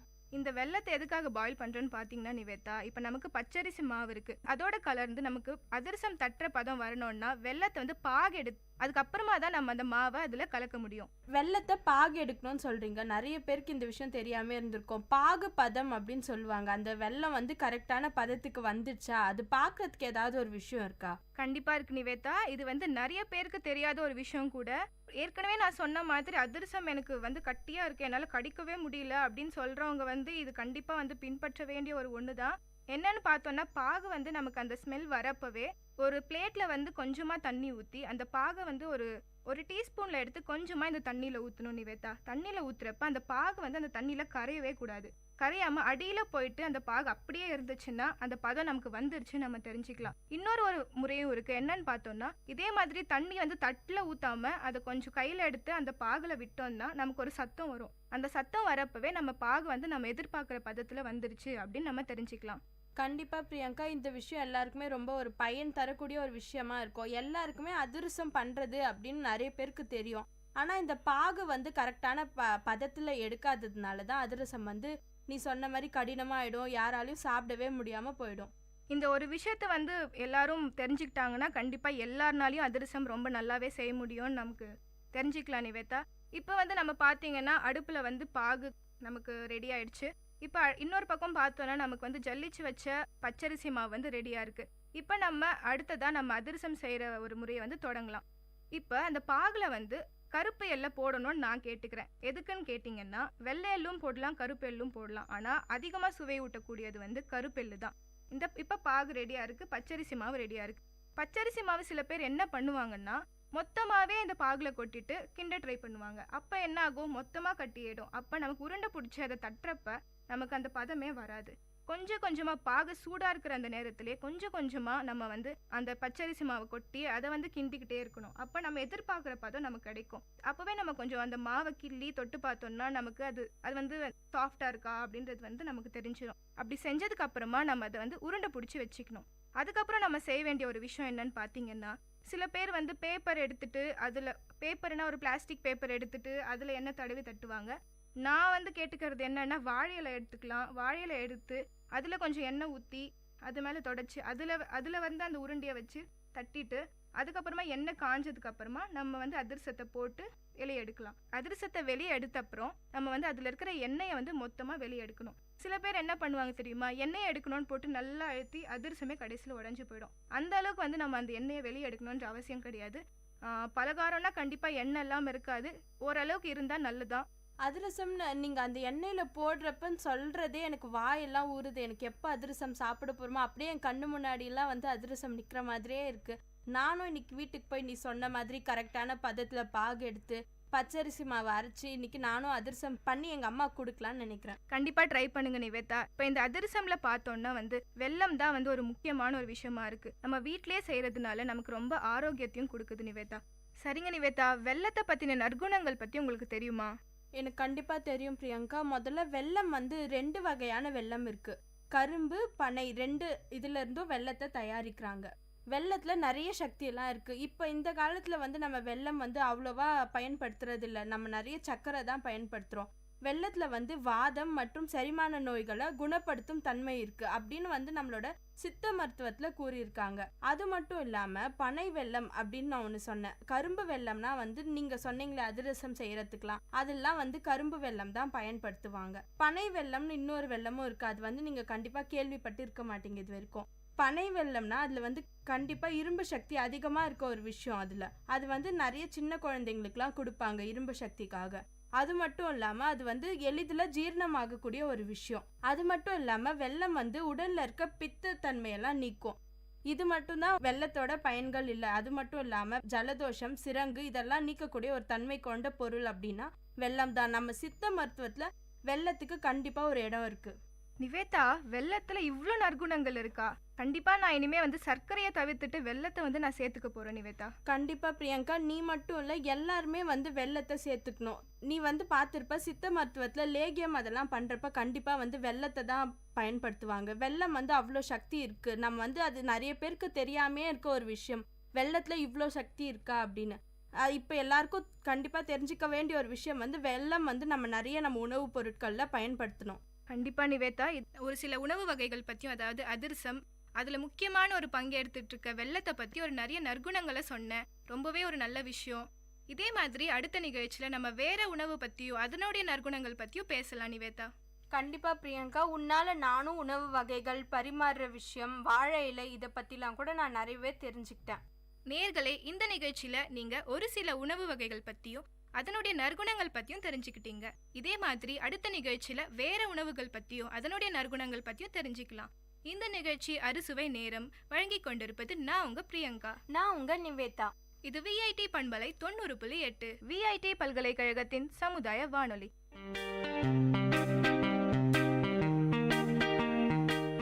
Dear listeners, you had listened to the program Team Speak Time in VIT Community Radio 90.8. Thank you for listening.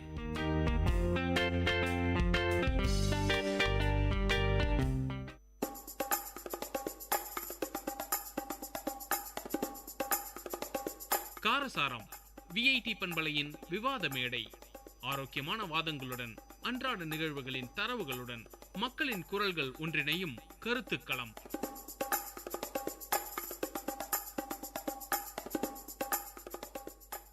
வணக்கம் நேர்களே, இது விஐடி பண்பலை 90.8. இது விஐடி பல்கலைக்கழகத்தின் சமுதாய வானொலி. இந்நிகழ்ச்சி காரசாரம். இன்னைக்கு நம்மளுக்கு கொடுத்துருக்க தலைப்பு என்னன்னு பார்த்தீங்கன்னா, பெண்களின் உயர்கல்வி இன்றைய நிலை. பெண்கள் தங்களோட உயர்கல்வியில் எந்த நிலைமைக்கு வந்திருக்காங்க அப்படின்றது தான் நம்ம இன்னைக்கு பார்க்க போகிறோம். பெண்கள் உயர்கல்வியை விருப்பப்பட்டு தான் படிக்கிறாங்களா, இல்லை கட்டாயத்தின் பெயரில் படிக்கிறாங்களா? இப்போ இருக்கிற பெண்கள் எல்லாருமே அவங்களோட உயர்கல்வியை விருப்பப்பட்டு தான் படிக்கிறாங்க. எப்படின்னு பார்த்தீங்கன்னா, பள்ளிக்கூடத்தில் மாணவிகள் அவங்களோட படிக்கிற நிலை, எந்த விதமான கோர்ஸ் எடுக்கிறது, மேல் படிப்பை எப்படி அமையணும்னு நினைப்பது மற்றவங்கள விட படிக்கிற மாணவர்களுக்கு தான் நல்லாவே தெரியும். அதனால தான் இந்த காலகட்டத்தில் இருக்கிற மாணவிகள் கல்லூரி படிப்பை மற்றவங்க சொல்கிறத கேட்டு செய்யாமல் சுயமாக விருப்பப்பட்டு படிக்கிறாங்க. இப்போ விருப்பப்பட்டு படிக்கிறனால அவங்க நிச்சயமாக சாதிக்க முடியுது. அவங்க வாழ்க்கையிலையும் அவங்க படித்த கருத்தை எடுத்துக்கிட்டு பின்பற்ற முடியுது. உபயோகமாக இருக்குது. எங்கள் வீட்டு பக்கத்தில் ஒரு அக்கா இருந்தாங்க. அவங்க அவங்களோட மேல் படிப்பை, அதாவது உயர்கல்வியை அவங்களே விருப்பப்பட்டு படித்ததுனால அவங்க வாழ்க்கையில் நல்லா முன்னேறி நல்ல வேலையில் இருக்காங்க. இப்போ இருக்கிற பெண்கள் எல்லாரும் அவங்களோட உயர்கல்வியை கட்டாயத்துல பேர்ல தான் படிக்கிறாங்க.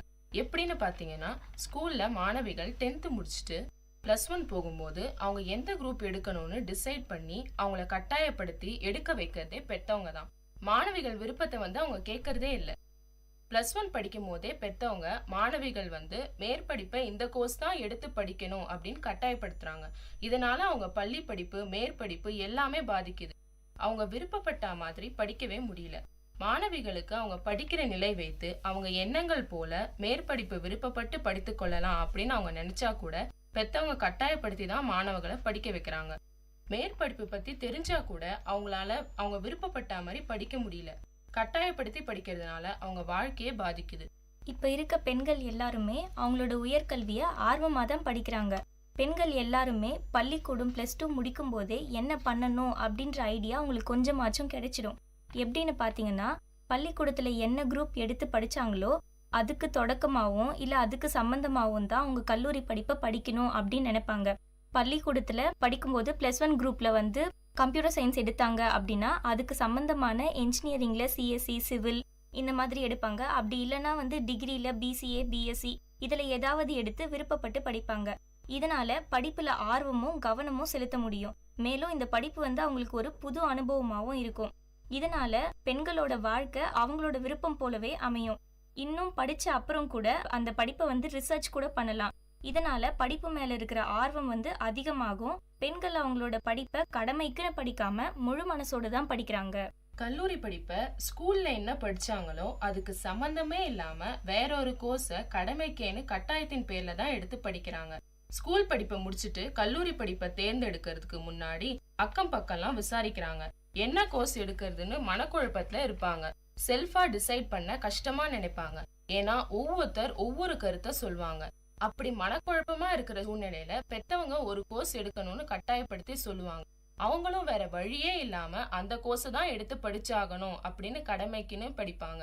ஏதோ ஒன்னு டிகிரிக்காக படிக்கணும் அப்படின்னு தான் இப்ப இருக்கிற இளைஞர்கள் படிக்கிறாங்க. படிப்புல விருப்பமே கிடையாது. வீட்டுல கட்டாயப்படுத்துறதுனாலதான் சும்மா ஒரு பேருக்கு நாங்களும் படிக்கிறோம் அப்படின்னு படிக்கிறாங்க. மேற்படிப்புனா புரிஞ்சுக்கிட்டு ஆர்வமா படிக்கணும். ஏன்னா படிப்பை வந்து பிரீஃபா படிக்க போறாங்க. காலேஜ்ல நிறைய விஷயம் தெரிஞ்சுக்க போறாங்க. கடமைக்கேன்னு படிக்கிறதுனால அவங்க வாழ்க்கையே அவங்க நினைச்ச மாதிரி இருக்காது. வாழ்க்கையில கூட அவங்க நினைச்சதை சாதிக்க முடியாது. வருத்தம் தான் நிறைய இருக்கும். இந்த காலகட்டத்தில் இருக்கிற பெண்கள் எல்லாருமே உயர்கல்வியை பற்றி தெளிவாக தான் இருக்காங்க. மற்றவங்க சொல்லித்தான் கேட்கணும் செய்யணும் அப்படின்ற அவசியம் அவங்களுக்கு இல்லை. அவங்களே சுயமாக முடிவு எடுக்கிற அளவுக்கு அவங்களுக்கு மெச்சூரிட்டி இருக்குது. டெக்னாலஜிலாம் நிறையா வளர்ச்சி அடைஞ்சிருக்கு. உயர்கல்வி பற்றி நிறையா விஷயங்கள் மாணவர்களுக்கே தெரியும். இன்னும் சில விஷயங்கள் தெரிஞ்சுக்க மீடியா இருக்குது. இதனால என்ன சம்பந்தமான உயர்கல்வியை நோக்கி நம்ம வாழ்க்கையில் பயணிக்கணுங்கிறதுல அவங்களுக்கு மனக்குழப்பம் இருக்காது. பள்ளி படிப்பை முடிக்கும் போதே தெளிவான சிந்தனையோட தான் அவங்க இருப்பாங்க. இதுதான் நம்ம வாழ்க்கை, இந்த உயர்கல்வியை எடுத்தாதான் ஒரு நல்ல கோலை ரீச் பண்ண முடியும்னு அவங்களே முடிவெடுப்பாங்க. இப்ப இருக்கிற மாணவிகளுக்கு நாம் என்ன படிக்கிறோம், எதற்காக படிக்கிறோம், இதை படிச்சா என்ன பிரயோஜனம், வேலை கிடைக்குமா, நம்ம சூழ்நிலைக்கு தகுந்த மாதிரி தான் எடுத்திருக்கோமா இந்த கோர்ஸ், நம்ம எண்ணங்களுக்கு தகுந்த மாதிரி தான் நான் படிக்கிறோமா, இதை பத்தி எதுவுமே தெரியாது. இதை பத்தி ஆராய்ச்சும் அவங்க எதுவுமே பார்க்க மாட்டாங்க. அதுக்கான விருப்பமும் அவங்களுக்கு இருக்காது. குழப்பத்துலதான் எப்பொழுதுமே இருப்பாங்க. கடமைக்குன்னு எந்த வேலை செஞ்சாலும் அது மன திருப்தி, சந்தோஷத்தை தராது. அவங்களுக்கு என்னென்ன பிடிக்கும்னு செல்ஃபா நிறைய பேரு கூட தெரிஞ்சுக்க மாட்டாங்க. மாணவிகள் பள்ளி படிப்பையே சுயமா முடிவெடுக்காத போது உயர்கல்வியை சுயமா முடிவெடுக்கிற அளவுக்கு அவங்களுக்கு எப்படி மெச்சூரிட்டி இருக்கும்? சுற்ற சூழ்நிலையின் கட்டாயத்தின் பேர்ல கடமைக்கேன் முடிவெடுக்கிற சூழ்நிலைக்கு தள்ளப்படுறாங்க. டெக்னாலஜி என்னதான் இம்ப்ரூவ் ஆனா கூட படிப்பின் மேல இருக்க ஆர்வம் கம்மியாதாங்க இருக்கு. முதல்ல என்ன கோர்ஸ் எடுக்கணும்னே இப்ப இருக்கிற மாணவிகளுக்கு தெரியாது. அப்படி இருக்கும் போது படிப்பே 2வது பட்சம்தான். என்ன படிப்பு, என்ன அந்த கோர்ஸ் பேரு அப்படின்னே தெரியாத போது அந்த படிப்பை பத்தி எப்படி அவங்களுக்கு முழுசா தெரியும்? வாழ்க்கையே ஒரு கேள்விக்குறையாதான் அமையும். ஒரு பிரைவசி இருக்காது, இண்டிபெண்டா இருக்க மாட்டாங்க. எல்லா கட்டத்திலயும் கல்லூரி, பள்ளி படிப்பு, வேலை இடங்கள்ல எல்லா முடிவையும் பிரச்சனை வந்தா எப்படி சமாளிக்கிறது அப்படி எதுவுமே தெரியாது. எப்பொழுதுமே மத்தவங்களை டிபெண்ட் பண்ணி இருக்கிற மாதிரி தான் இருக்கும். இப்ப பாத்தீங்கன்னா உயர்கல்வியை விருப்பப்பட்டு படிச்சு பெரிய பெரிய பட்டம், நோபல் பிரைஸ்லாம் வாங்கி சாதிச்சவங்க நிறைய பேர் இருக்காங்க.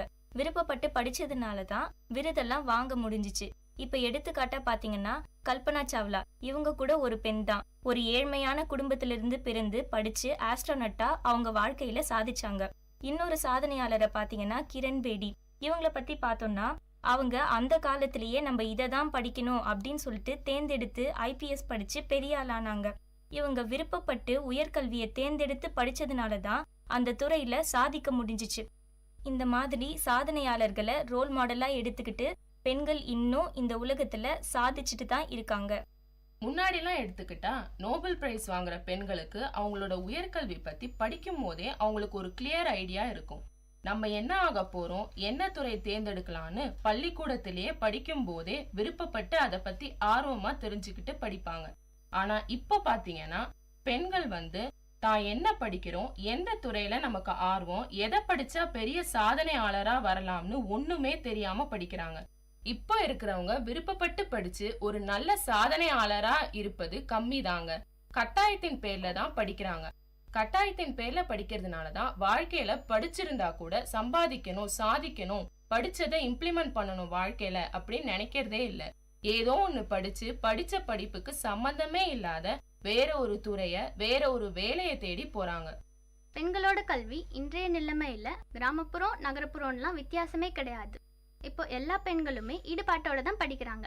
கிராமப்புறத்துல தமிழ் மீடியத்துல படிச்சவங்க கூட பெரிய நிலைமைக்கு வந்திருக்காங்க.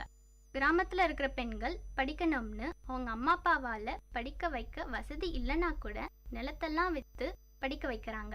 அம்மா அப்பாவால தான் படிக்க முடியல அப்படின்றதுனால குழந்தைங்களை படிக்க வைக்கணும்னு நினைக்கிறாங்க. இப்ப கிராமத்துல கூட நல்ல வசதியெல்லாம் வந்துருச்சு.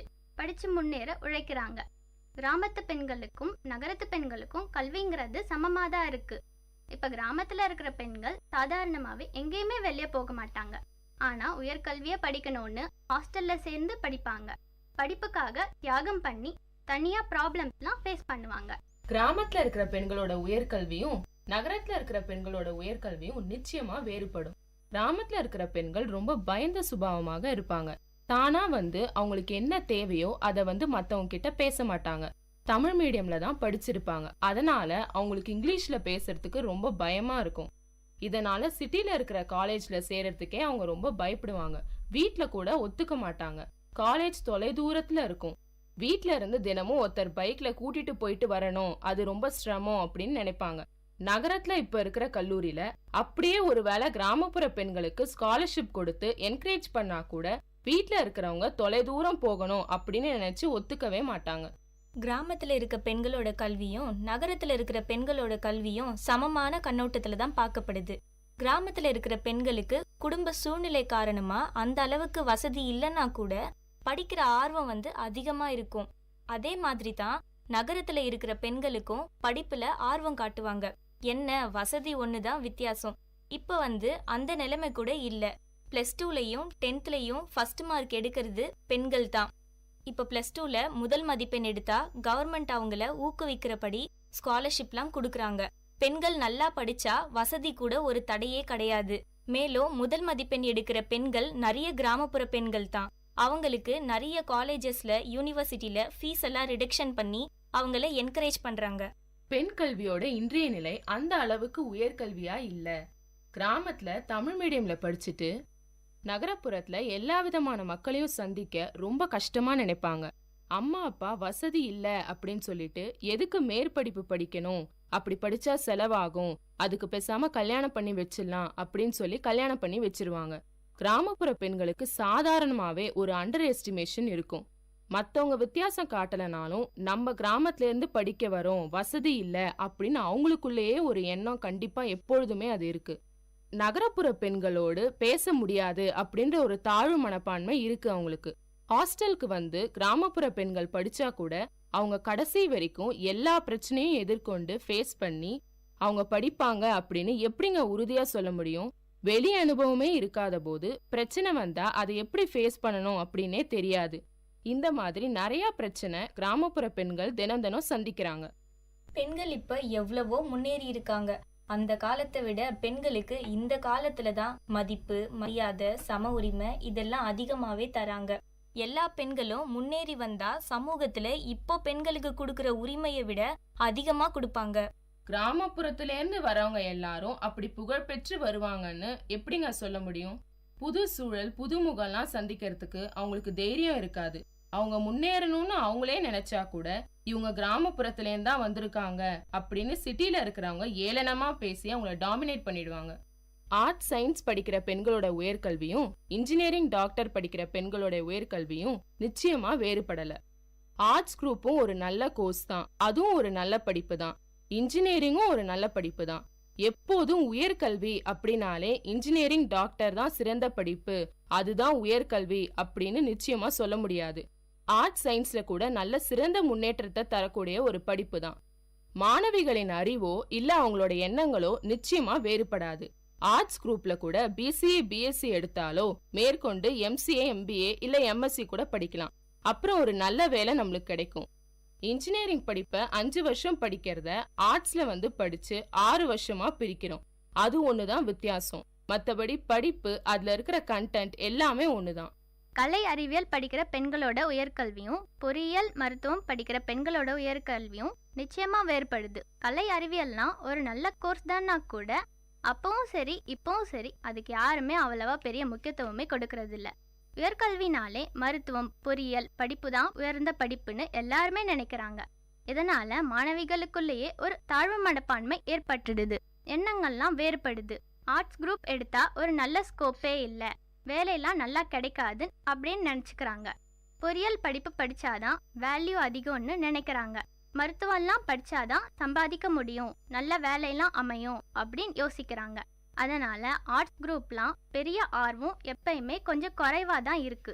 ஆர்ட்ஸ் குரூப்புக்கும் இன்ஜினியரிங் குரூப்புக்கும் பெரிய வித்தியாசமே இல்ல. இப்ப எடுத்துக்காட்டா பாத்தீங்கன்னா பிசிஏ படிச்சு முடிச்சுட்டு எம்சிஏ மேல் படிப்பு படிச்சா ரொம்ப பெரிய ஸ்கோப் இருக்கு. ஜாபுக்கும் போலாம், ஆப்பர்ச்சுனிட்டிஸும் நிறைய வரும், சேலரி கூட அதிகமாக கிடைக்கும். ஐடி ஃபீல்ட்ல வேலை பார்க்குறவங்க எல்லாரும் இன்ஜினியரிங் குரூப்பே சார்ந்தவங்க அப்படின்னு சொல்ல முடியாது. ஆர்ட்ஸ் குரூப்ல இருந்தும் வருவாங்க, இன்ஜினியரிங் குரூப்ல இருந்தும் வருவாங்க. அப்போ அவங்க 2 பேரும் ஒரே சேலரி தான் வாங்குறாங்க. நம்ம என்ன படிச்சு வாழ்க்கையில எப்படி இம்ப்ளிமெண்ட் பண்றோம் அப்படின்னு பாக்குறது தான் முக்கியமே தவிர இதுதான் உயர்கல்வி அப்படின்னு டிஃபரன்ஷியேட் பண்ணி பாக்குறதுல ஒரு பிரயோஜனமும் இல்ல. பெண்களும் ஆண்கள் போலவே இன்ஜினியரிங் கோர்ஸ் எடுத்து படிக்கிறாங்க. இன்ஜினியரிங் படிச்சு சாதிச்சவங்களும் நிறைய பேர் இருக்காங்க. ஆர்ட்ஸ் படிச்சு வேலைக்கு போகி வாழ்க்கையில சம்பாதிச்சவங்களும் நிறைய பேர் இருக்காங்க. அம்மா அப்பா அந்த காலத்துல அவ்வளவா உயர்கல்விய படிச்சிருக்க மாட்டாங்க. அதனால அவங்களோட பசங்களை உயர்கல்வி படிக்கணும், வாழ்க்கையில பெரிய அளவுக்கு முன்னேறணும் அப்படின்னு சொல்லிட்டு நினைப்பாங்க. இப்போ என்ஜினியரிங் எம்பிபிஎஸ்க்கு இந்த 2 படிப்புனாலே ஒரு தனி மரியாதை இருக்கும். பொறியியல் மருத்துவம் இது 2ம் தான் உயர்கல்வின்னு நினைச்சு இதை நோக்கியே தான் போவாங்க. கிராமத்துல இருக்கிற பெண்களுக்கு நிறைய பேர் ஆர்ட்ஸ் தான் எடுத்து படிப்பாங்க. ஏன்னா படிக்கிற வசதியும் இருக்காது.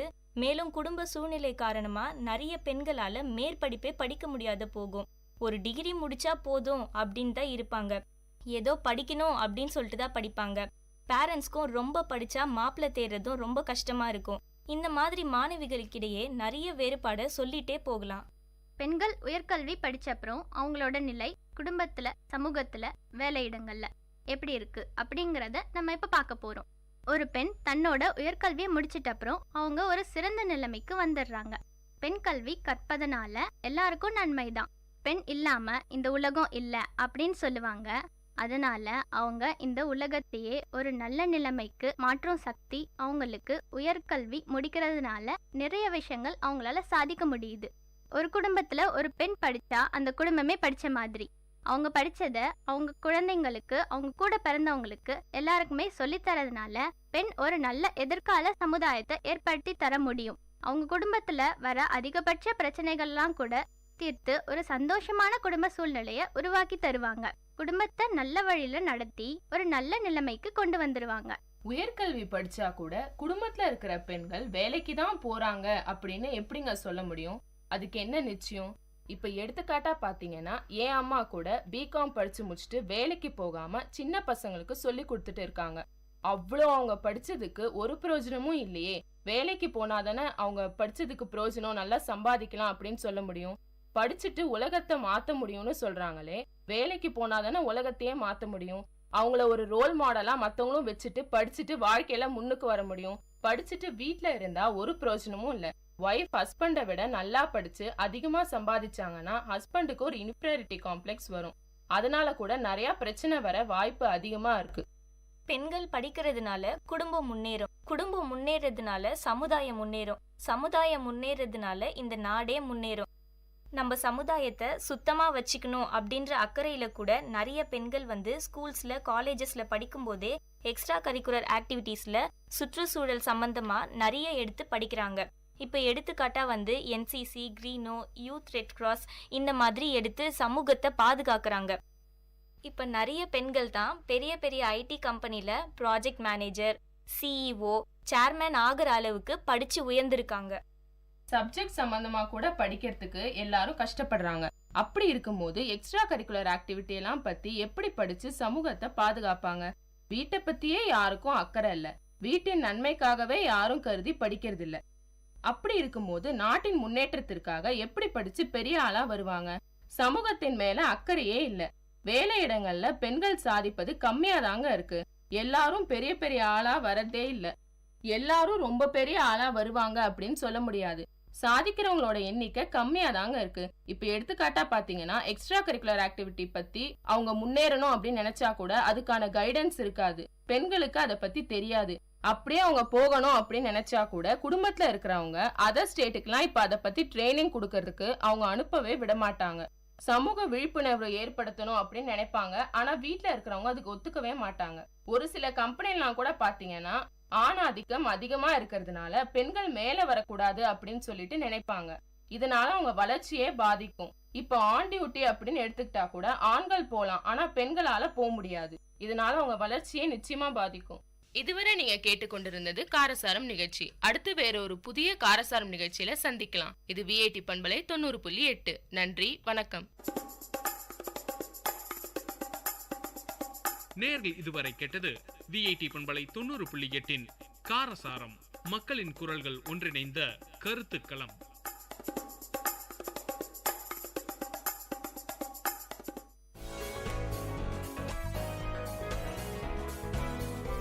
All marriages are sacred, but all are not safe. Around 70% of women in India are victims of domestic violence. National Crime Records Bureau reveals that a crime against a woman is committed in every 3 minutes and a dowry death occurs in every 77 minutes, and one case of cruelty committed by either the husband or the relative of the victim occurs in every 9 minutes. According to the UNICEF Global Report on Adolescence 2012, 57% of boys and 53% of girls in India think a husband is justified in hitting or beating his wife. If the numbers we see in domestic violence were applied to terrorism or gang violence, entire country would be up in arms and it would be the leading story every day and night.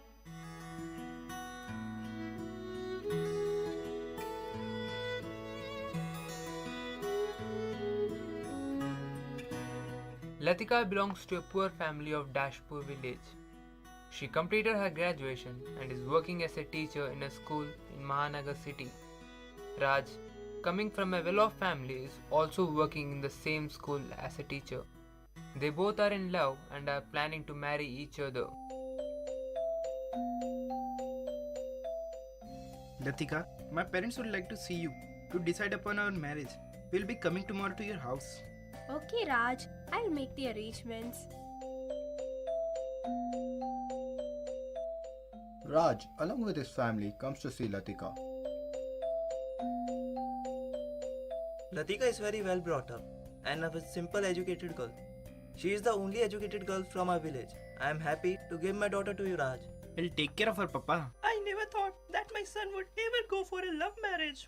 Even though we are agreeing for this marriage only because we are sure that you will give your daughter a handsome amount of money so that they can lead a happy married life.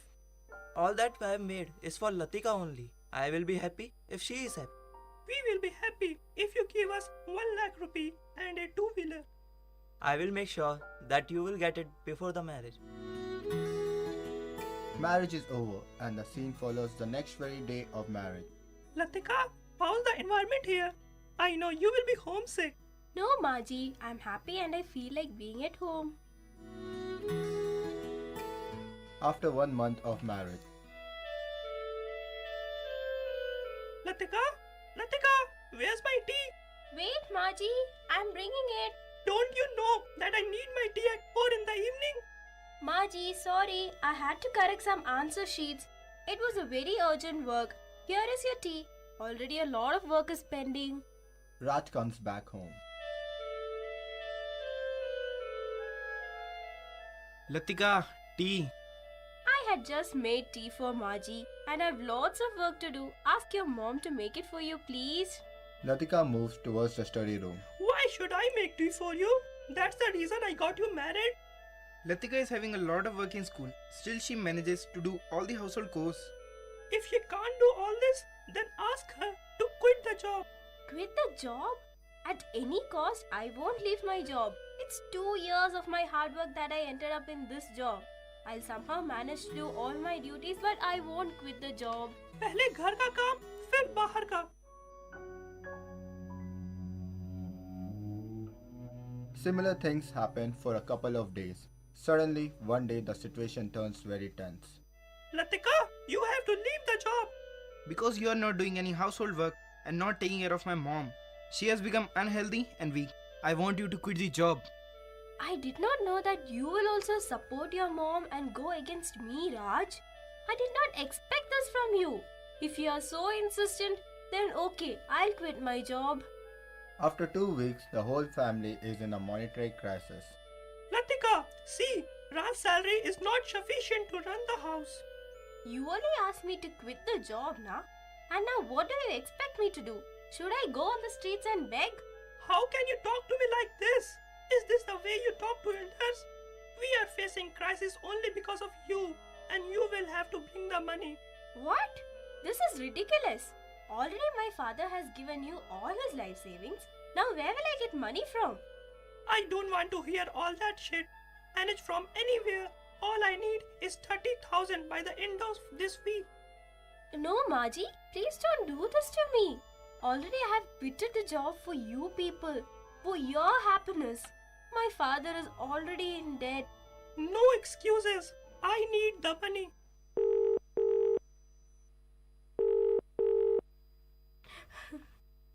Hello?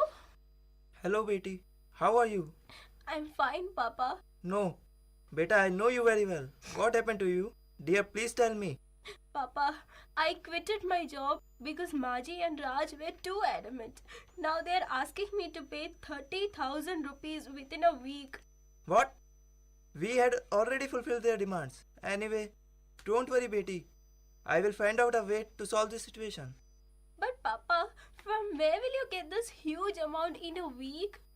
I love you, Beti, and I can do anything for your happiness. Papa, the dam is now overflooded. I think we should report the matter to the police. No, Beti, you are now married, and that is your home, and you must do all the things needed to keep it intact. Don't worry about me. I will manage the money somehow. After 1 week, Latika's father visits Raj's house. He somehow manages to pay them 10,000 rupees. Only 10,000? I told you to bring 30,000. Where's the rest of it, Latika? Maji? Latika, wait. Let me say. It is not Latika's fault. Sorry, I got this much money only. And for getting this much money, I have mortgaged my house, my field, everything. Now I don't even have a roof over my head to live. If you can't give 30,000, then take your girl with you. Raj, how can you say this? Your drama won't work here. Now stop crying and get lost.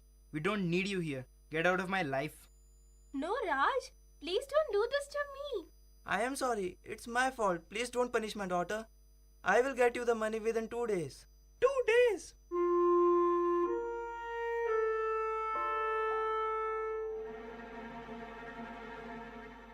At the dining table. Is this how you make dal? Didn't your mother teach you? How dare you say anything about my mother? आजकल तेरे नखरे बहुत देख रहा हूँ मैं. क्यों और कोई मिल गया है क्या साली?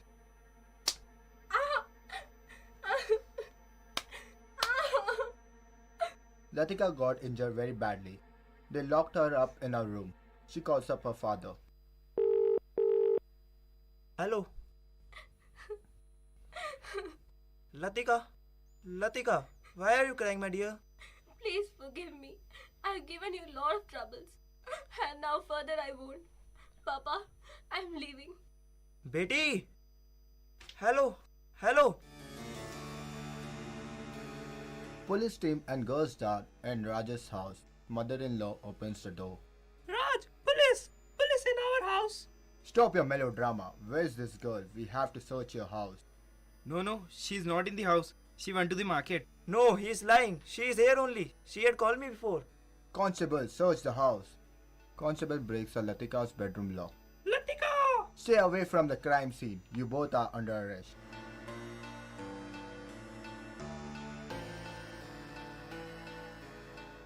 The danger is real. Domestic violence hurts all family members. When a person is abusive, he or she eventually loses the trust and respect of his or her partner. Abused partners are afraid to communicate their feelings and needs. Everyone has a right to feel safe in a relationship. Disagreement develop from time to time in relationship. Domestic violence is not a disagreement. It is a whole pattern of behavior used by one partner to establish and maintain power and control over the other. These behaviors can become more frequent and intense over time. They are destructive and dangerous. The abusive person is responsible for this behavior. That person is the only one who can change them. Don't wait until you and the one you love get hurt. You're not alone. Raise your voice. Patterns left uninterrupted can continue forever. Domestic violence is a pattern that unless something significant changes, it will go on and affect everyone around you, your friends, family, and your children.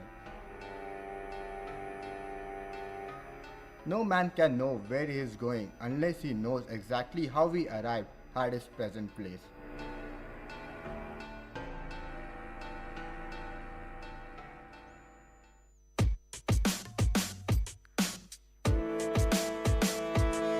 Dear listeners, welcome to the Silver Lining Show in Vit Community Radio 90.8.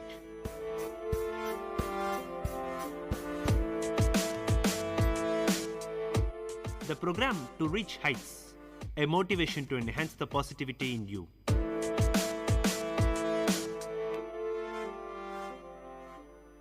This is VIT Community Radio 90.8. You're listening to The Silver Lining Show, a ray of hope in the dire situations. With me, Manish Dev. Our messages are intended to bring in some hope among our population, a belief that yes, we can change things, we can work for a better India, and we have it in ourselves to bring in the change. While the youth may be our targeted audience, our message is universal. It is our hope that somehow we are able to say something that makes you confident about yourself and bring in that fighting spirit. So, what is it that we must talk about today? We shall not stay constrained to any particular topic. Let us focus it more on you today, a better you. We are talking about self-improvement, and in the second session, self-employment as well. What are all these about? Why are we talking about these things? We all know that the world is just coming out of the clutches of a large-scale recession. Almost all countries in the world were plagued by a bad economy and low levels of employment.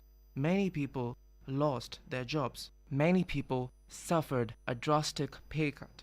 But these situations, they are not always just after some recession. In our country, we have a situation where many educated youth are deemed unemployable. There are also plenty of well-deserving and educated youth who are denied employment due to shortage of jobs or a poor economic situation. There are also matters of office politics, which we shall not venture into today. That is not the area we focus on. Due to numerous factors, there are people across the world facing a lot of problems. After a lot of thinking, people realize that there must be something to be done to make them employable.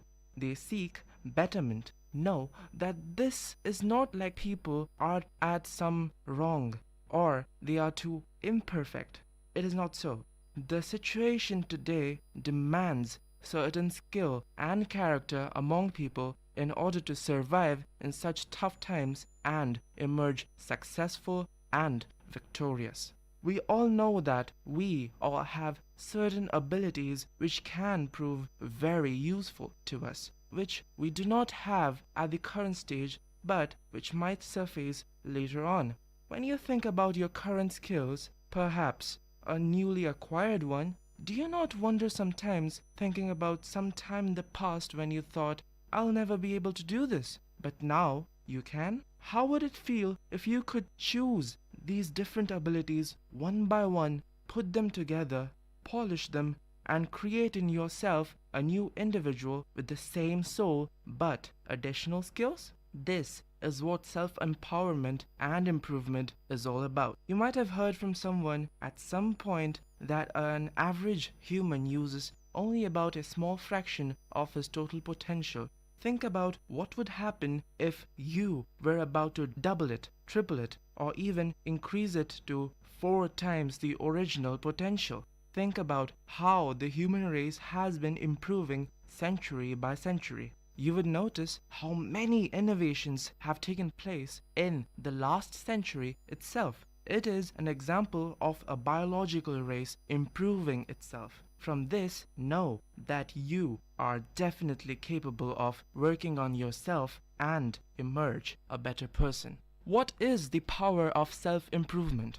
By now, we know that yes, it is possible to improve from what we are now. Change is the way of life. Everyone changes. This change, however, must be for the greater good. We may have some wrong habits, some harmful habits to overcome, to get rid of. We may have physical, mental, or emotional problems to overcome. We may feel the need to develop some enviable skills.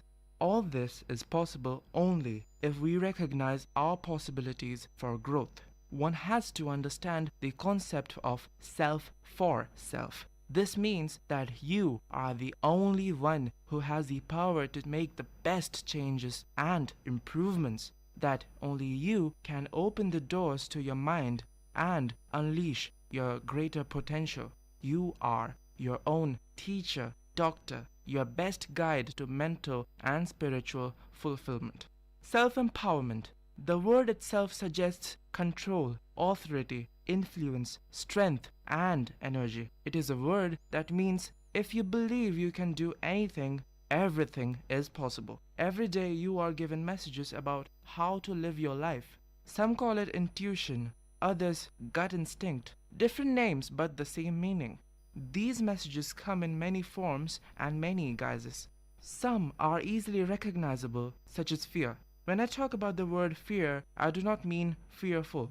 I mean the fears that surface when you are in imminent danger. That lurching feeling you have in your stomach, standing on the edge of a cliff perhaps, or when the hairs stand up on the back of your neck for no apparent reason. These are the messages that you usually pay attention to because they are very clear. Danger? Run. Other messages that come to you are more subtle and harder to interpret. These are the messages that keep you in integrity and allow you to be true to yourself. They build your self-esteem, motivate you, and create your belief structure. Unfortunately, these are also the ones you can most easily dismiss or deny. Negative peer pressure is a classic example of doing something that your instinct or gut feeling is advising you not to do. But you do it anyway, regardless that it will take you out of your own integrity. People in emotionally abusive relationships are another example of how one individual has the ability to break another's spirit. The abused person has allowed the abuser to manipulate them into denying their instincts about who they believe they are. The more you deny your inner voice and stop listening to your intuition or gut feelings, the less power and control you have over your own reality. We bring together 3 steps that you can take on your journey to self-improvement. Step 1 is to believe, that is, to have faith. Your beliefs are the foundation of reality as it appears to you. Your beliefs are unshakable and they form the skeleton to the world as you see it, as you understand it, and as you know. What you believe is the universal truth for you. Your belief has a tremendous power. Obviously, if this is used in the proper direction, much good can be achieved.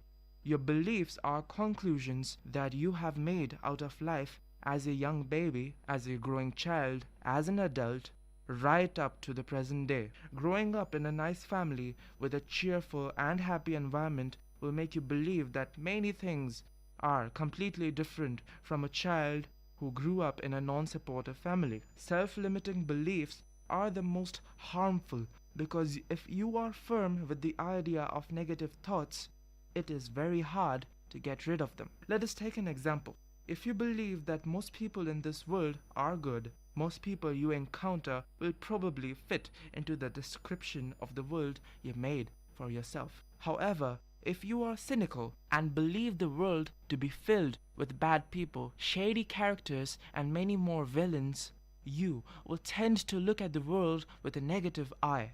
You will judge everything that happens the wrong way and not see some things the way they really are. It is all depending on the kind of belief you have. It dictates everything that you do. You might say you haven't chosen to be in an abusive relationship or poverty or have ill health or be lonely, but you will have chosen what you think about it, how you deal with each circumstance, and what you expect will happen from it. Ask yourself the following questions. How is my behavior governed by my beliefs? What belief or principle am I functioning out of here? Is that belief serving me well, or is it hindering me? What could I possibly do about it? Step 2 is to take responsibility. You have the power to own up to everything you have done. You must also take things under your belt and be responsible for everything you are answerable for.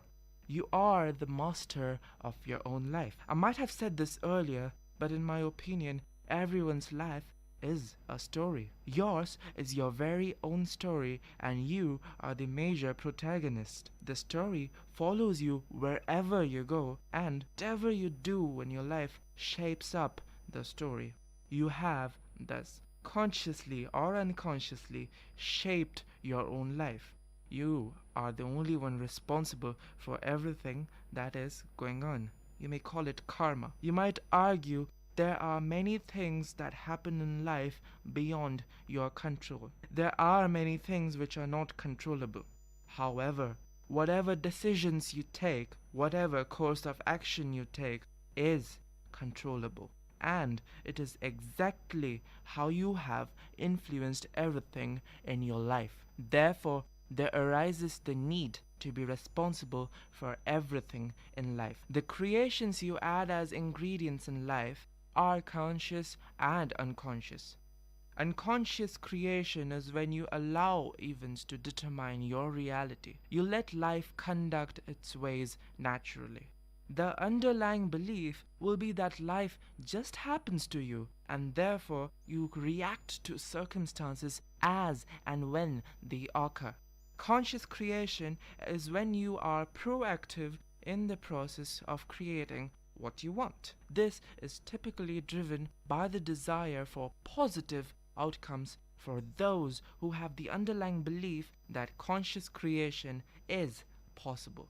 Conscious creation can create both positive and negative outcomes based purely on the person's belief structure at the time. In the instance of unconscious creation, you are more than likely unconscious that you have any control over your reality, so will be unaware of the impact your thoughts and spoken words have on what you are attracting into your life. You assume that things happen naturally, but in reality everything is influenced by the steps you take and the things you do, though you may not know it. By gaining control of your reality through the act of conscious creation, you can change things and bring what you want into your life, whether it's health, prosperity, or overall happiness. Conscious creation is being clear about what you want, believing you can get it, and not getting owned by the outcome. This law, when understood and practiced, can help anyone to manifest the things in life that they truly want. Which statement rings true for you and why? Number 1, everything that happens to you in your life is a direct result of your own actions or thoughts. Either consciously or unconsciously, you have created the circumstances for these events to occur. Number 2, you are a victim of circumstance or chance, and everything that happens in your life is the direct result of what others have done to you. We shall let you answer that, figure out, thinking about what we have done, what we have been talking about till now. Answer those questions. Step 3, reframe your perspective. See things in a new light. If you cannot do that and see things in an unfavorable manner, take the matter into your hands and prune your life to resemble the way you want it to look like. If you do not like what you are doing or seeing or feeling, then change it. To get deep into the perspectives and understand how they can truly work for you, keep your ear open for the next session. The main idea behind this self-betterment module is to drive in our heads that we as Indians should be self-sufficient and capable of driving ourselves forward. This is Manish there signing out, and you were listening to the Silver Lining Show, a ray of hope in the direst situations, only on VIT Community Radio 90.8.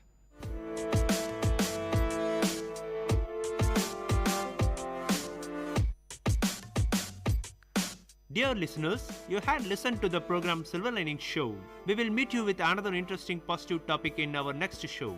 Till then, tune in to VIT Community Radio 90.8.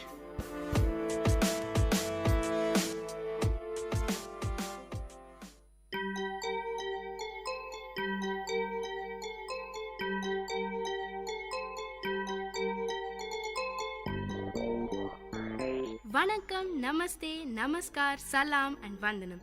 நீங்கள் கேட்டுக்கொண்டிருப்பது VIT பண்பலை 90.8. இது VIT பல்கலைக்கழகத்தின் சமுதாய வானொலி. உங்க எல்லோரையும் புதுமை பெண்கள் நிகழ்ச்சிக்கு வரவேற்கிறேன். நான் உங்க அட்டானா.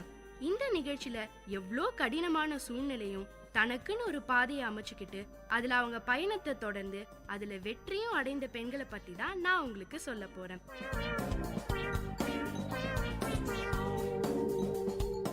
நம்ம வாழ்க்கையை நம்ம நேசிக்கவும் ஸ்பெஷலா நினைக்கவும் கத்துக்கிட்டாலே போதும், ஈஸியா ஜெயிக்க முடியும்னு நம்புறவங்க தாங்க நம்ம சுட்டி பொண்ணு மால்விகா. புத்திசாலி, கருணையானவள், படிப்பாளி, உள்ளுணர்வு உடையவள், விடாமுயற்சி செய்பவள், பகுத்தாய்பவள். மால்விகாங்கிற பேருக்கு இப்படியெல்லாம் கூட அர்த்தம் சொல்ல முடியுங்க. நம்ம நிகழ்ச்சியில இன்னைக்கு நம்ம மால்விகா ஐயரை பத்தி தான் பார்க்க போறோம்.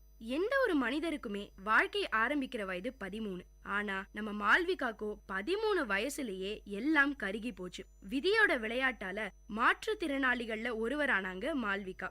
இவங்க கடந்து வந்த கரடுமுரடான பாதைகளை பத்தி தான் நான் இன்னைக்கு உங்களுக்கு சொல்ல போறேன். நம்ம மால்விகா ஐயர் பிறந்த ஊர் கும்பகோணம். மால்விகா ரொம்ப சின்ன குழந்தையா இருந்தப்பவே அவங்க அப்பாவுக்கு ராஜஸ்தான்ல இருக்கிற பிகானீருக்கு டிரான்ஸ்பர் ஆயிடுச்சாம். அதனால இவங்க குடும்பமே பிகானீருக்கு போய் செட்டில் ஆயிட்டாங்களாம். நம்ம மால்விகாக்கு 13 வயசு வரைக்கும் அங்கதான் இருந்தாங்களாம். ஸ்விம்மிங், ஸ்கேட்டிங், கத்தக்னு மால்விகாக்கு பிடிச்சதை எல்லாம் கத்துக்கிட்டாங்க. மால்விகாக்கு பிடிச்சதை எல்லாத்தையும் கத்துக்கிட்டாங்க.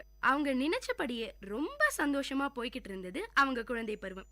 2002ஆம் ஆண்டு மே 26ஆம் தேதி அவங்க வாழ்க்கையில வராம இருந்திருந்தா அவங்க இப்ப எப்படியோ இருந்திருப்பாங்கங்க.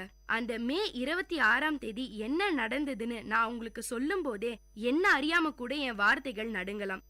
ஏன்னா அவ்வளவு கொடுமையான சம்பவங்க அது. இப்போ அந்த நாள்ல என்னதான் அவ்வளவு பயங்கரமா நடந்ததுன்னு உங்களுக்கு சொல்றேன். அப்ப நம்ம மால்விகாக்கு ஒரு 13 வயசு இருக்குங்க. ஒரு வெடிகுண்டு கிடங்குல தீ பிடிச்சுது. அதுல கை வெடிகுண்டு உள்பட பலதும் வெடிச்சு ஊர் முழுக்க சிதறி போச்சு. அதுல ஒரு துண்டு மால்விகா குடியிருந்த பகுதியில விழுந்திருக்கு. அந்த வெடிகுண்டு துண்டு செயலிழக்க செய்ததுன்னு சொல்லிருக்காங்க. அதான் செயல் இழந்து போச்சுன்னு ஊர் மக்கள் சொன்னதை நம்பி நம்ம மால்விகா விளையாட்டுத்தனமா அதை தட்டிருக்காங்க. இவங்க தட்டின முதல் அடியிலே அது டொம்முன்னு வெடிச்சு சிதறிச்சு. அவ்வளவுதாங்க. அடுத்த சில நொடிகள்லயே மால்விகாவோட 2 கைகளும் சிதறி போச்சு, கால்களும் செயலிழந்து போச்சு. மால்விகா கால்கள்ல ஹைப்போஎஸ் தேசியான்னு சொல்ற உணர்வுகள் மரத்து போன நிலை. இந்த சம்பவம் நடந்த முதல் 3 நாள் மால்விகாக்கு நல்ல நினைவு இருந்துதாம். என் மகளோட கை போயிடுச்சேன்னு அவங்க அம்மா அலறினது இன்னும் அவங்க காதுல கேட்டுக்கிட்டே இருக்காம். மால்விகாவோட உடம்பு முழுக்க மரத்து போயிருந்தது. உடனடியா மால்விகாவை ஹாஸ்பிட்டலுக்கு கூட்டிட்டு போனாங்க. கிட்டத்தட்ட 80% ரத்தம் போயிருச்சாம். முக்கியமான 4 நரம்புகளும் கட்டாயிடுச்சு. பிபிஓ 0க்கே வந்துருச்சு. மால்விகா பிழைப்பாங்களாங்கிறதே சந்தேகமா ஆயிடுச்சு. கால்களை எடுத்தாகணும்னு சொல்லிட்டாங்க டாக்டர்ஸ். மால்விகாவோட அம்மாக்கும் அப்பாக்கும் அதுல உடன்பாடு இல்ல. அதனால மால்விகாவை ஆம்புலன்ஸ்ல வச்சு ஜெய்ப்பூருக்கு கூட்டிட்டு போனாங்க. அந்த ஹாஸ்பிட்டல்ல காலை எடுக்கலாம் தேவையில்ல, ஆனா மெட்டல் ராட்ஸ் வச்சாதான் மால்விகாவால எழுந்தே நடக்க முடியும்னு சொல்லிட்டாங்க. காலை எடுக்கிறதுக்கு இதுவே பரவாயில்லன்னு மெட்டல் ராட்ஸ் வைக்க அவங்க அப்பாவும் அம்மாவும் சம்மதிச்சாங்க. உடனே ஆபரேஷன் நடந்துதாம். மால்விகா கால் முழுக்க மெட்டல் பொருத்தினாங்க. அது கால்களுக்குள்ள ஆழமா போயிருந்ததுல உயிரே போகிற அளவுக்கு வலி. 24 மணி நேரமும் வலியோட துடிச்ச அந்த நாட்களை இப்பவும் ஏன் எப்பவுமே மறக்க முடியாது நம்ம மால்விகாவால. ஒரு வழியா டாக்டர்ஸ் மால்விகாவோட கால்களை காப்பாத்திட்டாங்க. மால்விகாவோட இடது கால் மொத்தமும் வடிவம் இழந்து உணர்வுகள் இல்லாத நிலையிலும் வலது கால்ல ஒரு அடி கூட எடுத்து வைக்க முடியாத நிலையிலும் காப்பாத்தினாங்களாம். வெடிச்சு சிதறினதுல துண்டானதால கைகளை எடுக்க வேண்டிய அவசியம் ஏற்படலையாம். இந்த கொடுமையான நிகழ்வுக்கு அப்புறம் சென்னைக்கு வந்து அண்ணா நகர்ல ஒரு ஹாஸ்பிட்டல்ல தொடர்ந்து சிகிச்சை எடுத்துக்கிட்டாங்களாம். மெல்ல மெல்ல எழுந்து நடமாட ஆரம்பிச்சாங்க மால்விகா. உபயோகம் இல்லாத நிலையிலும் கால்களை காப்பாத்தினதுல மால்விகாக்கு மகிழ்ச்சி. ஆனா கைகளை இழந்துட்டோமேன்னு தாங்க முடியாத அதிர்ச்சி. கைகளையும் கால்களையும் மட்டும் இல்லங்க, கனவுகளும் கருகி போச்சு.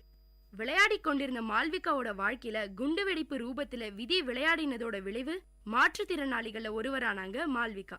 8ஆவதுல இருந்து 10ஆவது படிக்கிற வரைக்கும் படுக்கையிலே தான் இருந்தாங்க. 10ஆம் வகுப்பு எக்ஸாம்ஸ் நெருங்கிருச்சாம். அந்த எக்ஸாம்ஸை எப்படியாச்சும் எழுதணும், படிப்பை விட்டுடக்கூடாதுன்னு செயற்கை கைகளை வச்சு ஏதாவது பண்ண முடியுமான்னு மால்விகாவும் அவங்க அம்மாவும் இன்டர்நெட்ல தேடினாங்களாம். செயற்கை கைகளை தயாரிக்கிற கம்பெனி பத்தி தெரிய வந்தது.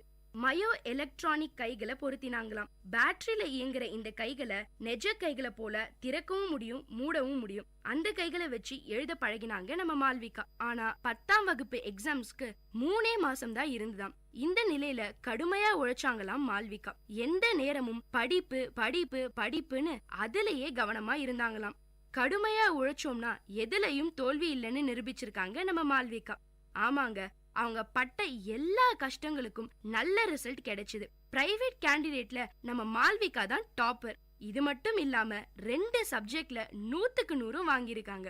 ஆனா நம்மள எடுத்துக்கோங்க, கையும் காலும் நல்லா இருக்கிற நிலைமையில கூட உழைக்க மாட்டேங்கிறோம். ஸ்கூல்ல பிரஷர் பண்றாங்க, வீட்டுல பிரஷர் பண்றாங்க, அதனால படிக்க பிடிக்கலன்னு வெறுப்ப வளர்த்துக்கிறோம். ஒரு வருஷம் ஃபுல்லா அதே பாடங்களை தான் படிக்கிறோம், ஆனா முழு கவனிப்போட படிக்கிறது இல்ல. நம்ம மால்விகாவோ 3 மாசம் தான் படிச்சாங்க, ஆனா முழு கவனிப்பும் படிப்புல மட்டும் தான் இருந்தது. சரி, இப்போ மால்விகா வாழ்க்கையில அதுக்கப்புறம் என்ன நடந்ததுன்னு தெரிஞ்சுக்கலாம். அடுத்த நாளே எல்லா பத்திரிகையிலும் மால்விகாவை பத்தி தான் எழுதியிருக்காங்க. அவங்களுக்கு நடந்த ஆக்சிடென்ட், அதன் தொடர்ச்சியா நடந்த துயரங்கள் எல்லாத்தையும் கடந்து மால்விகா எப்படி படிப்புல சாதிச்சாங்கன்னு பாராட்டி ஊக்கப்படுத்தினாங்களாம். அவங்க வாழ்க்கையில பெரிய மாற்றம் ஏற்பட்ட மாதிரி ஃபீல் பண்ணினாங்க மால்விகா. அப்போ ஜனாதிபதியா இருந்த நம்ம அப்துல் கலாம் சார் மால்விகாவை வரவழைச்சு பாராட்டினாராம். அதுக்கப்புறம் +2, அடுத்து எக்கனாமிக்ஸ், சோஷியல் ஒர்க்ஸ்ல மாஸ்டர்ஸ் டிகிரின்னு நிறைய படிச்சாங்களாம். பயிற்சியின் போது மாற்றுத்திறனாளி குழந்தைகளோட வேலை பார்க்கிற அனுபவம் கிடைச்சது. அவங்க இடத்துல இருந்து அவங்கள மால்விகாவால நல்லா புரிஞ்சுக்க முடியும்னு தோணுச்சாம். அவங்களுக்கு ஏதாவது செய்யணுங்கிற உத்வேகம் வந்துச்சாம். அந்த சம்பவம் மால்விகாவோட வாழ்க்கைய இன்னும் கலர்ஃபுல்லா மாத்திருச்சாம். அது வரைக்கும் அவங்க உண்டு, அவங்க வேலை உண்டுன்னு மட்டும் இருந்தாங்களாம். மத்த எல்லாரும் நார்மலானவங்க. நான் அப்படி இல்லைங்கிற எண்ணம் மால்விகாக்குள்ள இருந்துதாம். ஆனா அந்த ஸ்பீச்சுக்கு அப்புறம் அவங்க எவ்வளவு ஸ்பெஷல்னு உணர்ந்தாங்களாம். இப்ப மோட்டிவேஷனல் ஸ்பீக்கர்னு மால்விகா உண்டாகி இருக்க அடையாளத்துக்கும் அந்த டெட்எக்ஸ்ல பேச்சுதாங்க அஸ்திவாரம். இன்னைக்கு நிறைய ஸ்கூல்ஸ்ல காலேஜஸ்ல மால்விகா கூப்பிட்டு மோட்டிவேஷனல் ஸ்பீச் கொடுக்க சொல்றாங்களாம். போன வருஷம் பெங்களூர்ல நடந்த இந்தியா இன்க்ளூஷன் சம்மிட்ல பேச கூப்பிட்டாங்க. நிறைய சாதனை செய்த மாற்றுத்திறனாளிகள் பலரை அவங்க அங்க சந்திச்சிருக்காங்க. இந்த சம்பவங்கள் எல்லாம் மால்விகாவோட குறைபாட்டை எதிர்க்கிற மனப்பான்மையை கொடுத்தது எபிலிட்டி ஃபவுண்டேஷனும் நிஃப்டும் இணைந்து நடத்தின ஒரு ரேம்ப் வாக்ல கலந்துக்கிட்டாங்க. நிஃப்ட சேர்ந்த ஸ்டூடெண்ட்ஸ் மால்விகாக்காக 2 கவுன் டிசைன் பண்ணி கொடுத்தாங்களாம். அவங்க செயற்கை கைகளை நுழைக்கிற மாதிரி ஸ்பெஷலா டிசைன் பண்ணின அந்த ட்ரெஸ்ஸை போட்டுக்கிட்டு மால்விகா ரொம்ப சந்தோஷமா ரேம்ப் வாக் பண்ணினாங்க. ரொம்ப அருமையான அனுபவமா இருந்ததாம் அது மால்விகாக்கு. மாற்றுத்திறனாளிகளுக்கான ஆக்சசிபிள் க்ளோத்திங் பத்தி யோசிக்கவும் பேசவும் வச்ச சம்பவமா அமைஞ்சுது. சமூக விழிப்புணர்வு பிரச்சாரங்கள் தொடர்பான பல நிகழ்ச்சிகள்ல கலந்துக்கிறாங்க மால்விகா. பெங்களூர்ல நடந்த மாரத்தான் நிகழ்ச்சியில டான்ஸ் பண்ணினாங்களாம். அடிப்படையில டான்சரான மால்விகாவால முன்ன மாதிரி ஆட முடியலனாலும் ஓரளவுக்கு நல்லாவே ஆடினாங்களாம். சமுதாயத்துல மாற்றுத்திறனாளிகளோட மனநிலை எப்படி இருக்கு, சமுதாயம் அவங்கள எப்படி பாக்குதுங்கிறத பத்தி PhD பண்ணிக்கிட்டு இருக்காங்க. இன்னைக்கு நம்ம மால்விகா ஒரு குளோபல் ஸ்பீக்கருங்க. ஒவ்வொரு மேடையிலும் அவங்க கதைய சொல்ற போது நிறைய பேர் கலங்குறாங்களாம். ஏன் நமக்கே அவங்க கதையை கேட்கும் போது வருத்தமா இருக்குல்லங்க. ஆனா நம்ம மால்விகாக்கோ அவங்க நிலைய நினைச்சு என்னைக்குமே கம்ப்ளைண்ட் பண்ணினது இல்லையாம். இவங்க அந்த பயங்கர நிகழ்வுக்கு அப்புறம் வாழ்க்கைய பாசிட்டிவா எடுத்துக்கிட்டு நடக்கிற விதம் பல பேருக்கு தைரியத்தை கொடுக்குதுங்க. மால்விகாவோட சிகிச்சைகள் முழுமையா முடியலையாம். ஆக்சிடென்ட் நடந்து முதல் நாள் எமர்ஜென்சி ஆபரேஷன்ல ஆரம்பிச்சது. இதுவரைக்கும் மால்விகாக்கு 20க்கும் மேலான ஆபரேஷன் செஞ்சிருக்காங்க. வெடிச்சு சிதறின குண்டுல ஒரு சின்ன துண்டு இன்னும் அவங்க உடம்புக்குள்ள இருக்காமாம். ஆனா அதை எடுக்க முடியலையாம். கால்கள்ல பிளேடு பொருத்தினப்ப அந்த குண்டு துண்டோட உராஞ்சதுல அவங்களுக்கு 2 வாட்டி பிரச்சனை ஆயிருக்கு. இப்போ அவங்களுக்கான ட்ரீட்மெண்ட் போயிட்டு தான் இருக்காம். அதுக்கு முடியவே இல்லையாங்க. இவ்வளவு சம்பவங்களுக்கு பிறகும் மால்விகா அவங்க வாழ்க்கையை நேசிக்க காரணம் அவங்க அம்மா ஹேமமாலினி தாங்க. மால்விகா கூடவே நிழல் மாதிரி இருக்காங்க. பிரச்சனைங்க வரும் போகும், ஆனா மனசு விட்டு போச்சுன்னா வாழறதே கஷ்டம்னு சொல்லி சொல்லி வளர்த்தாங்களாம். அந்த வார்த்தைகள் தான் மால்விகாவோட ஊக்கம் இருந்தாம். அதனாலதான் மால்விகாவை யாருமே எப்பவுமே சோகமா பார்த்தது இல்லையாம். வழியில துடிச்ச போது கூட சிரிச்சுக்கிட்டே எல்லாத்தையும் எதிர்கொண்டாங்க மால்விகா. மால்விகாவை பொறுத்த வரைக்கும் இது கடவுள் அவங்களுக்கு கொடுத்த செகண்ட் லைஃப், ஸ்பெஷலான லைஃபும் கூட. நம்ம வாழ்க்கையை நாம நேசிக்கவும் ஸ்பெஷலா நினைக்கவும் கத்துக்கிட்டாலே போதும், ஈஸியா ஜெயிச்சிடலாம். நான் ஸ்பெஷல்னு முதல்ல நம்ம நினைக்கணும். அப்பதான் மத்தவங்களும் நம்மள அப்படி நினைப்பாங்கிறது தான் நம்ம மால்விகா நம்மளுக்கு கொடுக்கிற சக்சஸ் டிப்ஸ். இத மறந்துடாம எல்லாரும் அப்படியே ஃபாலோ பண்ணுங்க. அப்புறம் இதே VIT பண்பலையில உங்களை பத்தி வருங்கால சாதனையாளர்களா சொல்றேன். அதனால விடாமுயற்சி பண்ணிக்கிட்டே இருங்க, வாழ்க்கையில வெற்றி பெறுங்க. இதோட இந்த எபிசோட நான் முடிச்சுக்கிறேன்.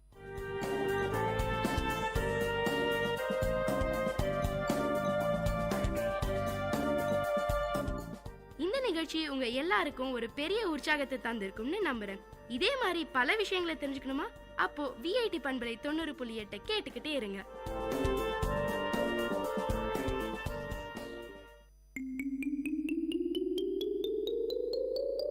ஹாய் குட்டீஸ், இது VIT பண்பலை 90.8.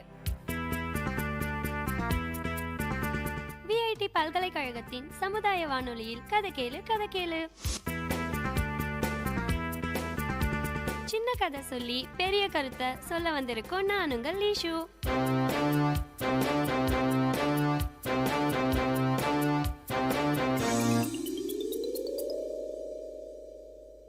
ஒரு ஊர்ல ஏரிக்கரையோரத்துல நிறைய மரங்கள் செடிகள் கொடியெல்லாம் இருந்துச்சாம்.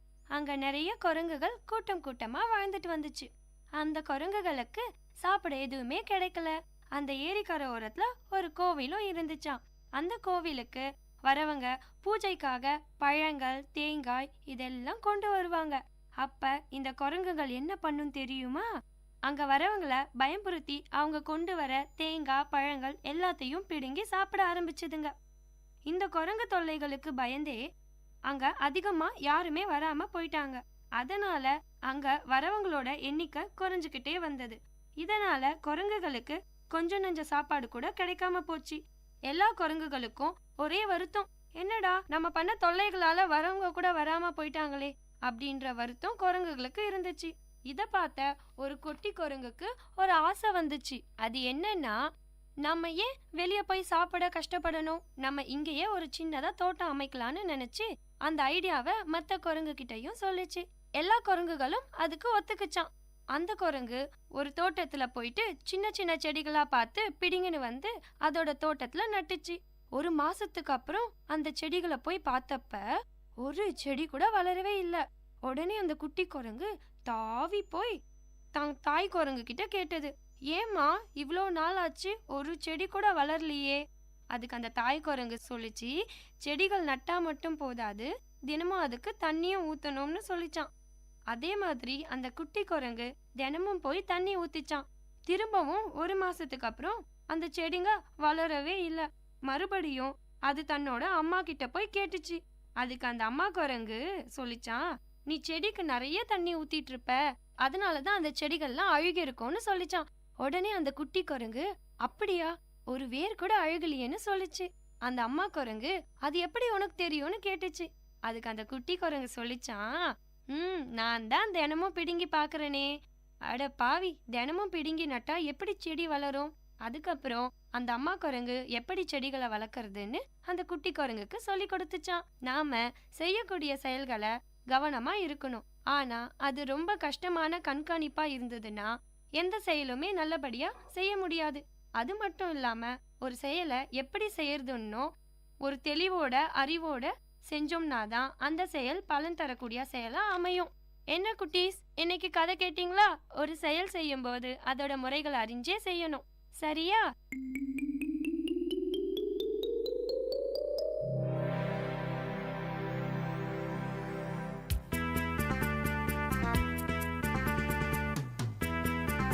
இதே மாதிரி இன்னொரு கதையோடையும் கருத்தோடையும் அடுத்த கதை கேளு நிகழ்ச்சியில சந்திப்போம். அது வரைக்கும் உங்களிடமிருந்து விடை பெறுவது உங்கள் லேஷு. பாய் குட்டீஸ்.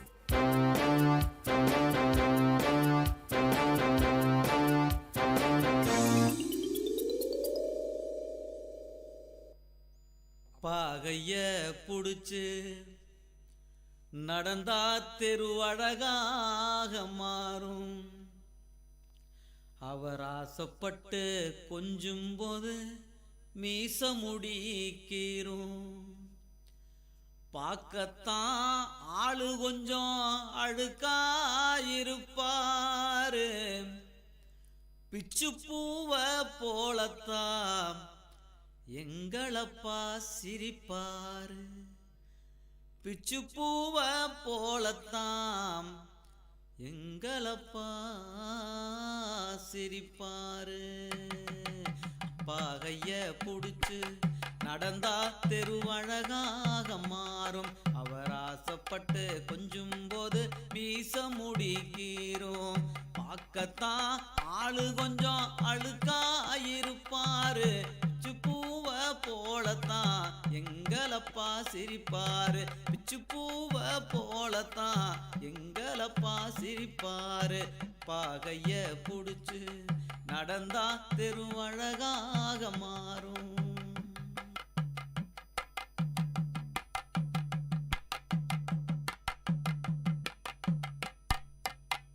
மேல் சட்டை போட்டதில்ல, கால் செருப்பும் கேட்டதில்ல, பாய் விரிச்சு படுத்ததில்ல, பட்ட கடனால் தூக்கம் இல்ல. மேல் சட்டை போட்டதில்ல, கால் செருப்பும் கேட்டதில்ல, பாய் விரிச்சு படுத்ததில்ல, பட்ட கடனால் தூக்கம் அல்ல. உப்பு மூட்டை தூக்கிக்கிட்டு ஊரூரா நடப்பாரு, உப்பு மூட்டை தூக்கிக்கிட்டு ஊரூரா நடப்பாரு. உறங்கையிலும் எழுப்பி விட்டு தின் பண்டத்தை கொடுப்பாரு. தலைக்கு என்ன தேய்ச்சதில்ல, கண்ணாடியும் பார்த்ததில்ல, தலைக்கு என்ன தேய்ச்சதில்ல, கண்ணாடியும் பார்த்ததில்ல. உழைச்சு உழைச்சு காய்ச்சதுல உள்ளங்கையில் ரேகை இல்ல, உழைச்சு உழைச்சு காய்ச்சதுல உள்ளங்கையில் ரேகை இல்ல.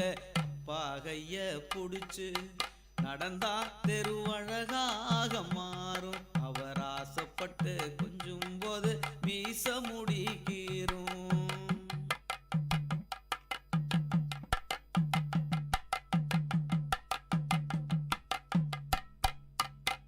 மூளைக்காட்டு கிணத்துலதான் நீந்த கத்து தந்தாரு, மூச்சரைக்க ஓடி வந்து சைக்கிள் கத்து தந்தாரு.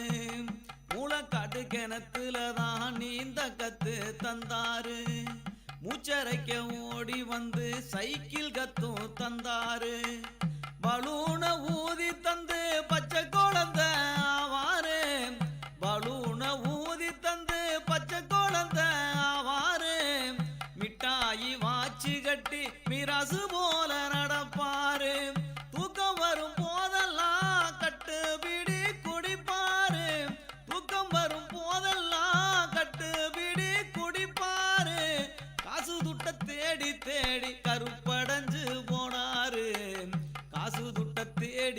தேடி கருப்படைஞ்சு போனாரு. அப்பா கைய புடிச்சு நடந்தா தெரு அழகாக மாறும். அவர் ஆசைப்பட்டு கொஞ்சும் போது மீச முடிக்கீரும்.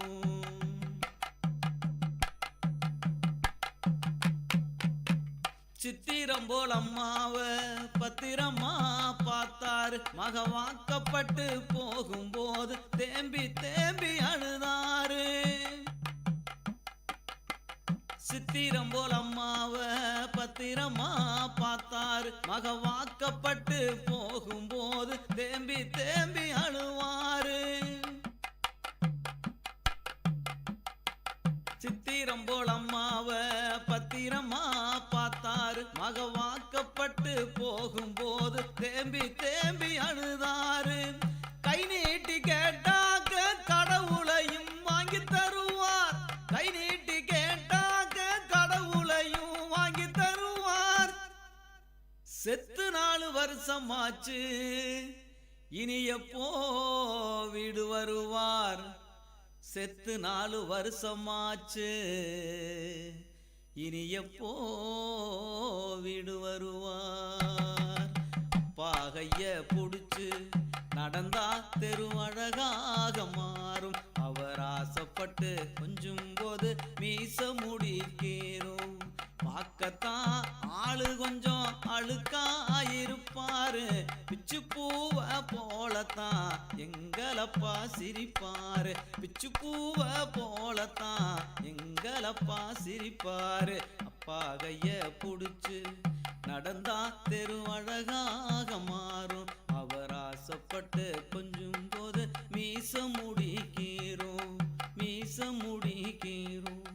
மீச முடிக்கீரும்.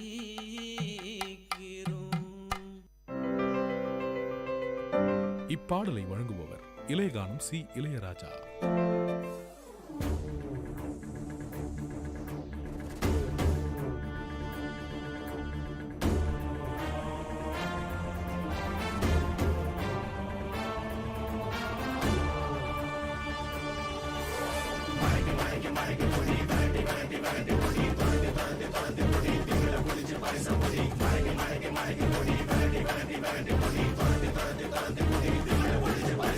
எத்தி பறக்க முட்டி பாரு திமுல நீயும் தொட்டு பாரு. புடுறா புடுறா. எத்தி பறக்க முட்டி பாரு திமுல நீயும் தொட்டு பாரு. எங்க ஊரு ஜல்லிக்கட்டு எதிர நின்னு மல்லு கட்டு. செத்து பொழைச்சு வந்தானா செவலக்கார. மண்ண கீறி வந்தானா மயிலக்கார. செத்து பொழைச்சு வந்தானா செவலக்கார. மண்ண கீறி வந்தானா மயிலக்கார. காளையோட நெத்தியில பதக்க சங்கிலி கையிட்டா. கண்ணியோட கழுத்துக்கு தான் தாலி சங்கிலி. காளையோட நெத்தியில பதக்க சங்கிலி கையிட்டா. கண்ணியோட கழுத்துக்கு தான் தாலி சங்கிலி. எத்தி பறக்க முட்டி பாரு. எத்தி முல நீயும் தொட்டு பாரு.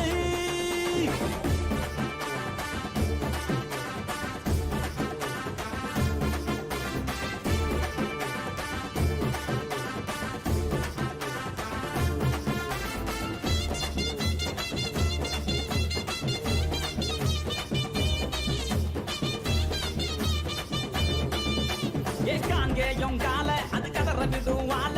வளஞ்சவம் பூக்கால அது வரி புளிய போல. ஏ காரி கால கருத்த கால தெரிய விடும் 100 கால. இறங்கி எட்டி பூடி எலவட்ட கால. இறங்கி எட்டி பூடி எலவட்ட கால. எத்தி பறக்க முட்டி பாரு. திமுல நீயும் தொட்டு பாரு.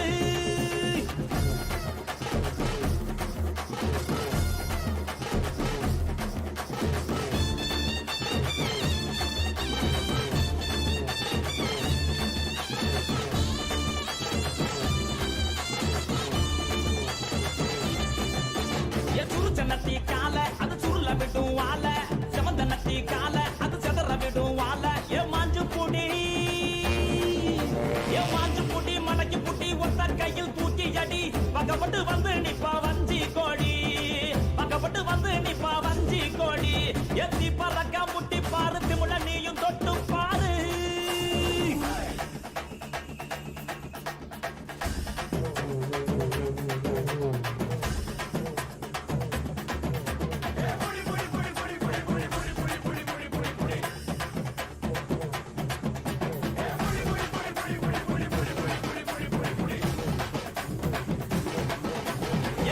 இறங்கி வாடா நீ வீர மகன் தாண்டா இங்க வந்தா கூட நீ சிரிக்கிட்டு போடா ஏ தோல தட்டு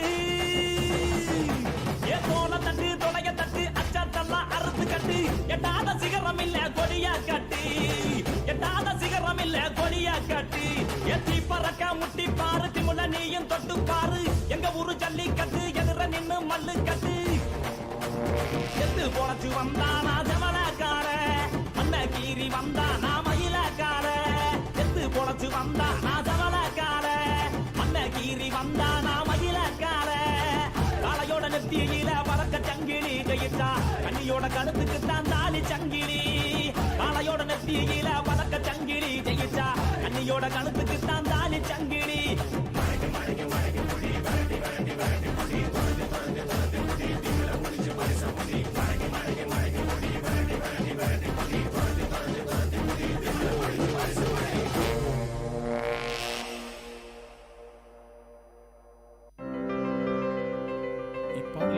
இப்பாடலை வழங்குபவர் இளையகானம் சி இளையராஜா.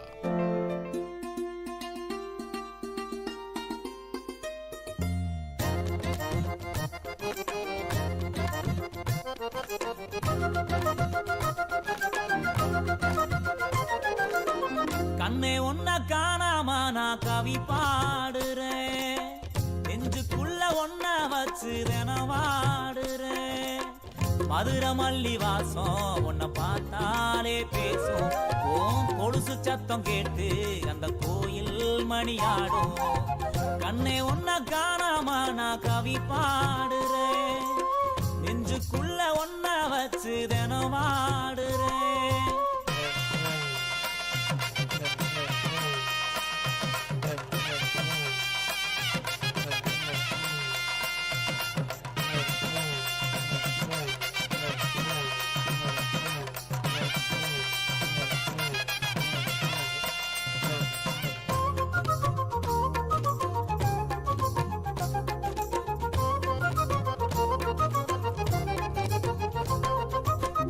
ஆத்துக்குள்ள ஊத்து தோண்டி விளையாடினோம் கூட்டாஞ்சோறு ஆக்கி நாம பசியாரினோம் பள்ளி கூட பாடம் மறந்து அடி வாங்கினோம் அம்மா அப்பா பேர சொல்லி கதை பேசினோம் காலம் போட்ட கோணம் அழிஞ்சு தேசமாறினோம் கண்ணே ஒன்ன காணாம நான் கவி பாடுறேன் நெஞ்சுக்குள்ள ஒன்ன வச்சு தினவாடு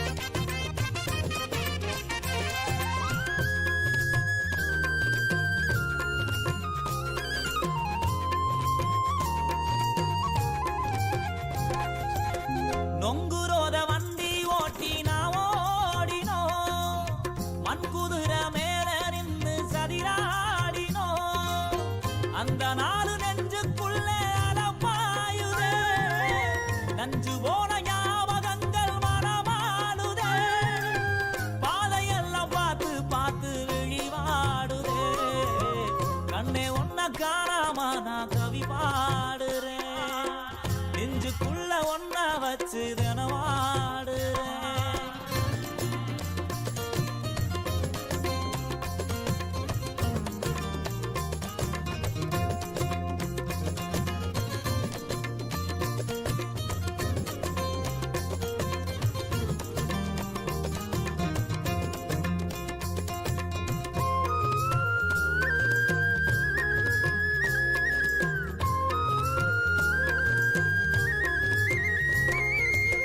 வெள்ளருக்கு வெட்டி வந்து பேயோட்டினோம் செங்கல் மேல பானை வச்சு தீ மூட்டினோம் அந்த நாலு நெஞ்சுக்குள்ள கடம் போடுதே எந்த நாலு நீயும் வருவ விட தேடுதே ஆசையெல்லாம் இதைய கேட்டு தினவாடுதே கண்ணே ஒன்ன காணாம நான் கவி பாடுறேன் நெஞ்சுக்குள்ள ஒன்ன வச்சு தினவாடுறேன் மதுர மல்லி வாசம் உன்னை பார்த்தாலே பேசும். ஓ கொலுசு சத்தம் கேட்டு அந்த கோயில் மணியாடும். கண்ணே உன்னை காணாம நான் கவி பாடுறேன். நெஞ்சுக்குள்ள ஒன்ன வச்சு தினவாடுறேன். இப்பாடலை வழங்கியவர் இளையகானம் சி இளையராஜா. சாந்தி நிலவ வேண்டும், சாந்தி நிலவ வேண்டும், எங்கும் சாந்தி நிலவ வேண்டும், ஆத்ம சக்தி ஓங்க வேண்டும், உலகிலே சாந்தி நிலவ வேண்டும்.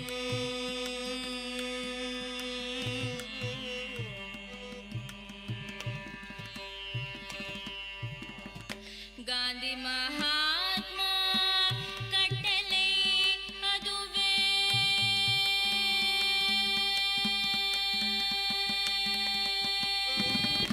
காந்தி மகாத்மா கட்டளை அதுவே, காந்தி மகாத்மா கட்டளை அதுவே, கருணை ஒற்றுமை கதிரொளி பரவே சாந்தி நிலவ வேண்டும். கொடுமை செய்தியோர் மனமது தீருந்த நற்குணம் அதனை புகட்டிடுவோம். கொடுமை செய்தியோர் மனமது தீருந்த நற்குணம் அதனை புகட்டிடுவோம். மடமையச்சம் மறுப்போம், மக்களின் மாசிலா நல்லொழுக்கம் வளர்ப்போம். திடம் தரும் அஹிம்சா யோகினோ தந்தை ஆத்மானந்தம் பெறவே, கடமை மறவோம் அவர் கடன் தீர்ப்போம், கரந்தமிழ் அறம் வளர்ப்போம், எங்கும் சாந்தி நிலவ வேண்டும், ஆத்ம சக்தி ஓங்க வேண்டும், உலகிலே சாந்தி நிலவ வேண்டும்.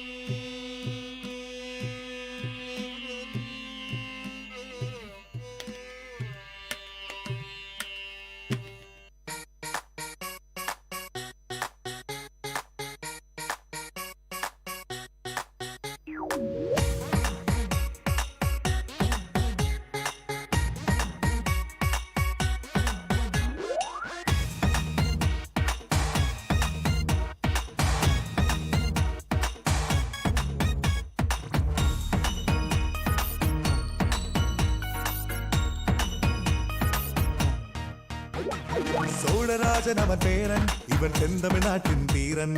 பெருமையோடு நான் சொல்வேன் நான் தமிழன். சாதனை செய்யும் வீரன் நான் உங்கள் அன்பு தோழன். பெருமையோடு நான் சொல்வேன் நான் தமிழன். அவ்வை சொன்ன தமிழ் மொழியும் கம்பனாமன் கவி வரையும் என்றும் எங்கும் எங்கு காக்கும் தன்மான தமிழன் நான். என்றுமான குரல் வரையில் வீரமிசையின் வழியில் திமிரும் கொன்று உலகம் என்று உய்யும் தமிழன் நான்.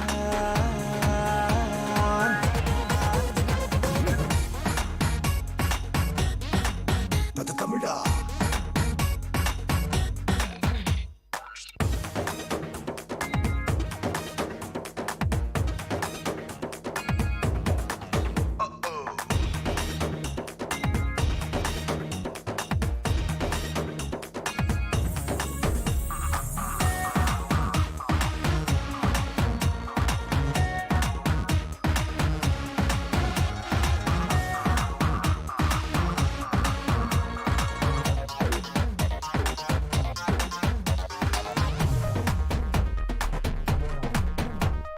கணனி யுகத்தின் தலைவா நீ நோபல் வெல்வது புதிதா.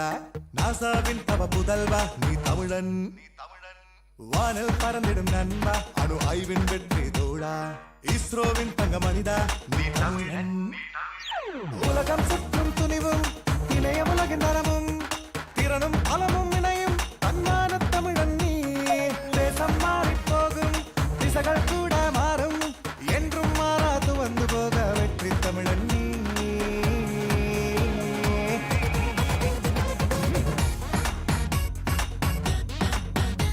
தமிழா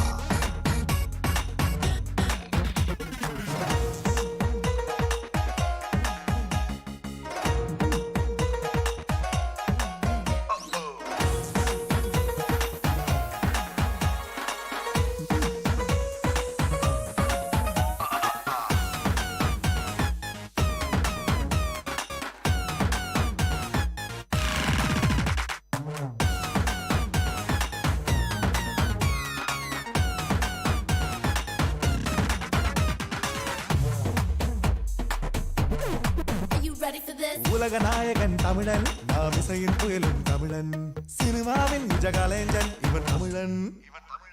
விளையாட்டில் இவன் வீரன், கடும் யுத்த களங்களின் சூரன், வர்த்தக உலகின் வேந்தன் இவன் தமிழன். திரகடல் பலவை கண்டதும் திருவியன் கோடி குவிந்தும் சொந்த மண்ணை மறவா தன்மான தமிழர் கோடி தமிழர் நினைவில் வெற்றி வருவே மடியில் தமிழில் பேசி தமிழில் வாழும் தமிழர் கூட்டம்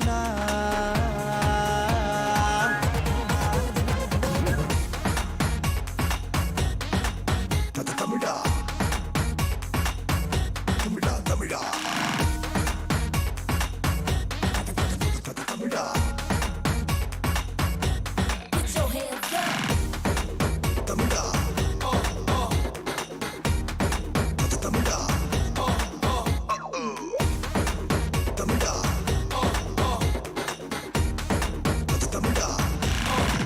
தமிழா தமிழா தமிழா. கேட்ட பாடலை இசையமைத்து பாடியவர் நீரஜ் கோபால். பாடல் வரிகள் கணதீபன் ஞானகுமரன். இப்பாடலை வழங்குபவர் இளையகானம் சி இளையராஜா.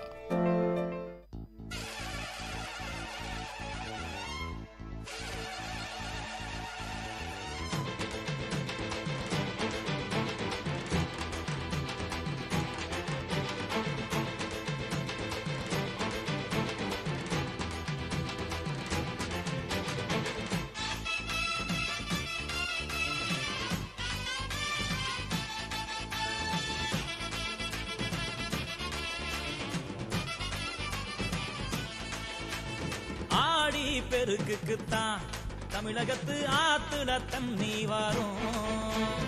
ஆடிப்பட்டம் தேடித்தான் நாங்கள் எல்லாம் விதவதைக்க ஆரம்பிப்போம். தேர உழுது முடிச்சு ஏத்தம் இறக்கும் போது, தேர உழுது முடிச்சு ஏத்தம் இறக்கும் போது ஏழேலோ மெட்டு கட்டி பாடுவோம். தமிழ நாட்டுப்புற மகிமையத்தான் கூறுவோம், தமிழ நாட்டுப்புற மகிமையத்தான் கூறுவோம். ஆடி பெருக்குத்தான் தமிழகத்து ஆத்துல தண்ணி வரும்.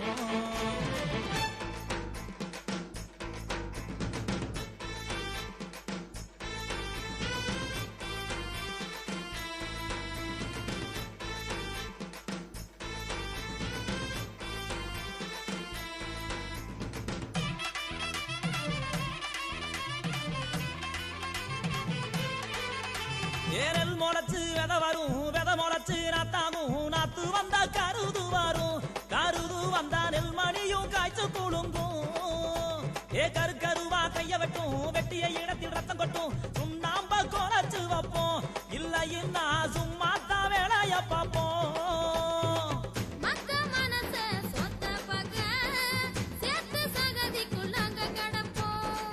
காடு கடனி களத்து மேடை கடைசி வரைக்கும் காத்து இருப்போம். துயரங்களும் ரொம்ப எங்களுக்கும் இருக்கு, இருந்தாலும் எங்களுக்கு பாட்டு தான். இருந்தா சோறு தண்ணி தேவையில்லை கூத்துத்தான், இருந்தா சோறு தண்ணி தேவையில்லை கூத்துத்தான். ஆடி பெருக்குத்தான் தமிழகத்து ஆத்துல தண்ணி வரும்.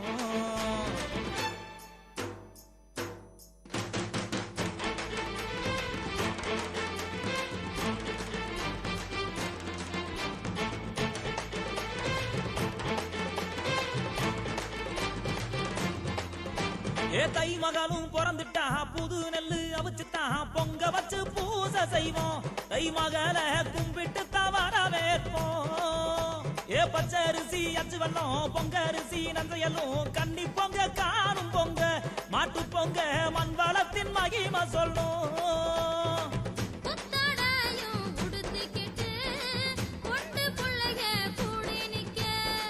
மல்லு வேட்டி மடிச்சு கட்டி ஆம்பளைங்க காலையடக்க புலவ போட்டு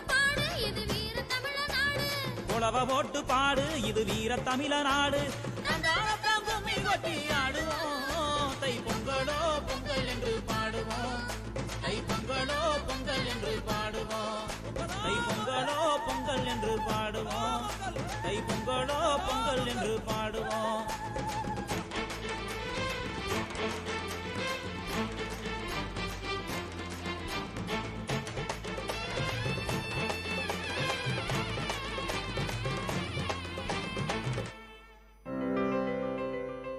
இப்பாடலை வழங்கியவர் இளையகானம் சி இளையராஜா.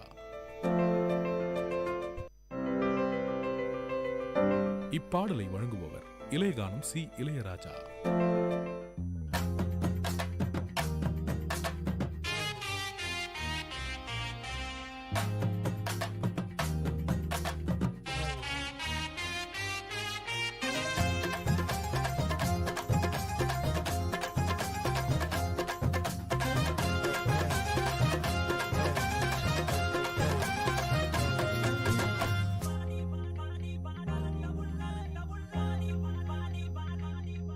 ஆடி வாடி என் கருத்த புள்ள ரெண்டு நாளாக உறக்க வல்ல ஆடி வாடி என் கருத்த புள்ள ரெண்டு நாளாக உறக்க வல்ல அடி அள்ளி போல தள்ளி நான் வந்த போற தள்ளி ஒன்பதில சொல்லிட்டு போடி அடி அள்ளி போல தள்ளி நான் வந்த போற தள்ளி ஒன்பதில சொல்லிட்டு போடி அடி வாடி வாடி வாடி வாடி என் கருத்த புள்ள ரெண்டு நாளாக உறக்க வல்ல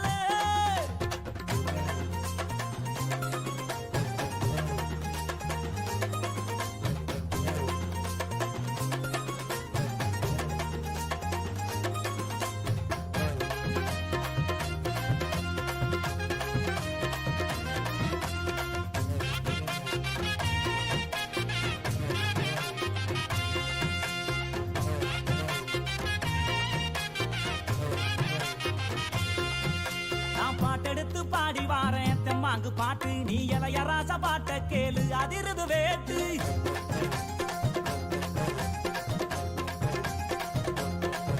நான் பாட்டெடுத்து பாடி வாரேன் தெம்மாங்கு பாட்டு நீ இளையராச பாட்ட கேளு அதிருது வேட்டு யாரு துணையும் இல்ல எனக்கு நிகர் யாரும் அல்ல உடம்பு உடம்பு புள்ள என்னைய ஜெயிக்க எவனும் இல்ல மோதி பாரு அடி பாடு நீ போட்ட போட்டி போடு எனக்கான ஒரு கூட்டம் அடமேலம் கொட்டி ஆட்டம் போடு வாடி அடி வாடி அடி வாடி என் கருத்த உள்ள ரெண்டு நாளாக உறக்க வல்ல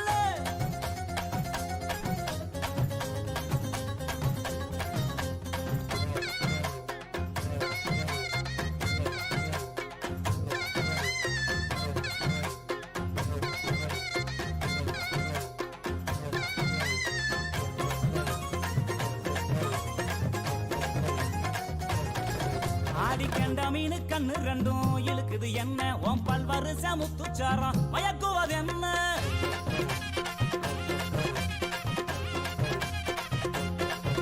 ஆடி கண்ட மீனு கண்ணு ரெண்டும் இழுக்குது என்ன உன் பல்வரிச முத்துச்சாரம் மயக்குவது என்ன உறிஞ்சு ஓதட்டுறைய என்னைய இதுக்கே முடிஞ்சு புட்டு சங்கு கழுத்துறதா என்னையும் வதச்சு வாட்டி புட்டு அடிச்சிட்ட தங்க பட்ட என் பக்கம் இல்லடி ஒன்னு தார உதட்டால நீ வெக்க விட்டு கட்டி கூட்டி பாடி அடி வாடி அடி வாடி என் கருத்த உள்ள ரெண்டு நாளாக உறக்க வல்ல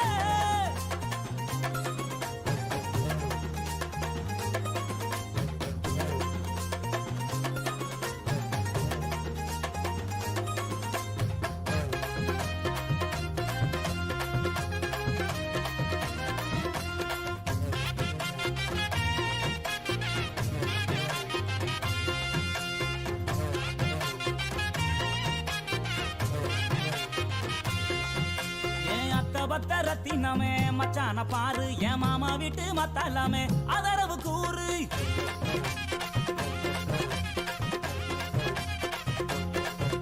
என் அத்த பத்த ரத்தினமே மச்சான பாரு என் மாமா வீட்டு மத்தாலாமே அதரவு கூறு உன்னை விட்ட யாரும் இல்ல எனக்கு ஒட்டிக்கிற வாடி உள்ள கண்ணசைக்கும் நேரத்துல எனக்கு காதல் தீ மூட்டு உள்ள இதை தெரிஞ்சு கொஞ்சம் புரிஞ்சு இந்த மச்சா சொல்ல கேளு இந்த உலகம் உள்ள வரைக்கும் நீ என்னோட தான் ஒட்டி வாழ வாடி என் கருத்த புள்ள 2 நாளாக உறக்கவல்ல அடி வாடி என் கருத்த புள்ள 2 நாளாக உறக்கவல்ல அடி அள்ளி போல தள்ளி நான் வந்த போற தள்ளி உன் பதில சொல்லிட்டு போடி அடி அள்ளி போல தள்ளி நான் வந்த போற தள்ளி உன் பதில சொல்லிட்டு போடி அடி வாடி வாடி வாடி வாடி என் கருத்த புள்ள.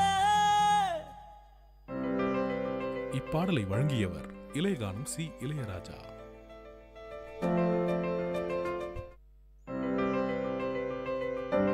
This song is presented by Spark X Music Band.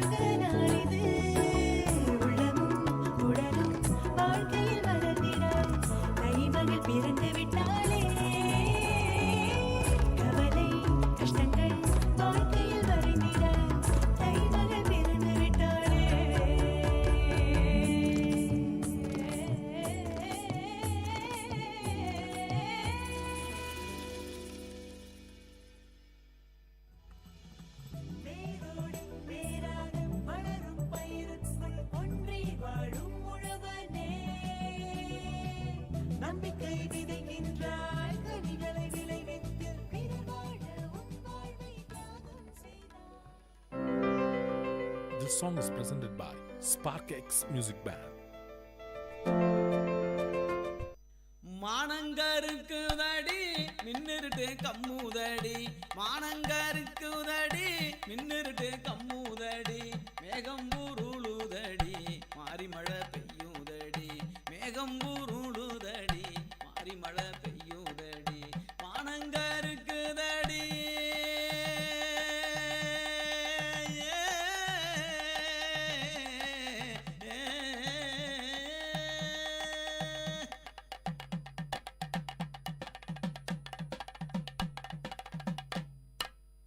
காடு காலனி எங்கும் களையெடுக்க போற புள்ள காடு காலனி எங்கும் களையெடுக்க போற புள்ள என் மனச பறி கொடுத்து உனக்காக காத்திருந்தேன் என் மனச பறி கொடுத்து உனக்காக காத்திருந்தேன் காலங்கடத்தாதடி காலங்கடத்தாதடி என் கண்ணே என் கண்மணியே உனக்காக காத்திருக்கேன் பொன்னே என் பூங்கொடியே காலங்கடத்தாதடி என் கண்ணே என் கண்மணியே நான் உனக்காக காத்திருப்பேன் பொன்னே என் பூங்கொடியே மானங்கருக்குதடி மானங்கருக்குதடி மின்னிருட்டு கம்முதடி மானங்கருக்குதடி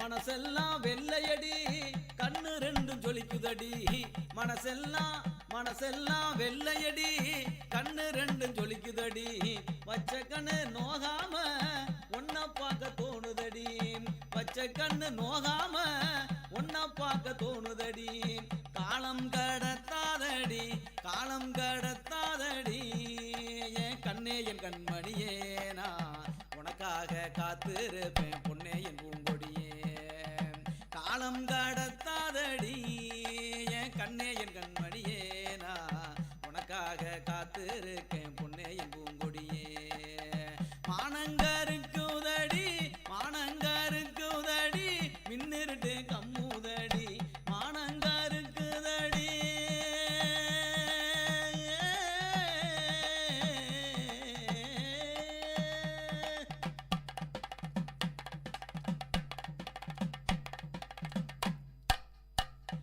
மானாமதுரச்சந்த மறிக்கொழுந்து வாங்கி வாரேன் மானாமதுரச்சந்த மறிக்கொழுந்து வாங்கி வாரேன் தஞ்சாவூர் மேளம் வச்சு கல்யாணம் பண்ணிக்கிறேன் தஞ்சாவூர் மேளம் வச்சு கல்யாணம் பண்ணிக்கிறேன் மானாமதுரச்சந்த மறிக்கொழுந்து வாங்கி வாரேன் தஞ்சாவூர் மேளம் வச்சு கல்யாணம் பண்ணிக்கிறேன் காலம் கடத்தாதடி காலம் கடத்தாதடி என் கண்ணே என் கண்மணியே நான் உனக்காக காத்திருக்கேன் பொன்னே என் பூங்கொடியே காலம் கடத்தாதடி என் கண்ணே என் கண்மணியே நான் உனக்காக காத்திருப்பேன் பொன்னே என் பூங்கொடியே மானங்கருக்குதடி மானங்கருக்குதடி மின்னிருட்டு கம்முதடி மேகம் உருளுதடி மாறி மழை பெய்யுதடி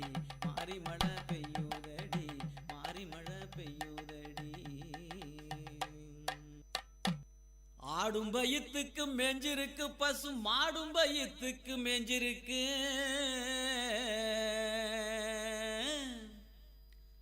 ஆட்டையும் மேய்ச்சவன் வயிறு ஆளையல போல காஞ்சிருக்கு அன்னை ஆளையல போல காஞ்சிருக்கு ஆடும் பயத்துக்கு மேஞ்சிருக்கு பசு மாடும் பயத்துக்கு மேஞ்சிருக்கு ஆட்டையும் மேய்ச்சவன் வயிறு ஆளையல போல காஞ்சிருக்கு அன்னை ஆளையல போல காஞ்சிருக்கு ஆடும் பயத்துக்கு மேஞ்சிருக்கு பசு மாடும் பயத்துக்கு மேஞ்சிருக்கு ஆட்டையும் மேய்ச்சவன் வயிறு ஆளையல போல காஞ்சிருக்கு அன்னை ஆளையல போல காஞ்சிருக்கு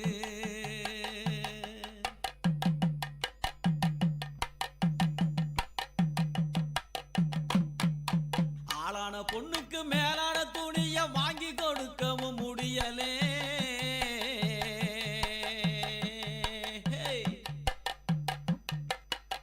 ஆளான பொண்ணுக்கு மேலான துணிய வாங்கி கொடுக்கவும் முடியலே நாங்க வாங்கி கொடுக்கவும் முடியலே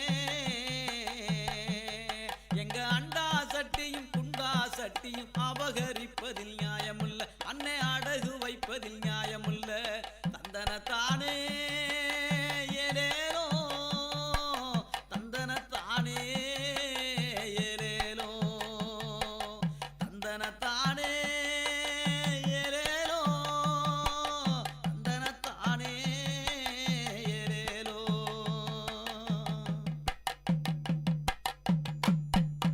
ஆடி தீபாவளி பொங்க திருநாள ஆசைக்கு கூட பார்த்ததில்லை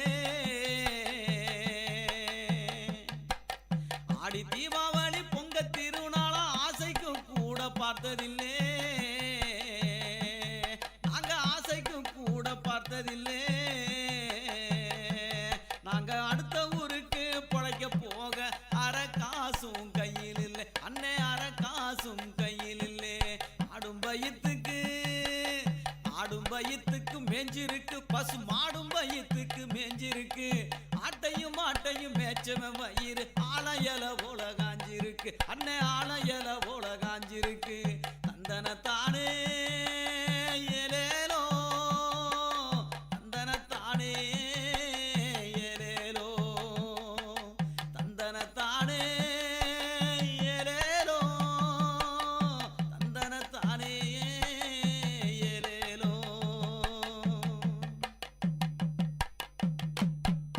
மானத்தில் மழையும் பெய்யவில்லை, எங்க மனக்கவலையும் தீரவில்லை. மானத்தில் மழையும் பெய்யவில்லை, எங்க மனக்கவலையும் தீரவில்லை. எங்க ஆட்டையும் ஆட்டையும் கொண்டுட்டு போக மனசு எப்படி வந்துருச்சு, உங்க மனசு எப்படி வந்துருச்சு. ஆடும் பயத்துக்கு மேஞ்சிருக்கு, பசு மாடும் பயத்துக்கு மேஞ்சிருக்கு. ஆட்டையும் ஆட்டையும் மேய்ச்சவன் வயிறு ஆலையல போல காஞ்சிருக்கு அண்ணே, ஆலையல போல காஞ்சிருக்கு.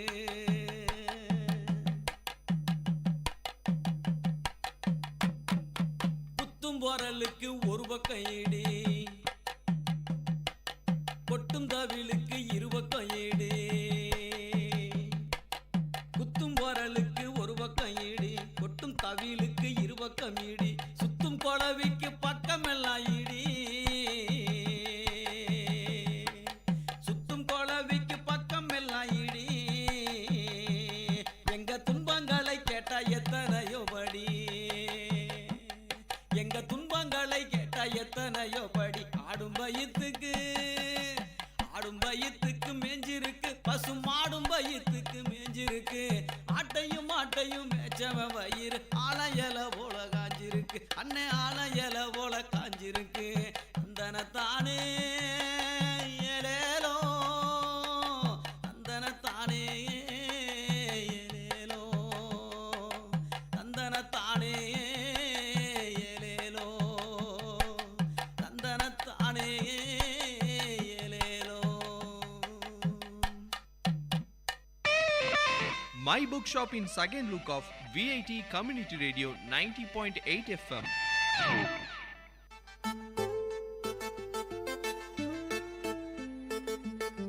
Hello VIT, you are listening to VIT Community Radio 90.8.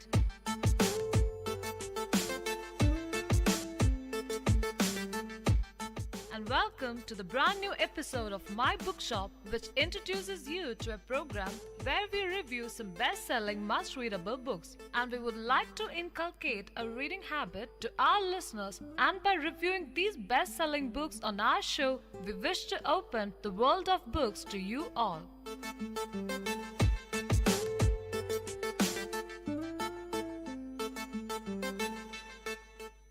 This is Anne. And this is Sanjana.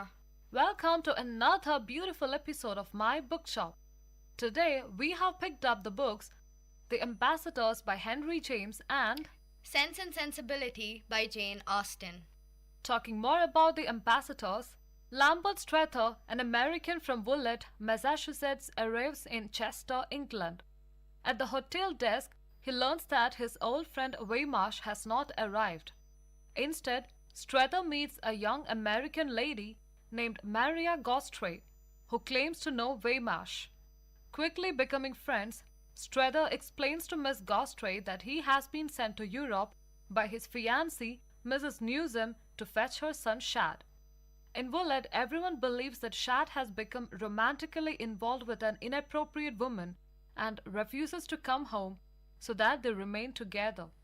Strather's mission as Mrs. Newsom's trusted ambassador is to convince Shad to come back to Woollet, where he is needed by the family business. Strather confidently believes that his mission is noble and necessary.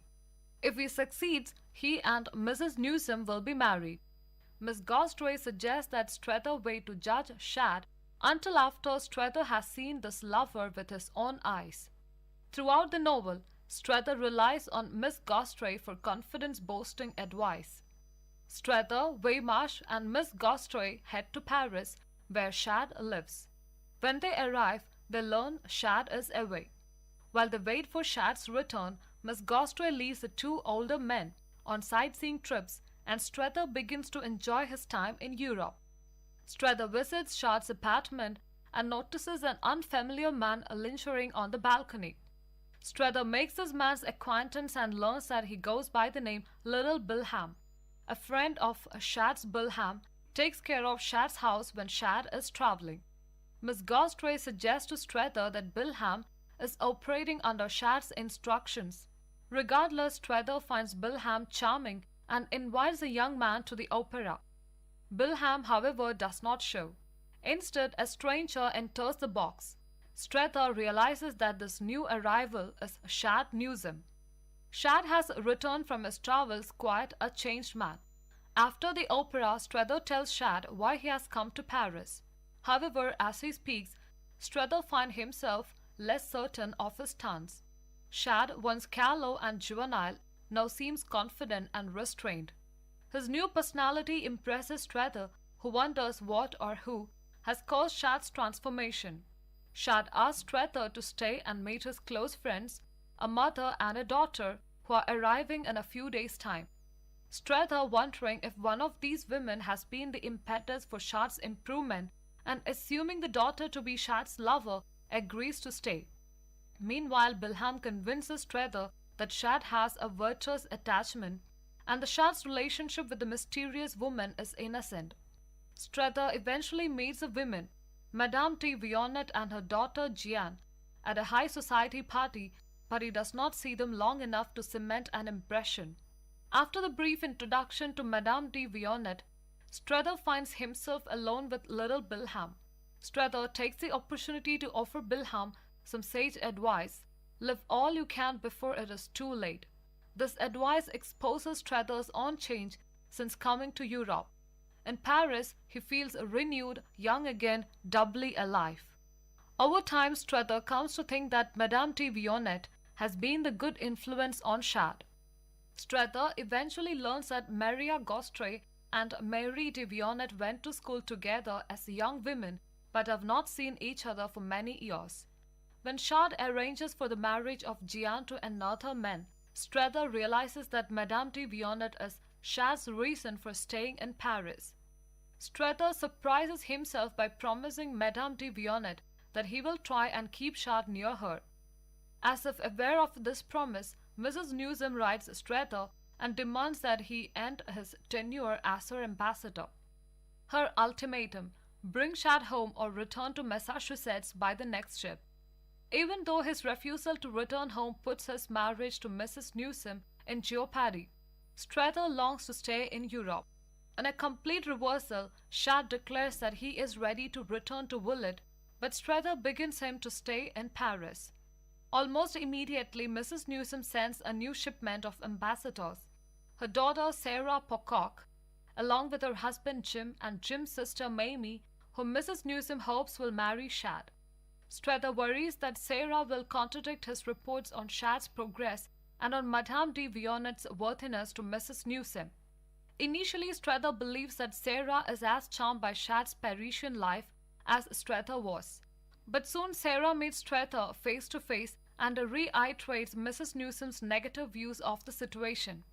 She demands Strether's complete compliance in convincing Shad to go home to Willet as soon as she, Waymarsh, Jim, and Mamie return from a leisure trip to Switzerland. Waymarsh and Sarah are acutely disappointed in Strether. While the others are away, Strether takes a day trip himself to the French countryside. There he coincidentally spots Shad and Madame de Vionnet riding together on a small boat. All at once he understands their relationship is unmistakably intimate and obviously lacking in virtue. But even though Shad and Madame de Vionnet were deceitful, Strether still feels that their involvement has improved Shad as a person.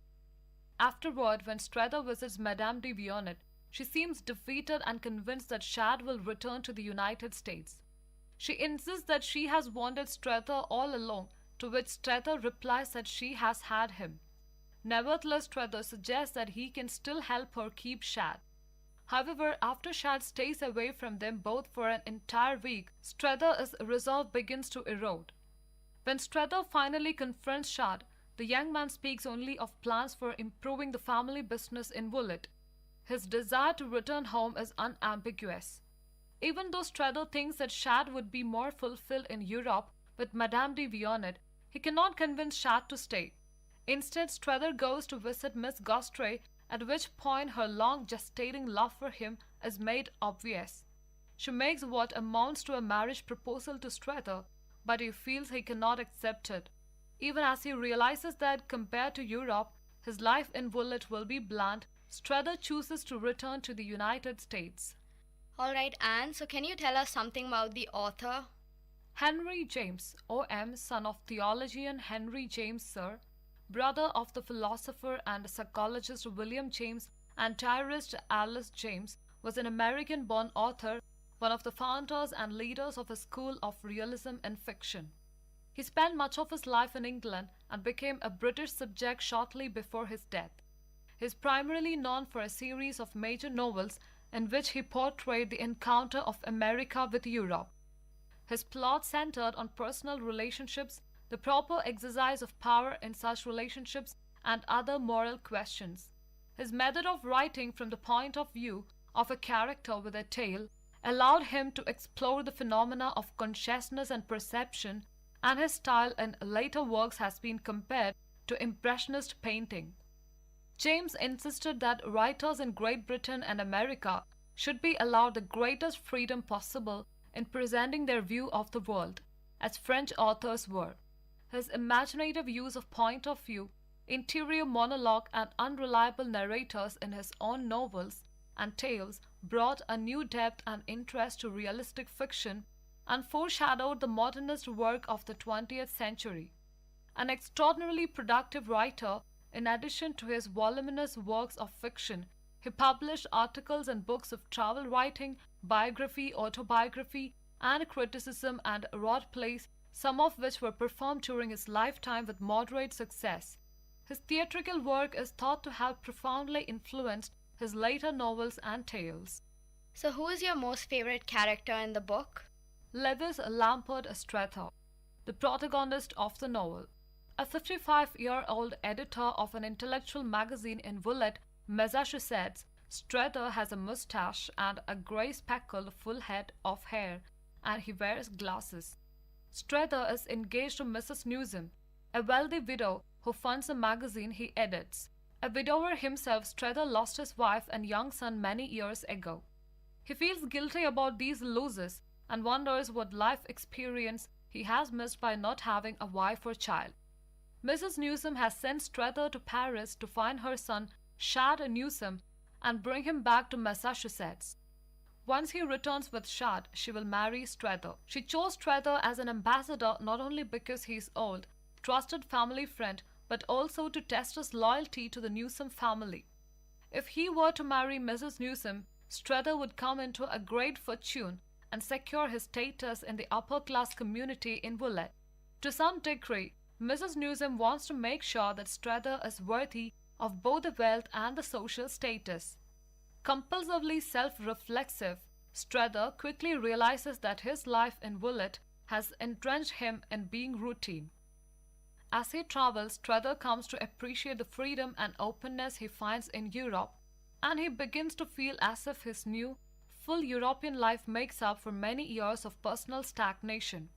Strether takes to warning everyone he meets that they may turn out like him, old and inexperienced, if they do not live life to the fullest while they are young. Strether is predisposed favorably toward most people. He finds a close friend in Maria Gostray, a type of protege in Little Bilham, a replacement son in Shad, and a feminine ideal in Madame Mary de Vionnet. At the end of the novel, Strether chooses to return to Woollet, but his outlook on life is forever changed by his later life experience in Europe. So what is the theme of this book? The importance of place. Throughout the novel, the narrator constantly locates events in specific places, and characters repeatedly refer to specific locations. James foregrounds the importance of place right from the beginning by emphasizing how different Strather feels in Europe than in the United States. Upon meeting in England, Miss Gostray tells Strather that she has met his friend Waymarsh in Melrose, Connecticut. Likewise, Strather explains that he comes from Willet, Massachusetts. The specificity of location is a form of a shorthand for the characters. Where someone comes from gives all sorts of information about that person's likes, dislikes, habits, and behavior. Miss Gostray assumes that Shad has a virtuous relationship with a woman simply by hearing that Shad has gone to Cannes, France. Had the relationship not been virtuous, she reasons Shad would not have been able to travel to such an exclusive place. She similarly reassures Strather about a little Bilham by explaining, "He's all right, he is one of us." In fact, the importance of place and location spurs the novel's plot. Mrs. Newsom sends Strather to rescue Shad precisely because of where he is living. The family in Willet worries about Shad because he is living in Paris, a city known at the time for its debauchery and immorality. Alright, so I will now move on to the book Sense and Sensibility. Published in October 1811, Sense and Sensibility was the first of Austen's novels to be presented for public consumption. As it turned out, readers loved it, and the novel sold out its first edition of 750 copies by 1813. However, Austen herself didn't become an overnight sensation. Rather, throughout her brief lifetime, she published under the pseudonym A Lady, and never attained much personal fame. Her books, on the other hand, were quite successful.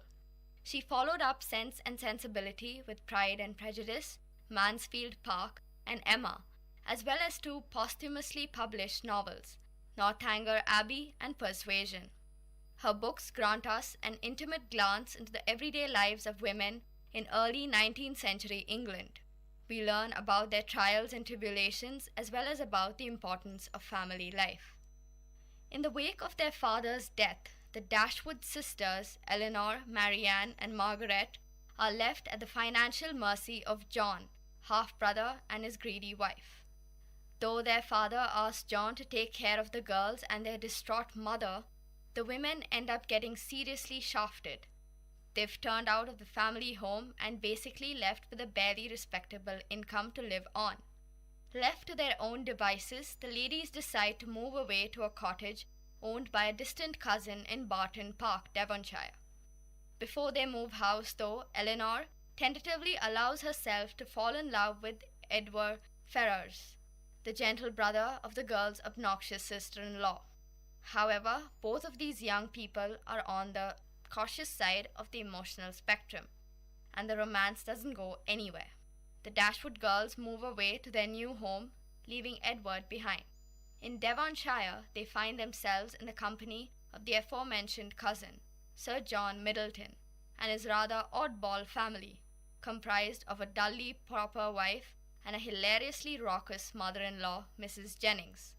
Also present is Sir John's good friend, Colonel Brandon, a 30-something, somewhat stodgy but good-hearted bachelor, who falls for young Marianne's girlish charms. The Dashwoods try to make themselves at home in the cottage, but can't help but miss their childhood home. Marianne is particularly blue, that is, until she develops a love interest of her own, a dashing young man named Willoughby. Everyone gets along with the new guy just swimmingly, and the whole family expects that Marianne and Willoughby will announce their engagement any day.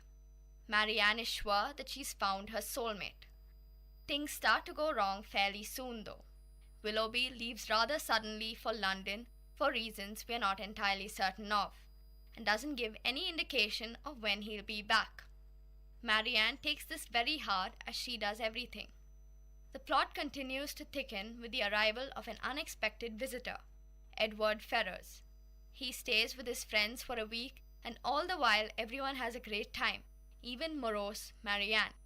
However, Edward's departure heralds the arrival of another set of visitors, Mrs. Palmer, Lady Middleton's hyperactive sister, and her dour husband, Mr. Palmer. The Palmers just happen to live in the general vicinity of Willoughby's country home, and Marianne is eager for news of him, but there isn't any. After the Palmers' departure, yet another wave of newcomers washes in, and this time they're unwelcome ones. Mrs. Jennings invites some unknown relations of hers, Miss Steele and her younger sister Lucy, to come and stay at Barton Park. To cut a long story short, Lucy Steele admits to Eleanor that she's secretly engaged to Edward Ferrars. Eleanor is shocked and upset, and her hopes for the future all crumble before her eyes. Both Dashwood sisters are now down in the dumps with regards to romance. At this low point, Mrs. Jennings asks Eleanor and Marianne to accompany her to London for an extended trip, and after some squabbling, the girls accept. They embark upon their journey with mixed feelings, Marianne hoping to see Willoughby, and Eleanor afraid that she'll run into Edward. Both of these things come to pass, but not in ways that the girls expect. Willoughby avoids Marianne like the plague despite many, many letters from her. When they finally meet at a ball by accident, he evades her once again. Soon thereafter, Marianne receives a rather cold letter of dumpage from Willoughby, and she falls ill with the shock. Colonel Brandon, still carrying a torch for Marianne, is concerned but also relieved. He finally tells Eleanor the horrible truth about Willoughby, which he had been concealing all along, thinking that Willoughby and Marianne were engaged. It turns out that Willoughby is a real cad. He got Colonel Brandon's adopted daughter pregnant, dumped her, and is now engaged to a super wealthy socialite instead of Marianne. Meanwhile, Eleanor is forced to endure the company of her unwitting enemy, Lucy Steele, who's also in town. It seems that everyone is around, even the Dashwoods' brother, John, and sister-in-law, Fanny. To make matters even worse, Eleanor finds out that Fanny and Edward's mother has decided that Edward must marry an heiress, a certain Miss Morton. It seems like nothing is going right for poor Eleanor, but she tries to keep her emotions in check. However, Lucy and Edward's engagement comes to light, much to the dismay of pretty much everyone involved. The Ferrars are all in a fit about it, and Edward is in serious trouble. Distraught, Eleanor eventually confesses everything to Marianne, that she's in love with Edward, but she's known for months about the secret engagement. Marianne instantly realizes that she's been too harsh on her sister. She used to berate Eleanor for being too logical, but she sees now how much her older sister has been suffering. It emerges that Edward has been cut out of the family fortune for his disobedient conduct, and that all of the money that was supposed to come his way has been given to his obnoxious younger brother, Robert. The sympathetic Colonel Brandon helps out by offering the young man a job as the curate at his estate, Delaford. It seems as though things have worked out for Edward and Lucy. Disgruntled, the Dashwoods and Mrs. Jenkins leave town and head out to the Palmer's country house, Cleveland. The party hangs out there for a while, but Marianne can't help but be upset by their proximity to Willoughby's ancestral home, Combe Magna. She catches a cold wandering around outside and quickly becomes dangerously ill. Everyone's in crisis mode because of Marianne's frightening illness, apparently even Willoughby. He shows up, disheveled and distraught, having heard that Marianne is at death's door. He opens his heart to Eleanor, explaining that the only reason he married someone else was because of money. Basically, he screwed up a lot of things, and his mistakes ended up preventing him from marrying Marianne, his true love. He leaves, and after being reassured that Marianne's on the mend, Eleanor finally forgives him for his dastardly deeds and knows that this story will make Marianne feel better. Eleanor and Marianne's mother arrive shortly thereafter with dramatic news of her own. Colonel Brandon has confessed that he's in love with Marianne, and Mrs. Dashwood already regards their engagement as a foregone conclusion. Marianne slowly gets better in the company of her mother, sister, and friends, and finally the little family heads back home to Barton, where Eleanor tells Marianne and her mother about Willoughby's true feelings. Everyone feels something akin to resolution at long last. Eleanor, however, is unsettled anew by a report that Mr. Ferrars is married to Lucy Steele. Happily, though, there turns out to be a miscommunication. The Mr. Ferrars in question is Robert, the younger brother, not Edward. Eleanor receives this good news from Edward himself, who comes to finally ask her to marry him. In the end, that little minx, Lucy, managed to ingratiate herself with the new heir to the Ferrers' fortune and broke off her engagement with the no longer wealthy Edward. In the end, everything works out. Lucy gets her rich husband and Eleanor gets the man she loves. Finally, Marianne finds her own happiness too. She learns to love Colonel Brandon back and the pair is married. After all the drama, both Eleanor and Marianne end up with their happy endings. Well, Sanjana, can you tell us something about the author of this book? Jane Austen was born on December 16, 1775 in Hampshire, England. Her father was Reverend George Austen and her mother was Cassandra Lay. Jane was the seventh child. Apart from 3 years of school in Oxford, which she attended with her older sister Cassandra, she was educated at home. Her brother James provided reading lists. Early on, she devoted time to writing. Juvenilia, History of England, Lady Susan, and Eleanor and Marianne, and First Impressions are books written by her. Austen is famous principally for her refinement of the English novel. In her works, she mirrored society, manners, customs, and beliefs. Her most famous works include 6 well-read novels: Northanger Abbey, Persuasion, Sense and Sensibility, Pride and Prejudice, Mansfield Park, and Emma. She worked magic with the commonplace, seemingly subtle realities of life. Jane Austen died on July 18, 1817 at Winchester. The year of her death, she had started another novel, Sanditon, but it was left unfinished upon her death. Although the cause of Austen's final illness is not known for certain, the symptoms seem to suggest that she may have been affected by Addison's disease. Austen was 41 at the time of her death. She was buried in Winchester Cathedral on July 24, 1817. Now tell me, what is the theme of the book? The main theme in this novel is the danger of excessive sensibility.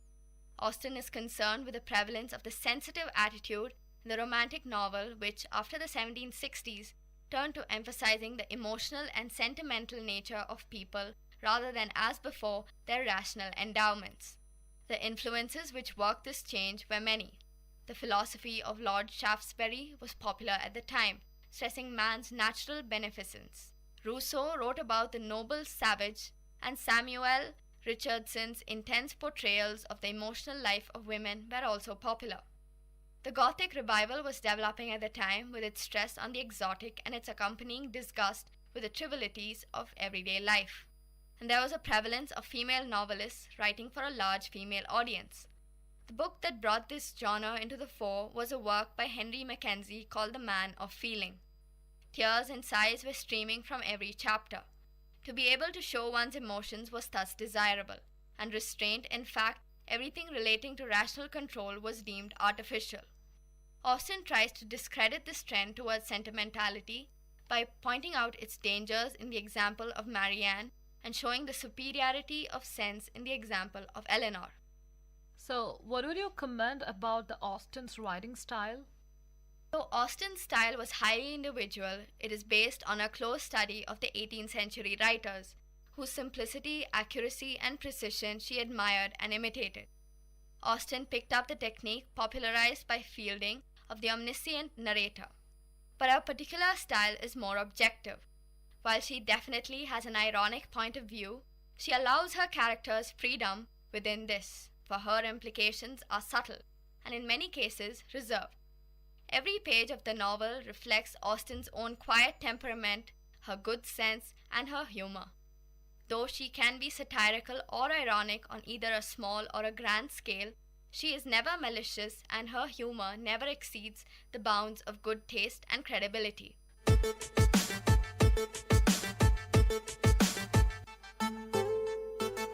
So I guess this is enough for today's episode. Next week again we'll catch up with another 2 interesting lovely books picked up from my bookshop. Meet you guys next week. Till then, bye and take care. So this is Anne signing off. And this is Sanjana signing off as well. From Vit Community Radio 90.8.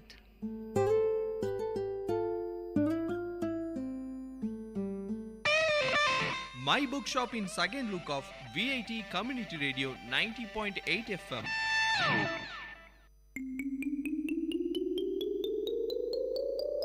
Hi குட்டீஸ், இது VIT பண்பலை 90.8. VIT பல்கலைக்கழகத்தின் சமுதாய வானொலியில் கதை கேளு கதை கேளு. சின்ன கதை சொல்லி பெரிய கருத்தை சொல்ல வந்திருக்கோம். நான் உங்கள் லீஷு.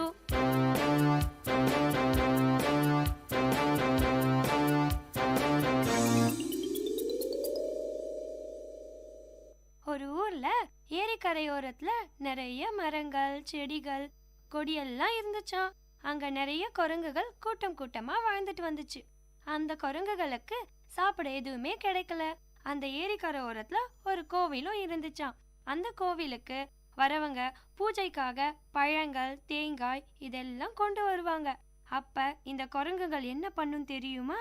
அங்க வரவங்கள பயம்புறுத்தி அவங்க கொண்டு வர தேங்காய், பழங்கள் எல்லாத்தையும் பிடுங்கி சாப்பிட ஆரம்பிச்சதுங்க.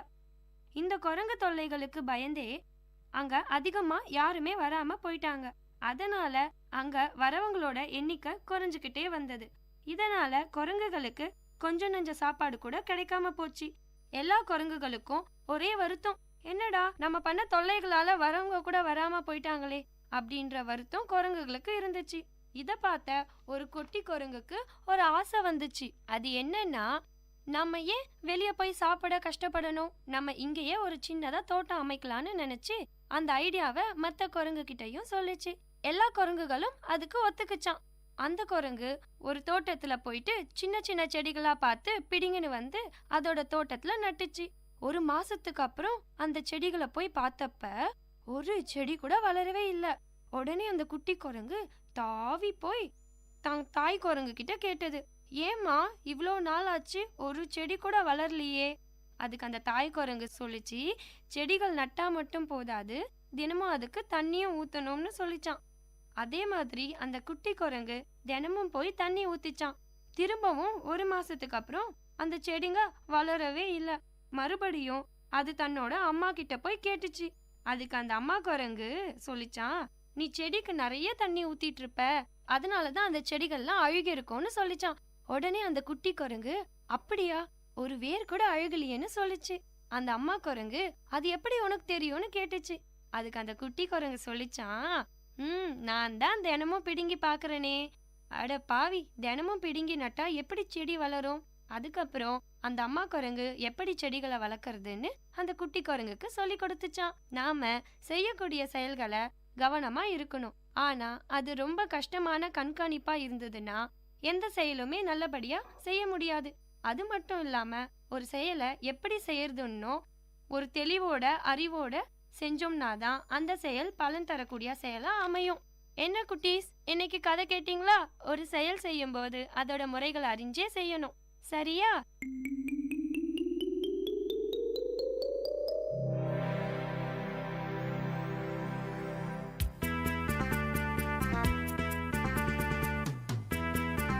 இதே மாதிரி இன்னொரு கதையோடையும் கருத்தோடையும் அடுத்த கதை கேளு நிகழ்ச்சியில சந்திப்போம். அது வரைக்கும் உங்களிடமிருந்து விடை பெறுவது உங்கள் லேஷு. பாய் குட்டீஸ்.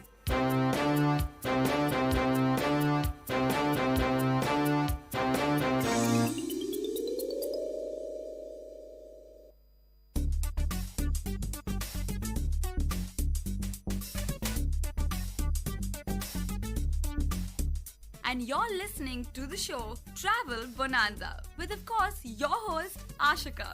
This show will allow you to explore and travel around the globe, and of course through the radio.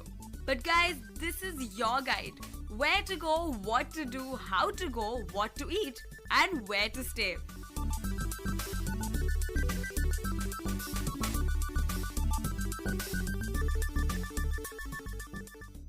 Hello listeners, you're listening to VIT Community Radio 90.8, and this is your show Travel Bonanza with your host Ashika, and this is Anjali.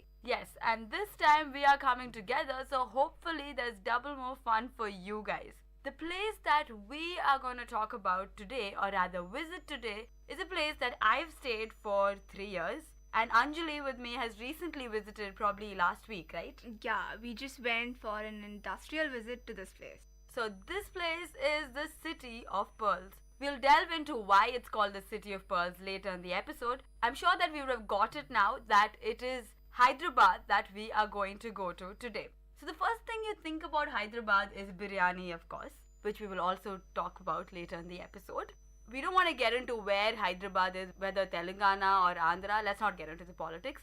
But let's begin with how do you get there?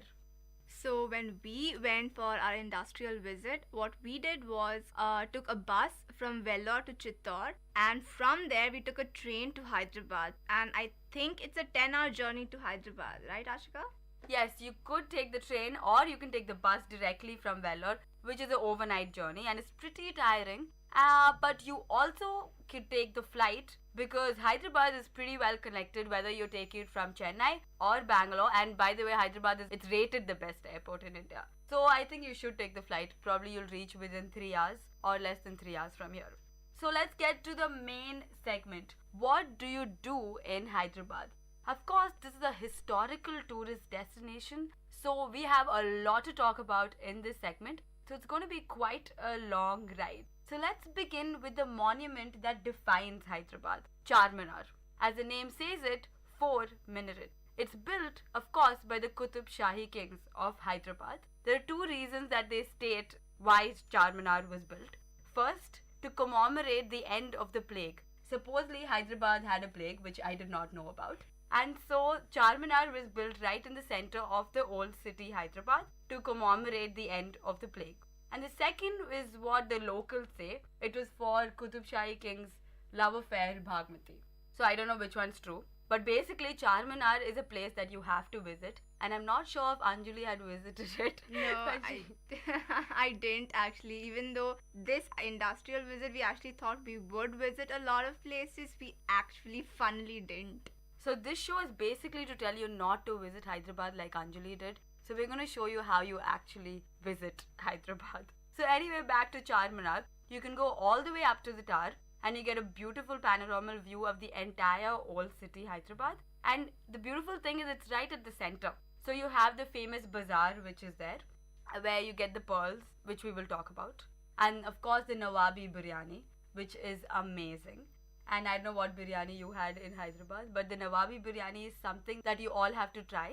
Because most people when they go to Hyderabad, they end up having paradise biryani or biryani from Hyderabad house. But Nawabi biryani is something that everybody has to taste. And not many people know about it. Only if you walk through the streets of Charminar would you hear about Nawabi biryani. Yeah, that's what we did. We actually, the only place we went to have biryani was Paradise Biryani, and honestly speaking, it did not reach up to my expectations, especially because everyone kept talking over and over about Hyderabadi dum biryani, and this was just not that great. Yes, so guys, do try the Nawabi biryani in the old city area as soon as you get down from Charminar. And of course, you have the pearls and the famous Hyderabadi bangles, which are these thick studded, beautiful, gorgeous bangles which you could get at the cheapest prices. And you could get that all over Hyderabad, but particularly it's the best to shop in the Charminar Bazaar. And apart from that, the pearls, you get the cheapest pearls in India in Hyderabad.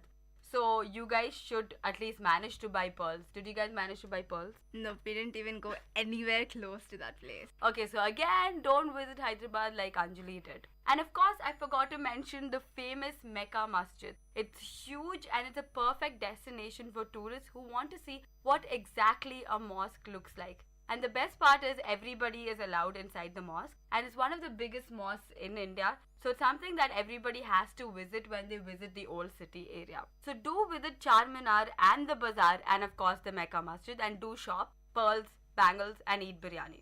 Basically the best way to visit Charminar is walk through the streets because it's way too crowded to take any vehicle. I don't think even autos are allowed within the old city area. That's how crowded it is. But it is a destination that everybody has to visit. Now the next destination is another trademark of Hyderabad. So now we're going to talk about Golconda Fort. So Golconda Fort was one of the few places we actually did visit, so I can actually say something about it right now. That's good to know. So basically Golconda is derived from the Telugu word Golakonda, which means Shepherd's Hill, and it actually belonged to the Kalkatiyas of Warangal, and then it was taken over by the Behmanis which then went over to the Qutub Shahi kings who actually ruled the place for a very, very long time. And then it was annexed by Aurangzeb, and then in the end it went over to the Nizams of Hyderabad.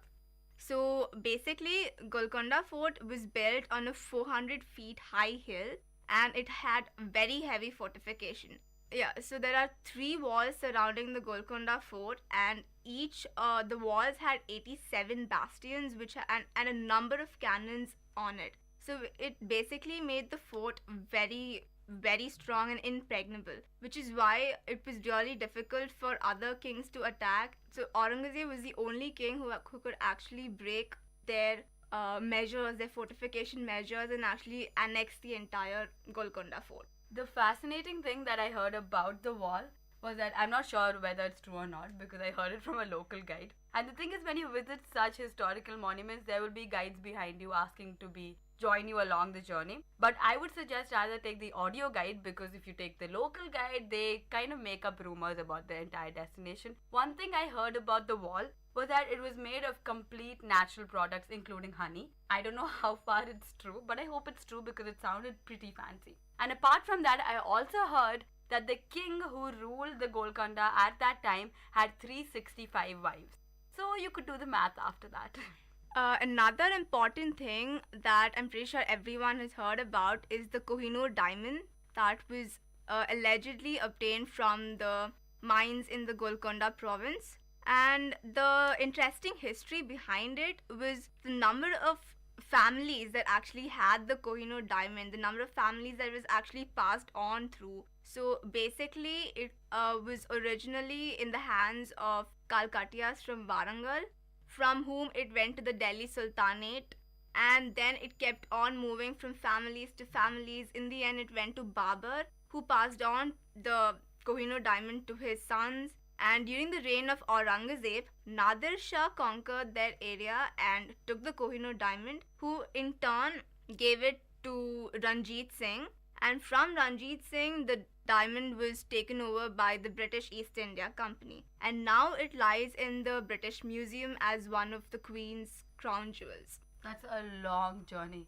And talking about diamonds are specially associated with the Golconda Fort, because during those times there were no lights, or they didn't even use lamps. They used the diamonds as reflectors to supply light to the entire fort. So there was a diamond on top of each minaret which they constructed, or the top of the fort. So that's really interesting. That means there were diamonds in every room basically, right? Exactly. So it was a pretty rich fort and a rich area that they lived in. Okay, and the Golconda Fort was basically divided into 2 areas. The higher area had armories, granaries, reservoirs, stuff like that. And the lower areas were the dwellings of the queens, the princesses, their servants. And talking about queens, I forgot to mention about the queen's chambers. These chambers are very interesting. It's actually to spy on the queens. So basically these are called talking corridors or whispering walls. I'm not sure what exactly it's called. One person stands at the corner of the room, and if you stand diagonally to the person and you keep your ear to the wall, you could listen to whatever the person is whispering or talking on the other end. So it's pretty fascinating, and I think this was used as a tactic to spy on the queens. So that's what the local guide again told me. But with a pretty fascinating chamber that you must have come across, right, when you visited? Yeah, when we visited, the guide actually told us to stand at the 2 corners and we whispered, and it was so clear, it was mind-blowing, the technology that they used, I guess. At those times, exactly, including the light reflectors with the diamonds and these queen chambers. It was pretty incredible. And another interesting thing that I found was the signaling from the bottom to the top. If it was actually used as a defense mechanism, where one person at the entrance of the fort can clap, and that would be heard all the way above of the Golconda Fort, which is quite a steep elevation, right? So it could be heard all the way up. It was used as a defense mechanism when any enemies approach to the king directly. So that was a very interesting feature that we saw in Golconda. Another thing that I saw was the water system that they used over there. It was ingeniously evolved. What they had was there were 4 levels of water system, and the water was passed on through Persian wheels, and they were stored at each of these 4 levels, and they were transferred to the chambers of the kings and the queens through earthen pipes. Also, another thing that I forgot to mention, at the entrance, there's one thing, there's only one gateway, there's only one entrance to the entire Golconda Fort. The east way entrance is the only way anyone can actually enter the Golconda Fort. And one more thing that I noticed that the guide actually pointed out to us was that there were two walls in front of the entrance, and he told us that this was because when enemies came to attack them, they wouldn't be able to directly attack them because of the two walls protecting them and the heavy gateway as their entrance. It was a huge fort, so it required quite a efficient defense system, right? Yeah. And yeah, they had this there was a huge garden in front of the fort, which right now is called the Nagina Bagh. But the history behind it is that during the wars that took place, there were a lot of casualties, a lot of death in that area. That was actually the area where trades used to occur, mainly the diamond trades and everything like that used to occur in that area. But during the wars, there were a number of deaths, a number of casualties, and because of that, it became known as Nagina Bagh, the uncountable garden. But now, for aesthetic purposes, it's called Nagina Bagh right now. That's an interesting, fascinating fact which I really didn't know even when I visited like Golconda Fort like thrice or like 4 times in my entire Hyderabad stay. And another famous thing that you must have heard of is the Ramdas jail. So the history behind the Ramdas jail is that Ramdas was apparently a minister to the king, a favored minister to the king. But because of this, all the other ministers were really jealous of their relationship. So once Ramdas took money from the king's treasury, and he told the ministers that he was going to use it as a charity to build another Hindu temple. But the ministers refused. They did not tell the king this. And when the king found out in the end, he felt that Ramdas had actually betrayed his trust and just used the money by himself. So he put Ramdas in a jail. It was a completely closed jail with there were openings only on the ceiling from which food and water would be passed on, and he was there for a very long time. Yeah, I heard about the story, and another interesting thing I heard about the Ramdas jail was that he was released after the king had got a dream that had intrigued him to release Ramdas from the jail. So he got a dream that told him to release Ramdas, and that is why he had released Ramdas after years of imprisonment. Okay, that's something the guide did not tell us. Yes, he went on about it, so I am guessing that is true. Anyway, the next thing is the sound and light show. That is something that you definitely cannot miss. Did you guys? We went there in the morning, so we couldn't. Basically, Golconda is huge. So you go there in the morning, you probably finish visiting it by the end of the day, and by late evening you have something which is called the Sound and Light Show. This is a very interesting show because this is done by Amitabh Bachchan. Of course, Amitabh Bachchan is not physically present there, but his audio is used as a guide. This is truly an amazing experience because it brings alive the entire fort. It is a truly vivid experience, so you should witness the Sound and Light Show. It's a mixture of an audio guide of Amitabh Bachchan, and the lights will be used to follow the story of how the fort was going through the dynasties that had passed on. Now that was Golconda Fort for you guys that you have to go, and it should be visited, and of course, and don't forget the Sound and Light Show.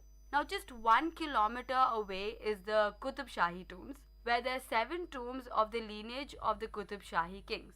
Another interesting fact about the Qutub Shahi tombs is that they were planning on building a tomb for Bhagmati, who was the wife of Muhammad Quli, one of the kings. But history says that the prime minister at that time did not like the close relationship between Bhagmati and the king. So what he did, once the king and Bhagmati died, in order to remove her presence from the contemporary history, he refused to build a tomb for her. So basically, because of that, there are only 7 tombs and there's no tomb for Bhagmati. That I did not know.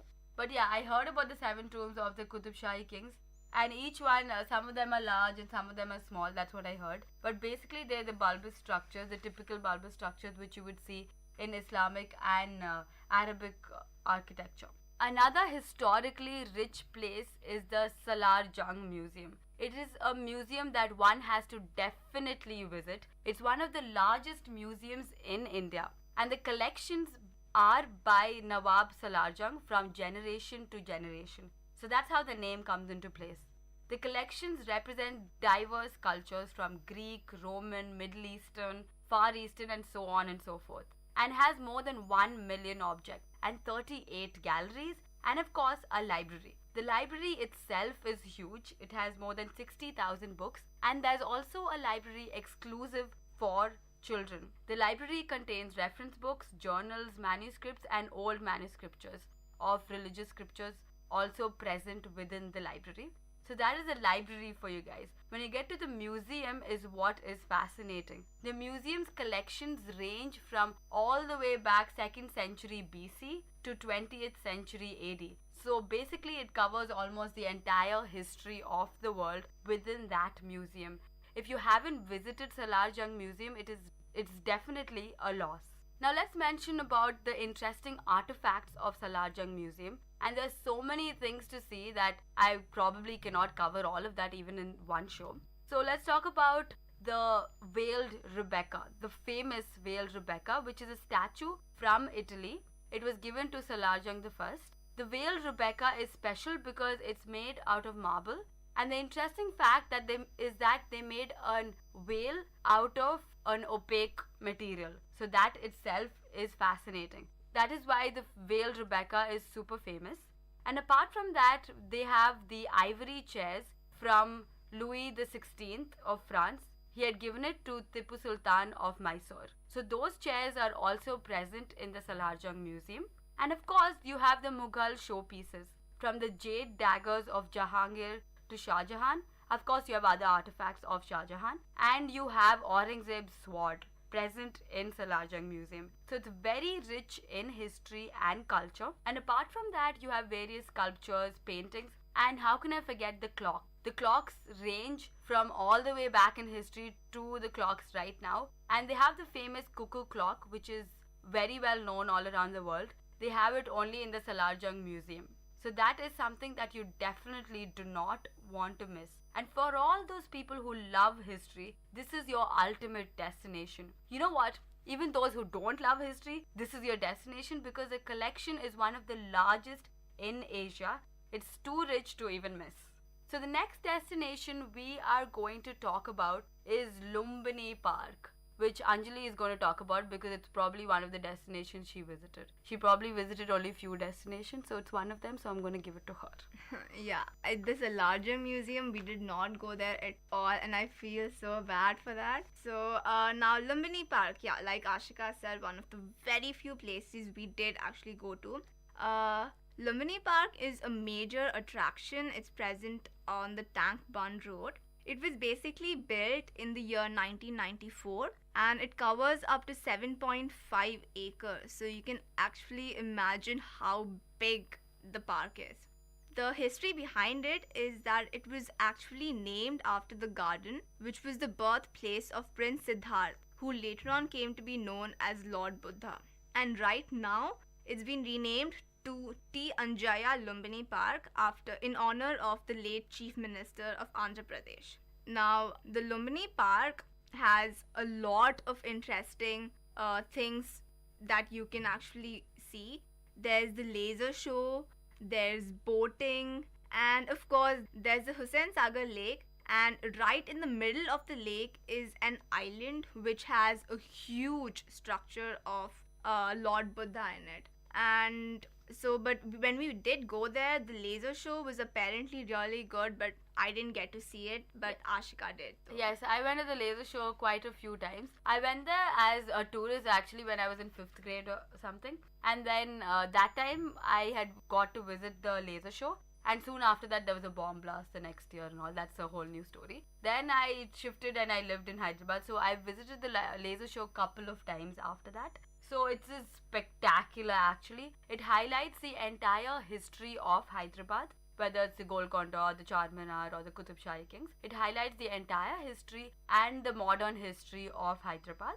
And apart from that, it has a mix of like a musical fountain, and it's something like a sound and light show that happens in Golconda with a mix of fountains. So it's truly spectacular and it's a delight to the eye. So if you visit Lumbini Park, you do not miss the Lumbini laser show, and it's something that Anjali missed. But as I said again, do not visit Hyderabad like she did. Now back to Hussain Sagar Lake. It's one of the biggest lakes in Hyderabad. Of course, you have the Osman Sagar Lake also, but Hussain Sagar Lake is one of the biggest artificial lakes and is dedicated to Lord Buddha.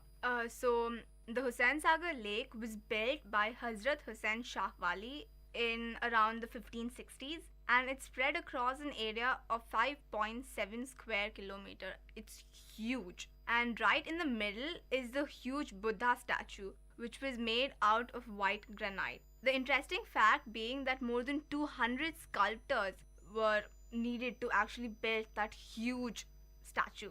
And also, it was supposed to be erected in the year 1988, but due to a small mishap that happened in that year, it was later on erected in the year 1992. Also, there are a lot of things surrounding Hussain Sagar Lake, one of the few being Birla Mandir, which is situated towards the south of Hussain Sagar Lake. Yeah, so if you visit Hussain Sagar Lake, you get to go to the Lumbini Park, Birla Mandir and Hussain Sagar at the same time. And to reach the Buddha statue, of course, there's boating facilities that are present. So you could visit the Hussain Sagar, then visit Lumbini Park, and from there south of Hussain Sagar is Birla Mandir, like Anjali said. And the interesting thing about Birla Mandir is that it's built on a hillock right in the middle of Hyderabad, and of course it's built by the Birla Foundation. The interesting thing about the mandir is the architecture. It's a blend of Dravidian Rajasthani architecture all in one, and it's made of pure white marble. And the fascinating thing about this temple is that there are no bells. Unlike other temples, there are no bells in this temple because it's more for meditation. The purpose of Birla Mandir, as stated, is more for meditation. Another interesting fact about the Birla Mandir, it has more than one shrine for various Hindu gods all at one place. So Birla Mandir is not only a place of worship or for meditation, but it's a beauty in itself. And it's right in the middle of Hyderabad, so you cannot miss it when you visit Hyderabad. Now for a very, very super interesting place is the Ramoji Film City. This is more like a new city in itself. It is far away from Hyderabad. There are various bus facilities available, so you can reach the place easily. And this is one of India's largest film city. It's not one of India's largest film city, it is the largest film city in India. It is known as the largest integrated film city in the world, and it has won the Guinness World Record for the largest film studio complex. So imagine, it is a place that you have to go if you are in Hyderabad. This film city was built in 1996 and it's more than 2,000 acres. So that is huge. It is a city in itself. And the thing about Ramoji Film City is people might say it's expensive. It's based on packages, whether it's a regular package, silver, bronze, gold. They range in thousands. But I am telling you, this is worth every penny. This is a huge place, so one day is definitely not enough to visit Ramoji Film City. But don't worry guys, there are two hotels. One is super luxurious and expensive. The other one is reasonable for everyone to stay. So you could definitely stay in the Sitara Hotel or the Tara Hotel. And another interesting fact that I heard about Ramoji Film City is that one of the hotels is haunted.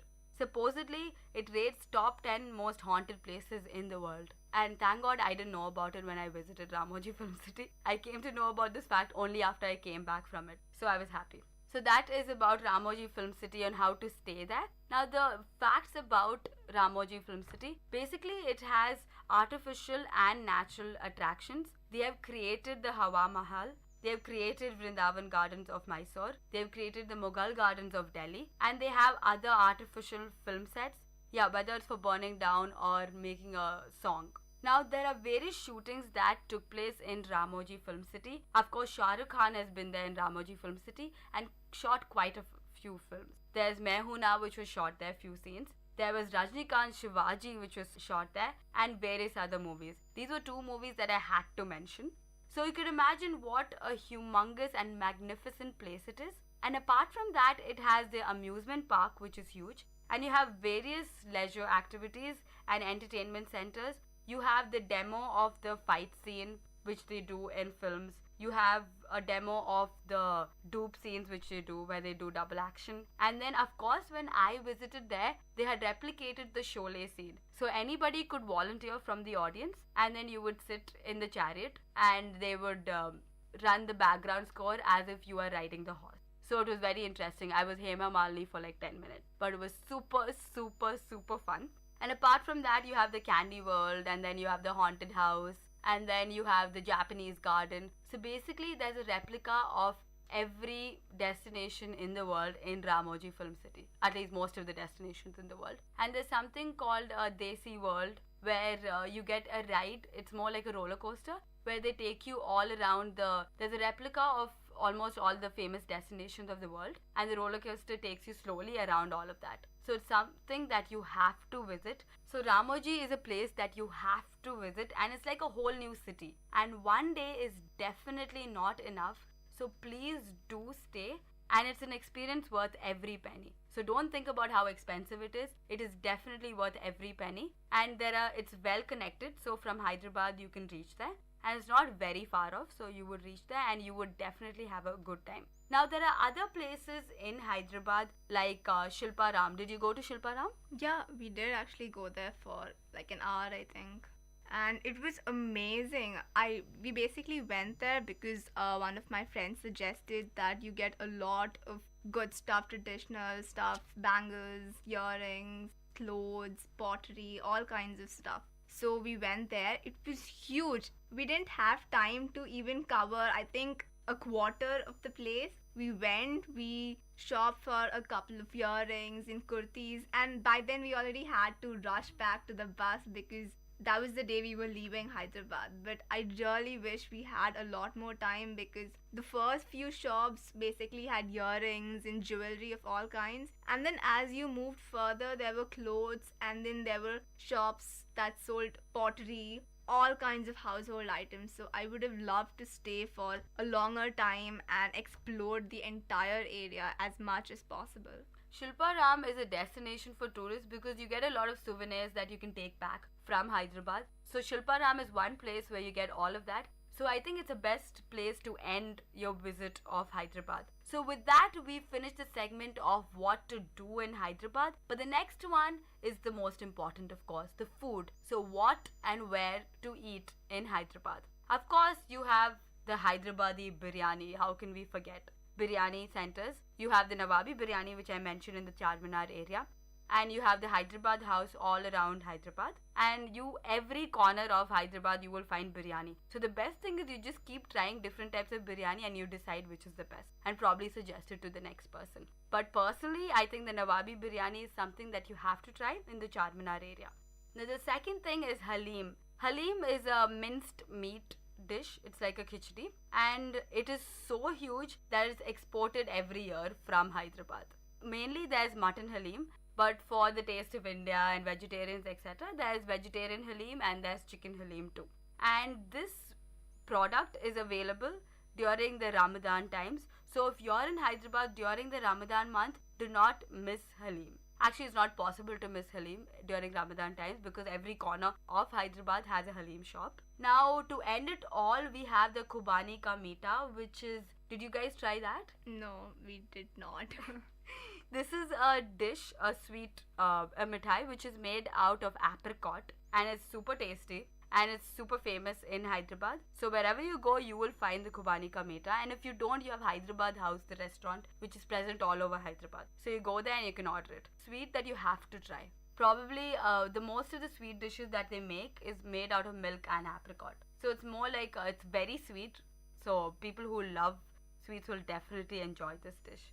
So with that, we come to the end of the show. By the way, Hyderabad was rated the top tourist destination in India. So you could imagine, it is a must to go there. And it's pretty well connected and the food is amazing and there's so many places to visit that we can't cover it even in one episode. So you know it's a must visit. So hopefully after our show, you would be more intrigued to visit the city of pearls and do go buy pearls and souvenirs from Shilpa Ram. So this coming from a person who did go to Hyderabad and didn't get to visit a lot of places, but if I ever do get the chance to go again, I will definitely visit every other place Ashika just mentioned. So go Hyderabad. So please visit Hyderabad the travel bonanza way, not Anjali's way. So this is Ashika signing out. And this is Anjali signing out from Travel Bonanza. We'll see you next week, same time, but a different destination. Stay tuned to VIT Community Radio 90.8.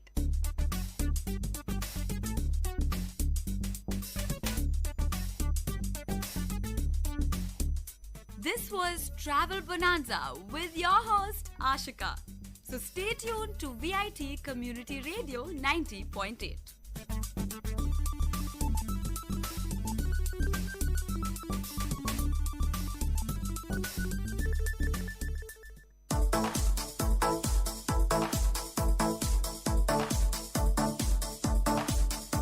Welcome to the Noble Lectures, an audio lecture series of VIT Community Radio 90.8 FM. Interesting innovations, technological inventions, technical presentations, inspiring impressions, philosophical thoughts, lingual leaps, artistic amusements, and lecture formats delivered by eminent professors, researchers, and innovators from various fields. Let the talks touch your thoughts with our noble notions.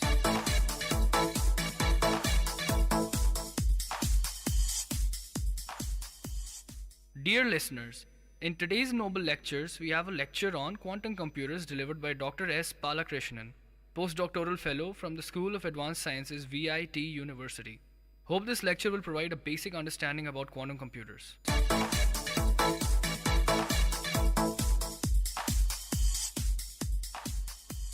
Dear friends, I am very delighted to present this lecture on quantum computer. The subject of quantum computer is multidisciplinary in nature. The subject includes physics, chemistry, computer science, mathematics, and of course electrical and electronical engineering. There is a plenty of scope for research in this emerging field of science and technology. I would like to narrate a story from the point of view of physics. Let us start the story with this following sequence. Nature always fascinates human being. By observing the nature phenomena, mankind started the subject of physics. A typical example from the history of science is falling apple inspired Sir Isaac Newton and led him to explain the concept of gravitation. We all know about gravitation. Gravitation is nothing but the force exists between the heavenly bodies. Observation of many natural events helped Sir Isaac Newton to devise three fundamental equations which are sufficient to explain the mechanics of macroscopic objects. We know how to explain the falling object as well how to launch a rocket. All these phenomena can be explained with the help of Newton's equation of motion, a fundamental domain in physics named after him as Newtonian mechanics, which deals with certain kinds of dynamical phenomena of macroscopic objects. Newtonian mechanics is also known as classical mechanics. As the Newton's equation of motion can explain everything, scientists thought that the physics had reached the end of the road, but that is not the case. Because in the 19th century, scientists were so curious to understand the basic building blocks of materials. We are all very well that the fundamental building block is atom. But what is an atom? How to describe it? Atom, we are all know that the properties of any element is decided by atomic structure. However, the structure of an atom was puzzling to the scientist then. The very first element in the periodic table is hydrogen atom, and the energy levels of hydrogen atom is found to be discrete. But this could not be explained by the classical mechanics. So this is the very first fundamental drawback with classical mechanics. Another stumbling block for classical mechanics is blackbody radiation. By the way, what is blackbody radiation? To explain the blackbody radiation, we have to consider a simple example from our day-to-day life. We are all familiar with glow of a hard piece of a metal which gives off light from red to white depending upon the temperature. As you heat the material, more it will glow and more you will get from your eyesight. In fact, other frequencies to which our eyes do not respond are also present. All objects radiate such energies continuously. Scientists say that a body at constant temperature is in thermal equilibrium with its surrounding. We are all in thermal equilibrium with our environment. Such body has the absorbing and emitting radiation with equal amount. Those bodies have same amount of emitting and absorbing rate. An ideal black body absorbs all radiation incident upon it irrespective of frequency. The spectrum of black body was observed, and it was first explained by two gentlemen. They are Rayleigh and Jeans. In reality, the energy should go to zero as the frequency of incident radiation tends to higher value. But Rayleigh and Jeans found that energy reaches the infinite value as the frequency increases. This discrepancy became known as ultraviolet catastrophe of classical physics, and people thought that would be the end point for classical mechanics. Another instance where classical physics faced the failure is specific heat of solids. What is meant by specific heat? Specific heat is the property associated with solids which tells about the amount of energy required to increase the temperature either at constant pressure or at constant volume. The variation of heat of solids at constant volume with respect to temperature is measured for various number of elements. It is found that at high temperature, specific heat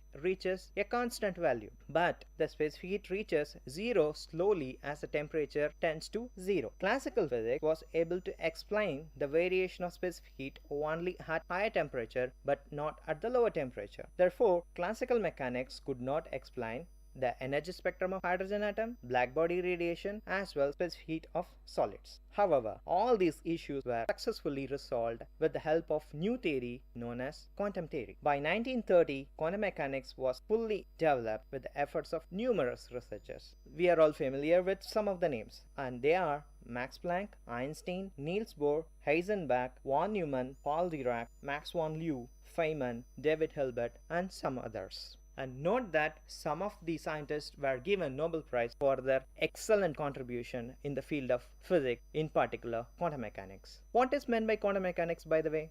Quantum mechanics is a fundamental mathematical framework to define or construct any physical theory. Though the rules of quantum mechanics are simple, even experts find them counterintuitive. So-called greatest genius in the 20th century, Albert Einstein, in fact, did not accept quantum mechanics. By the way, what is the difference between classical and quantum mechanics? Both of them describe the nature, but they look at the nature in a different way. While the classical theory is based on determinism, quantum mechanics rests on probabilistic theory. Over the years, quantum mechanics has been tested in all possible ways in all experiments, and it is shown to be a powerful theorem ever devised by mankind. Now, physics consider classical mechanics as a special case of quantum mechanics. In other words, classical mechanics is an approximation of quantum mechanics. Now, quantum mechanics has become indispensable part of science and has been applied with numerous success to everything inside the sun, including the structure of atom, nuclear fusion, DNA structure, and elementary particle of nature. This is not an end of quantum mechanics. Quantum mechanics has done a lot of beautiful, interesting experiments in science as well technology. You are listening to the Noble Lectures, an audio lecture series of VIT Community Radio, innovative talks from intellectuals.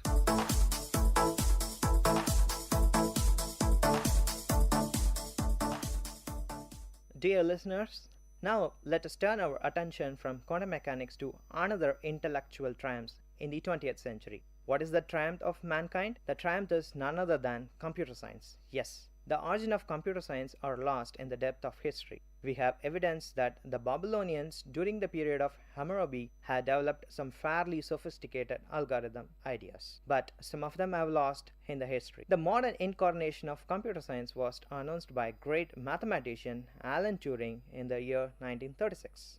Turing developed in detail an abstract notion of what we call a computer. The computation named after Turing is known as Turing machine. Turing showed that there is a universal Turing machine that can be used to simulate any other machine. The universal Turing machine completely captures what it means to perform a task by algorithm means. That is, if an algorithm can be performed on any piece of hardware like our present-day computer, then there is an equivalent algorithm for universal Turing machine. This assertion is known as Church-Turing thesis, and Turing is nothing but another scientist who did a lot of work along with Turing. By the way, Turing is considered as a father of computer science. The broad acceptance of this thesis laid the foundation for the development of rich theory of computer science, and now we cannot imagine our life without computer. Later, Turing's paper, first computer constructed from electronic components, were developed. John von Neumann developed a simple theoretical model for how to put together in a practical fashion all the components necessary for a computer. But the hardware development really took off in the year 1947, when John Bardeen, Walter Brattain, and Will Shockley developed the transistor. Yes, the present-day integrated chip consists of millions of transistors, and that was developed by these three gentlemen in the year 1947. Computer hardware has grown in power at an amazing pace ever since. So much growth was codified by Gordon Moore in the year 1965, and the law is named after him, known as Moore's law. What is the law states that? The law states that the computer power will double for constant cost roughly once in 2 years. Amazingly enough, Moore's law has approximately held true in the decades since 1960s. Nevertheless, most observers expect that this dream will run end sometime during the first 2 decades of 21st century. Conventional approach to the fabrication of computer technology are beginning to run up against the fundamental difficulties of size. Yes, the quantum effects are beginning to interfere in the functioning of electronic devices as they are made smaller and smaller. The present day computers, what we have in front of us, is a classical computer, and in the future we will realize a quantum computer. As we decrease the size of the computer, the quantum effects, namely the microscopic effects, will dominate. Yes, one possible solution to problem posed by the eventual failure of Moore's law is to move to different computing design. One such design is provided by theory of quantum computation, which is based on the idea of using quantum mechanics to perform computation. It turns out that while an ordinary computer can be used to simulate a quantum computer, it appears to be impossible to perform simulation in an effective way. Yes, the quantum computers offers essential speed advantages over the classical computer. The speed up advantage is so significant that many researchers believe that no conceivable amount of progress in classical computation would be possible to overcome the speed up posed by quantum computer. Yes, quantum computer has a lot of advantages over the classical computer, and one day in the future such a computer will be realized. You are listening to the Noble Lectures, an audio lecture series of VIT Community Radio, innovative talks from intellectuals.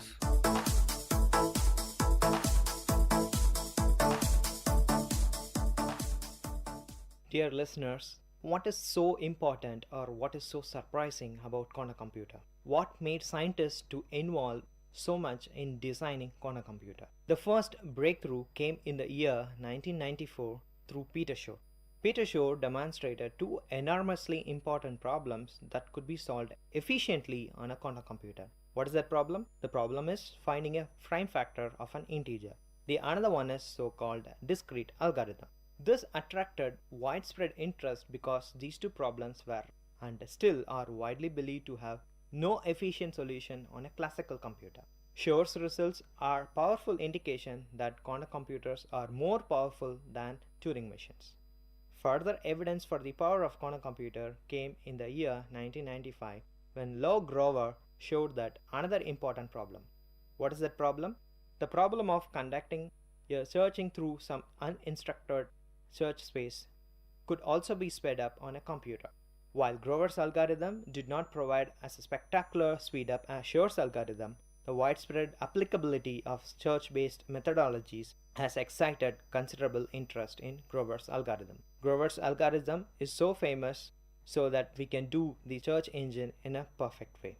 At about the same time as Shor's and Grover's algorithm were discovered, many people were developing an idea posed by Richard Feynman. Richard Feynman, a Nobel laureate from USA, proposed an interesting concept. Feynman had pointed out that there seemed to be essential difficulties in simulating quantum mechanical systems on a classical computer, and suggested that building computers based on principles of quantum mechanics that would allow us to avoid very many difficulties.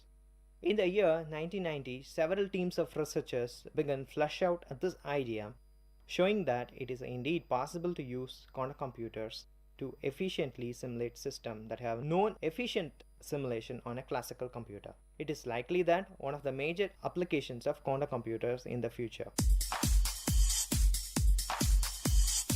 You are listening to the Noble Lectures, an audio lecture series of VIT Community Radio, innovative talks from intellectuals.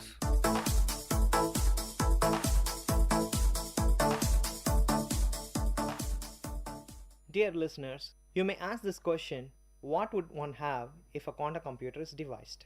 We have an answer for this question already. Yes, we have Shor's algorithm for fine factorization that can be break the most secured crypto system known as RSA crypto system. To elaborate this story, let me switch over to cryptography.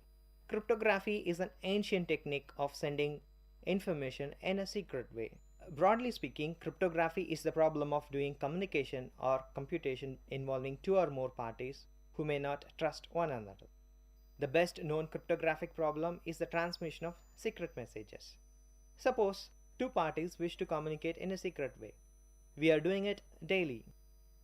We know very well you want to pay your money through your credit card without knowing the secret number. There are two types of crypto systems. One is private key crypto system, the other one is public key crypto system. Rather remarkably, public key cryptography did not achieve widespread use until mid-1970s. A little later, Ronald Revest, Adi Shamir, Leonard Adelman developed the crypto system known as RSA crypto system, which at the time of writing is the most widely developed public key crypto system, which is believed to be the most secure and practically usable. The key to the security of public key crypto system is that it should be difficult to invert the encryption stage if only the public key is available. Let us consider an example. It turns out that inverting the encryption stage of RSA is the problem closely related to factoring. Much of the presumed security of RSA comes from the belief that factoring is a number is a hard problem on a classical computer. Yes, the classical computer, what we have present day, cannot solve RSA crypto system. However, Shor's fast factoring algorithm can be used to break RSA. The most secured system is under threat by the invention of quantum computer. Similarly, there are other public key crypto systems which can be broken if a fast algorithm for solving discrete problems. This practical application of quantum computer to breaking the cryptographic codes has excited much of the interest in quantum computation and quantum information. These results inspired scientists throughout the world to work on quantum computer. You are listening to the Noble Lectures, an audio lecture series of VIT Community Radio, innovative talks from intellectuals.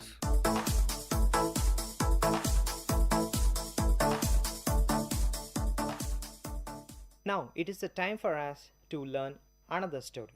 The story is known as information theory. Having come up to the frontier of quantum computation, let us switch to the history of another important aspect known as information theory. At the same time computer science was exploding in the year 1940s, another revolution was taking place in our outstanding communication. In 1948, Claude Shannon published a remarkable paper of papers laying the foundation for the modern theory of information and communication. Perhaps the key step taken by Shannon was to mathematically define the concept of information. In many mathematical sciences, there is a considerable flexibility in the choice of fundamental definition. Try thinking of naively for a minute about the following question. How would you go about mathematically defining the notion of an information source? How to quantify it? This question was posed and it has many answers from all the scientists throughout the world. However, Shannon came up with very good answer and that laid the foundation. The laws of information theory indicate that information transmission is governed by laws of quantum mechanics. Hence, quantum mechanics based information processing has attracted much attention. Therefore, information and computation blend with quantum mechanics. Their combination has led to unexpected new ways that information can be transmitted and processed in unusual limits. Dear listeners, you may have a question in your mind that what is meant by a quantum computer? What is meant by that? How to design a quantum computer? A typical computation is implemented through an algorithm in a computer. We all know very well about hardware and software of a computer. Following this roadmap, one can design a quantum computer. What is that roadmap? The algorithm, which is meant for usual computer, is now regarded as a physical operations, and the standard registers of quantum computer are nothing but the quantum states. The familiar operation of initializing the data for the program to run is replaced by the preparation of initialization of quantum states, and the usual task of writing programs and running is formulated by means of appropriating quantum mechanical equations and solving them. This output is retrieved by quantum mechanical measurement of the register. You might be wondering that what does really prevent us from realizing quantum computer? Having known so much about quantum computer, What is the difficulty in creating or devising such a beautiful device?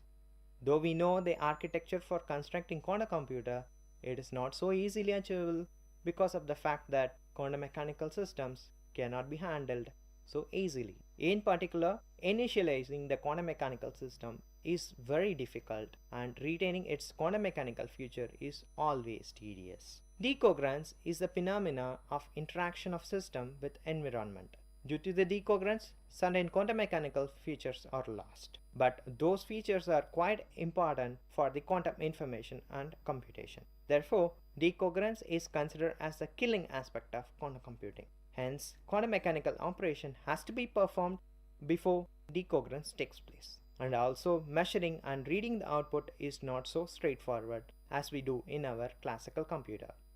Having known these difficulties, many physical implementations are proposed throughout the world. However, every proposal has its own merits and demerits. Nevertheless, efforts have been made by scientists all over the world to build a quantum computer. Perhaps the most striking aspect is the study of quantum entanglement. Quantum entanglement is an interesting feature exhibited by microscopic objects. This unique feature cannot be explained by classical mechanics. By the way, what is meant by entanglement? Entanglement is a special kind of correlation that exists between quantum mechanical systems. Such correlation does not exist in the macroscopic world. Entanglement is a quantum mechanical resource that plays a key role in many of interesting applications of quantum computation and information. In recent years, there has been tremendous effort trying to better understand the properties of entanglement. Although there is as yet no complete theory of entanglement, some progress has been made in understanding this strange property of quantum mechanics. It is hoped by researchers that further study of properties of entanglement will yield insight that facilitate the development of quantum computation and quantum information. Though many advantages of quantum computer have been identified theoretically, the experimental realization is only at the infancy stage. Hence, dear listeners, we have to go a long way to realize quantum computer. However, mankind will realize it with their enormous effort in one day. It is appropriate to conclude this lecture with the saying of Niels Bohr: prediction is difficult, especially if it is about the future.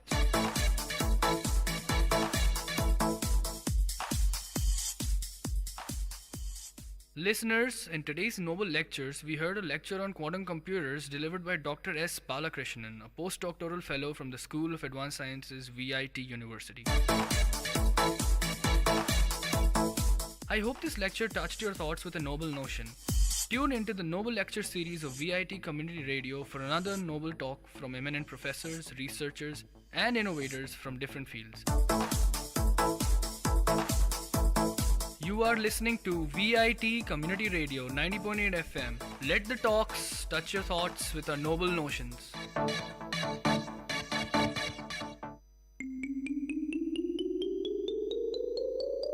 Hi குட்டீஸ், இது VIT பண்பலை 90.8. VIT பல்கலைக்கழகத்தின் சமுதாய வானொலியில் கதை கேளு. சின்ன கதை சொல்லி பெரிய கருத்தை சொல்ல வந்திருக்கோம். நான் உங்கள் லீஷு.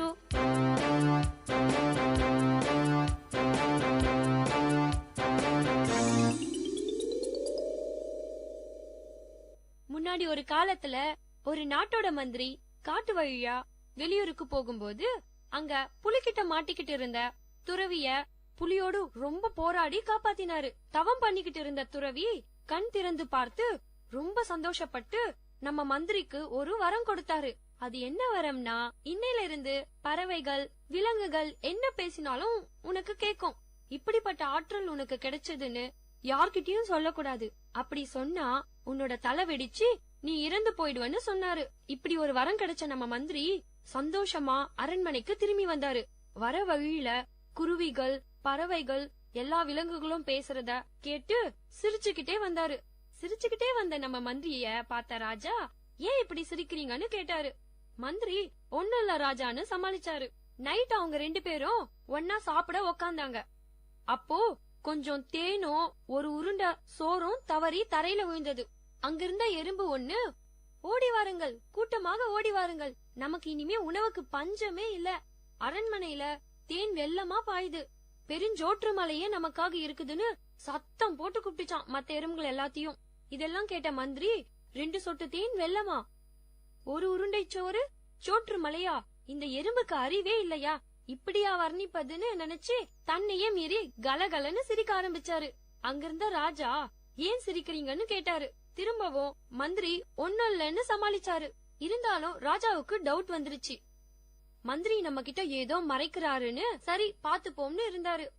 சாப்பிட்டு முடிச்சதும் 2 பேரும் பேசிக்கிட்டே நடக்க ஆரம்பிச்சாங்க.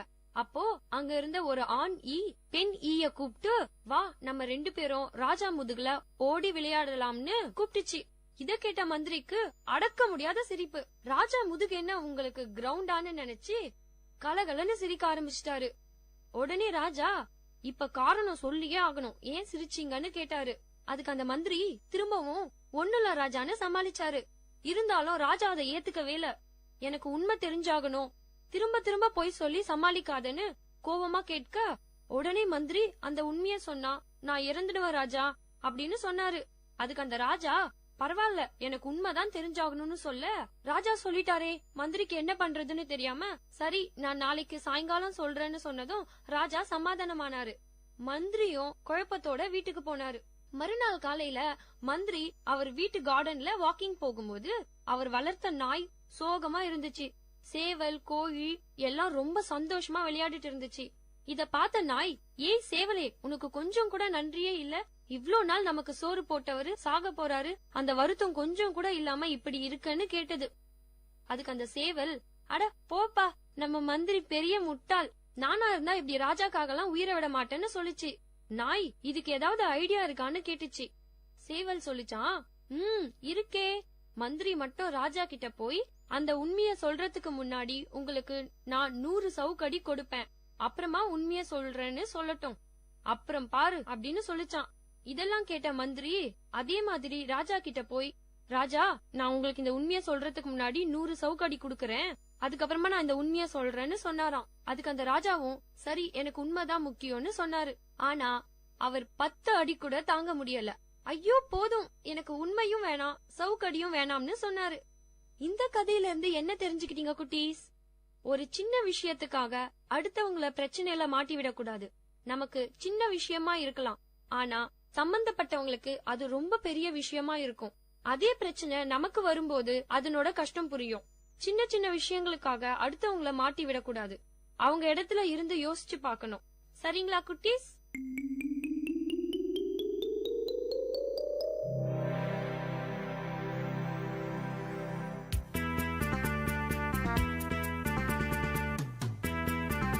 இதே மாதிரி இன்னொரு கதையோடையும் கருத்தோடையும் அடுத்த கதை கேளு நிகழ்ச்சியில சந்திப்போம்.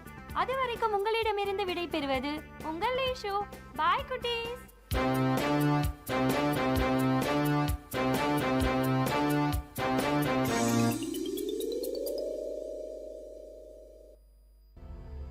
Exchange of ideas.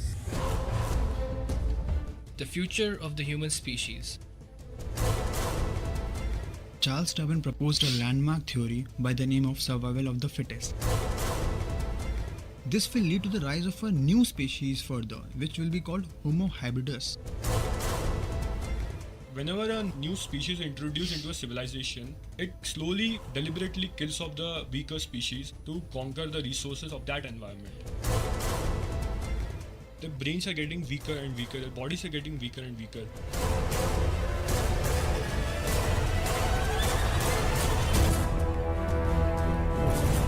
Hello VIT, welcome back to another exciting episode of An Exchange of Ideas. This is your host Anshwan Mishra, and the topic of today's discussion is the future of the human species.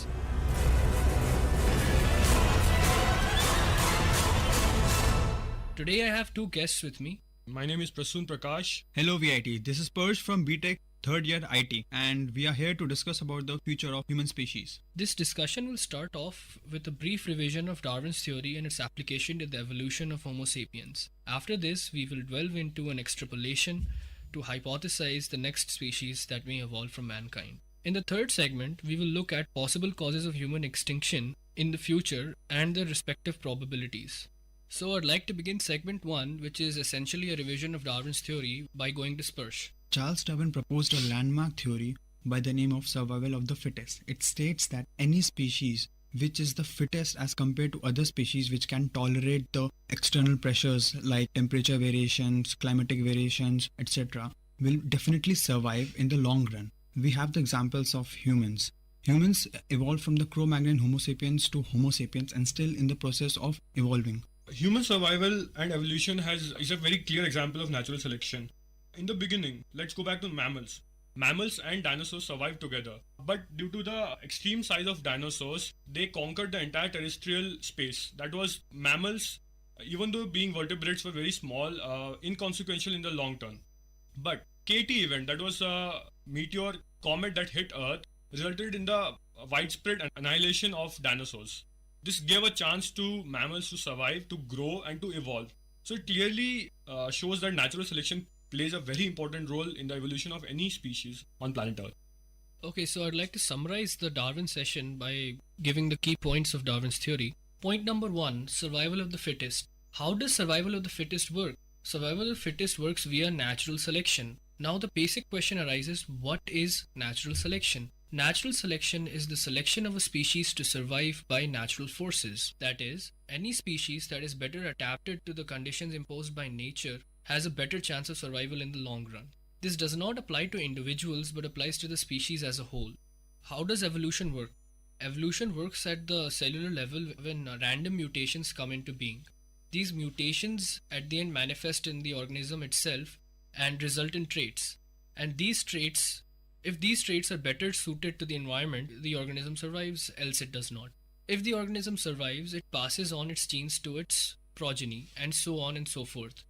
In this sense, genes survive via various generations. So only those genes survive which produce more suitable traits to a particular environment in a particular ecosystem. This is the essence of Darwin. A good example of natural selection is that of the beetle. There are two types of beetles, green and brown.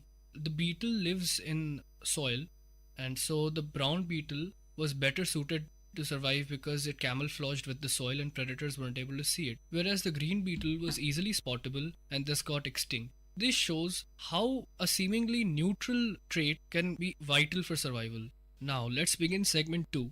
In segment 2, we'll basically apply Darwin's theory to our present evolution. As in, what direction will our present evolution take us to? In what direction are we evolving? Let's begin this discussion with Prasoon. Okay, Darwin's theory in the present world. Darwin's theory has clearly stated that natural selection is a very important factor in evolution. In today's world, Darwin's theory alone is not enough to explain evolution.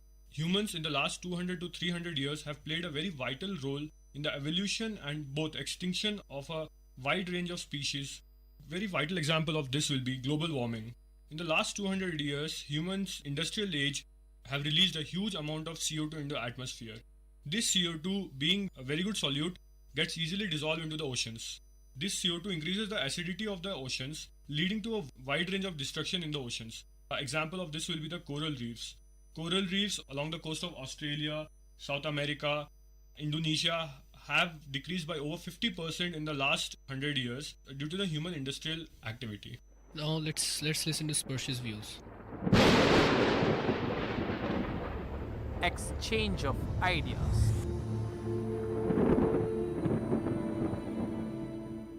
So what I think is that in order to improve our intelligence, in future, the need of an alliance with computers will arise. Roboticists at Milan University have already predicted that the computers will surpass humans in their processing capacity by 2030. And after we have exhausted the option of genetic engineering to improve our brain size, our genomes, we may have to look forward to the artificial intelligence to supplement our brain. So we will now graduate from Homo sapiens to Homo cyberneticus. I didn't coin the word though. Homo cyberneticus is a species that is assisted by the siliconic intelligence. If you allow me to go deep into this concept, Homo cyberneticus is essentially a human with organs and with some silicon enhancements. Sparsh, I have a doubt. Why will this be classified as a new species altogether? Will this be classified as a new species? This will be classified as a new species because it's basically at a different level of existence if you compare it with the present human. Now if we go deep into this concept, the major flaw with this model of Homo cyberneticus is that the human organs will wear and die, and hence this Homo cyberneticus model may fail. So this will lead to the rise of a new species further, which will be called Homo hybridus, a species made entirely of silicon, achieving near immortality. These are robots. These are not robots though. These are people with their natural brain but with machine parts. So basically, will a brain be transplanted into a machine, or will we simply embed a machine with our cognizance? What I feel is that a machine will be embedded into a system. For example, you're saying that it will be totally mechanical, right? It won't have any biological parts. Certain parts can be biological. I'll give you an example of... You said that was Homo cyberneticus, right? Yeah, Homo cyberneticus. Okay, what is Homo hybrid? Whatever you were saying. The difference between is that the Homo cyberneticus will have organs like heart, the lungs, but these critical organs will be replaced by their mechanical part in Homo hybridus. But the brain will be natural, of course. Okay. So this will cause the Homo hybridus to achieve near immortality. The brain will be able to back itself, and the parts, if get damaged, can be repaired. So will we be immortal in the future if such technology arises? I think so. We can be. If I can give you the example. What about progeny and all? I think that can, like, we have the example of in vitro fertilization or some kind of artificial fertilization. So we will be having humans then embedded with the machine parts, critical life systems replaced with artificial intelligence, and hence these will prevail. Critical life systems replaced with mechanical parts. Critical life system replaced with mechanical parts. I entirely agree with Sparsh. We can see a present example like prosthetics. People who have lost their legs or arms are being given entirely mechanical parts that are being embedded into the people who have lost their arms and legs. They are being given, people who have lost their arms or the limbs are being given prosthetics, which are entirely being connected to the human nervous system. So people don't have to, use separate motors and all to move their arms. Signals from their brains, the thought from their brains is entirely enough to move the mechanical parts. So maybe a next step evolution for this will be replacement of hearts, maybe kidneys, lungs. So that may lead to Homo cybernetics. So basically what we're seeing here is application of Darwinian evolution along with a factor of AI. Am I right? Yes. I give an example, like consider Arnold Schwarzenegger of the Terminator. Like, it's a machine, or an American cyborg. They're completely machine. But if the central chip is replaced by a human brain, so that is the future. That is Homo hybridus. Okay, Sparsh, nice point. To our viewers, we've just discussed the evolution of a new species by factoring in AI. A note to our viewers, these are simply hypotheses of our own, and other people's opinions can differ. Okay, now let's move on to other sources of evolution. How about biological offshoot of human beings? Prasoon? Okay, biological offshoot of human beings is an entirely possible scenario. Looking back into the past, we can clearly see that humans are themselves a biological offshoots of Neanderthals. So, Prasoon, I think in the past there were many sorts of humans. We were one of those species, right? No, exactly. We were all biological offshoots of a common ancestor, I think. No, we were, I accept that. But the species, the race, or the biological offshoot that survived, that was the survival of the fittest. Okay, that was a very good example of the survival of the fittest. Exactly. Is us. We basically killed off all the other human cousins we had. It's a very popular theory among the evolutionists that whenever a new species is introduced into a civilization, which is stronger, sharper, more evolved, it slowly but deliberately kills off the weaker species to conquer the resources of that environment. And another thing to note here is that this is not done by an individual. This is actually done between species. No individual thinks and kills off other members of a species. This is actually Darwinian evolution applied on a macro scale, not on a micro scale. Yeah, exactly. It's a very primal instinct that we want all the resources for our future generation, for our weaklings. We don't want anything to go to some other civilization or some other species. It's a primal instinct. It's not like we think to do that. It's bound to happen. We are programmed to act that way. So Prasoon, continue on to the biological offshoot of human beings. Biological offshoots of human beings. Supporting this theory, there was a very intellectual article on the Daily Mail. The article clearly stated that the human race will one day split into two separate species, an attractive, intelligent ruling elite and an underclass of dim-witted, ugly goblin-like creatures. The elite class will comprise of humans who have genetically evolved into more beautiful, intellectually sharper, taller beings. Men will have symmetrical facial features, deeper voices, and larger genitalia.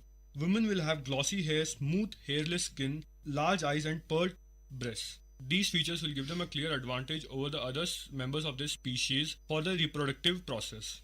You're talking about sexual selection, right? Yeah, it's a form of sexual selection. And it is still ongoing today. It is ongoing today, but not at the rate that is being predicted by scientists.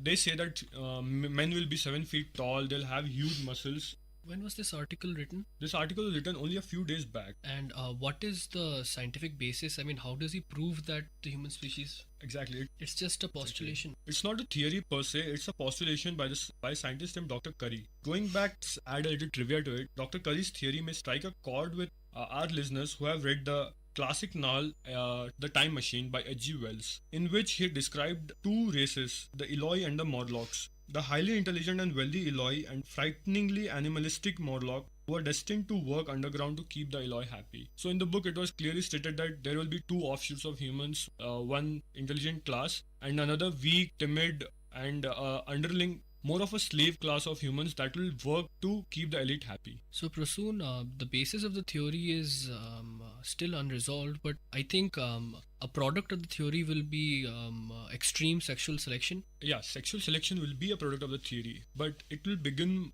entirely based on the intelligence, the strength, more of the physical characters that define us. So why will humans bifurcate? What's the reason? Still unresolved. Exchange of ideas.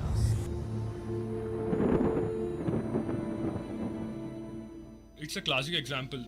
If you look back into history, in a same species, when you have a set of species who are better fed, who live in a better environment, who have greater resources, they tend to get complacent. They tend to get lose their ability to fight for the resources. I think what Prasoon wants to say is that there will be a class divide, and this class divide will further result in a biological offshoot of human species. So basically, how much time should this take? I mean, evolution takes millions of years. The most conservative of scientists are giving us a time frame of around 10,000 to 15,000 years. See, that's a big point, Prasoon. Basically, what this means is that the rate of evolution has increased. Yeah, it has increased manifold. Before it was only natural selection that defined our evolution process. In the present world, we have artificial selection, the environment that's going through a rapid change affecting our evolution. So it is bound to speed up our evolution. We are affecting our own evolution actually by influencing the environment and other factors. Yeah, we are. I don't agree with this theory of Dr. Curry. What I think is there has been class divide since ages. There were kings who were considered as gods, and there were the subjects who were treated as like some lower form of existence. So within these millions of years, this class divide didn't result in a separate biological offshoot of human beings. So why do the time we frame postulate? is too small, right, for evolution to occur? The time frame given by Dr. Curry is 10,000 years. The time frame given by is 10,000 minimum. Coming years. But if you look at past lakhs of years, how many years of history do we have? Let's say 1,50,000. Let's talk about history post the cognizance revolution. Post the point after which we started writing and reading. How much history do we have? I'll give it around, our history should be around like 5,000 years. Okay, after we developed tools to read and write and the ability to read and write.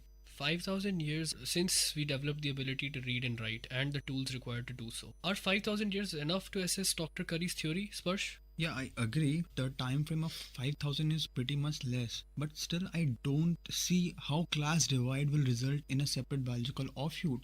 I can supplement your point. Number one, by saying that all class divides don't last for time periods long enough for such an evolution to take place. Yes, and there are kings which are overthrown, monarchy is replaced by democracy, and if you are considering there will be a class which is well fed and which is separate from other class which has low economic affordability and malnutritionized, I don't believe this can result in a separate species. What can happen through natural selection is that well-fed species will obviously prevail over that low-fed, malnutritionized, less intelligent species. Sparsh, there have been studies, clearly pointing that consecutively, generation on generation, the poorer section that is malnourished, their brains are getting weaker and weaker, their bodies are getting weaker and weaker. If you look into the past, we can clearly see that the Caucasian race, the white race, is taller, is better fed, is stronger. Why? Because historically they were better fed, they had better resources, they conquered large swaths of the entire planet to support their home countries. So other population around the world, they kept getting weaker, intellectually a little lagging behind.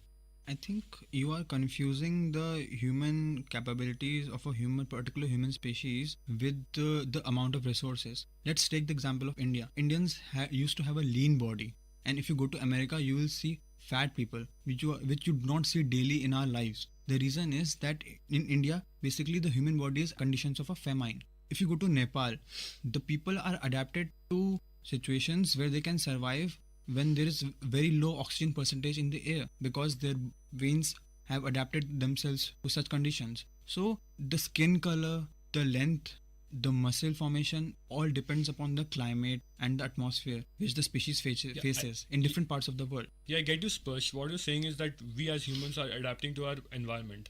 But in the long run, what Dr. Curry was stating is that human beings, we are growing large. We are specifically growing at a very humongous rate. So there are bound to be a specific sect of humans that are more sharper, stronger. So via natural selection, maybe artificial selection. This is artificial selection, right? Yeah, it's a combo. It's a combo of artificial selection and natural selection. Like natural selection gave them stronger, smarter brains and stronger bodies, which led them to create technologies to support artificial selection.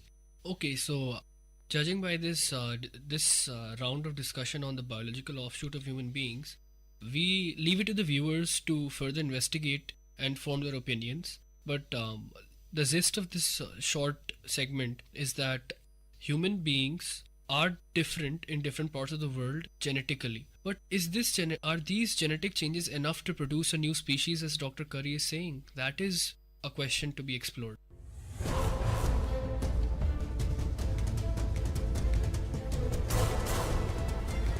Listeners, thank you for tuning in. This is Anshuman Mishra and Milan Shanai signing off. Exchange of ideas. This is VIT Community Radio 90.8.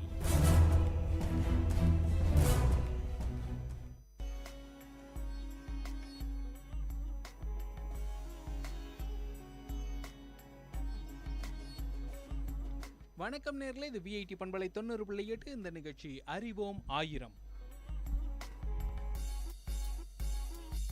அறிவோம் ஆயிரம் நிகழ்ச்சியில் பல தகவல்களோட ஒரு நாளும் வந்து உங்களை சந்திச்சுட்டு இருக்கோம். அந்த விதத்தில் இன்னைக்கு பல தகவல்களோட நான் வந்திருக்கேன். உங்களோட அன்பு தோழன் கேபி ஆனந்த் என்னோட இணைஞ்சிருக்காங்க. நிதிராஜ், சுரேஷ்.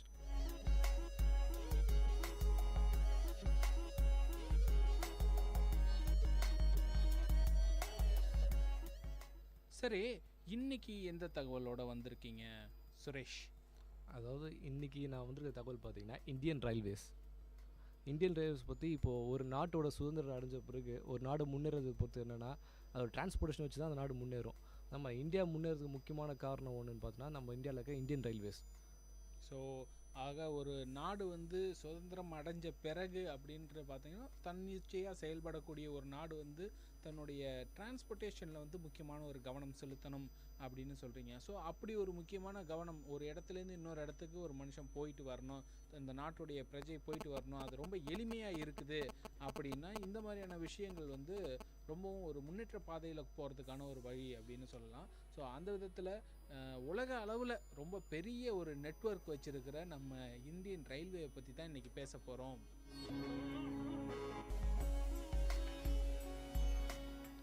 இந்தியன் ரயில்வேயில் என்ன விஷயத்தை பற்றி பேச போகிறோம் அப்படின்னு கொஞ்சம் தெரிஞ்சுக்கிறதுக்கு நான் ரொம்ப ஆர்வமாக இருக்கேன். ஏன்னா நித்ராஜ் சார், உங்களுக்கே தெரியும், இந்தியன் ரயில்வேன்றது வந்து ஒரு சின்ன ஒரு சிஸ்டம் கிடையாது, ரொம்ப பெரிய சிஸ்டம். அது வந்து கிட்டத்தட்ட 200 வருஷங்களுக்கு மேலாக வந்து இந்த இந்தியன் ரயில்வே வந்து படிப்படியாக வளர்ந்துட்டு இருந்திருக்கு அப்படின்னு சொல்லணும். ஸோ பிரிட்டிஷ் டைம்லேருந்து இன்றைக்கி இருக்கக்கூடிய இந்தியன் அட்வான்ஸ்டு ரயில்வே சிஸ்டம் வரைக்கும் நம்ம பல விஷயங்களை பார்க்கலாம். எந்த விஷயத்தை பார்க்கலாங்க? உங்களுக்கு ஏதாவது ஐடியா இருக்கா நித்தி சார்? நீங்கள் சொன்ன மாதிரி மிகப்பெரிய ஒரு நிறுவனம், அதாவது அதிகமாக ஒர்க் பண்ணுற சென்ட்ரல் கவர்மெண்ட் ஒர்க்கர்ஸ் வந்து அதிகமாக ஒர்க் பண்ணுறது இந்தியாவில் பார்த்தீங்கன்னா ரயில்வே தான். ஸோ அதனால் அது மட்டும் பேசாமல் வந்து ரயில்வே பற்றி பேசும்போது ட்ரெயின் தான் இல்லையா?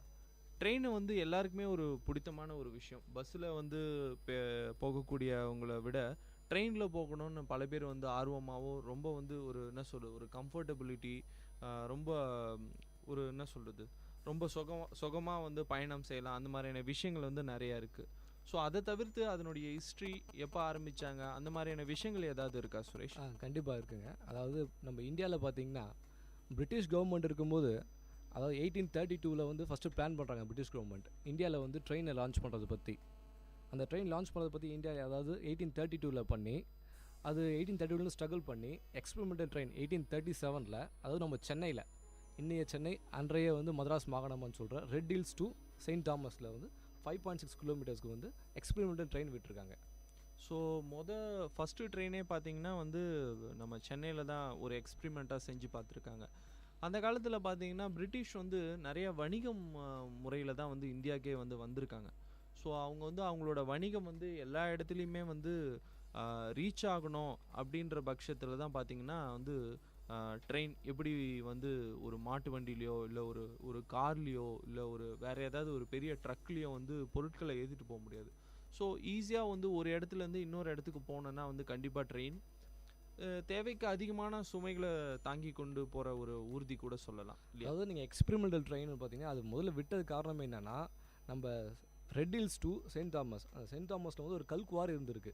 ஸோ அந்த டிரான்ஸ்போர்ட்டேஷனுக்காக தான் வந்து முதல்ல எக்ஸ்பெரிமெண்டல் ட்ரெயின் அதுக்கு தான் விட்டுருக்காங்க. அதுக்கப்புறம் பார்த்தீங்கன்னா வந்து 1844 வந்து நம்ம இதை வந்து ஃபுல்லாக வந்து பேசஞ்சருக்காக நம்ம விடலான்ட்டு பிளான் பண்ணி ஒரு ப்ரைவேட் கம்பெனிஸ்க்கு வந்து அதை விடுறாங்க. ஏன்னா வந்து கவர்மெண்ட்னால் வந்து மொத்தமே பண்ண முடியாது. அதனால் ஒரு 2 கம்பெனிஸ் வந்து சூஸ் பண்ணுறாங்க. முதல் கம்பெனி என்னென்னா ஈஸ்ட் இந்தியா கம்பெனி, அதை நீங்கள் கேள்விப்பட்டிருப்பீங்க. அது ஈஸ்ட் இந்தியா கம்பெனி வந்து அது வந்து ஈஸ்ட் இந்தியன் ரயில்வேன்னு சொல்லிட்டு ஒன்று ஆரம்பிச்சு, இன்னொரு கம்பெனினா கிரேட் இந்தியன் பெனின்சுலா ரயில்வே. அந்த 2 கம்பெனி தான் வந்து இந்தியாவில் வந்து ட்ரெயின் வந்து லான்ச் பண்ணுறதுக்காக வந்து ஃபுல்லாக எஃபர்ட் எடுத்து பண்ணாங்க. அதாவது ஃபஸ்ட்டு பேசஞ்சர் ட்ரெயின் எப்போ விட்டாங்கன்னா 16th April 1853. அப்போ தான் வந்து ஃபஸ்ட்டு இந்தியாவில் ஃபஸ்ட்டு பேசஞ்சருக்காக விட்ட ட்ரெயின் அதுதான். அது எங்கன்னா போரிபந்தர் டு தானே மும்பையில் இருக்குது. நானும் கேள்விப்பட்டிருக்கேன். அதாவது முதலே தான் வந்து பேசஞ்சருக்காக விட்ட ட்ரெயின் வந்து போர்பந்தர்லேருந்து வந்து தானே வரைக்கும் ஏதோ விட்டதாக நானும் கேள்விப்பட்டிருக்கேன். அது வந்து 34 கிலோமீட்டர்ஸ்க்கு வந்து அது போயிருந்துருக்கு. அதுக்கப்புறம் அப்படி படிப்படியாக ஆரம்பித்து வந்து ஃபுல்லாகிடுச்சு. அதாவது நம்ம சுதந்திரம் அடைஞ்ச பிறகு வந்து 1947 நீங்கள் பார்த்தீங்கன்னா அப்போ இந்தியாவில் வந்து 42 ரயில்வே கம்பெனிஸ் இருந்திருக்கு. அப்போ 2 ஆரம்பிச்சு இன்றைக்கி 42 ரயில்வே கம்பெனிஸ் இருந்திருக்கு. அதுக்கப்புறம் அன்றைக்கி 32 ரயில்வே லைன்ஸ், அதாவது போரிபந்தர் டு தானே ஆரம்பித்த ஒரு லைனில் இருந்து 32 லைன்ஸ் பண்ணியிருக்காங்க. அப்போ வந்து பிரின்சிலி ஸ்டேட்ஸ்னு சொல்கிற அப்போ வந்து சுதந்திரம் அடைஞ்ச பிறகு கூட நம்ம வந்து சமஸ்தானம் அப்படி தான் நம்ம நாடுகளாக இருந்துச்சு. நம்ம இந்தியாவில் இருந்து அப்படி இந்த 32 ரயில்வே லைன்ஸும் இதுக்குள்ளே பிரிஞ்சிருந்துச்சு. ஆனால் இந்தியன் ரயில்வே தான் பேர் இருந்தது தவிர அது ஃபுல்லாக வந்து யாருக்குமே வந்து ஃபுல்லாக அந்த இதுவாக இல்லை. அண்ட் 1952 ரயில்வே நெட்வொர்க்ஸ் வந்து 6 ஜோன்ஸாக வந்து பிரித்தாங்க. பிறகு அப்படியே படிப்படியாக வளர்ந்து எக்கனாமிக் இம்ப்ரூவ் ஆகிடுச்சு இந்தியாவில். அதுக்கப்புறம் 1985 வந்து இது வந்து இப்படியே இல்லாமல் டெவலப் பண்ணலான்னு சொல்லிட்டு அப்போ ஸ்டீம் இன்ஜின் தான் உங்களுக்கு ஸ்டீம் கரியல்லி போடுற இன்ஜின் தான் அதை அப்படியே மாற்றி நீங்கள் சுரேஷ் நீங்கள் ஸ்டீம் இன்ஜின் சொல்லும்போது எனக்கு கூட கேள்விப்பட்டிருக்கேன். அதாவது அந்த காலத்தில் வந்து பிரிட்டிஷ் ஆட்சிக்கு முன்னாடியும் அதுக்கப்புறம் சுதந்திரம் கிடைச்ச பின்னான்னு பார்த்தீங்கன்னா ஸ்டீம் இன்ஜினால் வந்து கறியெல்லாம் கொட்டுவாங்களாம். அப்போ பார்த்தீங்கன்னா சில டைமில் வந்து ஓப்பன் ஸ்பேஸ் ட்ரெயின் வந்திருக்கு. அந்த கறியெலாம் வந்து பயணம் பண்ணவங்க மேலே வந்து படிஞ்சிருமா. அவங்க இறங்கும் போது உடம்பெல்லாம் தட்டிட்டு தான் இறங்குவாங்களாம். இது நான் கேள்விப்பட்ட ஒரு விஷயம். ஆமாம். அதுக்கப்புறம் என்ன பண்ணாங்க, ஸோ இந்த பிரச்சனைலாம் மாற்றுக்க டெக்னாலஜி வளர்ந்த பிறகு ஸ்டீம் இன்ஜின்லேருந்து முதல் முறையாக டீசல் இன்ஜின் மாறினாங்க. டீசல் இன்ஜின் மாறி பிறகு வந்து அப்படியே வந்து எலக்ட்ரிக் இன்ஜினும் மாறினாங்க. ஸோ இது மாறினால இப்போ நம்ம வந்து அப்போ இருந்த நேரோ கேஜ் அது வந்து 2 feet மட்டும்தான். ஸோ இதை பற்றி நானே கேட்கணும்னு நினச்சிருந்தேன். முன்னாடிலாம் வந்து நேரோ கேஜ் தான் இருந்திருக்கு இல்லையா? அதை பற்றி கொஞ்சம் டீட்டெயிலாக சொல்லுங்கள். அதாவது நேரோ கேஜ்ன்றது 2 feet தான். அந்த 2 ட்ராக்கோட நம்ம லென்த்து பார்த்திங்கன்னா 2 feet தான் இருக்கும். பிறகு வந்து நம்ம டீசல் இன்ஜினும் எலக்ட்ரானிக் இன்ஜினும் நம்ம மாற்றும் போது மீட்டர் கேஜாக மாற்றுறாங்க. 3.35 feet மீட்டர் கேஜ். அதுக்கப்புறம் இன்னும் டெவலப் ஆகி ப்ராட் கேஜ்னு ஒன்று ஆரம்பிச்சிருக்காங்க. ப்ராட் கேஜ் வந்து இந்தியன் கேஜ்னு ஒன்று சொல்கிறாங்க. அதாவது இந்தியாவில் மட்டும் அந்த லென்த்துலேருந்து அது நம்ம பேட்டர்ன் நம்மகிட்ட தான் இருக்குது. நானும் பார்த்துருக்கேன். இந்த நேரோ மீட்டர் கேஜ்லேருந்து இப்போ வந்து ப்ராட் கேஜுன்ற ஒரு சிஸ்டம் வந்து எல்லா ரயில் நிலையத்தையும் மாற்றிட்டாங்க. அடுத்ததாக பார்த்தீங்கன்னா நீங்கள் முன்னாடி சொன்னீங்க நிறையா இருந்தது, 32 கம்பெனிக்கு மேலே வந்து இருந்தது, ரயில்வே வந்து ப்ரைவேட் கிட்ட இருந்ததுன்னு சொல்லிட்டு. இப்போ வந்து சென்ட்ரல் கவர்மெண்ட் கிட்ட இருக்குது. அதை தான் பிரிச்சிருக்காங்க இல்லையா? சதர்ன் ஜோன், அப்புறம் நார்த்து, சவுத்து, நார்த் வெஸ்ட், அந்த மாதிரியான விஷயங்கள்லாம் இருக்குது. அதை பற்றி ஏதாவது உங்களுக்கு ஐடியா இருக்கா? இப்போ வந்து பார்த்தீங்கன்னா 16 ஜோன்ஸ் இருக்குது. அதாவது 16 டிவிஷன்ஸ் இருக்குது. அது பார்த்தீங்கன்னா northern railway, north eastern railway, north east frontier railway, அந்த மாதிரி வந்து 16 ரயில்வேஸ் இருக்குது. சரி, இப்போ இந்த டிவிஷன்ஸ் அது இதுன்னு எக்கச்சக்கமான விஷயங்கள்லாம் சொல்லிட்டுருக்கீங்க, ரொம்ப ஹெவியான விஷயங்கள்லாம் நிறையா சொல்லிகிட்ருக்கீங்க. எனக்கு இதெல்லாம் புரிஞ்சுக்கணும் அப்படின்னம்னாலே கொஞ்சம் டைம் எடுக்கும் அப்படின்னு நினைக்கிறேன். ஸோ அதனால் நம்ம இப்போ என்ன பண்ணலான்னா, ஒரு சின்ன இடைவேளைக்கு போயிட்டு வந்துடலாம். ஒரு சின்ன பாட்டு கேட்டு மிச்சம் இருக்கக்கூடிய விஷயங்கள்லாம் பார்க்கலாம்.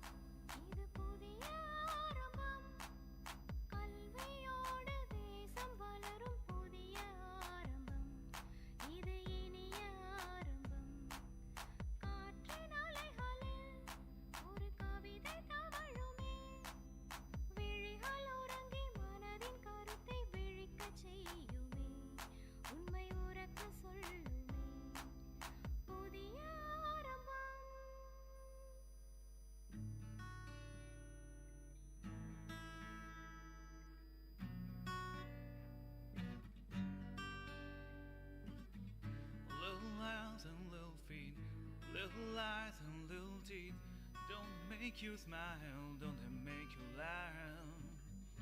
Little hands and little feet, little eyes, those little teeth, don't they make you smile, don't they make you laugh? Wiggle man, wiggle man, wiggle, oh, oh. Wiggle man, wiggle man, wiggle.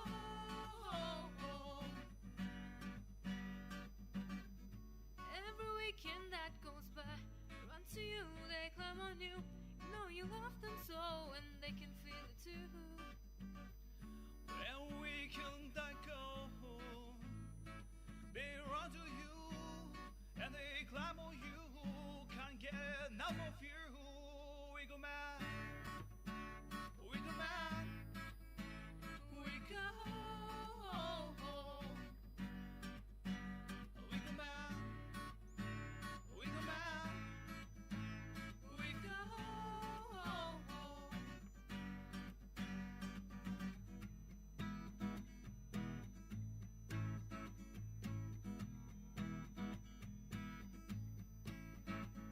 Cause happiness is like a flu, if I catch it, you get it too. If you think about it, you'll feel it too. So stand up, run fast, go find someone. Well, meet and share a love and heart. Cause the time has come, just gather around and hold their arms, wiggle man. Wiggle man. Wiggle.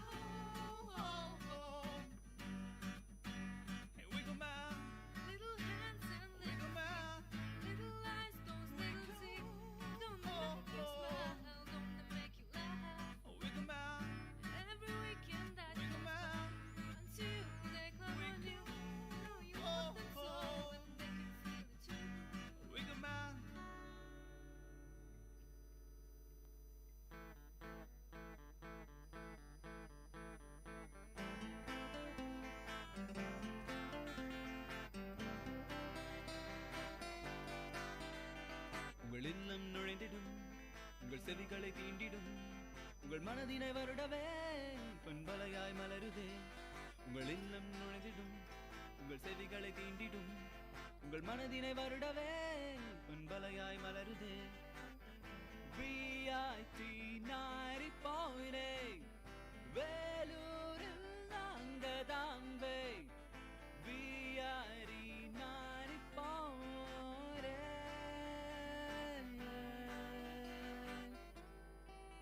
நீங்கள் கேட்டுக்கொண்டிருப்பது VIT பண்பலை 90.8 VIT பல்கலைக்கழகத்தின் சமுதாய வானொலி.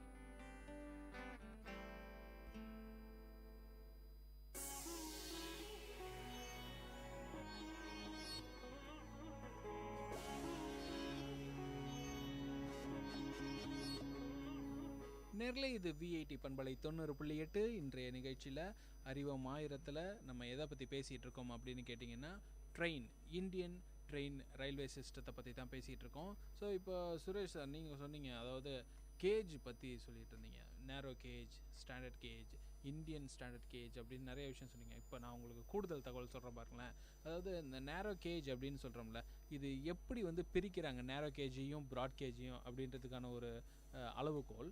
அதாவது 1435 millimetre.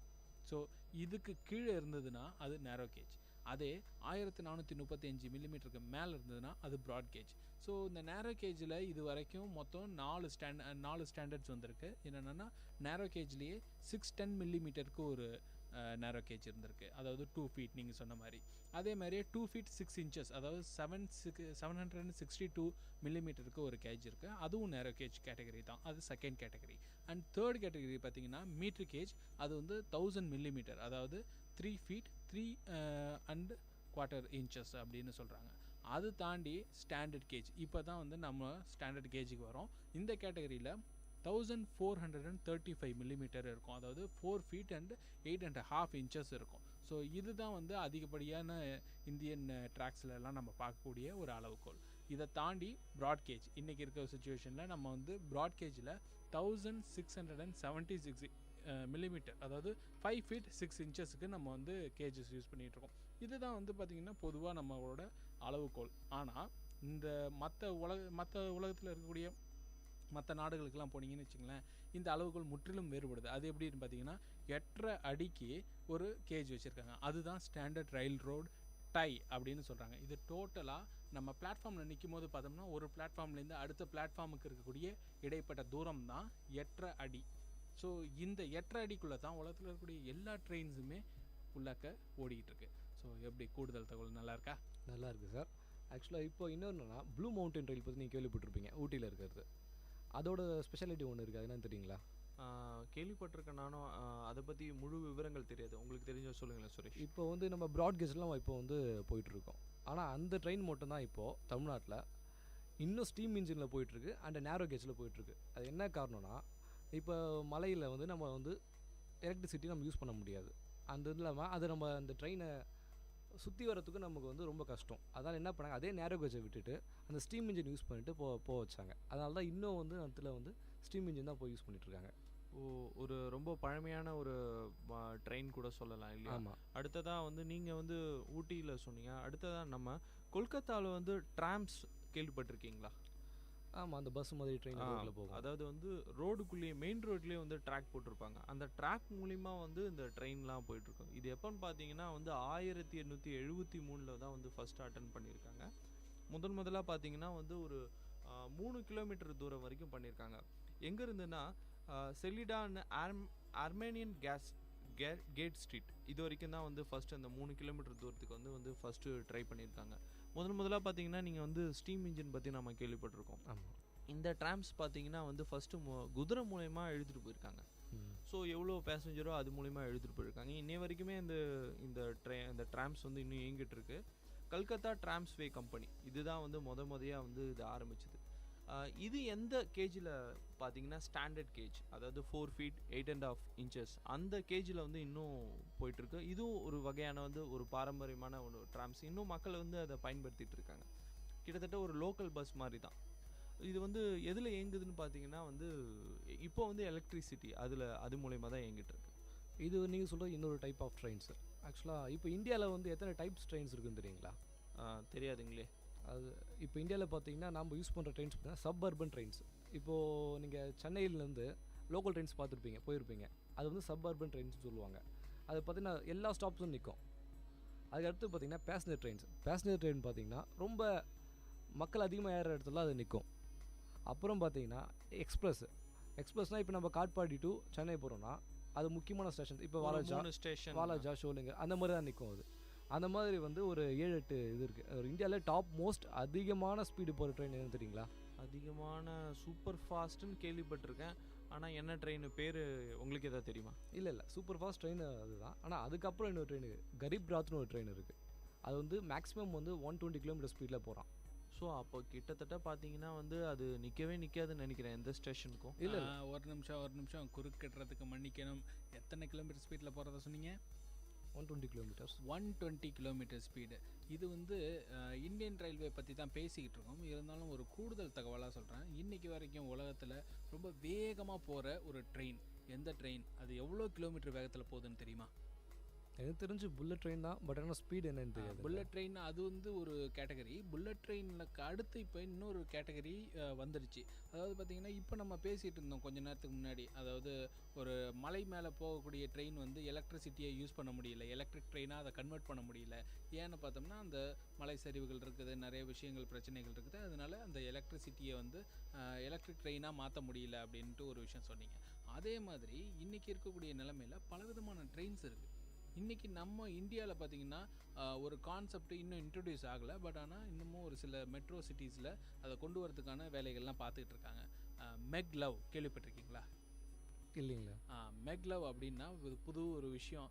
இந்தியாவில் யாரும் இது வரைக்கும் பார்க்கல. ஏன்னா மெக்லவ் இந்தியாவில் இன்னும் அந்த அளவுக்கு ரீச் ஆகலை. ஸோ மெக்லவ்ன்றது வந்து மேக்னெட்டிக் எலிவேஷன் அப்படின்னு சொல்கிறது. இப்போ ஒரு வகையான ட்ரெயின்ஸ் வந்து நீங்கள் பார்த்துட்டு இருக்கீங்க. மீட்டர் கேஜில் இருந்துச்சு, நேரோ கேஜில் இருந்துச்சு, இப்போ ப்ராட் கேஜில் இருக்குது, சூப்பர் ஃபாஸ்ட் ட்ரெயின் வந்துச்சு, அதில் விட வேகமாக ஒரு ஃபாஸ்ட்டாக போகிற புல்லட் ட்ரெயின் வந்துருச்சு அப்படின்றீங்க.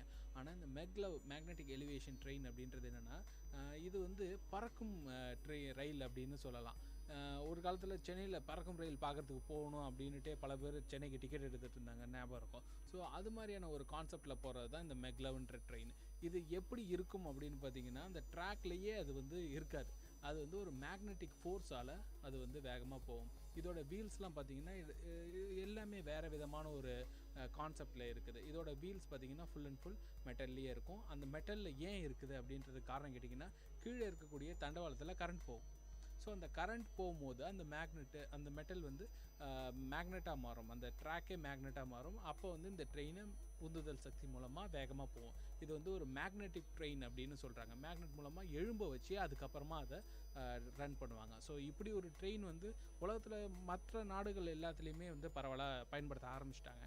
இதில் ரொம்ப ஃபாஸ்ட்டான ஒரு ட்ரெயின் யார் யூஸ் பண்ணுறா அப்படின்னு கேட்டிங்கன்னா, ஜப்பான். ரொம்ப குட்டியான ஒரு நாடு. அந்த குட்டியான ஒரு நாட்டுக்குள்ளாக்கத்தான் இவ்வளோ வேகமான ஒரு ட்ரெயின் ஓடிக்கிட்டு இருக்கு அப்படின்றத சொல்லி ஆகணும். நீங்கள் சொன்னீங்களா 125 கிலோமீட்டர் அப்படின்னுட்டு.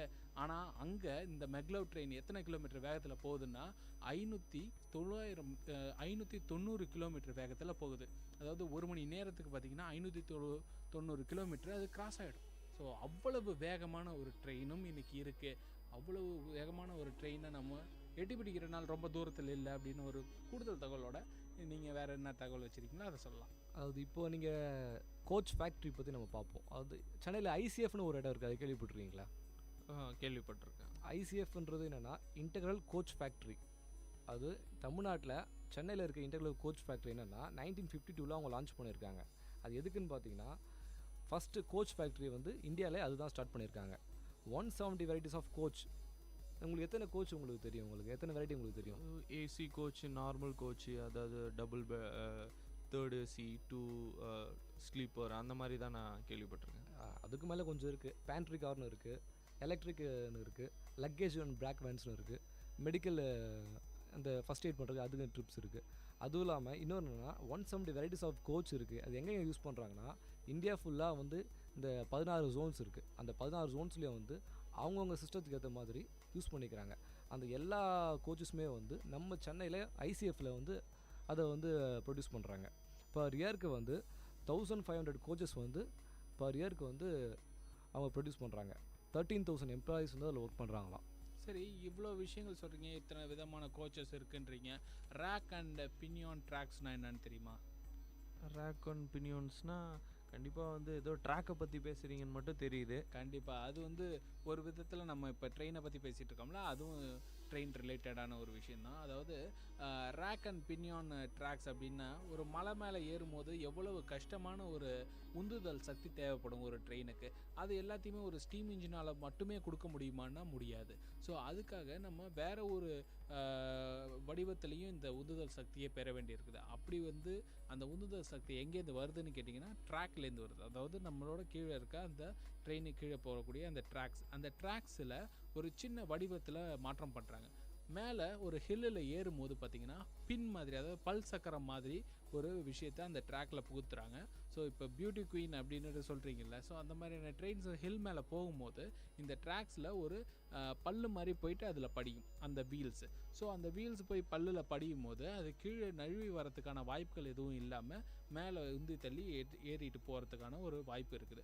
ஸோ இந்த மாதிரி rack and pinion tracks வந்து மோஸ்ட்லி ஹில் ஏரியாவில் தான் யூஸ் பண்ணுறாங்க. ட்ரெயினில் பல ட்ரெயின்கள் வந்து இந்த ட்ராக்கை பயன்படுத்தி போயிட்டுருக்கிறதா இன்றைக்கி நம்மளோட கணக்கெடுப்பில் சொல்லலாம். ஸோ இந்த மாதிரியான ட்ராக்ஸ் எதுக்காக பயன்படுத்துகிறாங்கன்னு போது ஹில்லுக்காக பயன்படுத்துகிறாங்க. வேறு என்னென்ன மாதிரி ட்ராக்ஸ் எல்லாம் பயன்படுத்துகிறாங்க அப்படின்ட்டு நான் உங்களுக்கு கூடுதல் தகவலை இன்னும் கொஞ்ச நேரத்தில் சொல்கிறேன்.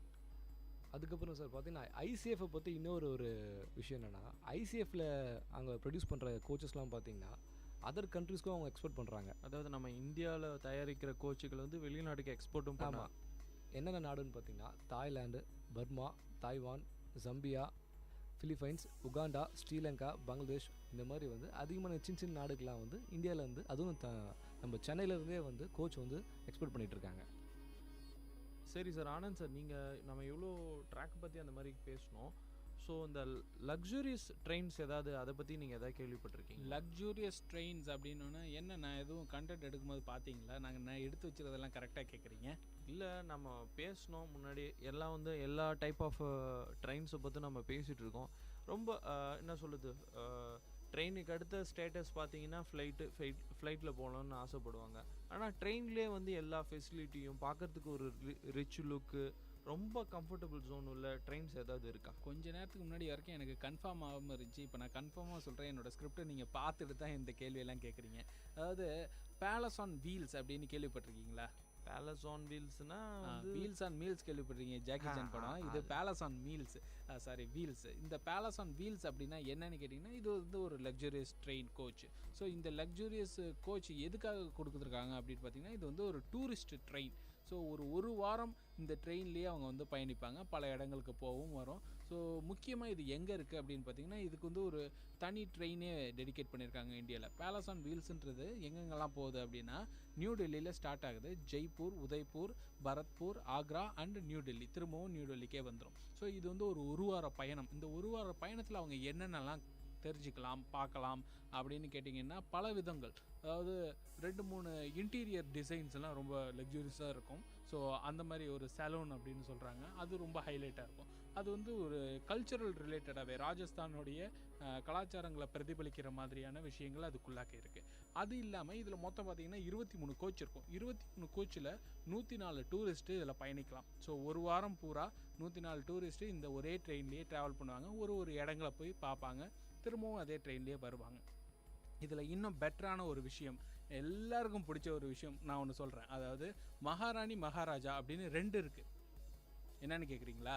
அதாவது மகாராஜான்றது வந்து 2 டிஃப்ரெண்ட் குசின்ஸில் இருக்கக்கூடிய ஒரு சாப்பாடு செஞ்சு கொடுக்குற கேண்டீன் போதே ரொம்ப பசி எடுக்க ஆரம்பிச்சு. ஆமாம், எனக்கு கூட நாக்கில் எச்சலாம் ஊற ஆரம்பிச்சிருச்சு.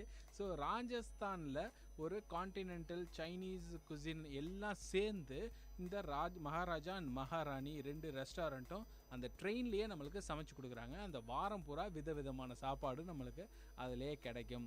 இது மொத்தம் 7 ராத்திரி, ஒரு 8 நாட்கள். ஸோ இந்த ஒரு பயணத்தில் நீங்கள் வந்து ரொம்ப அற்புதமான விஷயங்களை பார்க்கலாம். ஸோ இந்த விஷயங்கள்லாம் பார்க்கும்போது அந்த ட்ரெயின் வந்து ஏதாவது அவார்டு வாங்கியிருக்குமா அப்படின்னு ஒரு டவுட் வரும். ஸோ ஆமாம், அந்த ட்ரெயின் வந்து ஒரு அவார்டு வாங்கியிருக்கு. பேட்டா கோல்டு அவார்டு அப்படின்ட்டு 1987லேயே இது வாங்கியிருக்குது. இதுதான் முதல்ல அந்த அவார்டையும் வாங்கினுச்சு அப்படின்னு சொல்கிறாங்க. இது வந்து சவுத் ஏஷியா ட்ராவல் அசோசியேஷன் கொடுக்குற ஒரு அவார்டு. ஸோ இவ்வளோ சிறப்பான ஒரு எக்ஸ்பிரஸ் வந்து பேலஸ் ஆன் வீல்ஸ் இன்றைக்கும் மகாராஷ்டிராவில் ஓடிக்கிட்டு இருக்கு. ராஜஸ்தான் வழியாக போயிட்டுருக்கு, நியூ டெல்லிக்கு வந்து சேருது, கிளம்புது அப்படின் போது ரொம்ப சந்தோஷமாக இருக்குல்ல. ஸோ இது மாதிரி இன்னும் பல ட்ரெயின்ஸ் இருக்குது. Golden Chariot, Deccan Queen, Nilgiri Mountain, இந்த மாதிரி பல ட்ரெயின்ஸ் இன்னமும் இருந்துக்கிட்டு தான் இருக்குது. ஸோ வேறு ஏதாவது தகவல்கள்? சின்ன வயசில் நீங்கள் வந்து நம்ம இப்போ ட்ரெயினை பற்றி பேசிகிட்டு இருக்கோம். சின்ன வயசில் வந்து எனக்கு பயணம் பண்ண விஷயங்கள், நிறைய விஷயங்கள் ஞாபகம் இருக்குது ட்ரெயினில். இயற்கை சூழலாக இருக்கட்டும், ஜன்னல் சீட்டு எனக்கு தான் வேணும், அந்த மாதிரியான விஷயங்கள். அப்புறம் இன்னொரு விஷயம் கேள்விப்பட்டிருக்கோம், சில பேர் செஞ்சும் பார்த்துருப்பாங்கன்னு நினைக்கிறேன். நம்ம தண்டவாளத்தில் காயின் வைக்கும்போது அதில் ட்ரெயின் ஏறி போச்சுன்னா அதில் வந்து மேக்னெட் ஆகும்னு வந்து ஒரு பொருளியை கிளப்பி விடுவாங்க சின்ன வயசில். ஆனால் கடைசி வரைக்கும் அது அந்த மாதிரியான விஷயம் ஆகவே இல்லை தான் சொல்லணும். அந்த மாதிரியான விஷயங்கள் வந்து கண்டிப்பாக வந்து பொய்யான விஷயம். ஸோ அது சில பேர் ட்ரை பண்ணியிருப்பாங்க, நான் கூட ட்ரை பண்ணியிருக்கேன். பட் அது ஒரு பொய்யான ஒரு விஷயம். அது இந்த ட்ரெயினை பற்றி பேசும்போது எனக்கு சடனாக அந்த ஒரு விஷயம் ஞாபகம் வந்துச்சு. ஆமாம் சார், இப்போ வந்து நம்ம ட்ரெயினோட நம்மளோட அந்த விஷயம் வந்து நமக்கு ரொம்ப பிடிச்சது. இப்போ இன்றைக்கி பார்த்தீங்கன்னா தமிழ்நாட்டில் இருக்க எல்லாமே வந்து சென்னைக்கு வந்து ஒரு முக்கியமான விஷயத்துக்காக போகிறாங்க. எதுக்குன்னு சொல்லுங்கள்.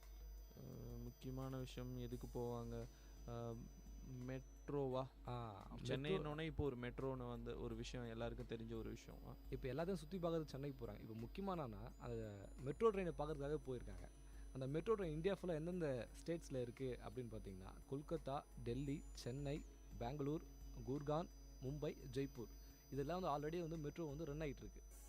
இப்போ அண்டர் கன்ஸ்ட்ரக்ஷனில் என்னென்ன இருக்குதுன்னு பார்த்தீங்கன்னா ஹைதராபாத், பூனே, நாக்பூர், லக்னோ, கான்பூர், நவி மும்பை, இந்த இடத்துலாம் வந்து ஆக்சுவலாக மும்பையில் ஆல்ரெடி இருக்குது. இது நவி மும்பைன்னு சொல்லி புதுசாக ஒன்று மும்பை க்ரியேட் பண்ணிகிட்டு இருக்காங்க. அந்த இடத்துலையும் வந்து இப்போது அண்டர் கன்ஸ்ட்ரக்ஷனில் இருக்குது.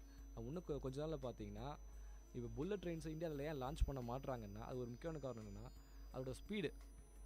அந்த அளவுக்கு நமக்கு டிஸ்டன்ஸ் கிடையாது. நம்ம 1000 கிலோமீட்டர்ஸ் வந்து இருந்தால் தான் நம்ம வந்து இந்த ட்ரெயினை லான்ச் பண்ண முடியும். அந்த புல்லட் ட்ரெயினோட ஸ்பீடுக்கு வந்து அந்த டிஸ்டன்ஸ் இருக்கணும் அப்படின்னு சொல்லியிருக்காங்க. அதனால தான் இன்னும் நம்ம இந்தியாவில் வரதுக்கு கொஞ்சம் கஷ்டம். ஸோ இதனால் வந்து இப்போ வந்து நம்ம பயணம் பண்ணோன்னா நார்மல் ட்ரெயினும் இல்லைனா மெட்ரோவில் வந்து பயணம் பண்ணி நம்மளோட ஆசையை தீர்த்துக்கலாம். அதாவது கொஞ்சம் ஸ்பீடாக போய் நம்ம சேர வேண்டிய டெஸ்டினேஷனை ரீச் பண்ணிடலாம். அடுத்ததாக உங்ககிட்ட ஏதாவது தகவல் இருக்கா ஆனந்த் சார்? என்கிட்ட கடைசியாக ஒரு தகவல் வச்சுருக்கேன், கேளுங்க. அதாவது ஜூன் 1, 1845, ரொம்ப பழைய வருஷமாக சொல்கிறேன்னா அது என்ன அப்படின்னு கேட்டிங்கன்னா, இப்போ நம்ம பேசிகிட்டு இருந்தோம்ல அரை மணி நேரமாக இந்தியன் ரயில்வே பற்றி, அதோடைய தொடக்கம் அது வந்து ஈஸ்ட் இந்தியன் ரயில்வே அப்படின்ற ஒரு பேரோட ஜூன் 1, 1845 தான் தொடங்கினாங்க. அப்படி தொடங்கின அவங்க கிட்டத்தட்ட ஒரு 100 வருஷத்துக்கு மேலே, அதாவது 1925 ஜனவரி 1ஆம் தேதி தான் இதை வந்து பிரிட்டிஷ் இந்தியன் கவர்மெண்ட்கிட்ட ஒப்படைச்சாங்க. டோட்டல் மேனேஜ்மெண்ட்டையும் அங்கே போச்சு. அதுக்கப்புறமா 1952 ஏப்ரல் 14 அப்போ வந்து நமக்கு இது வந்து இந்தியன் ரயில்வே அப்படின்ற ஒரு நேமோட வெளியில் வந்துச்சு. இவ்வளவு சிறப்பான பல தகவல்களை இன்றைக்கி நம்ம அறிவோமாயிரம் நிகழ்ச்சியில் கேட்டோம். இன்னும் பல தகவல்கள் பலவிதமான துறைகளை சார்ந்த தகவல்களோட உங்களை வந்து சந்திக்கிறேன். இது அறிவோமாயிரம். நான் உங்கள் அன்பு தோழன் கேபி ஆனந்த் உங்கள் விஐடி பண்பலையிலிருந்து விடைபெறுகிறேன். என்னுடன் இருந்து விடைபெறுவர்கள் நித்யராஜ், சுரேஷ். நன்றி நேர்களே.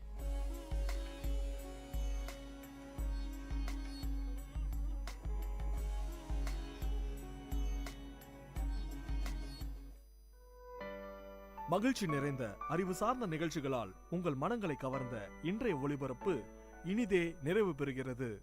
மீண்டும் எமது அடுத்த ஒளிபரப்பு நாளை காலை 9 மணிக்கு 90.8 பண்பலை அலைவரிசையில் ஆரம்பமாகும். விஐடி பண்பலை 90.8 நேயர்கள் அனைவருக்கும் நன்றி, வணக்கம்.